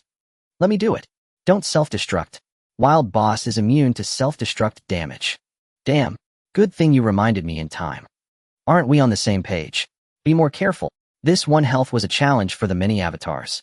At this moment, I really miss the main body, the old thief. If he were here, he could solve it with 1 punch. The old thief is making his final move and cannot show himself now. What do we do? People from the 4 major guilds are coming. The brothers monitoring from the outside are also saying that the other 4 major guilds have given up on driving others away and are now surrounding us. And the high-ups from the 8 major guilds are also rushing over. And ahead of us is a cliff. Are we the bandits today not only unable to take down the boss, but also going to be wiped out here? Just as this group was at a loss, a figure descended like a deity. 10,000. Explosion flame technique scroll. A red scroll was thrown towards Walker by 10,000 activating. Boom. 3,922. What the hell? 10,000. What did you do? 10,000 laughed heartily. This is a scroll I just robbed. These major guilds are indeed wealthy, making scrolls that are all of excellent quality and all above level 30. Right? Using their high-level items that can deal damage to attack the boss will work. Actually, there are also scrolls that can be made among Songwa's avatars. However, the problem is that the avatar levels are not high and the scrolls produced are of lower levels and quality, not much different from the avatar's own output. But everyone forgot. They had just taken the opportunity to loot a wave of the enemy's logistics. Now they integrated the resources they had robbed, picking out those that could deal damage or control, and threw them all out. Fire Thunder Plus. I throw. Molotov Cocktail. I throw. Thunder Roll Scroll. I throw. Poisonous Potion. I throw. Sexy Swimsuit. Wrong one. Do you have this kind of hobby? Walker's remaining 1 health was finally depleted under the bombardment of various consumables and items. I'm still not full. Walker screamed. Boom. He exploded. Don't underestimate his explosion upon death. The area around him would be affected for dozens of meters. This was Walker's only area attack ability, which would only trigger upon his death. Kalala. The place where Walker died was piled high with colorful loot. Wow. The avatars were all ecstatic. Loot it. But they couldn't get a thing. The loot from wild bosses has a distribution priority. It was determined by the hate value before its death. Ghost Brother was the first to pick up, taking away a large portion. Following him was 10,000 who had thrown the most scrolls. One by one the avatars kept stepping forward, picking up all the drops without leaving a single one behind, not even a potion. When the avatars finished dividing the loot, the people from the 8 major guilds also arrived. Stop. Put down the loot. Bandits, are you declaring war against our 8 major guilds? There were those with loud voices and their shouts had already reached over. Even more irritable ones directly hurled skills over here, causing a chaotic bombardment. The opponents were higher level and their output was explosive. Without the protection of thousands of monsters, these damages easily affected the avatars. 2 avatars were too fragile, dying on the spot. They didn't even have time to self-destruct. The other bandits had no choice but to carry away the 2 corpses. Let's see where you run. At the edge of the cliff, over 100 avatars had nowhere to retreat, forced into a dead end by the 8 major guilds. Zhao Yingxiong stopped his side from continuing the attack. Hand over the boss loot, and I guarantee you can leave safely. Fire Brother stood in front of the avatars, snorting coldly. We don't trust Zhao family members. The president of June Green's guild stepped forward, holding his big belly, chuckling. I don't have the surname Zhao, nor am I from the 4 major families. You can trust me. We're all here for a bit of boss reward, not to fight to the death. Besides, robbing us of the boss we've worked hard to defeat for nearly a day isn't following the rules of the martial world. The Monkey King spat on the ground. Bah? Wild boss is meant to be robbed. When did it become your internal distribution? Haven't you played online games before? Zhao Yingxiang's gaze grew cold. You have nowhere to go. Even if you can fly, our 8 major guilds elites are all here, and flying is also a dead end. Hand over the loot and save your lives. As soon as the words fell, the professionals behind Zhao Yingxiong threatened and took a step forward. The bandits showed no fear and took a step forward in unison, speaking in unison. If you dare come over, we will self-destruct and perish together. The 8 major guilds faced off against the bandits on a cliff at the Storm Mountain. The distance between the 2 sides was 100 meters horizontally and 20 meters vertically, with the bandits standing on the higher ground. Damn, the bandits are impressive. They actually managed to snatch food from the mouths of the 8 major guilds. For the first time in history, how many years has it been since the wild boss near Yinshan City has been taken by anyone other than the 8 major guilds and the 4 great families? These bandits are only at level 10 or so, with just one above level 20, and they actually succeeded. It's miraculous. We should learn from this and go after bosses like they did. As the number of spectators eager to watch increased, the patience of the 8 major guilds began to wane. The more onlookers there were, the greater the shame they felt. Zhao Yingxiong stepped forward to represent the 8 major guilds and shouted at the bandits. Enough. This is your final ultimatum. If you want to self-destruct, then do it. The drops from the wild boss must either be returned to us, the 8 major guilds, or you can take them to the King of Hell. Prepare to attack. Behind Zhao Ingxiong, a group of ranged attackers entered, their skill preparations various, starlight sparkling and energy gathering with tension at its peak. At this critical moment, all the bandits heard Song Gua's voice in their minds. Brothers, jump. They'll catch you. An unexpected scene unfolded. All the bandits held hands, formed 2 rows, and jumped backward off the cliff, free-falling into the abyss. Some even added a bit of flair. What we're snatching today isn't just a wild boss, that's fairness. The world belongs to you, but it also belongs to us. You can't dominate everything. When the chaos of yin and yang reverses, I will spill my blood to the skies. For those who sacrifice, there are grand aspirations. Dare to change the sun and moon. What joy is there in life, what sorrow in death? The wind howls and the waters are cold. The brave go and do not return. In life be a hero, in death be a ghostly champion. Ha ha ha. Even though the ink in my belly has been used up by others, the show must go on, so I can only laugh. As the bandits fell from the cliff, the people from the 8 major guilds thought they were trying to escape, and their attacks reached them. Boom. Countless skill effects fell, breaking off a piece of the cliff. Dust rose and rocks flew. The onlooking professionals were all shocked. The bandits are so cultured. Damn, is that the main point? Although they seem crazy, no one expected their inner spirit to be so grand. They are a group of people worthy of respect. With their levels so low, could they still be a bunch of students? This is too tragic. On January 9th of the new calendar, the bandits fired the first shot in the revolution of Yinshan City. Just daydreaming, only the bandits dare to fight against the landlords of Yinshan City. Do you dare to rob the wild boss from the 8 major guilds? Do you dare to look down on the 4 great families? The 8 major guilds were also thrown into confusion by the bandits' actions. They thought the bandits would stubbornly resist or even self-destruct. What they didn't expect was that they actually jumped off the cliff. Zhao Ingxiong had a hunch that there was something fishy going on and wanted to check the cliff's edge immediately. But unfortunately, he had just ordered the attack. The chaos caused by those attacks would not settle down, and he couldn't get close. Once the dust settled, Zhao Ingxiong flashed and left behind a series of afterimages, arriving at the edge of the cliff in the blink of an eye. He looked into the misty valley below, but saw nothing. The valley was too deep. Go down and search. If they are alive, we want to see them. If they are dead, we want to see the corpses. If they are dead, the items in their backpacks will drop. We must retrieve all correlated items. The people from the 8 major guilds began to rush down the slope into the valley. Other professionals behind them tried to take advantage of the chaos, looking to see if they could get lucky at the valley's bottom. Thousands of people surged forward, their footsteps creating a rumbling sound as they rushed toward the valley. Where was Song Gua at this moment? He had already arrived at the bottom of the cliff before the boss snatching operation began. Earlier during the standoff, he had borrowed the power of the Monkey King, stepping on the somersault cloud to fly onto a protruding rock in the middle of the cliff. As mentioned before, the higher Song Gua's level, the larger the radius of his recovery of clones. Now at level 20, his recovery radius had reached 40 meters. When the deadly pig butcher was killed, its massive experience was distributed among Song Gua's clones based on their aggro levels, and the feedback from the clones caused Song Gua's experience bar to surge, leveling him up significantly. When the clones jumped down, they held hands deliberately to minimize the distance between them, also to support the legs of the weakened Monkey King, keeping others from noticing his unusual state after borrowing power. They also stood in 2 rows. One row of clones stretched a full 50 meters. As long as Song Gua stood in the middle, he could directly recover them as they fell past him. This was the escape plan arranged by Song Gua. It perfectly matched the bandits' corporate spirit, madness. As it turned out, it was indeed very risky. If nothing unexpected happened, something unexpected did happen. The wind in the valley was too strong. It blew the clones falling off the cliff off course horizontally. Take off your clothes. Damn. In this situation, you're still coveting my beauty. Idiot. The robes we're wearing are too conspicuous. Take them off. The clones moved in perfect unison, letting go, stripping, tossing away, and then holding hands again to close the distance. Splash.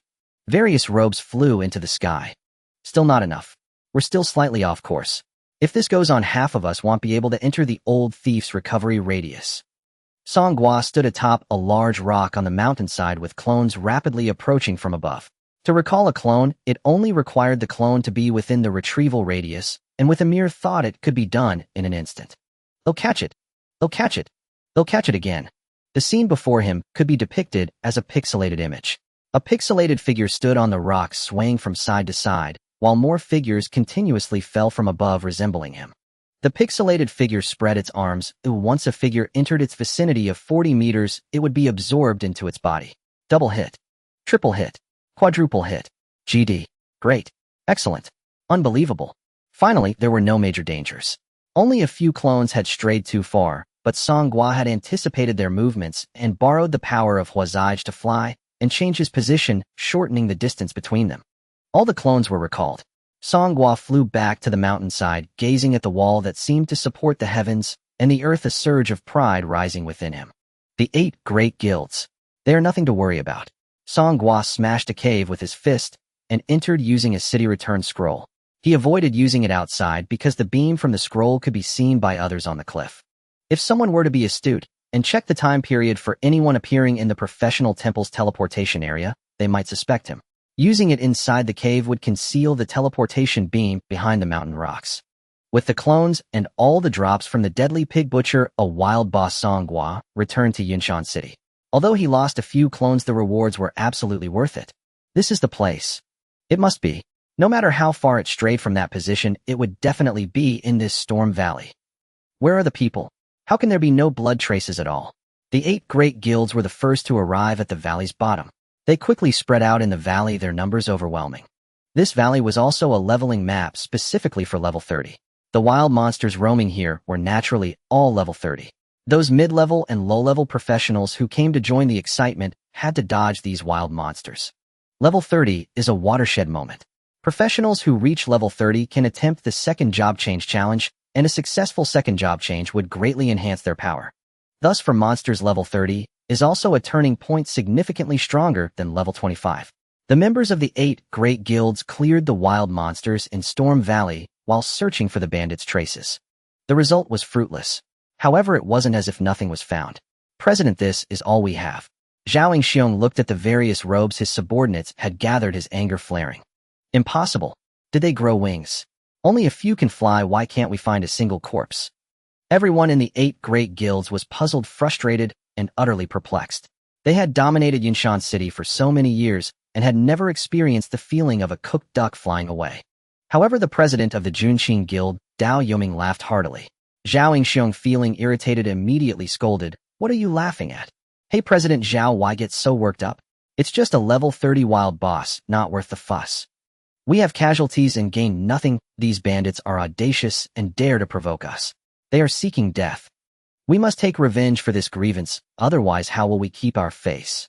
But this has also taught us a lesson." "What lesson?" Dao Yuming patted Zhao Yingxiang's shoulder. "Never underestimate an opponent." Zhao Xiong recalled the previous boss battle. When the bandits rode in with a horde of monsters, he had told the people in the team not to worry about the bandits as their levels were too low to pose a threat. Looking back now, it's truly ironic.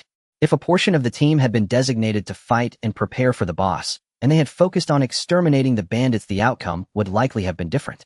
The president of the Steelheart Guild, one of the 8 great guilds, was a 35-year-old woman named Sun Wenxiang.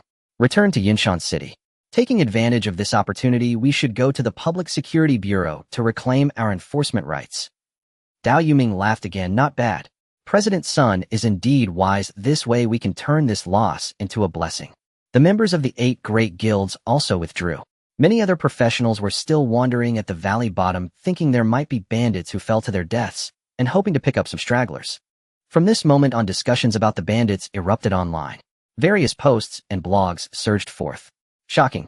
The 8 great guilds failed, and the wild boss was actually stolen from them. The wild boss met a tragic end at Storm Cliff, and the culprit is actually him. Brave? Tragic. The bandits challenged the 8 great guilds, trading lives for a draw. The Night Riders swan song, the bandits' final battle. These posts and discussions were a mix of fact and fiction, truth and falsehood. While reflecting some real situations, most were exaggerated for views or distorted through hearsay. Some even described the bandits as a group of powerful third-job experts painting a vivid picture. Nevertheless, discussions about the bandits were predominantly positive. The people of Yunshan City had long suffered under the oppression of powerful forces. The 4 major families disregarded the law. The 8 great guilds monopolized resources for professionals. The people of Yinshan City dared to be angry, but could not speak. Today, a group of unknown identities and low levels accomplished what everyone wanted to do, but dared not attempt. Although it was just stealing a boss. No one could deny that this was a slap in the face of the 8 great guilds. And it was loud and satisfying. It even struck at their backers, the 4 major families. Especially the final leap off the cliff, which many netizens called a divine act. Even if I die, I won't give you the boss rewards. It had a hint of the taste of a tyrant self-dismembering. Have all the bandits died? Is there anyone still alive? Any brothers who mingled with the bandits, please come forward and say something.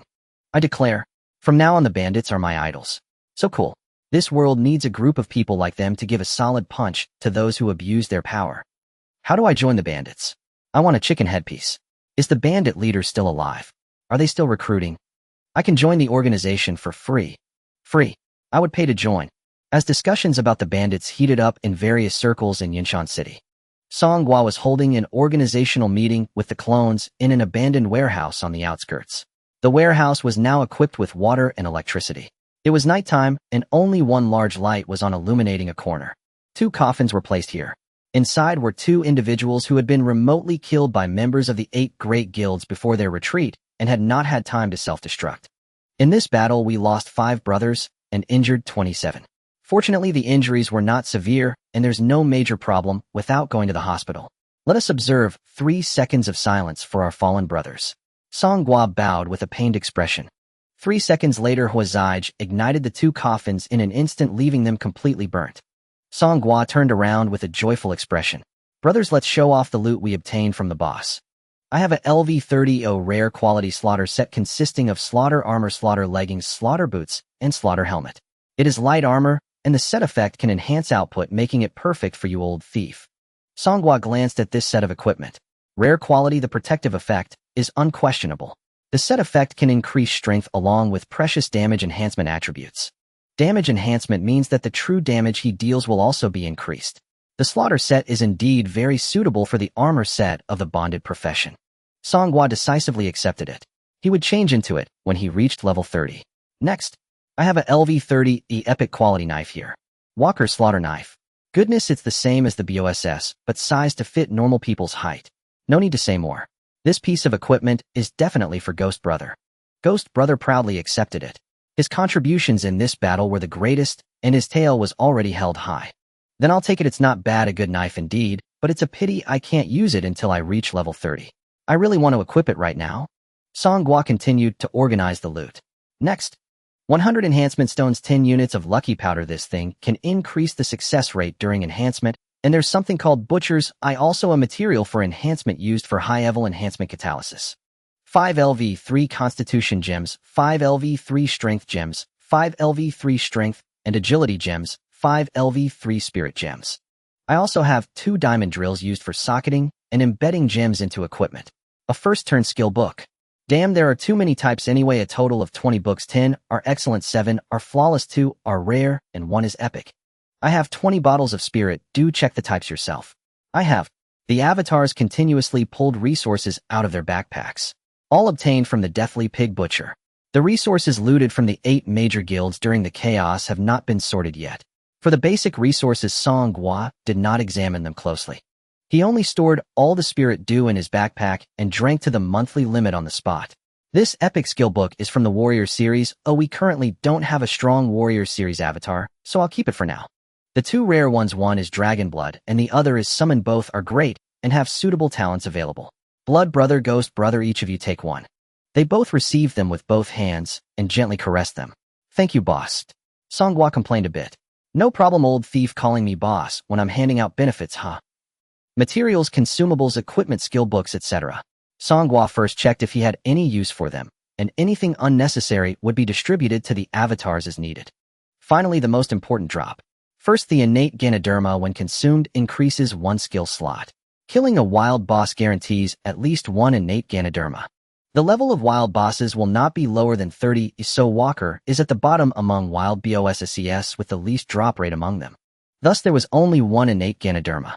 For ordinary professionals, this is the biggest temptation that wild bosses present to them, because wild bosses are usually surrounded and killed by guilds. Among the major guilds, the reserves of this item are the highest. It is often used to recruit talents into the guild. There are also limitations on consuming the innate Ganoderma, a maximum of 1 per year. Songhua ate it on the spot. Then he flipped through the 20 skill books, finding one from the Commander series to use. Thus Songhua possessed 6 skills, and opened up 1 skill slot waiting to replenish it with a more suitable skill book. Second, the Law of Heaven and Earth card. Law of Heaven and Earth card named Deathly Pig Butcher required level LV 30 higher tier sequences, ignored usable sequences Warrior Guardian All-Rounder Dragon Blood Commander Sage quality flawless effect, after use forms Walker's Law of Heaven and Earth to assist in battle until the energy of 1 assist is exhausted. This card can be used a maximum of 10 times, current remaining uses 10. Songhua had seen videos of someone using this thing online. The card lives up to its name.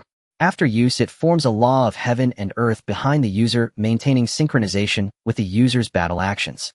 However, the skills used by the Law of Heaven and Earth are those of the character on the card. It is incredibly powerful. Once activated, this card is comparable to embodying a wild boss. Second-turn professionals can easily defeat third-turn ones. The Law of Heaven and Earth card has requirements for the user's professional sequence. Any of the 4 major upper sequences can use any card. The 8 basic sequences depend on whether the card states it can be used.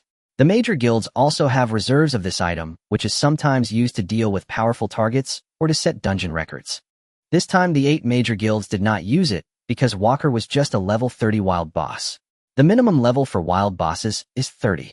They did not want to expend their precious Law of Heaven and Earth cards. Third, the Gathering Core. This is what guild powers truly care about, items that can be obtained from wild bosses. Gathering Core, current level LV10, leveling method, smelting professional resources, or donating your own experience points. Donating too much will lead to a level drop to increase the core's experience points. After the experience points are full, use a core upgrade crystal 1 to upgrade.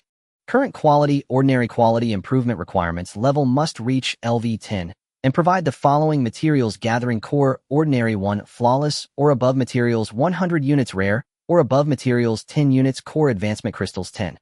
Current effect: experience increase 1, all attributes 1, enchantable attributes 0 1 none, gatherers leader 0 1 none, first mate 0 2 none, senator 0 5 none, elite 0 1 0 none, members 0 none. In most online games, joining a guild grants some enhancements. In Divine Cleric, there is no guild feature. The current guilds in reality are power organizations formed with investments and leadership. Like a company, it does not require any in-game items. However, a guild possessing a Gathering Core is considered a true guild. The Gathering Core is used to provide effect enhancements for a group of people.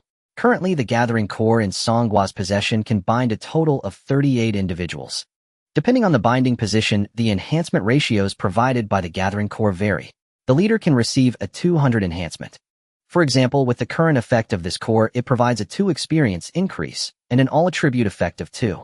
First mate 150, a senator 100, elite 80, a member 50. The titles within the Gathering Core differ from the organizational structure in real-life guilds because major guilds may not only have one Gathering Core. Thus, there can be more than one person who can bind to the leader position.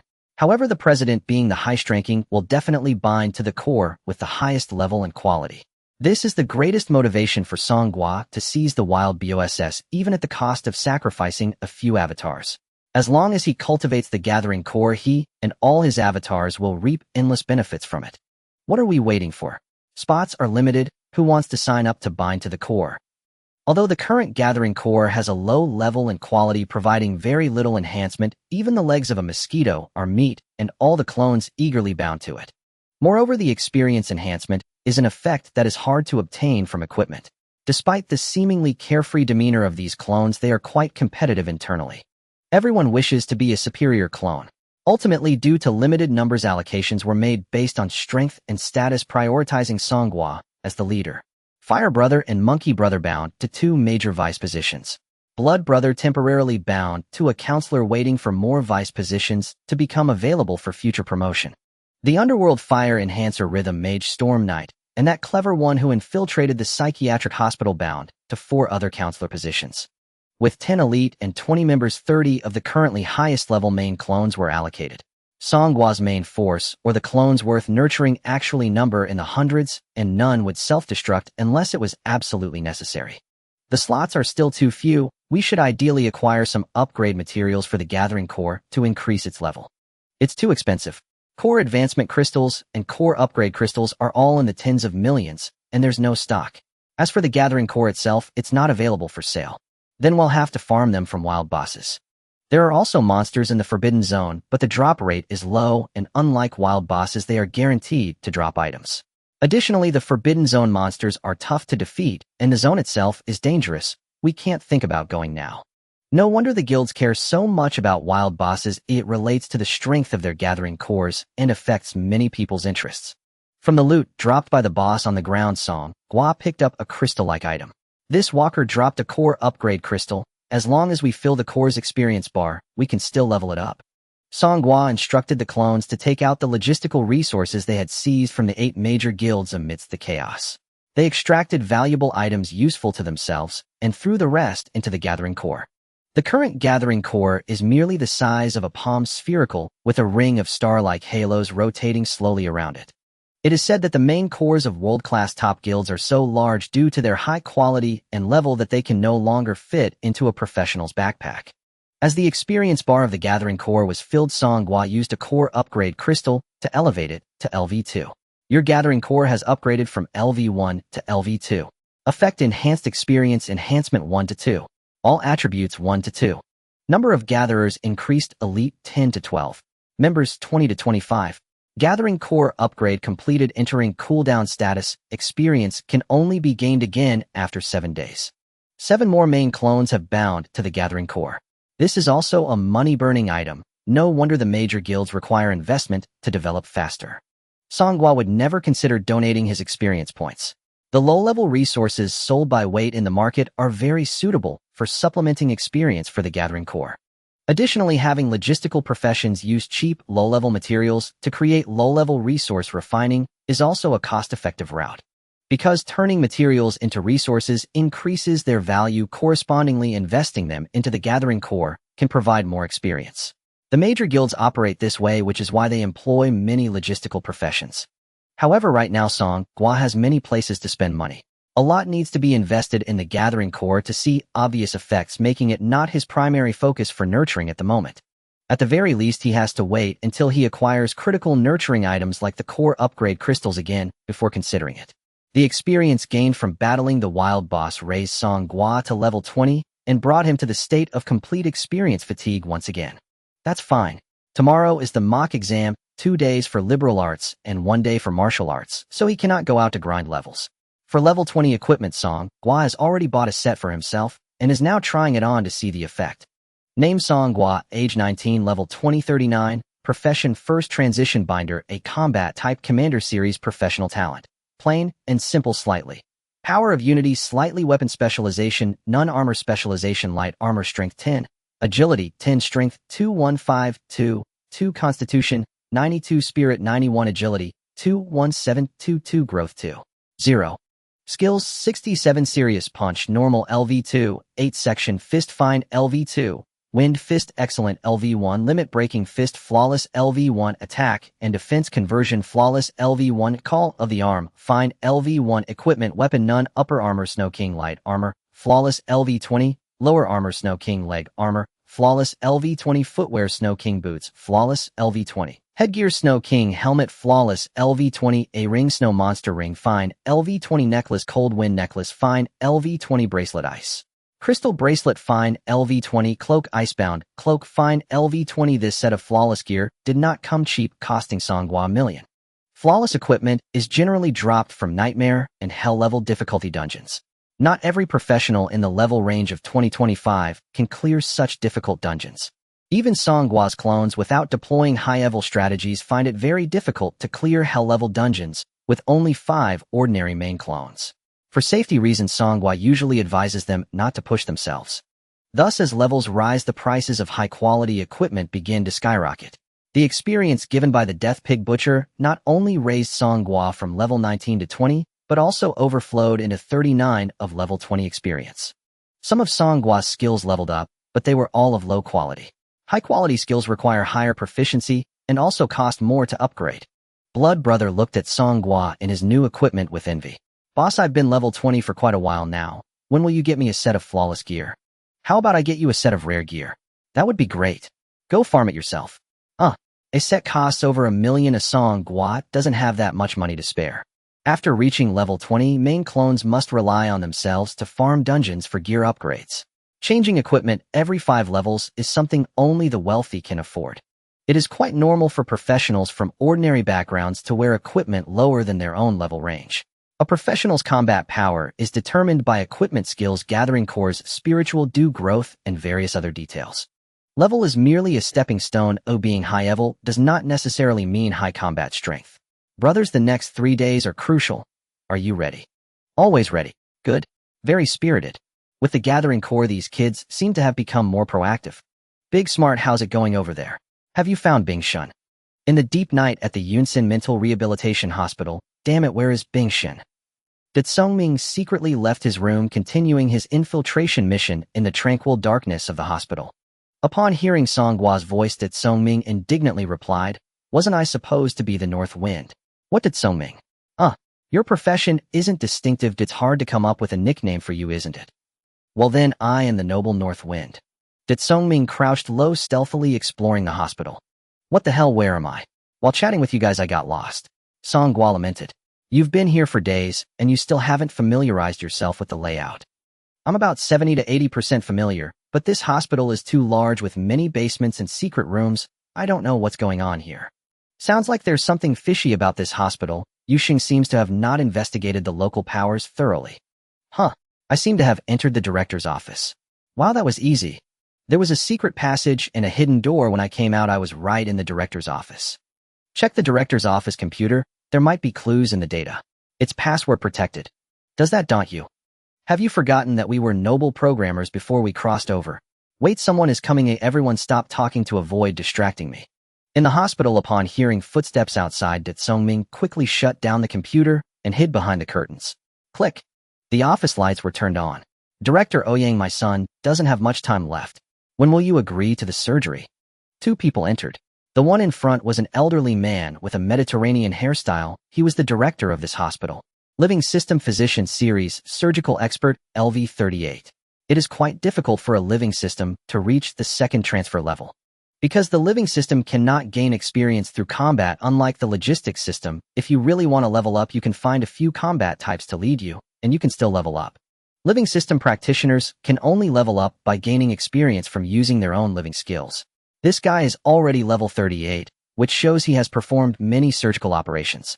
But isn't he the director of a psychiatric hospital? What surgery would a madman need? That Songming had found it strange since the first day of his admission. Following Director Ouyang was a middle-aged woman dressed very elegantly, but looking haggard. Her profession was unclear, but her level was high at 49. That Songming secretly glanced and recognized her from television. She seemed to be a senior executive from the Pang family's real estate, likely a member of the Pang family. The Zhao family head has already communicated with me several times, but Ms. Ning Bingshan is not an ordinary person. He is placed here by Yusheng, so we must be cautious with him. What is there to fear from Yusheng? In Yunsan City, the 4 major families have the final say. Besides this, Bingshan is from the Night Owl Thief Group. He is a criminal and deserves no pity. His heart can extend my son's life. It is his honor. That Songming, hidden behind the curtains, gasped in shock. He now understood how some patients ended up mysteriously sent to the morgue. He also realized why there were so many secret rooms in this hospital. Indeed, it hid many secrets. They brought in the mentally ill with no social identity, and on the surface it seemed like they were sheltering them, but in reality, they were conducting organ trafficking. There are probably even more sinister things. Human experiments, perverse abuse, sexual slavery. Think boldly. In a world where extraordinary powers exist, the dark side of a remote city will only be more terrifying. Yu Sheng is expected to become the new Abyss executioner in the next few years. Many high-ranking officials in the Huaxiao administrative region value him highly, and we really cannot offend him. But only Bingshan is the perfect match for my son. I know. No matter how much you want, I can pay. This isn't a matter of money. Since he is a friend of the Zhao family head, I will definitely help. After all, our hospital is Zhao's property, but this matter must be executed flawlessly. Director Ouyang, do you already have a plan? 3 days later. What do you mean? We found a man who looks 70% like Bingshan. After undergoing plastic surgery, he now resembles him 90%. It will take 3 days for the traces of his surgery to completely fade. By then, we will have him take Bingshan's place. Once we lock him in Bingshan's ward, Bingshan can then go to the operating table. Wonderful, wonderful Director Ouyang, you truly have the skills. 3 days, your noble son should still be able to wait, right? Yes, yes. 3 days later, coinciding with the time of the mock martial arts exam, it was also the scheduled rescue operation time agreed upon by the Avengers and the Ma Gang. Did Songming frowned. Everything is colliding together. However, if Bingshin is pushed onto the operating table, it would actually benefit the rescue operation. Because on that day, the person who needs the heart will also come in, and Did Songming can follow them to find Bingshin. Director Ouyang and Ms. Ning discussed further details of the plan. Did Songming listened attentively, memorizing everything seriously. Then it settled. Director Ouyang, I will transfer the first payment to you right away. Sure, saving a life is better than building a 7-story pagoda. It's my honor. Thank you. Ms. Ning left. Director Ouyang smiled broadly as he watched her leave. As soon as he turned around, Director Ouyang's expression instantly turned cold like a sharp and icy scalpel.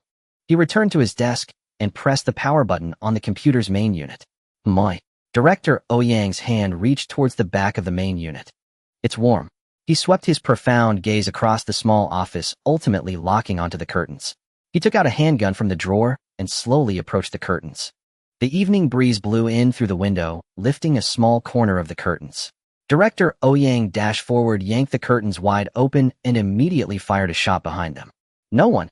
Director Ouyang crouched down, meticulously examining the smooth floor tiles. No footprints. Am I being paranoid? Did the computer update something automatically at night? Outside the director's office, Date Songming was pressed against the wall, taking deep breaths.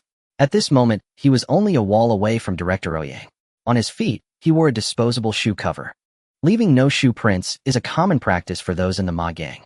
Date Songming did not climb out through the window. The opening of the director's office window was too small for an adult to crawl through. Date Songming walked through the wall. His profession was in the combat system assassin series and stealth. Indeed, he was the same as Zhao Xian, who was blown up at Songhua's house. Born with the ability to pass through walls.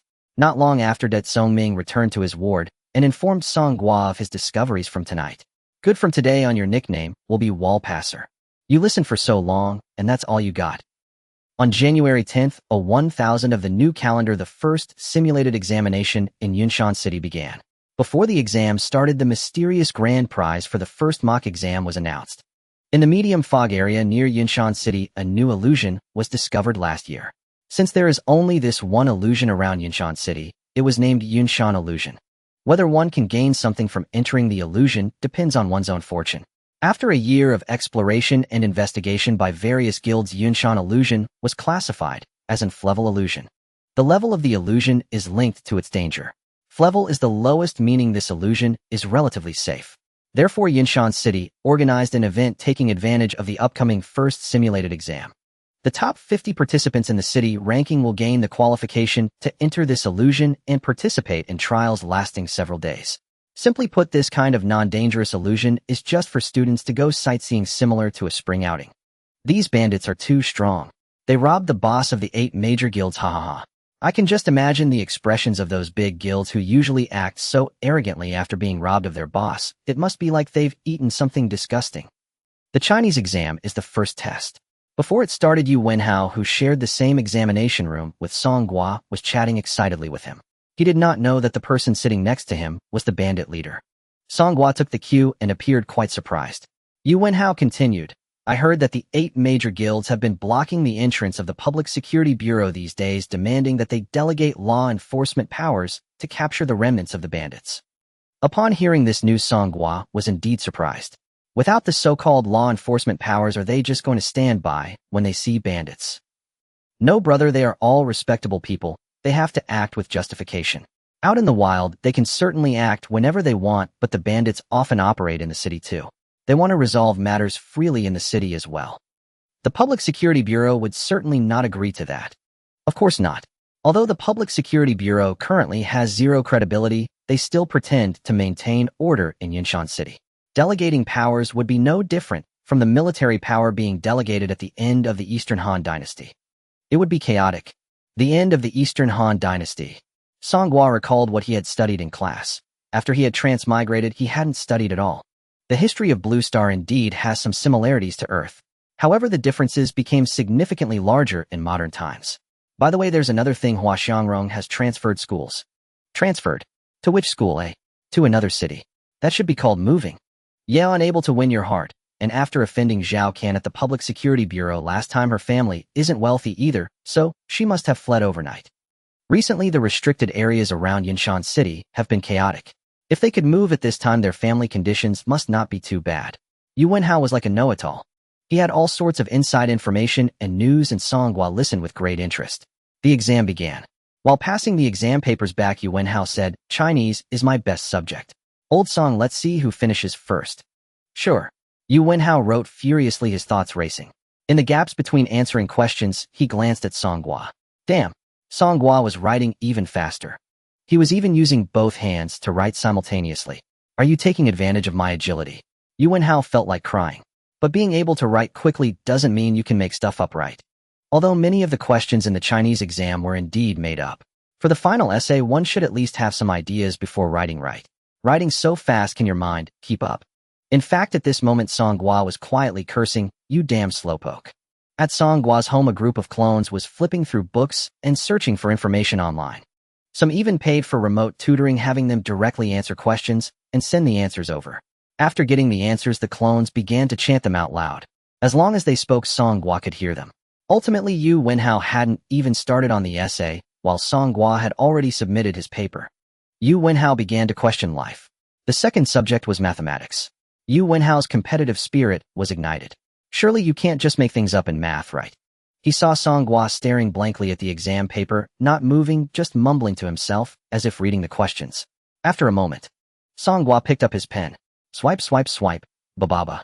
Yu Wenhao looked up again and found that Songhua had already started solving the big questions. Damn, are you really just making up your math answers? Old Song scores in liberal arts are also very important. The college entrance examination doesn't only look at martial arts scores. Yu Wenhao even began to worry for Songhua. The 2 days of academic exams concluded. The martial arts examination on the third day was the main event for combat-oriented students. Logistics students did not participate in the martial arts exam. They had their own professional assessments on their day. The vocational college is divided into combat and logistics academies. The two groups do not compete against each other in the college entrance examination. In Yinshan City's first gymnasium, 10 arenas were set up on the Tenmu field.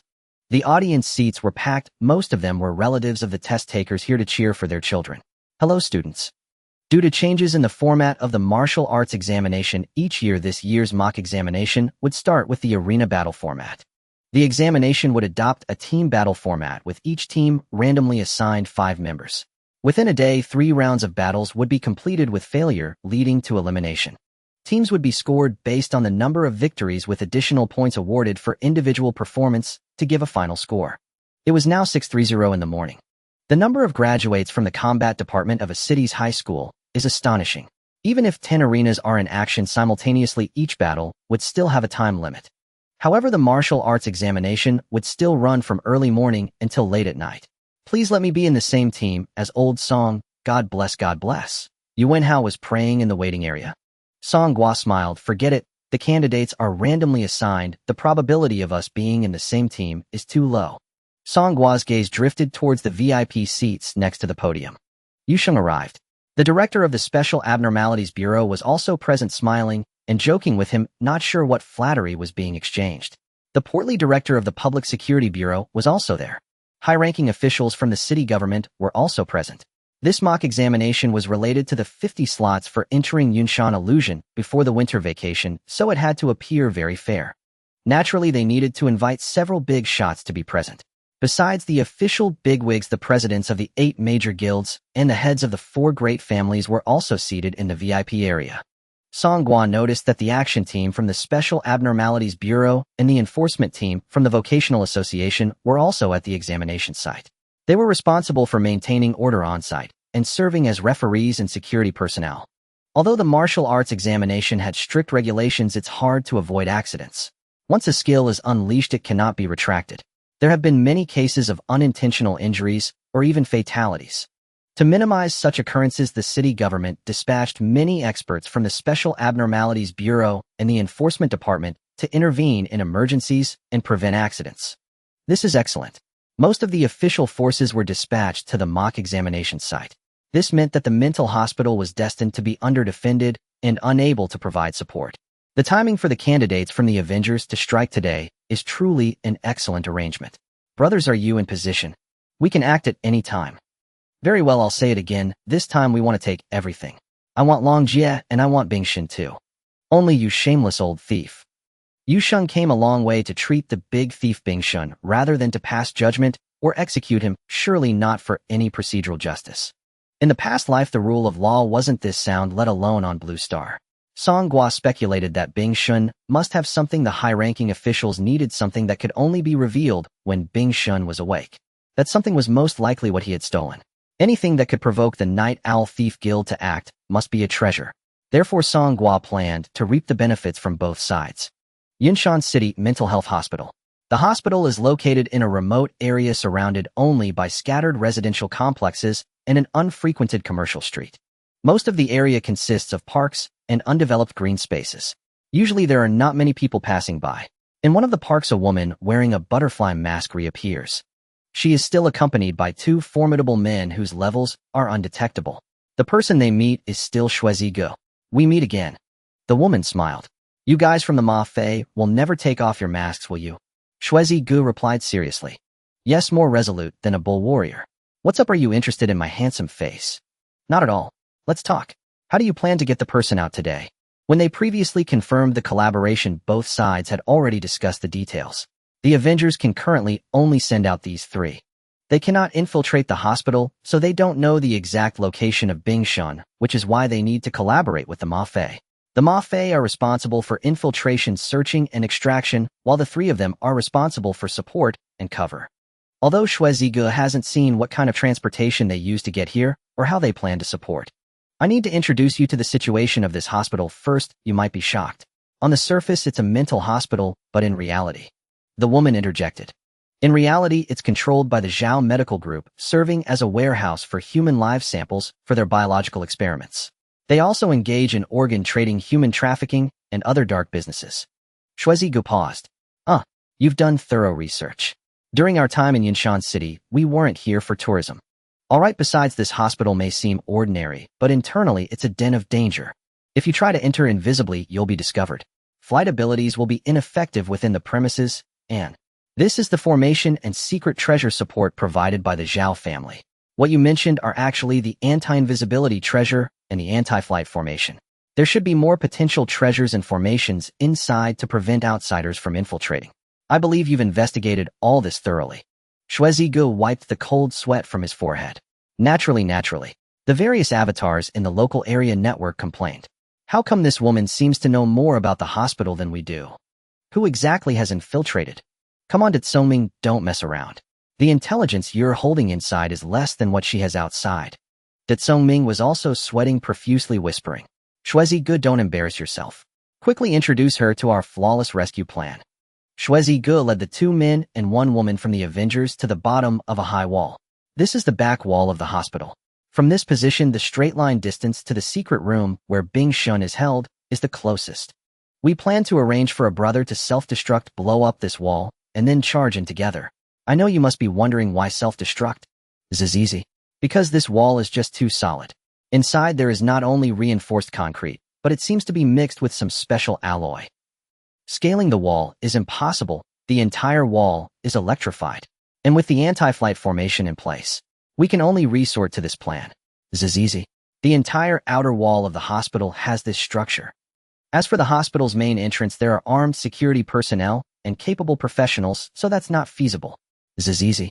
What's that noise? Shuezi Ge was engrossed in his explanation, pacing back and forth, but he kept hearing a faint shrill sound. Turning his head, he was stunned. One of the men beside the woman was wearing armor that resembled heavy armor, and the arm part of the upper garment had turned into a laser cutting tool, currently cutting through the wall. What the hell? What kind of equipment is this? Isn't Cleric a cold weapon RPG game? Indeed, there are professionals who use hot weapons, but at most they would be primitive hot weapons like shotguns, muskets, and cannons that appear in the shooter sequence. Plus some professions in logistics that build turrets and siege towers. Laser technology is something that completely doesn't seem like it could be produced by professionals. The woman said, you should save your self-destruction. We can handle this small matter for you. The laser cutting tool used by the man is not only incredibly sharp, but it also makes a very subtle sound, while working so you can't hear it from a distance. What route are you taking? Don't ask what you shouldn't. This wall has been opened for you. What's next?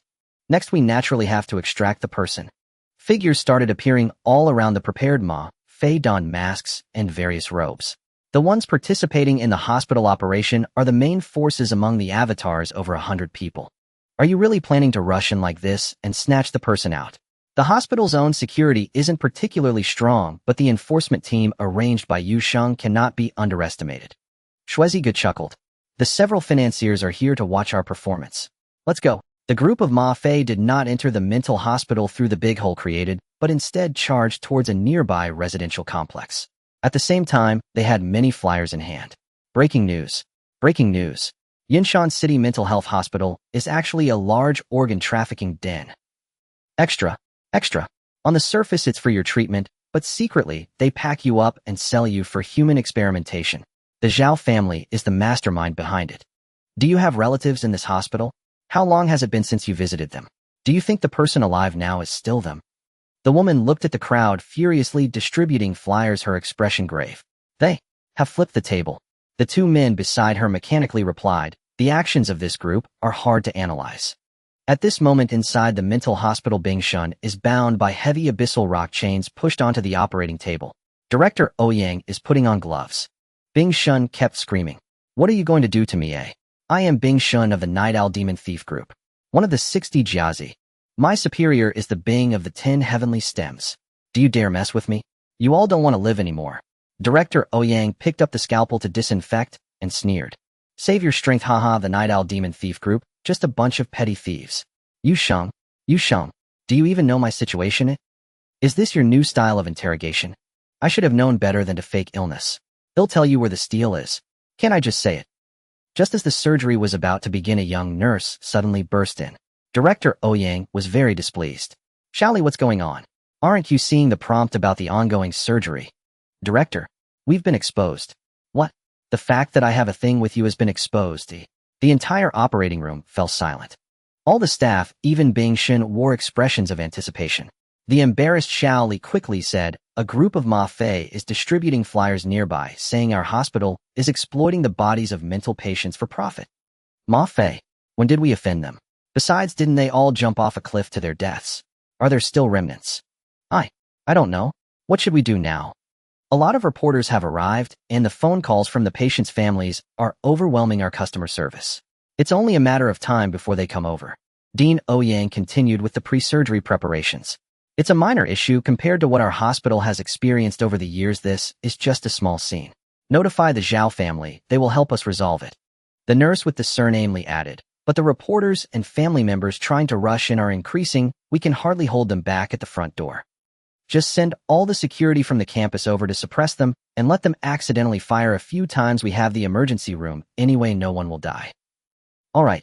Dean Ouyang turned around, raising his hands halfway as he fixed his gaze on Bing Shun on the operating table.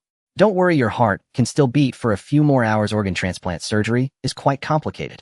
The anesthetist said, administer the anesthesia. Bing Shun struggled desperately. However, he was rendered nearly indistinguishable from an ordinary person by the abyss rock enveloping him. Yu Sheng, damn you. You call this the embodiment of justice? The sword of Damocles for professionals. You've killed me. As Bing Shin cursed, he lost strength, his eyes rolled back, and he fell into a complete unconsciousness. On another front, Song Gua was enjoying himself. The mock exam for the martial arts test actually adopted a team arena battle style. For Song Gua, wasn't this just a gift? He was already at level 20, equipped with level 20 gear. In contrast, his peers were at most level 15, and that was only for the children of great families or wealthy households who could reach such levels. The vast majority had not even reached level 15. This meant that the equipment Song Gua wore was 2 levels higher than theirs. Coupled with his 2.0 growth, each level difference granted 20 points of attributes. The panel displayed a complete crushing advantage. This examination was scored based on the number of team victories plus individual performance points. This meant that if the team won, the overall score wouldn't be too low and those performing well would receive extra points. In a random distribution scenario, there wouldn't be much problem for most teams. But for Song Gua's team, the problem was significant. With Song Gua on our team, isn't that a guaranteed win in 3 rounds? A chubby teammate exclaimed joyfully before the first round started. The other members of the team were equally happy. A boss is a boss already at level 20. Is there an extra experience boost for breaking records? Don't you know? The boss must have secretly joined a top guild, gaining a significant experience boost. Aren't there items that can directly increase experience? The boss must have been courted by various parties, surely someone gave him such good stuff. Songhua remained silent, pretending to be a master. In reality, he was keeping an eye on the actions at the psychiatric hospital. So far everything was going smoothly. It was now time for Songhua's team to enter the battle. Upon seeing Songhua, the opposing team felt a chill run down their spines. Wait brother, how are you already at level 20? Our entire team's average level is only 13, what can we do? All of them were recent graduates with their awakening times not differing by more than 2 days. However, being a full 7 levels behind the opposing team was likely to crumble mentally. The higher the level, the harder it became to level up. Signs of this started appearing from level 15. This meant it would be difficult for them to catch up to Songhua's level. The chubby teammate shouted at the opposing team, "What's wrong? Is it a crime to be at a higher level? Let's get started, less talk." With the referee's command, the battle began. The chubby teammate started directing seriously. Our team's strategy is definitely for protecting one, ensuring that the boss can unleash all his output, while keeping an eye on the controls from the opposing side to prevent them from interfering with the boss, and monitoring the boss's health to avoid being focused down by the enemy. Said another teammate. Isn't the boss a tethered? Can he deal damage without borrowing power?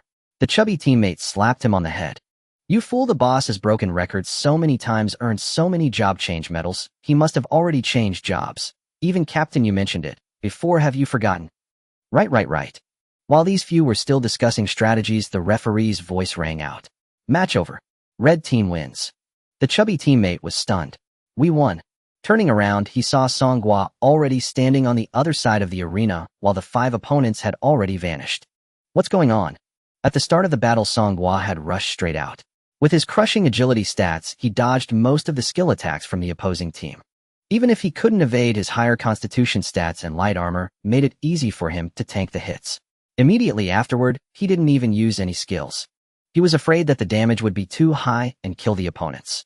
Instead, he relied on his overwhelming strength stats to lift each of the 5 opponents and throw them off the arena. The entire process was too fast, not to mention the chubby teammate. Even the opponents didn't react before they found themselves lying on the floor. The match is over, that's a wrap. Songhua, with his hands in his pockets, walked down from the arena amidst the astonished gazes of his teammates and the audience. In such a spacious area, no one noticed that he was quietly muttering something. Don't be too reckless, and also don't get the wrong people. This is crucial. While participating in the mock exam, Songhua was still directing the actions at the psychiatric hospital. By the time the second match ended in the same manner, the chubby teammate and others realized the severity of the situation. Wait boss, if you keep fighting like this, our performance scores will all be 0. Songhua spoke frankly. Do you still want to compete for the top 50? Well, what if? Songhua smiled slightly and pointed at the judges' seats where a group of portly individuals sat. Look at those people. Oh, how do they appear? Obese, overweight, kidney deficient. They are a group of lifestyle professionals. In a world like ours, if you don't come from a good background, you are at the bottom of society. Where do they get the money to enjoy themselves? Corruption. Corrupting whom? Buying off the judges. Who's trying to buy off the judges? It must be the powerful and wealthy families. They want their children to enter the illusion trial, but are afraid their strength isn't enough to make it to the top 50, so they spend some money. Songhua patted the chubby teammate. Do you understand?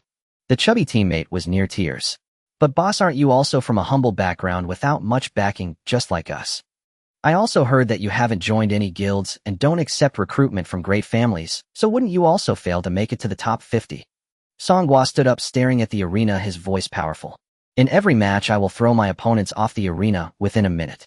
With so many eyes on me, even if these judges try to assign arbitrary scores, they can't simply close their eyes and act blindly. I will use absolute strength to defend the fairness that belongs to me. At that moment, Songhua's figure appeared even taller in the eyes of his teammates. It was as if he donned a white naval coat with 2 large black characters on the back. Awesome. Actually, Songhua was pressed for time. He wanted to finish the matches quickly to head over to the psychiatric hospital, prepared in case his clones encountered trouble during their retreat. He could then utilize his clone recovery ability to assist, just as he had done before with the boss. In the VIP section, the head of the law enforcement department of the Yunqing City Professional Association approached Yusheng. Captain US, something has happened at the hospital. At the hospital? A throng of thugs was running, jumping, handing out flyers, and shouting frantically. The flyers contained text and images showcasing a mentally ill patient with their abdominal cavity hollowed out on the operating table. It was a shocking sight for onlookers. Of course the images were fake. Dat Songming didn't have a camera on him. Even if he found the victimized patient, he wouldn't be able to take a picture. However, for those seeing the flyers at that moment, whether the images were real or not was not the point. Is the Yunshan mental hospital really this dark? They have some nerve. They don't regard us common folks as human at all. My son is inside. I wondered why every time I went to visit they found excuses to prevent me from seeing him. Is something wrong with my son? Heartless hospital, utterly immoral. This cannot be tolerated. This hospital is less than a kilometer from our neighborhood, such a close place, and there's a group of demons like this. It's terrifying. The crowd was enraged. Residents surged towards the hospital entrance, demanding to enter and get an explanation and to check whether the contents of the flyers were true. A group of people was even more agitated than the residents. Big news. Big news. Wherever there are thugs, there are big stories. Damn, if what's said on the thugs' flyers is true, this news could cover my KPI for a year. We must capture exclusive footage. Quickly allocate some funds and hire some experts from the Practitioners Guild to provide protection. The Yunshan Mental Hospital is backed by the Zhao family. Oh, which guild would dare to help? Fool. Of course it's the major guilds under the Pang family, Su family, and Lin family. Those three would love to see the Zhao family fall. Right. Media personnel gathered at the hospital entrance armed with cameras, beginning to broadcast the scene. Tian Zhao Guild. Its major shareholder is the Zhao family. President. Thugs have appeared near the Yunshan Mental Hospital. They are distributing these flyers everywhere. Zhao Yingxiong, who was attending to clients, saw the photos presented by the guild members online, and his pupils immediately contracted. These thugs are indeed still alive. Upon seeing the flyer mention the Zhao Pharmaceutical Group's research facility using mentally ill patients for human experiments, Zhao Yingxiong felt his heart tighten. He was indeed a member of the Zhao family.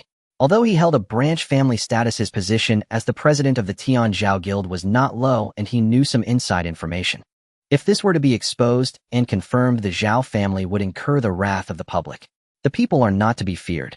What is terrifying is that the other three major families would seize the opportunity to take down the Zhao family. This matter could escalate quickly.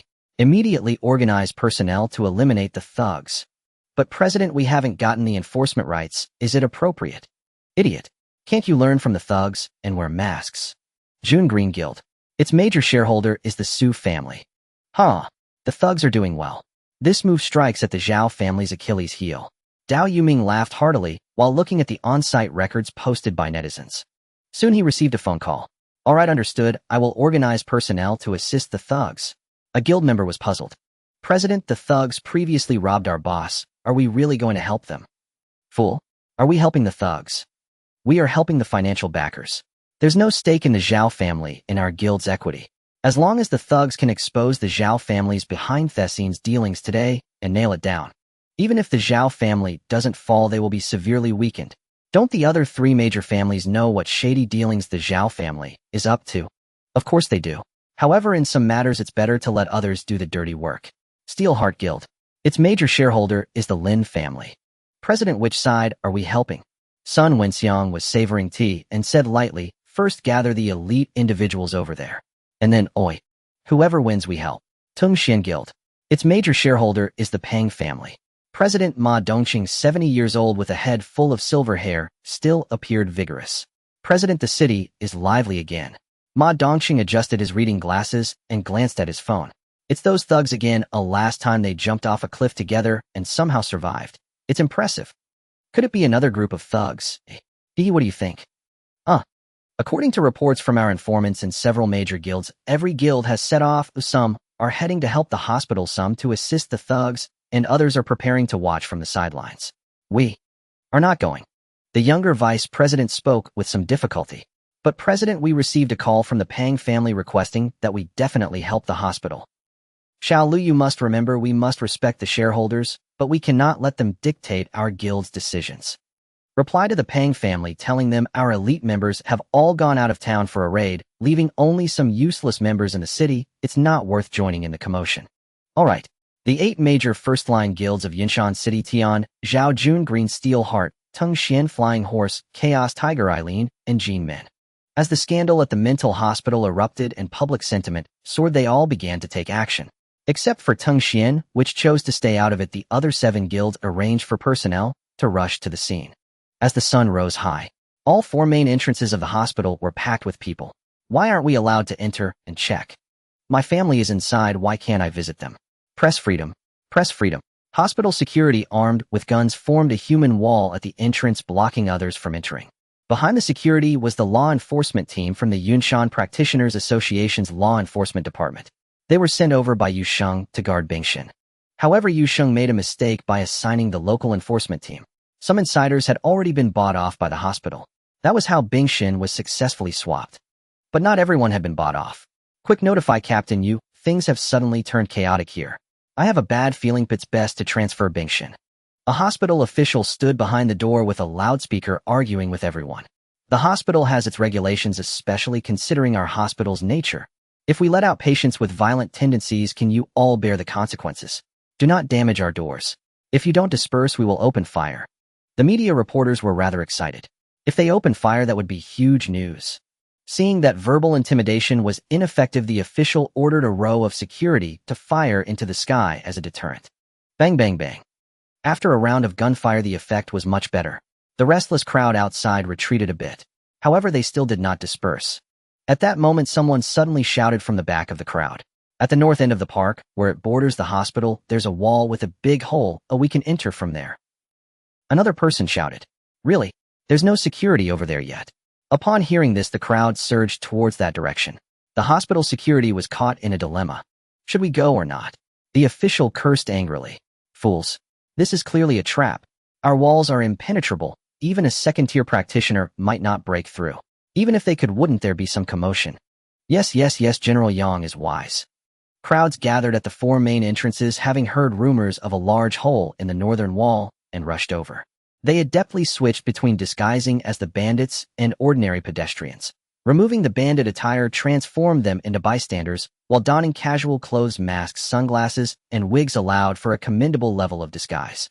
The arrogance of the hospital administrators provided an opportunity for the public and media to flood into the facility.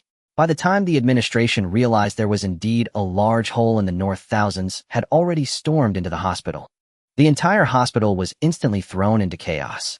Those searching for relatives were frantically looking, investigations were underway, filming was rampant, and live broadcasts were happening everywhere. The hospital's security was overwhelmed, evidently unable to drive them out. They dared not shoot for real, at most firing warning shots into the sky. With so many cameras present at the scene, a few stray shots would be excusable, but dozens of them would be hard to explain unless the hospital decided to go down in flames and shut down completely. Seeing the crowd running amok, the person in charge was dumbfounded. How could there be a hole over there? And so large?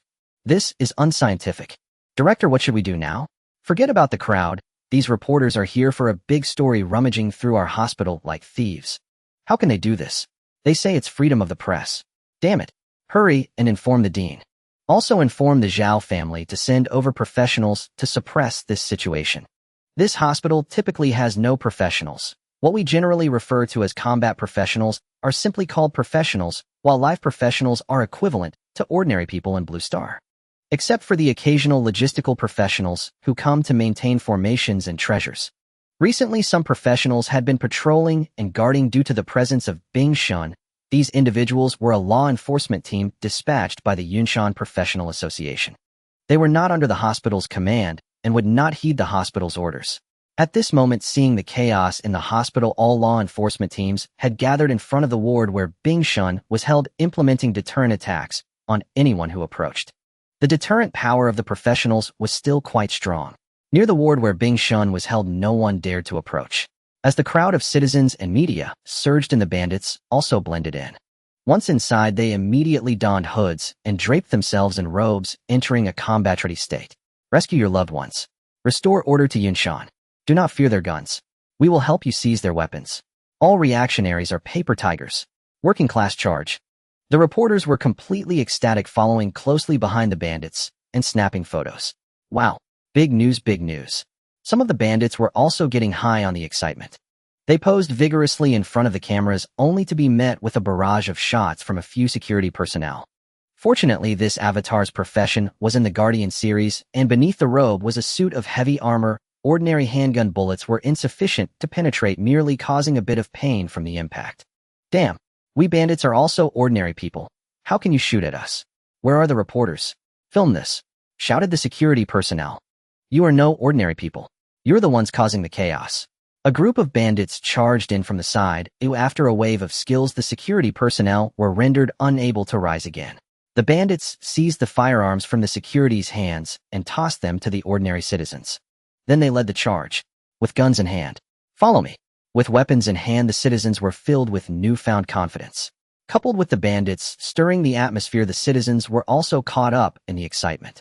Kill. Rescue our loved ones. Hello, big brother. I am a reporter from Yinshan Daily. Is there a patient from your family receiving treatment here? No. Then why are you so agitated? Shouldn't such a ruthless hospital be flattened?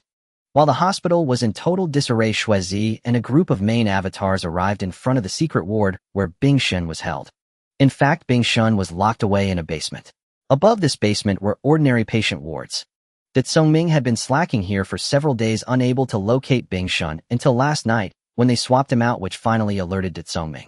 Outside the ward above the basement, the law enforcement team formed a formation. Upon seeing the bandits approaching, they grew tense. Despite being a group of second-tier professionals, they felt a peculiar tension upon seeing a crowd of bandits at a lower level. Perhaps it was the bizarre hoods and costumes of the bandits that evoked an indescribable sense of the uncanny, triggering an innate fear of the unknown. Bandits, stop. If you come any closer, we will arrest you. Shuizi was at the forefront.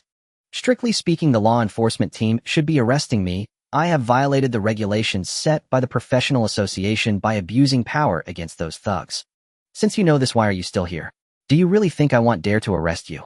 A captain from the warrior series stepped forward wielding a large sword.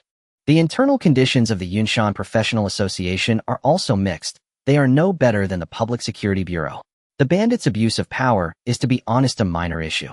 Captain Yu's arrival made everyone eager to achieve great accomplishments, hoping to catch the attention of Yu Sheng and be directly transferred to the headquarters in the capital. The bandits were only at level 10, committing minor offenses. Capturing them was difficult and hardly worth the effort, so the law enforcement department preferred to leave it to the Public Security Bureau. The Public Security Bureau indeed took charge. However, there had been no actual actions taken. They merely engaged in empty talk. Shuizi smiled and said, "We wish to redeem ourselves." "What do you wish to redeem?" asked the warrior captain, puzzled. "Aren't you gathered here to protect the serious offender Bing Shun of the Night Owl Thief Group? It seems that the commotion you are causing is indeed to find Bing Shun. Everyone prepare. Don't rush, let me finish. The one currently locked in the basement is not Bing Shun at all. He is merely a substitute. The real Bing Shun has been swapped out." The warrior captain scoffed, "Nonsense. If I were you, I would check and verify a DNA test. Though that might take too long. Maybe check for birthmarks or distinguishing features. Bing Shun is of great significance. If Captain Yu finds out you lost him, your positions might not be secure." Shuizi noticed a captain dressed as a mage whose expression was somewhat unnatural. This aligned with what Dat Songming had observed. When Bing Shun was swapped out last night, it was this mage's team that was on duty. The person who was bribed should be him. The warrior captain frowned and turned to an underling, saying, "Go check it out." The mage captain grew anxious. "Director Zheng, how can you trust the bandits' words? These people are creating chaos and plotting against us. We should eliminate them quickly." "Second team, listen to my orders. Eliminate the bandits." Shuizi cracked his whip on the ground, raising dust. Is this little captain so eager to kill?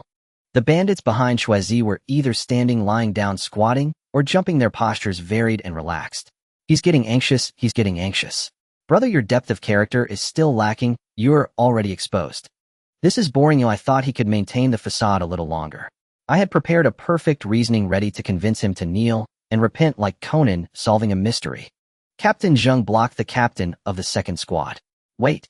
Although the bandits are untrustworthy, is it really necessary to act against them right now, Captain Chow?" Captain Chow wiped a drop of cold sweat from his brow and said, "That late-night snack last night was probably not clean, and my stomach is upset. I'll be right back." Captain Zheng's large sword was raised in front of Captain Chow. "Endure it." Captain Chow felt helpless. As a mage, being so close to a warrior made it clear how difficult it was to escape. "Damn bandits. Captain, this is an imposter."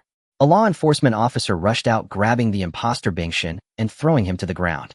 Captain Zheng glared at the shivering imposter and asked, "How do you know he is an imposter?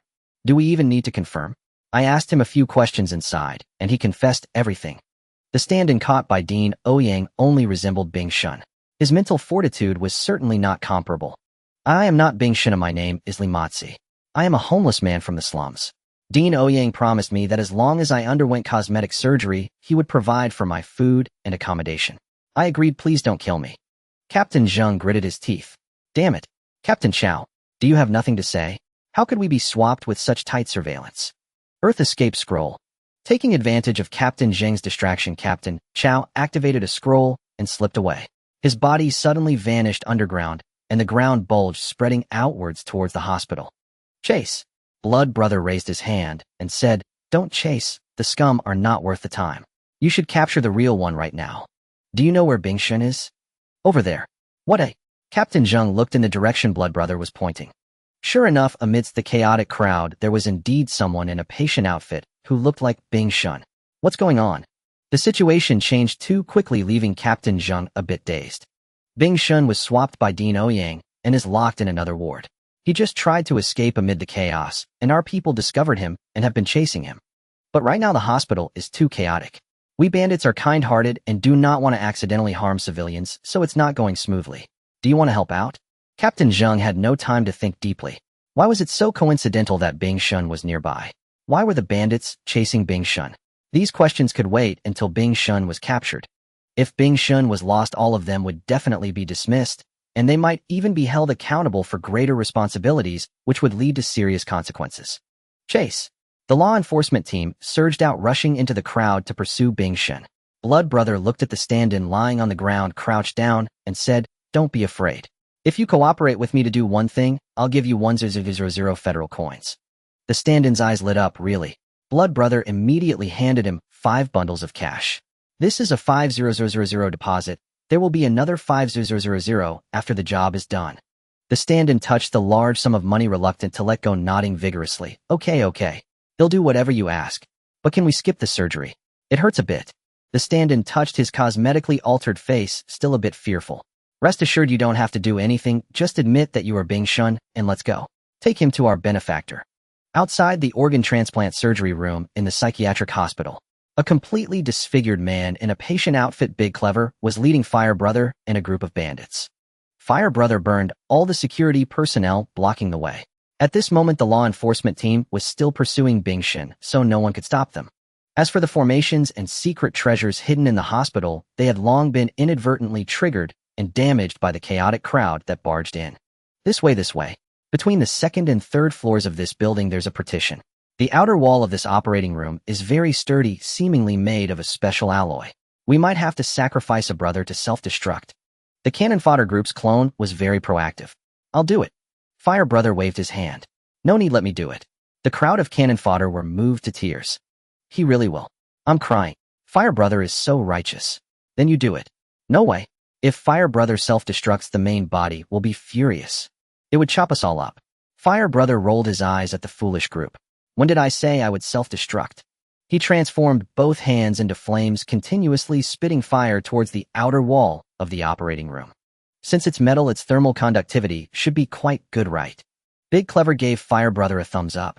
Science is truly wonderful. Inside the operating room, Dean Ouyang was fully focused on the operation. He had already completed the removal of the recipient's diseased heart in the morning. The recipient was, of course, the young master from the Pang family. Now he was being kept alive with an artificial heart. The next step was to open Bing Shun's chest and remove his heart. Wipe the sweat. Wipe the sweat. Wipe. Why is it so hot? Is the air conditioning off? Dean Ouyang looked up and found all the medical staff covered in sweat. The little nurse beside him was so wet that her clothes clung to her body, revealing her figure. He had no mood to appreciate it now. He could arrange for her promotion later. "I don't know, but it seems to have suddenly become hotter, and it's getting hotter." "Dean, the air conditioning is broken." "Dean, the circuit has tripped. It seems the fuse has blown. The backup power source won't start either. The patient's blood pressure is dropping. The operating room lost power." This meant that the one whose heart was being removed was in danger. "Quick, push the patient out." As the door opened, a group of bandits wearing masks blocked the entrance. "Finally willing to come out, you heartless Dean." Dean Ouyang took a step back, frightened. "Bandits. What do you want? Fire Brother stepped forward and glanced at Bing Shun on the operating table. We want a person. Are you here to rescue Bing Shun? It turns out the bandits are members of the Night Owl Thieves Guild. Big Clever jumped out and said immediately upon hearing this. You understand. Hurry up and get lost. We have no interest in you. Big Clever thoroughly understood the meaning of the idiom, using the tiger's might to intimidate the wolf. Dean Ouyang quickly led the medical staff to leave. They had to quickly find a place with power to restart the artificial heart, otherwise the young master of the Pang family would die. Fire Brother led a group of clones to take the still anesthetized Bing Shin away. Just then the 8 major guilds gathered near the hospital. Bandits, listen up. The entire hospital has already been surrounded by us. You can't fly away. Hurry up and come out to die. The one shouting was Zhao Xiong. His Tian Zhao guild along with the 4 major guilds of Fima Wanshi Hu and Eileen aimed to take this opportunity to exact revenge on the bandits for stealing the boss. As for having no law enforcement authority, they couldn't care less. They could always bribe the chief of the Public Security Bureau later. Blood Brother with the stand-in and Fire Brother with the real body were still in the hospital. Meanwhile, Bing Shun, who was running chaotically in the crowd, had gone missing. The law enforcement team, while chasing, suddenly lost sight of Bing Shun's face, because it was actually Monkey Brother who had transformed using the skill of 72 transformations. This face-changing skill could only last a few minutes. When the time was up, he dove into the chaotic crowd of civilians, media, and bandits, donned a mask, and made the law enforcement team think he was just a passing bandit. The bandits also pointed the way for the law enforcement team. Bing Shun ran outside the hospital. It seems he was taken away by the Tian Zhao Guild. He runs really fast. He must have used some kind of speed-boosting treasure. Upon hearing this, Captain Zheng looked outside the hospital. Thank you. Let's go ask the Tian Zhao Guild what they are up to. The exam site for the martial arts assessment. Song Gua concluded the assessment with an outstanding performance, achieving 3 rounds of crushing victories. He finished well ahead of the scheduled time. The first, second, and third rounds of the exam were conducted in a manner where those who finished the previous round first would advance to the next round. Therefore, those who won quickly also finished quickly. According to the rules, students who completed all 3 rounds could leave. Song Gua made a trip to the men's restroom. When he came out, he ran into Yu Wenhao. Old Song, you didn't see it just now. We almost lost in the second round, but luckily, I turned the tide. Song Gua noticed bloodstains on him. You're really going for it. Do you also want to be in the top 50? Yes, it's a rare opportunity to enter the illusion realm. I heard there are miraculous items that can extend life and enhance vitality in there. The key point is the latter part. The key point doesn't matter. I just want to train in the illusion realm. Song Gua put his arm around Yu Wenhao and began again. Do you see those people at the judges' table? What do you think of their physiques? Obese, overweight. Their kidney functions are severely overdrawn. I know this. They are just a bunch of lifestyle professionals in a world like ours. Yu Wenhao didn't notice that behind him a person wearing a dice headpiece slipped out from the men's restroom. When Yu Wenhao turned around, he couldn't see him, because this dice man had become invisible. This was Song Gua's main body. He had borrowed the power of an assassin sequence clone, which allowed him to become invisible. The one chatting with Yu Wenhao was just a clone serving as Song Gua's alibi at the exam site. At the entrance of the Yunqing Mental Health Hospital, the president of the Tian Zhao Guild had a bit of a headache at this moment. Zhao Xiong, you have some nerve. You dare to privately harbor a criminal in the administrative district. Faced with Captain Zheng's questioning, Zhao Xiong was confused. When did I hide a criminal? Then why are you here today? I came to catch the bandits. This is the city center. What right does a guild have to enforce the law? I damned. Sometimes when one has no valid reason, it indeed becomes troublesome. Otherwise, the 8 major guilds wouldn't have been pestering the Public Security Bureau for days demanding to issue enforcement rights. See, this just makes things unclear. What troubled Zhao Xiong was not just the enforcement team issue. President Zhao, even without enforcement rights, you dare to surround the hospital with so many people. The Public Security Bureau personnel haven't arrived, yet you are already here, Dao Yuming arrived with his June Green Guild and the Jinmen Guild, which also had shares invested by the Su family. June Green belongs to the Su family, while Teng Xian belongs to the Pang family, and this has been revised in Chapter 68. Although Dao Yuming had fewer people than Zhao Xiong, he didn't lose any momentum. This is because Dao Yuming had a famous master. The bandits exposed the underground transactions of the unscrupulous hospital. We June Green and Jinmen will definitely support it. We will ensure that justice is served for the victims. Zhao Xiong cursed. Dao Yuming, are you insane? These bandits only robbed our outdoor boss days ago. Didn't your guild members also suffer casualties? Dao Yuming chuckled. A loss is a loss if you can't defeat a wild boss. That's a lack of skill, but retaliating in the city is a cowardly act. Zhao Yingxiong's face twisted with rage. Isn't this just wanting to help the Su family deal with the Zhao family? What kind of grandstanding is this? The six top guilds split into two factions confronting each other outside the hospital. Neither side dared to make a real move. This is not PV, but PvP. With so many people, once a fight breaks out, the casualties would be unimaginable. Dao Yuming and the enforcement team blocked the main entrance, making it impossible for Zhao Yingxiong to enter the hospital to catch people, while Captain Zheng kept demanding that he hand over the criminal, putting him in a difficult position. At this moment, a subordinate rushed over to report. President, there are bandits roaming near the southern district. They are handing out flyers. Zhao Yingxiong was filled with frustration, having nowhere to vent. As long as he could catch the bandits, it didn't matter whether they were from the hospital or not. He immediately dispatched half of his people to rush over with him. Let's go. To catch the bandits. Captain Zheng led a few enforcement team members to chase after them. Zhao Yingxiong, don't even think about finding an opportunity to escape. Hand over the criminal. Dao Yuming arranged for half of his people to continue guarding outside the hospital, preventing the four guilds led by Zhao Yingxiong from entering the hospital. He took the other half and chased after them. The bandit brothers need us. Let's go help. The so-called bandits handing out flyers in the southern district actually never entered in the first place. Song Gua had made thorough arrangements. He intentionally left some clones outside to prepare for a feint. At this moment it was indeed put to use. With many people surrounding outside, it was impossible to cover every corner of such a large hospital. Blood Brother, along with his substitute, approached the weakest part of the outer wall under the cover of a group of bandits. Whoosh! A mage among the bandits shot 3 arcane missiles into the sky. This was the signal agreed upon by Blood Brother and the woman with the butterfly mask. The bandits were responsible for bringing people out, while the 3 from the Avengers were responsible for the pickup. This had been agreed upon long ago. They couldn't just let the Avengers do nothing. Moments later, "Alt!" screams echoed from outside. This is easy. The faint sound of a laser cutter at work could be heard. A large hole was also broken through this outer wall. Let's go. Blood Brother and the others rushed out, quickly distancing themselves from the hospital along with the woman in the butterfly mask.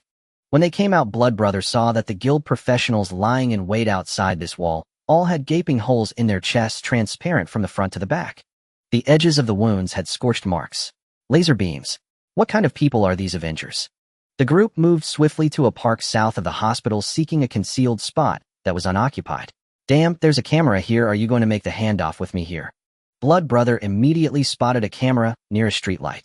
The woman with the butterfly mask smiled confidently. Don't worry, where I am, no camera can function. I hope that's the case. All right, hand the person over to me.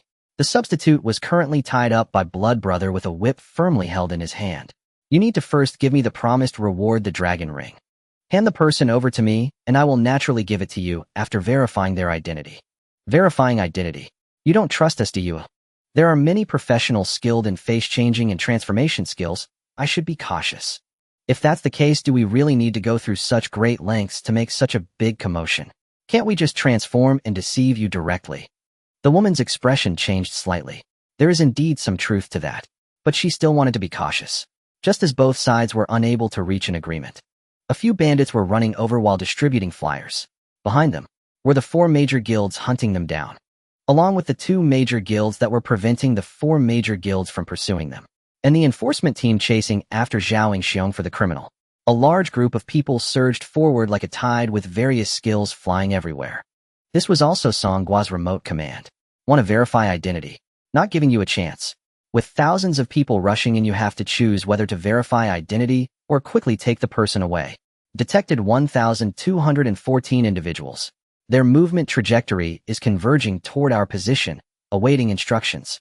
A man standing behind the woman wearing a butterfly-shaped mask spoke in an unnervingly stiff mechanical tone. The woman glanced in that direction, her pulse quickening. The 3 of them were ill-suited to appear publicly, especially not amid such a large crowd. Collision would spell trouble. Bingshin was right before them. To leave him behind felt utterly unacceptable, yet seizing him outright was too perilous. If these frenzied bandits killed Bingshin the moment she moved, everything would be lost. Enough. It was merely a dragon ring. Take it. She hurled the ring forward. One bandit leapt into the air and snatched it mid-flight. Xu Gu flung the decoy toward the woman and immediately fled with his men, vanishing at astonishing speed. The woman assumed he feared the approaching mob. After all, the bandits were wanted fugitives across Yinshan City. Before departing, the woman withdrew a crystal orb and shone it upon the decoy. No skills or abilities detected. This truly is Bingxin. This orb was a secret treasure, capable of stripping away every status effect from its target, including transformations and facial alterations. Commander, we must withdraw. Her subordinate reminded her once more. Among the 6 warring guilds locked in chaos, several had already spotted them. Bingxin.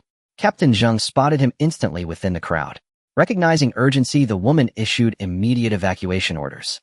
A man seized the woman in his arms, another seized Bingxin. Instantly, the combat boots they wore warped and reshaped, forming cylindrical thrusters that erupted with twin jets of high-energy flame. HSSSS. They shot skyward like rockets, accelerating with terrifying velocity. Captain Zheng barely had time to deploy airborne operatives before pursuit became impossible. Within moments, they dwindled into a single speck of light against the vast sky. The abducted decoy, watching the ground recede beneath him, panicked and broke silence. I'm not Bingxin. I'm not. Don't take me. I'm terrified of heights. The woman in the butterfly mask snapped back. Stop pretending.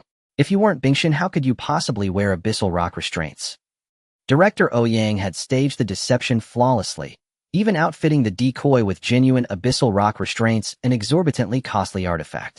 Professionals bound by abyssal rock are rendered unable to display their cultivation rank, so the flaw remained undetected for now. I really am not. I'm just a vagrant, not Bingxin. Don't carry me into the sky. I can't breathe. Rest assured, the life support barrier will activate upon entering the upper atmosphere. Vitality barrier. Wait, no? I'm not who you're looking for. Those masked men deceived you. They paid me to play along in their rehearsal. Why on earth are we ascending?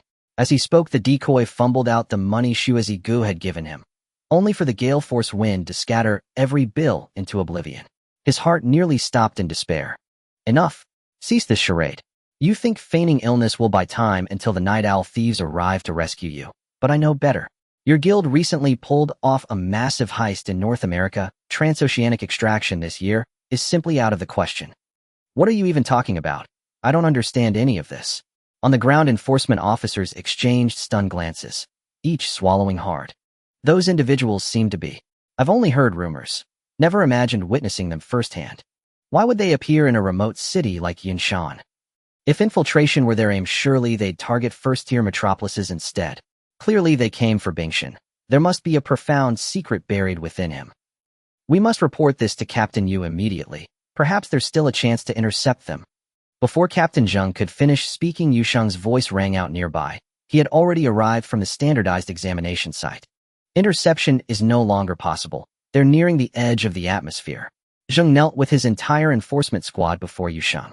We failed in our duty, allowing a high-value prisoner to escape. Please mete out appropriate punishment, Captain. Rise. This is not your fault. The bandits aided them. We'll apprehend every last bandit at once. Yusheng nodded curtly. Yet he himself remained motionless, eyes fixed solely on the sky, showing no intention to act personally. Meanwhile, Zhao Yingxiong's faction and Dao Yoming's faction, having clashed while obstructing each other, were now locked in open combat. Tempers flared as the battle intensified. Damn Golden Gate Guild. You stole our gemstone mine last time, and still haven't returned it. Don't talk. You Pegasus Guild dogs dug up 2 of our 3rd transformation elders, and we haven't settled that score yet. The Lord of Chaos Tiger humiliated our guild master, tarnishing our entire reputation among peers. Today we demand retribution. Personal grudges ran deep. When the Public Order Bureau finally arrived, its officers stood baffled. Weren't we told bandits were rioting? Why are these guilds fighting each other? City statutes explicitly forbade professional brawling. The Bureau might have turned a blind eye if they hadn't shown up in force. But since they'd come and brought many personnel, it would be unseemly to stand idle. Cease fighting. Do you hold the Public Order Bureau in such contempt? Get lost.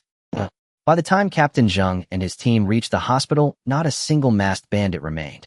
By then, numerous families had located their hospitalized relatives and were hastily evacuating them from the so-called Devil Hospital. Songhua instructed all his avatars to discard their masks and Taoist robes, don civilian attire, and blend into the crowd using wigs and face masks. Though Bingxin wore visible abyssal rock restraints, it mattered little. Huazij had layered a surgical gown over them, concealing the bindings entirely. Where are they, oi? Not a single one remains. Captain Zheng quickly deduced the truth. They've shed their disguises, posing as ordinary civilians. Seal off the hospital. No one leaves. Notify Municipal HQ, the Department of Transportation, and the Public Order Bureau. Enforce a full 3-kilometer lockdown around the facility. Activate Level 1 emergency protocol. Do we even have authority to mobilize Municipal HQ? Captain, you can grant authorization. Act swiftly. Delay means total escape. Enforcement personnel were insufficient even for basic hospital containment. Zheng redirected the hospital's security staff and even enlisted the freelance professionals stationed outside, aligned with Zhao Yingxiong's faction. By then, all bandits had already exited the hospital, but disguised as civilians, they dared not employ combat techniques. They moved slowly, indistinguishably from ordinary pedestrians. At this pace, once the surrounding perimeter tightened, escape would become near impossible. Huazij's brow furrowed deeply amid the crowd. Unfavorable. We've already seen traffic police erecting barricades on the streets. Their response is alarmingly swift. One avatar suggested, I'll detonate myself. You prepare to break through. Huazij shook his head. No, too loud. It would draw every eye. Besides, we're escorting Bingshan. Mobility is compromised. Exposure must be avoided. Then what do we do? The crowd thickened, escape routes narrowed. Trapped between advance and retreat, the bandits faltered, until a celestial voice resonated simultaneously in every avatar's mind. 2 streets west of the psychiatric hospital lies a wastewater treatment plant. 2 streets south lies a landfill. Head to whichever is closer, and await me there. This was Songhua's voice. Without hesitation, the clones converged toward the 2 nearest designated positions. Gathering at a single point was inadvisable. The clones had never operated as a unified unit. Even during their withdrawal from the hospital, they exited separately, through 4 distinct gates. If ordered to converge on one location, those farther away would be forced to linger conspicuously in public for extended periods. Unable to employ skills or innate talents, they could only walk slowly, maintaining the guise of ordinary civilians. By now, official personnel and guild agents had flooded the area. Songhua preferred to minimize his clone's exposure, lest his own striking visage be recognized. After all, wigs and surgical masks offered only imperfect concealment. Both the waste treatment station and the wastewater treatment plant lay within the cordoned-off zone, requiring no breach of the perimeter, and sat directly adjacent to the containment line. These locations were nearly deserted, ideal temporary refuges for the clones while awaiting reintegration. By now, the hospital had been fully sealed, though no one was permitted to enter or exit. Captain Zheng led his first squad away from the hospital, fanning out across the surrounding district to conduct a search. Damn bandits. No one knows their true appearances. Once they discard their hoods and signature robes, they vanish seamlessly into the crowd, utterly indistinguishable. A squad member remarked, Captain, there's no need to rush. Once we seal off the 3-kilometer radius and screen every individual inside, any imposter whose identity fails to match will inevitably surface. Suddenly, a voice rang out beside the squad. I'm afraid by then the bandits will already have fled. Captain Zheng turned. There stood Wang Miao, dressed in civilian clothes, currently under mandatory leave. Senior Investigator Wang. What brings you here? Wang Miao idly twirled an ice spike between his fingers. I've been cooped up at home with nothing to do. Changing diapers, tidying toys. Utterly exhausted. Thought I'd drop by for some excitement. Captain Zheng hurried over and offered Wang Miao a cigarette. Wang Miao politely declined. I despise fire. Zheng lit one for himself. Senior Investigator Wang. I heard you investigated these bandits early on. Is there any way to isolate them from this sea of faces? Simple. Their vital signatures deviate from normal human baselines by 1 to 5 points. With our special Anomaly Bureau's biosignal scanner, a sweep across the crowd will instantly reveal them.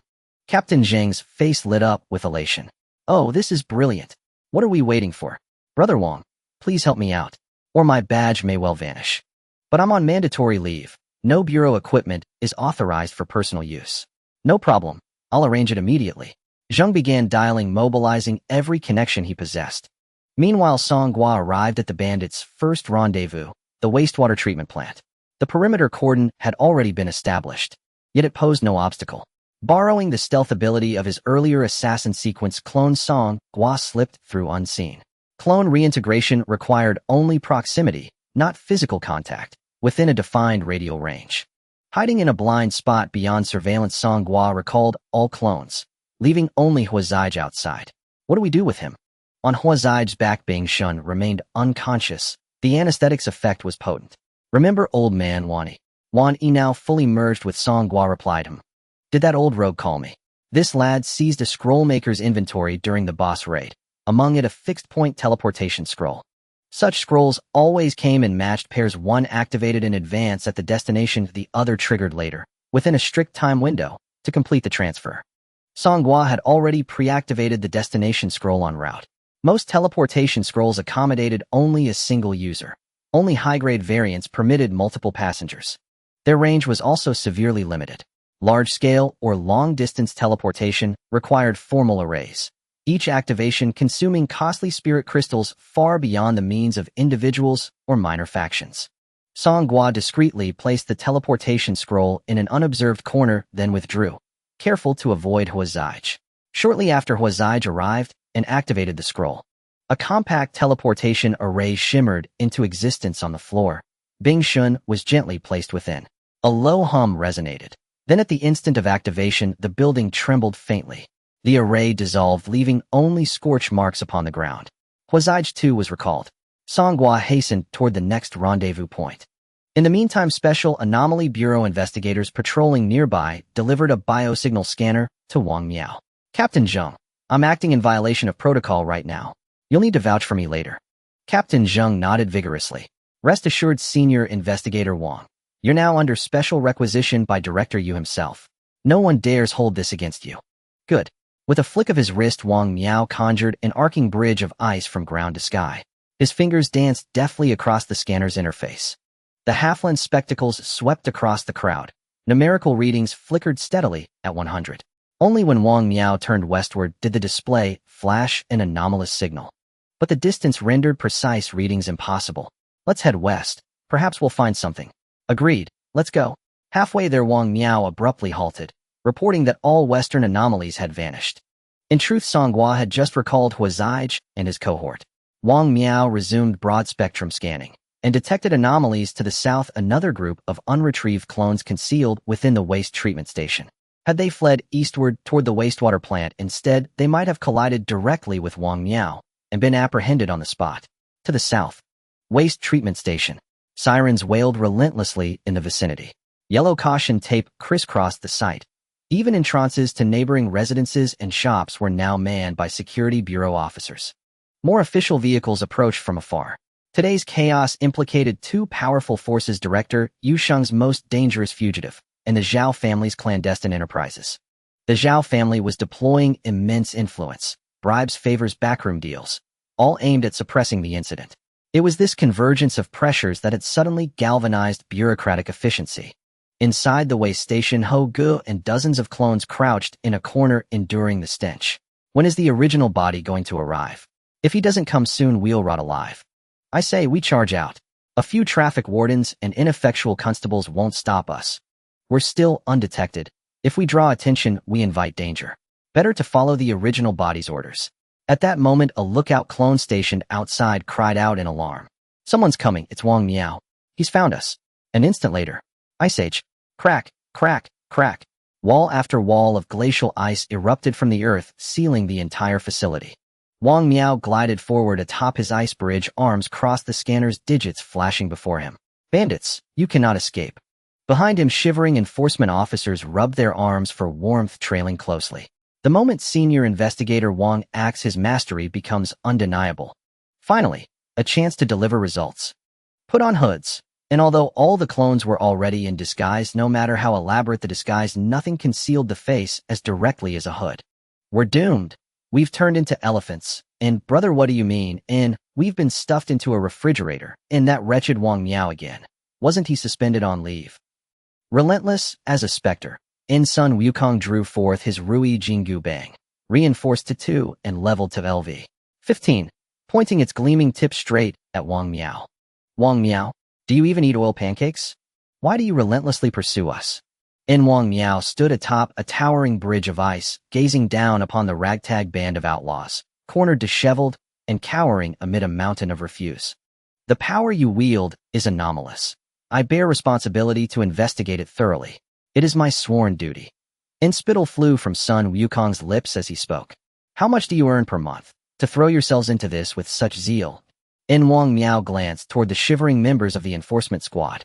In Captain Zheng, what are you waiting for? Captain Zheng brandished his greatsword. In, arrest them. In the cannon fodder unit instantly surged forward. In, none shall pass. In Sun Wukong raised a defiant thumb. Intense. In the enforcement squad faltered. In, Captain self-detonation is seriously overpowered. In self-detonation was an exceptionally rare universal skill.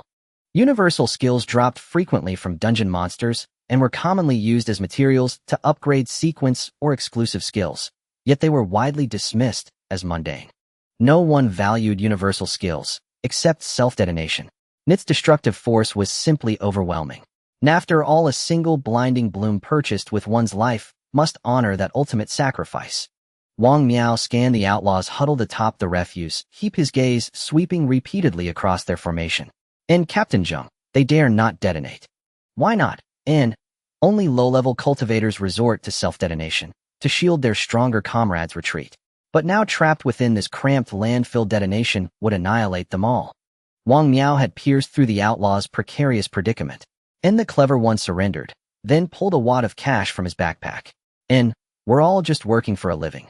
Why make it so hard? Friends, please, do us this courtesy, take it, go drink, and let us go. In, shush. An ice spike shot from Wang Miao's hand, embedding itself inches before the clever one's bare foot, prompting him to jerk his leg back in alarm. I've stated repeatedly, the Special Phenomena Bureau seeks only your cooperation in investigation. We intend no harm. In, but now the Guild of Practitioners has issued the arrest warrant, and beyond that I hold no authority. Captain Zheng's confidence surged. With a sharp gesture, he led several squads forward. In, advance. In, Sun Wukong yanked the cannon fodder unit behind him, then plucked a handful of hair blue hard and scattered it into the air. My monkey kin, guard the sovereign. And the summoned monkeys were frail, but Sun Wukong summoned them not for combat, but to grant himself damage mitigation. Sun Wukong charged headlong, his extraordinary damage reduction absorbing the first wave of assault. In, Wang Miao called out, Captain Zheng, eliminate the lesser monkeys first. Otherwise, this outlaw's mitigation renders conventional techniques utterly ineffective. Damn it. Wang Miao, how many brains do you have? In, I merely observe carefully. NAS enforcement squad practitioners swiftly dispatched each little monkey. Sun Wukong turned to his comrades, brothers, fear not. Today while I stand here, no one shall. Na fleeting glance. And Sun Wukong froze in shock. And where were they? Ni's brothers had vanished. Wang Miao and his allies recoiled in astonishment. And what happened? And the outlaws had disappeared without warning, vanishing between one blink and the next, silent and absolute. Wang Miao's mind snapped to realization. He lunged at Sun Wukong. And the outlaws possess unique escape abilities. The last one must not escape. Song Gua's voice echoed inside Sun Wukong's skull. In, step backward, you fool. I can't reach you. And at that moment, Song Gua stood outside the waste processing station. Yet he wasn't positioned in the direction of Wang Miao or Captain Zheng, but precisely opposite. In between him and the others stood the station's shredder, its administrative building outer wall, and Wang Miao's own ice barrier. Though it seemed distant, the straight-line distance was barely dozens of meters. And he had already recalled Dat Song Ming and the other clones. But Sun Wukong stood just beyond the 40-meter threshold, rendering recall impossible. Fortunately, Sun Wukong reacted swiftly, activating his skill Cloud Soaring Rush, a rapid forward dash aimed squarely at the industrial shredder. The machine still roared to life. And holy hell, and is he committing suicide? And what kind of outlaw logic is this? When cornered, they just self-destruct. Sun Wukong's heart pounded. But once Cloud Soaring Rush activated, he hurtled forward 7 or 8 meters, like Zhao Xian's skill, utterly unstoppable. Fortune favored him. Song Gua reclaimed him just before impact. And then instantly Song Gua borrowed the power of 9 clones. Now level 20, he gained 1 additional borrowing slot every 5 levels. These 9 clones had been meticulously selected, each possessing skills invaluable to evasion in Phantom Step, in Silent Step, Agility Blessing, in Haste Hunt, in Wall-Piercing Technique, in Skydancing Art, in Spirit Body Flash, in Song Gua rocketed away, like a man ignited beneath the seat. And because he had turned invisible, no trace of him remained. Only passers-by might wonder why a sudden gust swept past them, unseen, untraceable. They're gone. And inside the waste station, enforcement squad members stared blankly at one another. In Wang Miao deactivated all his skills. Calm, composed, unruffled. Perfectly normal. These outlaws are slippery as eels. I tracked them for nearly half a month and caught not a single one. Capturing them is never easy. Captain Zheng sighed bitterly. Well then, thank you Senior Wang for your timely intervention. Sigh. I wonder if I'll ever see you again at Municipal HQ.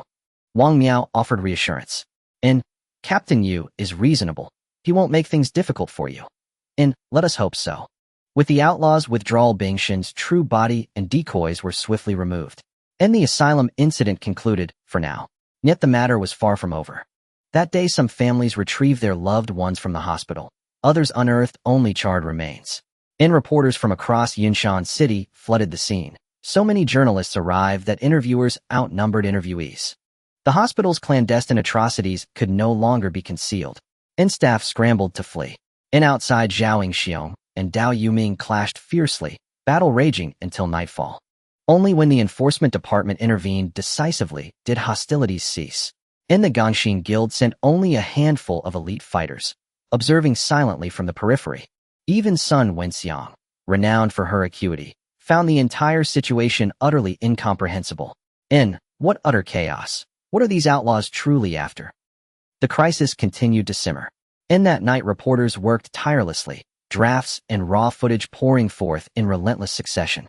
The Zhao family frantically leveraged connections, yet managed to suppress only part of the coverage.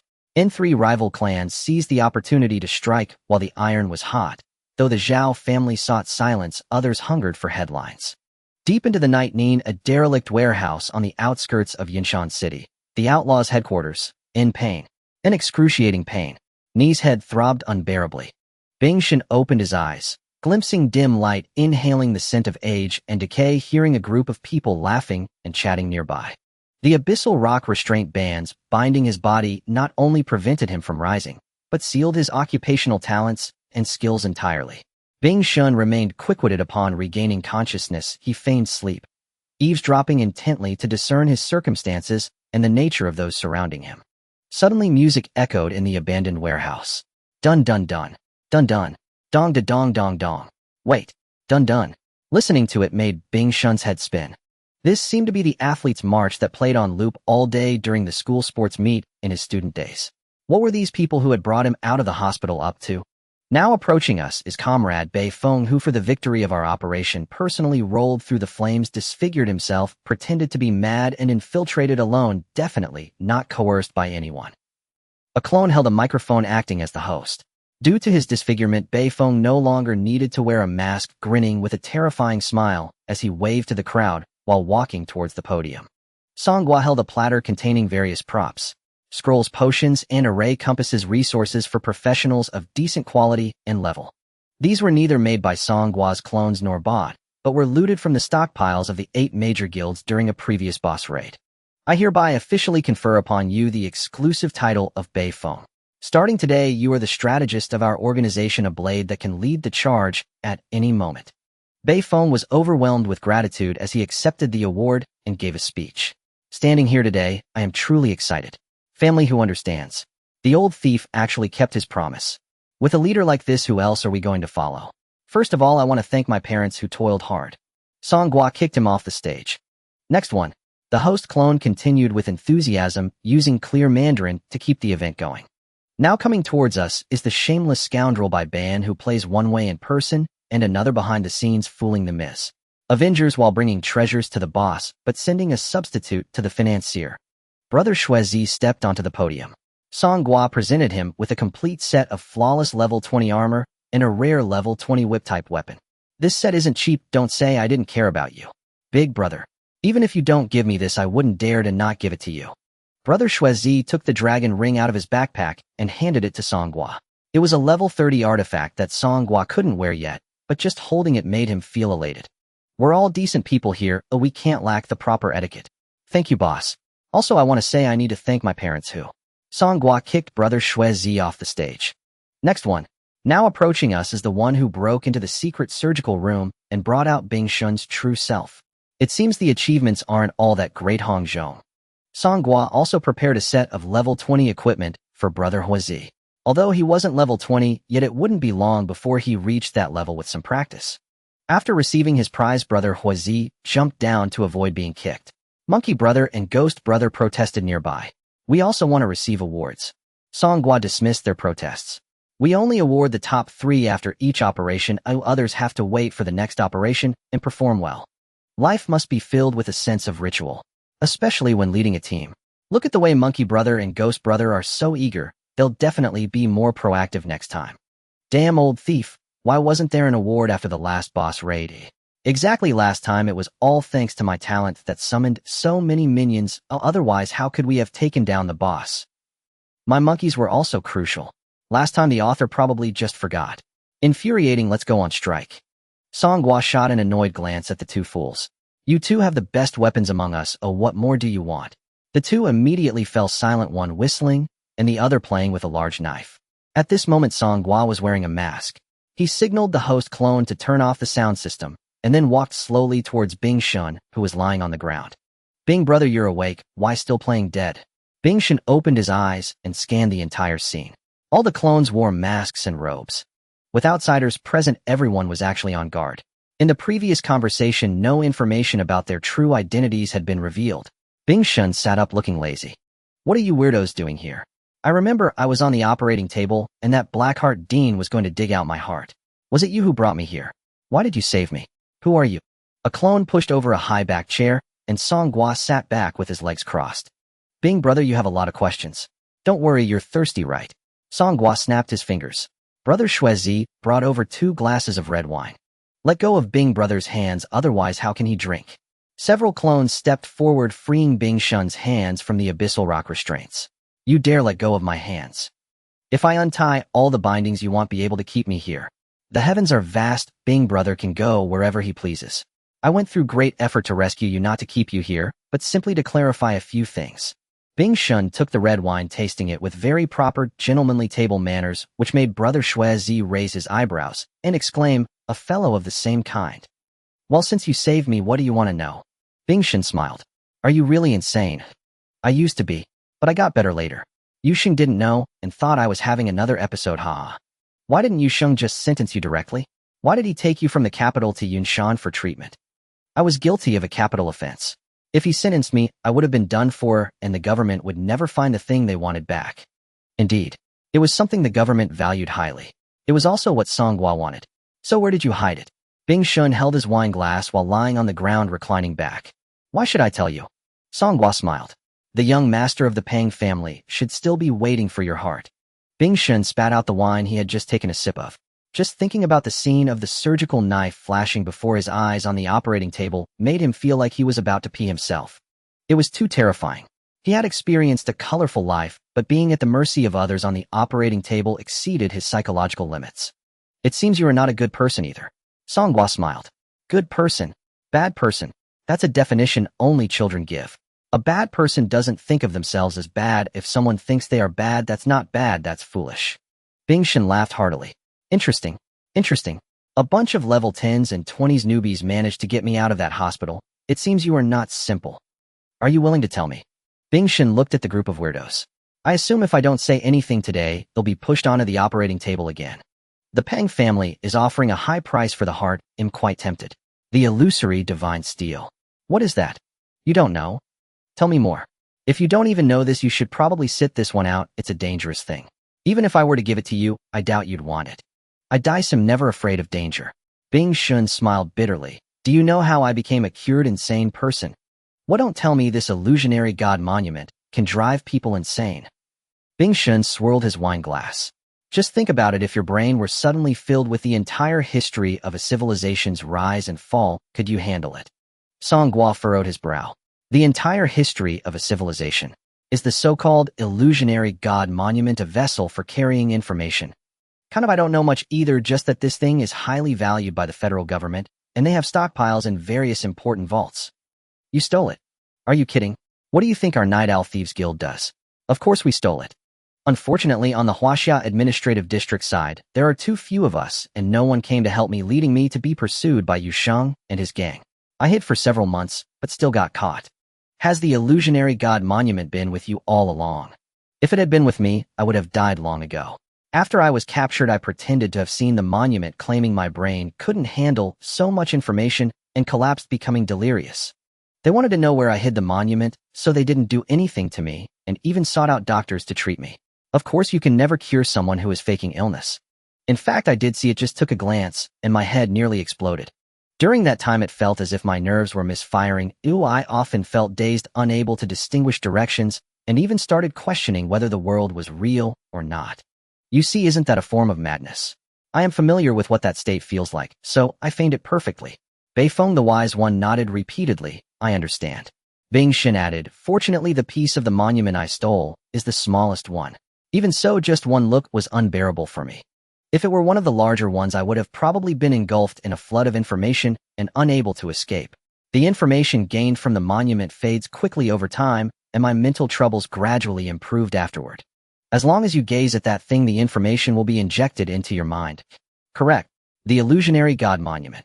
Does the information it provides pertain to illusions? That's right, it is said that each illusion has a corresponding monument, but illusions and monuments do not necessarily appear simultaneously. Some illusions manifest, while the monument has yet to appear, and vice versa. Wait, I remember that illusions are not part of the game God's Envoy, right? The current situation in Blue Star is due to the integration of games and reality. The game God's Envoy, which was all the rage worldwide 1200 years ago, lost all its backups after merging with reality and became a legend. However, relevant game strategies, player gameplay videos, and the like still exist. They just hold little reference value now. After merging with reality, the game mechanics adapted to the real world, resulting in significant differences compared to the original. During the 3 months of re-education, Song Hua thoroughly understood the game God's Envoy. The original version had no gameplay involving illusions. Bing Shun's words corroborated this. Indeed, illusions and monuments appeared later than the integration of God's Envoy into reality, probably about 1,000 years ago. 1,000 years ago. Isn't that exactly the dividing point between the Golden Age and the New Era? I previously thought the transition between the two eras was a bit abrupt, lacking a significant event. Could it be the emergence of illusions? What exactly are illusions? Based on what Song Hua learned, online illusions contain no data-driven elements. They seem like another real world. But it's not complete. It might only cover the area of a city, or even smaller. The lives within are of various forms, some with their own extraordinary powers, but they don't belong to the professional system, rather they are eclectic. Superpowers, monsters, martial arts, magic, the bizarre. There are even illusions where cultivators exist. However, curiously, in this incomplete world, all beings and rules can operate normally. For instance, some worlds may lack a sun, yet there is light and plants can still grow. It's highly unscientific. Thus, humans refer to it as an illusion, believing that the illusionary world may essentially be just an illusion. Although it's an illusion, some things within can be brought out. The items that can be taken out are all extraordinary resources, and upon entering Blue Star, they automatically transform into resources for professionals. Common resources like water, oil, timber, and ordinary metals which existed before the game merged with reality cannot be taken out. When extraordinary resources from illusions enter reality and transform into resources for professionals, they adhere to a basic principle. Namely, things that are rare and precious in the original world will have high quality and level once brought out, while things that are common will have low quality and level. For instance, a pill that enhances one's foundation is quite common in the world of cultivation, and when consumed by mortals, it cures all ailments and strengthens the body. However, when brought to the world of Blue Star, it loses its efficacy and becomes just a bottle of minor life potion. Even so, illusions are enough to make professionals flock to them, because resources obtained through this method may provide access to things that are extremely difficult to acquire in the world of Blue Star. However, the items within illusions are not so easily obtained. Low-intensity illusions limit the level of professionals who can enter. High-intensity illusions have many strong individuals. Even high-level professionals may not survive after going in and robbing everything. The monument is actually a guide to the illusions. After integrating the information about illusions, Song Hua understood why the federal government places such importance on the illusionary god monument. The monument records the history of a specific illusion. Holding a history book and going into someone else's world, isn't that akin to opening the heavenly eye? Providing support before the strong rise. Excavating treasures before they appear. Preparing to take over before the powerful fall into misfortune. Before the beauty matures, becoming her adoptive father. In summary, with the illusionary god monument, one can act freely and wantonly within the illusions. And one need not fear disrupting the social rules within the illusionary world and attracting trouble. You are quite clever, but you've only thought of half of the monument's function. What else is there? The monument contains main quests. But aren't there no data-driven elements in the illusions, eh? I was just making an analogy. Suppose you enter a zombie illusion how to prevent the apocalypse from arriving, or if the apocalypse has already come how to save it, that is the main quest of that illusion. The information in the monument will tell you what the corresponding illusion needs to complete as a main quest. If you succeed, that illusion will completely vanish and you will receive a grand prize bestowed by the illusion. What grand prize? Bing Shun took a sip of wine, speaking slowly. Increased lifespan rebirth. A crowd of avatars collectively gasped. Can one really achieve immortality? Can one truly remain invincible? What are we waiting for? Let's conquer the illusions. Damn, what's the point of conquering without a strategy? To be honest, Song Gu was intrigued. In the world of Blue Star, practitioners can soar through the skies and traverse the land impervious to blades and bullets, capable of moving mountains and filling seas. But they can still die. They will age and eventually die of old age. Even at 100 years old with a head full of white hair, they may still unleash formidable combat power, exhibiting explosive muscle strength. Yet once their time is up, they can die just like that. Because fundamentally, they have not escaped the bounds of human life. Of course, powerful practitioners will have a slightly longer lifespan, likely due to their superior physical condition coming close to the limits of longevity. Not only will they age, but they will also fall ill. A practitioner at 90 years old might possess tens of thousands of physical attributes, and even if an opponent lands a full-level forbidden spell on him, he would not die. However, a terminal illness could take his life. This somewhat resembles the setting in Dragon Ball, where even someone as strong as Sun Wukong could perish from heart disease. Overall, among practitioners, the strong are rarely afflicted by disease and pain due to their excellent physical condition. If they can clear the illusion, they can extend their lifespan and undergo a transformation. How could Song Gu not be tempted? Anyone would be. Otherwise, why would the federal government place such importance on the illusion divine monument? This is what those at the pinnacle of power, status, and strength in the Blue Star world are still pursuing. However, Song Gu had a question. You, Bing Shun, are already a third-turn practitioner. If you go crazy just by taking a glance, then who can fully endure the information injection from the divine monument to gain the strategy for traversing the illusion? I don't know about that. I only heard our boss mention the divine monument and the illusion while boasting after drinking. He himself seems unable to fully withstand the divine monument. It was precisely because of this that it piqued my curiosity, and I wanted to sneak one out to play with. I didn't expect to almost play myself to death. I estimate that only a very few people in this world can absorb the information from the divine monument. As I mentioned earlier, the information within the divine monument will be forgotten. Recording such a massive amount of information is impossible. How it's unrealistic to even dictate it, let alone type it out. Therefore, to use the historical information from the divine monument as a strategy for traversing the illusion, one must keep the divine monument close, like a dictionary for constant reference. However, the divine monuments found by the federal government are almost all sealed in various vaults, indicating that the number of usable ones is very limited. Can I? Am a time traveler, will I be different? I want the divine monument. Song Gu stated bluntly. It's evident. Will you give it to me? What if I don't? Young Master Pang. Alright, I'll give it to you. Is that a promise? You won't trick me, right? I am your lifesaver. Someone of your level will immediately go insane upon seeing the divine monument. Do I even need to trick you? You're asking for trouble. Bing Shin believed that Song Gu would definitely go insane upon seeing the divine monument, and then he could go wherever he wanted. The divine monument would still belong to him. It was a win-win situation. The key was that he was currently imprisoned and truly had no choice. Where do you hide the divine monument? Is it far from Yinshan City? It's hidden in a forbidden zone boss lair.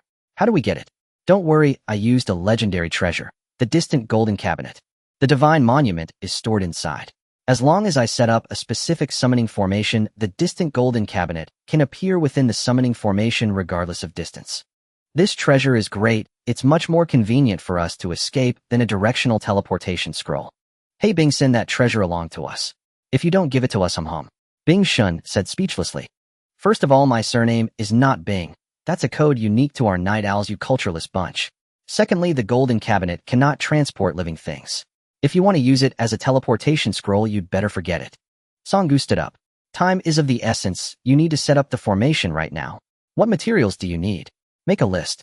Other materials are fine, but do you have energy crystals? No, there are too few energy crystal mines around Yinshan City, all controlled by the 8 major guilds. They produce and consume their own supply, without putting it on the market. Last time when raiding the logistics department of the 8 guilds, they didn't manage to grab any. Probably because they were already at the tail end of the boss battle. Their logistics practitioners used up all the energy crystals they intended to take out. A clever woman cannot make bricks without straw. No problem, well, just steal some. You're quite bold to break into someone's warehouse in broad daylight. Oh, it's night. Even at night your courage is remarkable. Are you really going to raid their warehouse? We won't go into the warehouse, we'll head to the mine. There are also experts guarding the mine. At your level it won't be enough. Head the mine. It's in the wild, right? What's wrong? Songgu looked at Ghost Brother and Monkey Brother. The two were excited. Let's agree in advance. This time we must hold an awards ceremony. As long as we get the Divine Monument, you'll get your Oscar. With that, Songgu waved grandly. Bind him up, put him in a sack, and let's set off immediately. Bing Shin's hands were once again bound by the Abyss Rock binding band, and he was stuffed into a black sack. Hey, there's no need for this, my friends. I can walk on my own and I can hop too. There was indeed a need for this. When entering and exiting the headquarters of the bandits, outsiders must cover their faces. This way they wouldn't know where the headquarters was. Songgu retracted most of his avatars, leaving only 2 to escort Bing Shun. After commandeering a vehicle by the roadside, they headed toward the outskirts of the city. Exiting the city was somewhat troublesome, because now it was January. It might be the day when the world boss refreshed. The city defenses were quite strict. Theoretically, one could only enter and exit through the city gates. Songgu had a pass, so leaving wasn't troublesome, but it was difficult to take Bing Shin out of the sack. He couldn't fit into a backpack. Backpacks couldn't hold living beings. However, that was just in theory. Climbing over walls was also an option. As long as they avoided the patrols on the city walls, it would be fine. The patrols were not just the city defense forces, there were also drones. Basically, at every section and time of the city wall, there were no blind spots. If there were no blind spots, one had to create blind spots. There were always those in the city defense who needed money. Some individuals who found it inconvenient to use the city gates would bribe the soldiers on night patrol to deliberately slow down their steps at specific times, allowing them to climb over the wall and leave. Songgu's avatars had done this before. When leveling up, they were already quite familiar with it. The group smoothly left Yinshan City and hurried towards the mine outside the city. The mine was located in the central mist zone, quite far away, and there was no light rail leading there. They could only walk. Bing Shin still packed in the sack suggested. I'm about the dice. I'm a third-turn practitioner, and I have a mount, an epic quality one that can fly. How about you let me go, and I'll shorten the distance for you. Running like this will tire you out. How could Songgu possibly let him go? That would be like throwing a fish back into the sea. No worries, I have a mount too. The 4 avatars, while sprinting with Songgu, spoke in unison. What the hell? Who's the mount? You better clarify that. Daylight broke. While Songhua was still dashing through the wilderness, a major news story detonated throughout Yinshan City. On the surface, it was the largest psychiatric hospital in the city, yet behind the scenes it was involved in illegal organ trafficking, human trafficking, flesh trade, and unlawful detention and abuse. It must be said that even though the hospital typically concealed related materials, well, a considerable amount had been destroyed.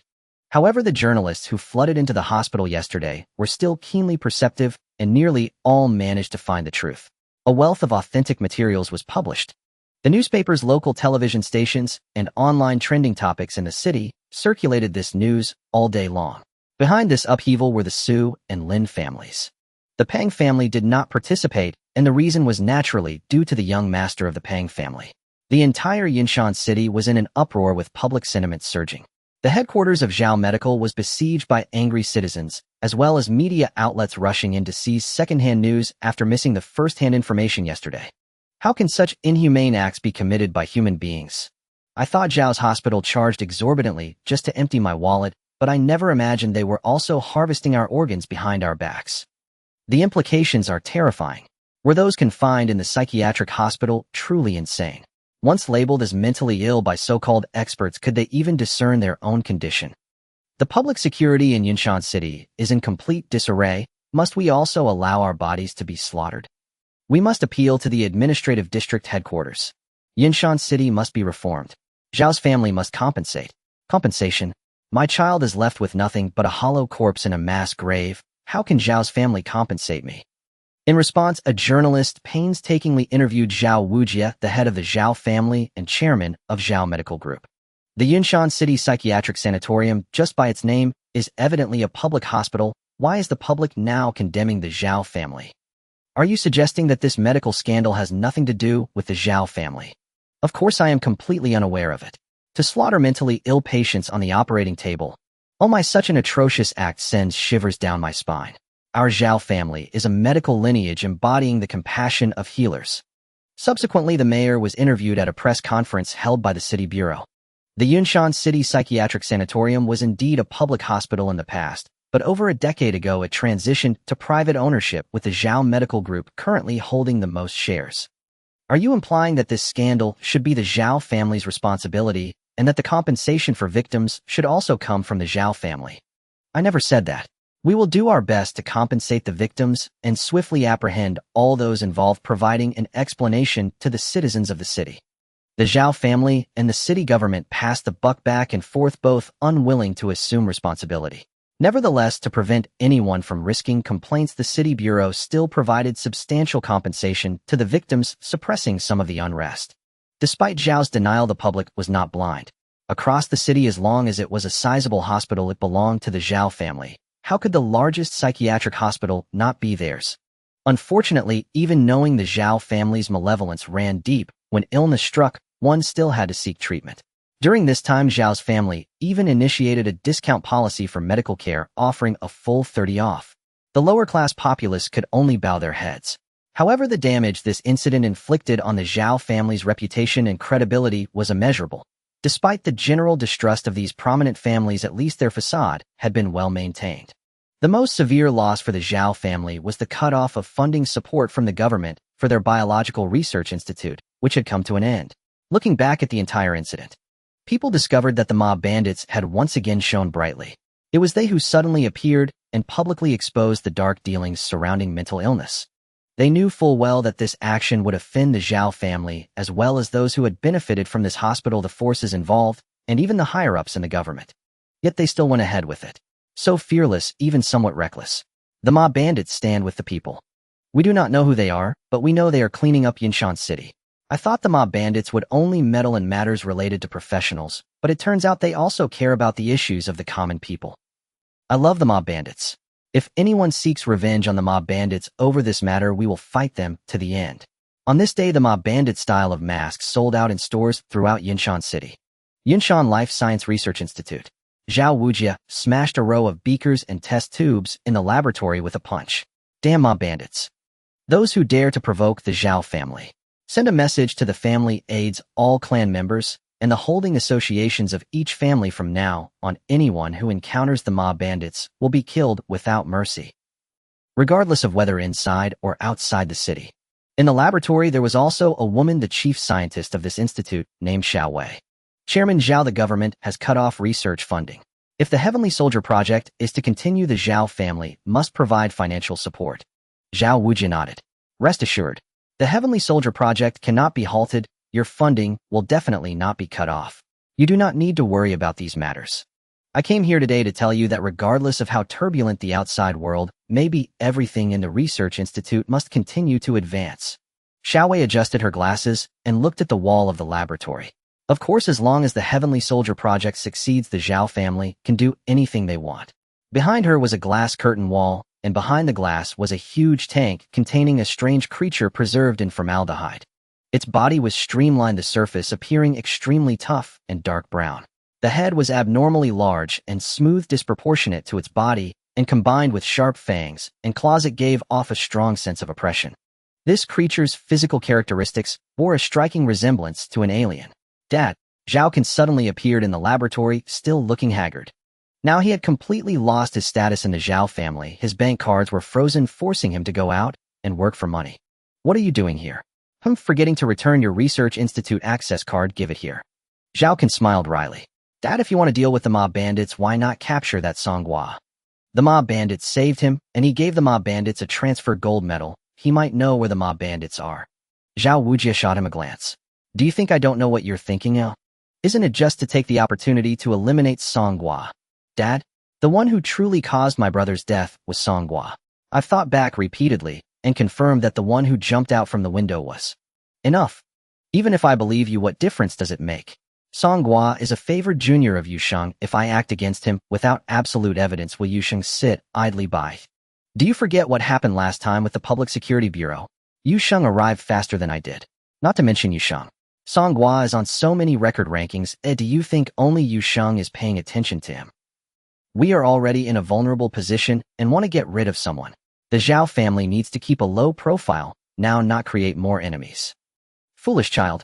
Stop thinking only of your private grudges, consider the family. What's the use of telling you these things, you useless thing? Get back. Zhao Can fell silent, placing down the access card, leaving with a cold face, grinding his molars. Ma Feng, when you and Songhua enter the illusion together, you must use the soul-devouring pearl to help me seek vengeance. This is the only chance to kill Songhua without being discovered, and it will leave no traces. In the park, Wang Miao was taking a stroll with her child, who was not yet 2 years old, blowing bubbles from a bubble machine. The director of the Special Affairs Bureau approached with a basket of fruits and a box of milk, smiling warmly. Director, what brings you here? A Wang group leader, am here to visit you and your child. It's not easy for you to take care of a child alone. Thank you for your concern, leader. The director placed the items on the grass, played with Wang Miao's child for a moment, then smacked his lips as if he wanted to say something. Just speak plainly, director. You should really skip your vacation, the bureau needs you. Is it about the bandits? Yes, the city bureau heard about how you tracked the bandits using a life wave detector while you were in the psychiatric hospital. They have officially entrusted us with the task of capturing the bandits at a special level 1. Honestly, what the bandits are doing is quite remarkable. They are challenging the powerful in this city. But their life waves always deviate from 100. Although it's not high, it certainly indicates they might have come into contact with Dark Star beings or something from Dark Star. I previously made a mistake thinking they were just a group of rebellious young people who accidentally encountered something from Dark Star. Their level is not high, so it didn't seem worth the effort to hunt them down. However, their organized actions indicate that someone is manipulating them from behind. Your wife died a year ago at the hands of a mutant beast from Dark Star. You detest the Dark Star forces. If the bandits indeed belong to Dark Star, I believe you would want to personally capture them. If the bandits are working for Dark Star, I will capture them all, no matter the distance. If the investigation shows they have nothing to do with Dark Star, I will ensure they receive justice. The director pursed his lips. All right, it's settled then. After the director left, Wang Miao continued to play with her child. She spoke to the child as if she were talking to herself. Dark Star is humanity's greatest enemy. Why do these rulers not take it seriously? If it weren't for the bandits encroaching on their interests, they would continue to be negligent. The city was in an uproar these days. Media workers were as busy as during the New Year. There was also a small news piece about Songhua, but it attracted less attention compared to the major stories. The record of the destroyer's song was selling a class transfer gold medal to a wealthy outsider. This was an exclusive report from a certain newspaper making the front page. It even included a watermarked photo taken secretly. Naturally, the so-called Songhua was actually a clone. The so-called wealthy individual was another disguised clone. At this moment, Songhua was on his way to the mining area. The class transfer gold medal that he pretended to sell was actually used on a Grim Reaper he controlled. When he exited the instance dungeon, he claimed that the gold medal had been reserved by someone and he needed to cash it in. He had to let the world know that he did not possess any gold medals, to prevent anyone from coveting it. After a day and a night of traveling with his clones exhausted, one after another, Songhua arrived at the mining area in the central mist zone. This area also had leveling zones, but the wild monsters were all above level 40, making them quite difficult to deal with. The wild monsters here were not Songhua's targets. The level 15 and 20 wild monsters encountered along the way were the real targets for Songhua. He had already left the Grim Reaper and several clones along the way to farm monsters, giving the kills to the Grim Reaper, thus forming an army of summoned creatures like before when he snatched the boss. The mining area belonged to the gameplay of Divine Job. In the mining area, 2 main resources could be extracted: gemstones and energy crystals. Additionally, there were some metals, rocks, and other solid materials, but these were produced randomly. Unlike gemstones and energy crystals, which refreshed in batches every day within the caves. As players progress, their demand for gemstones will increase significantly. Even though level 1 gemstones are not expensive, the number of gemstones required for upgrading increases exponentially. 2 level 1 gemstones combine to make a level 2 gemstone, and 2 level 2 gemstones combine to make a level 3 gemstone, and so forth. This exponential growth leads to terrifying figures at higher levels. Relying solely on drops is unrealistic. One must mine in bulk at the mining area.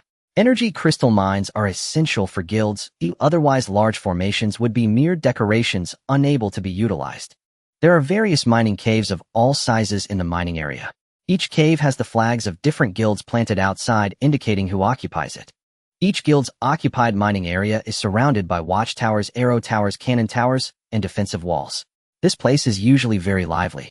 Because of the distribution of the caves, it's not just the 8 guilds. Even if there were only 2, they would never be able to divide it fairly. Thus, fierce battles often unfold among the 8 major guilds over the caves. However, it has been relatively quiet lately. The bandits have been causing trouble, diverting the energies of the 8 major guilds. We have arrived. From a distant Song-wa heard the sound of metal clanging. This was the sound of mining within the caves. Joining a large guild may seem glamorous, binding one to advanced assembly corps. However, the number of recruits in large guilds far exceeds the number of members they have bound to their assembly corps. Therefore, the lower-tier guild members must start by doing hard labor, like mining. It's still unpaid. Attempting to profit from it is not an option. Each cave has a fixed amount of resources that refresh daily, and the ones responsible for mining must submit that amount each day. Due to frequent monster disturbances and gemstone guardian beast attacks near the mining area. Even if it's hard labor, one cannot ask life-type specialists to do it. It shows that not all players are at the top, many are being exploited. Dump him out. The clones tipped Bing Shun out of the sack. Bing Shun finally saw the light again. However, it was now nighttime. Bing Shun was too exhausted to complain. Bro, you dragged me for a day and a night, and you didn't provide food, let alone water. I forgot, here, drink this. Song-wa tossed him a bottle of water from his backpack. In the central mist zone, visibility began to decrease. Bing Shun looked ahead, and could only hear the distinctive sounds of mining, unable to actually see the cave. What's your plan? You're just taking this few people to raid. We have more than just these few, they will arrive shortly. More experts. Not experts, just a bunch of novices. There are just a bit too many of them, they definitely won't hold for long. But we only need 10 ordinary quality energy crystals, right? Exactly, the summoning formation for the distant golden cabinet doesn't require too much energy supply, the minimum configuration will suffice. Although it's said to be the minimum configuration, energy crystals are actually quite expensive. In some contexts, they can directly serve as a form of currency. In the know, 3 mining area of Yunshan City, the banner of the Tianzhou Guild fluttered in the night breeze. Although it was already deep into the night, the sound of digging echoed from within the mine. The resources in the mine refresh every day and are fixed. If not fully mined, they will not be retained for the next day. Thus, every mine is continuously excavated 24 hours a day. On the watchtower at the outskirts of the mining area, 2 night watchmen from the Tianzhou Guild were smoking. The fog seems to be thicker tonight.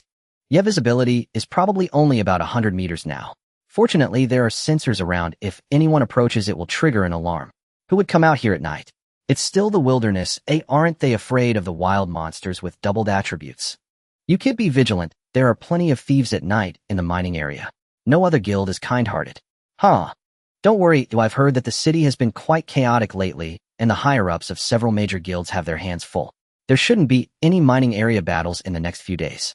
You mean the gangsters causing trouble in the mental hospital, right? These gangsters are something else. Their levels are low, but their ability to cause chaos is first-rate.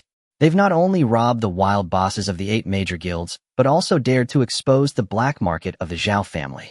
They truly are a bold bunch. I think they're a group of reckless lunatics. I've heard they blow themselves up without hesitation, or it's better to keep a distance from them. As the two were chatting while smoking, the warning lights suddenly lit up, and a piercing alarm rang out. What's happening? Someone is approaching, and there are a lot of them. Which guild is so dishonorable? It seems they aren't human, they're wild monsters, and there are too many of them. Stop speculating, I can already see them. Thanks to the high-powered searchlights near the watchtower, a large group of terrifying monsters was seen rushing forward through the thick fog.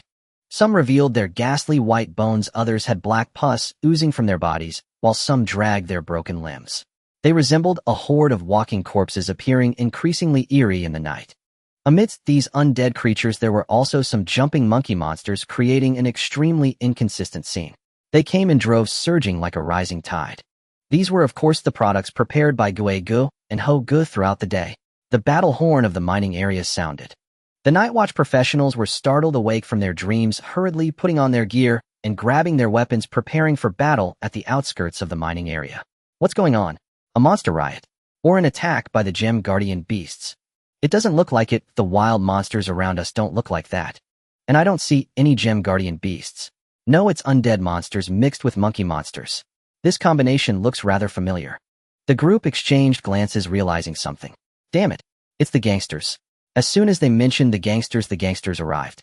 The gangsters, wearing headgear with mahjong patterns and various Taoist robes, stood atop the monstrous horde surrounded by the undead and monkeys. They raised their weapons high above their heads and shouted chaotic slogans. Tianzhao Guild, your emperor has returned. Demacia, for the tribe. Walla Walla Wah. Speed up and take the silver. The universe is the best. I will rob your mine on behalf of the moon. The professionals of the Tianzhao Guild organized a defensive line. The first to activate was the barrier-type formation.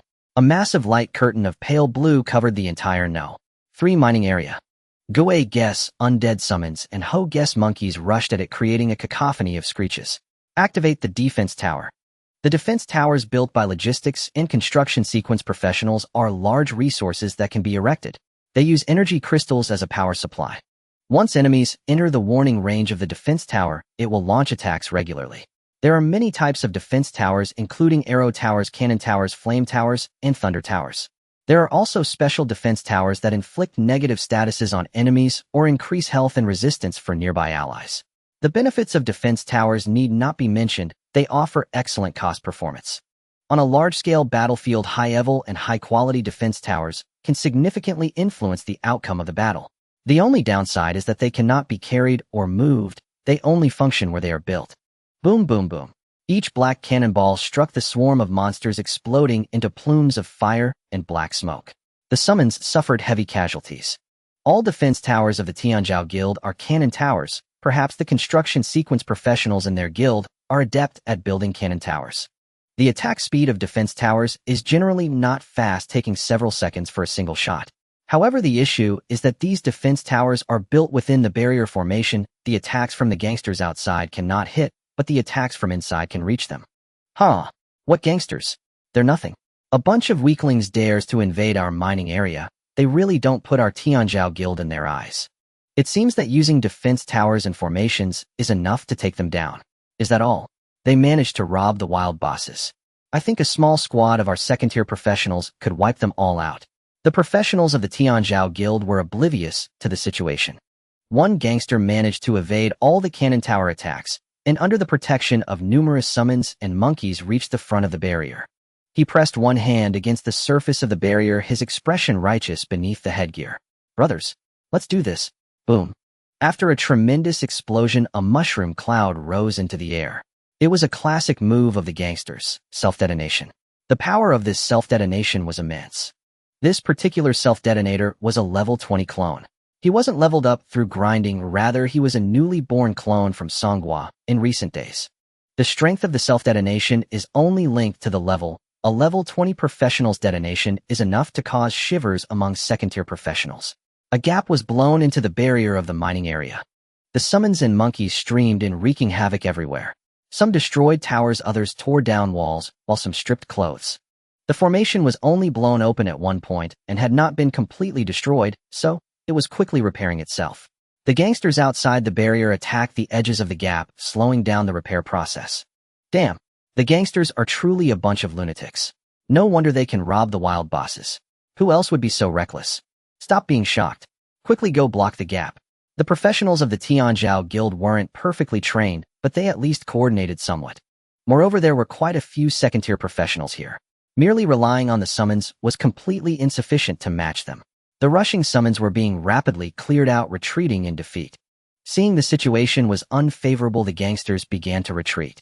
As they noticed the gangsters attempting to flee, someone shouted, "Charge out. Capture the gangsters alive for a bounty." Defense teams from the mining area charged out from the barrier formation, pursuing the gangsters. Just then, urgent news came from another direction of the mining area. The people from the June Green Guild have broken in. What? They brought formation masters and have disabled our northern barrier formation. The northern defense towers are almost destroyed. Hurry and send reinforcements. We have too few people here. Damn it. The gangsters here are just a distraction. Hurry and support the north.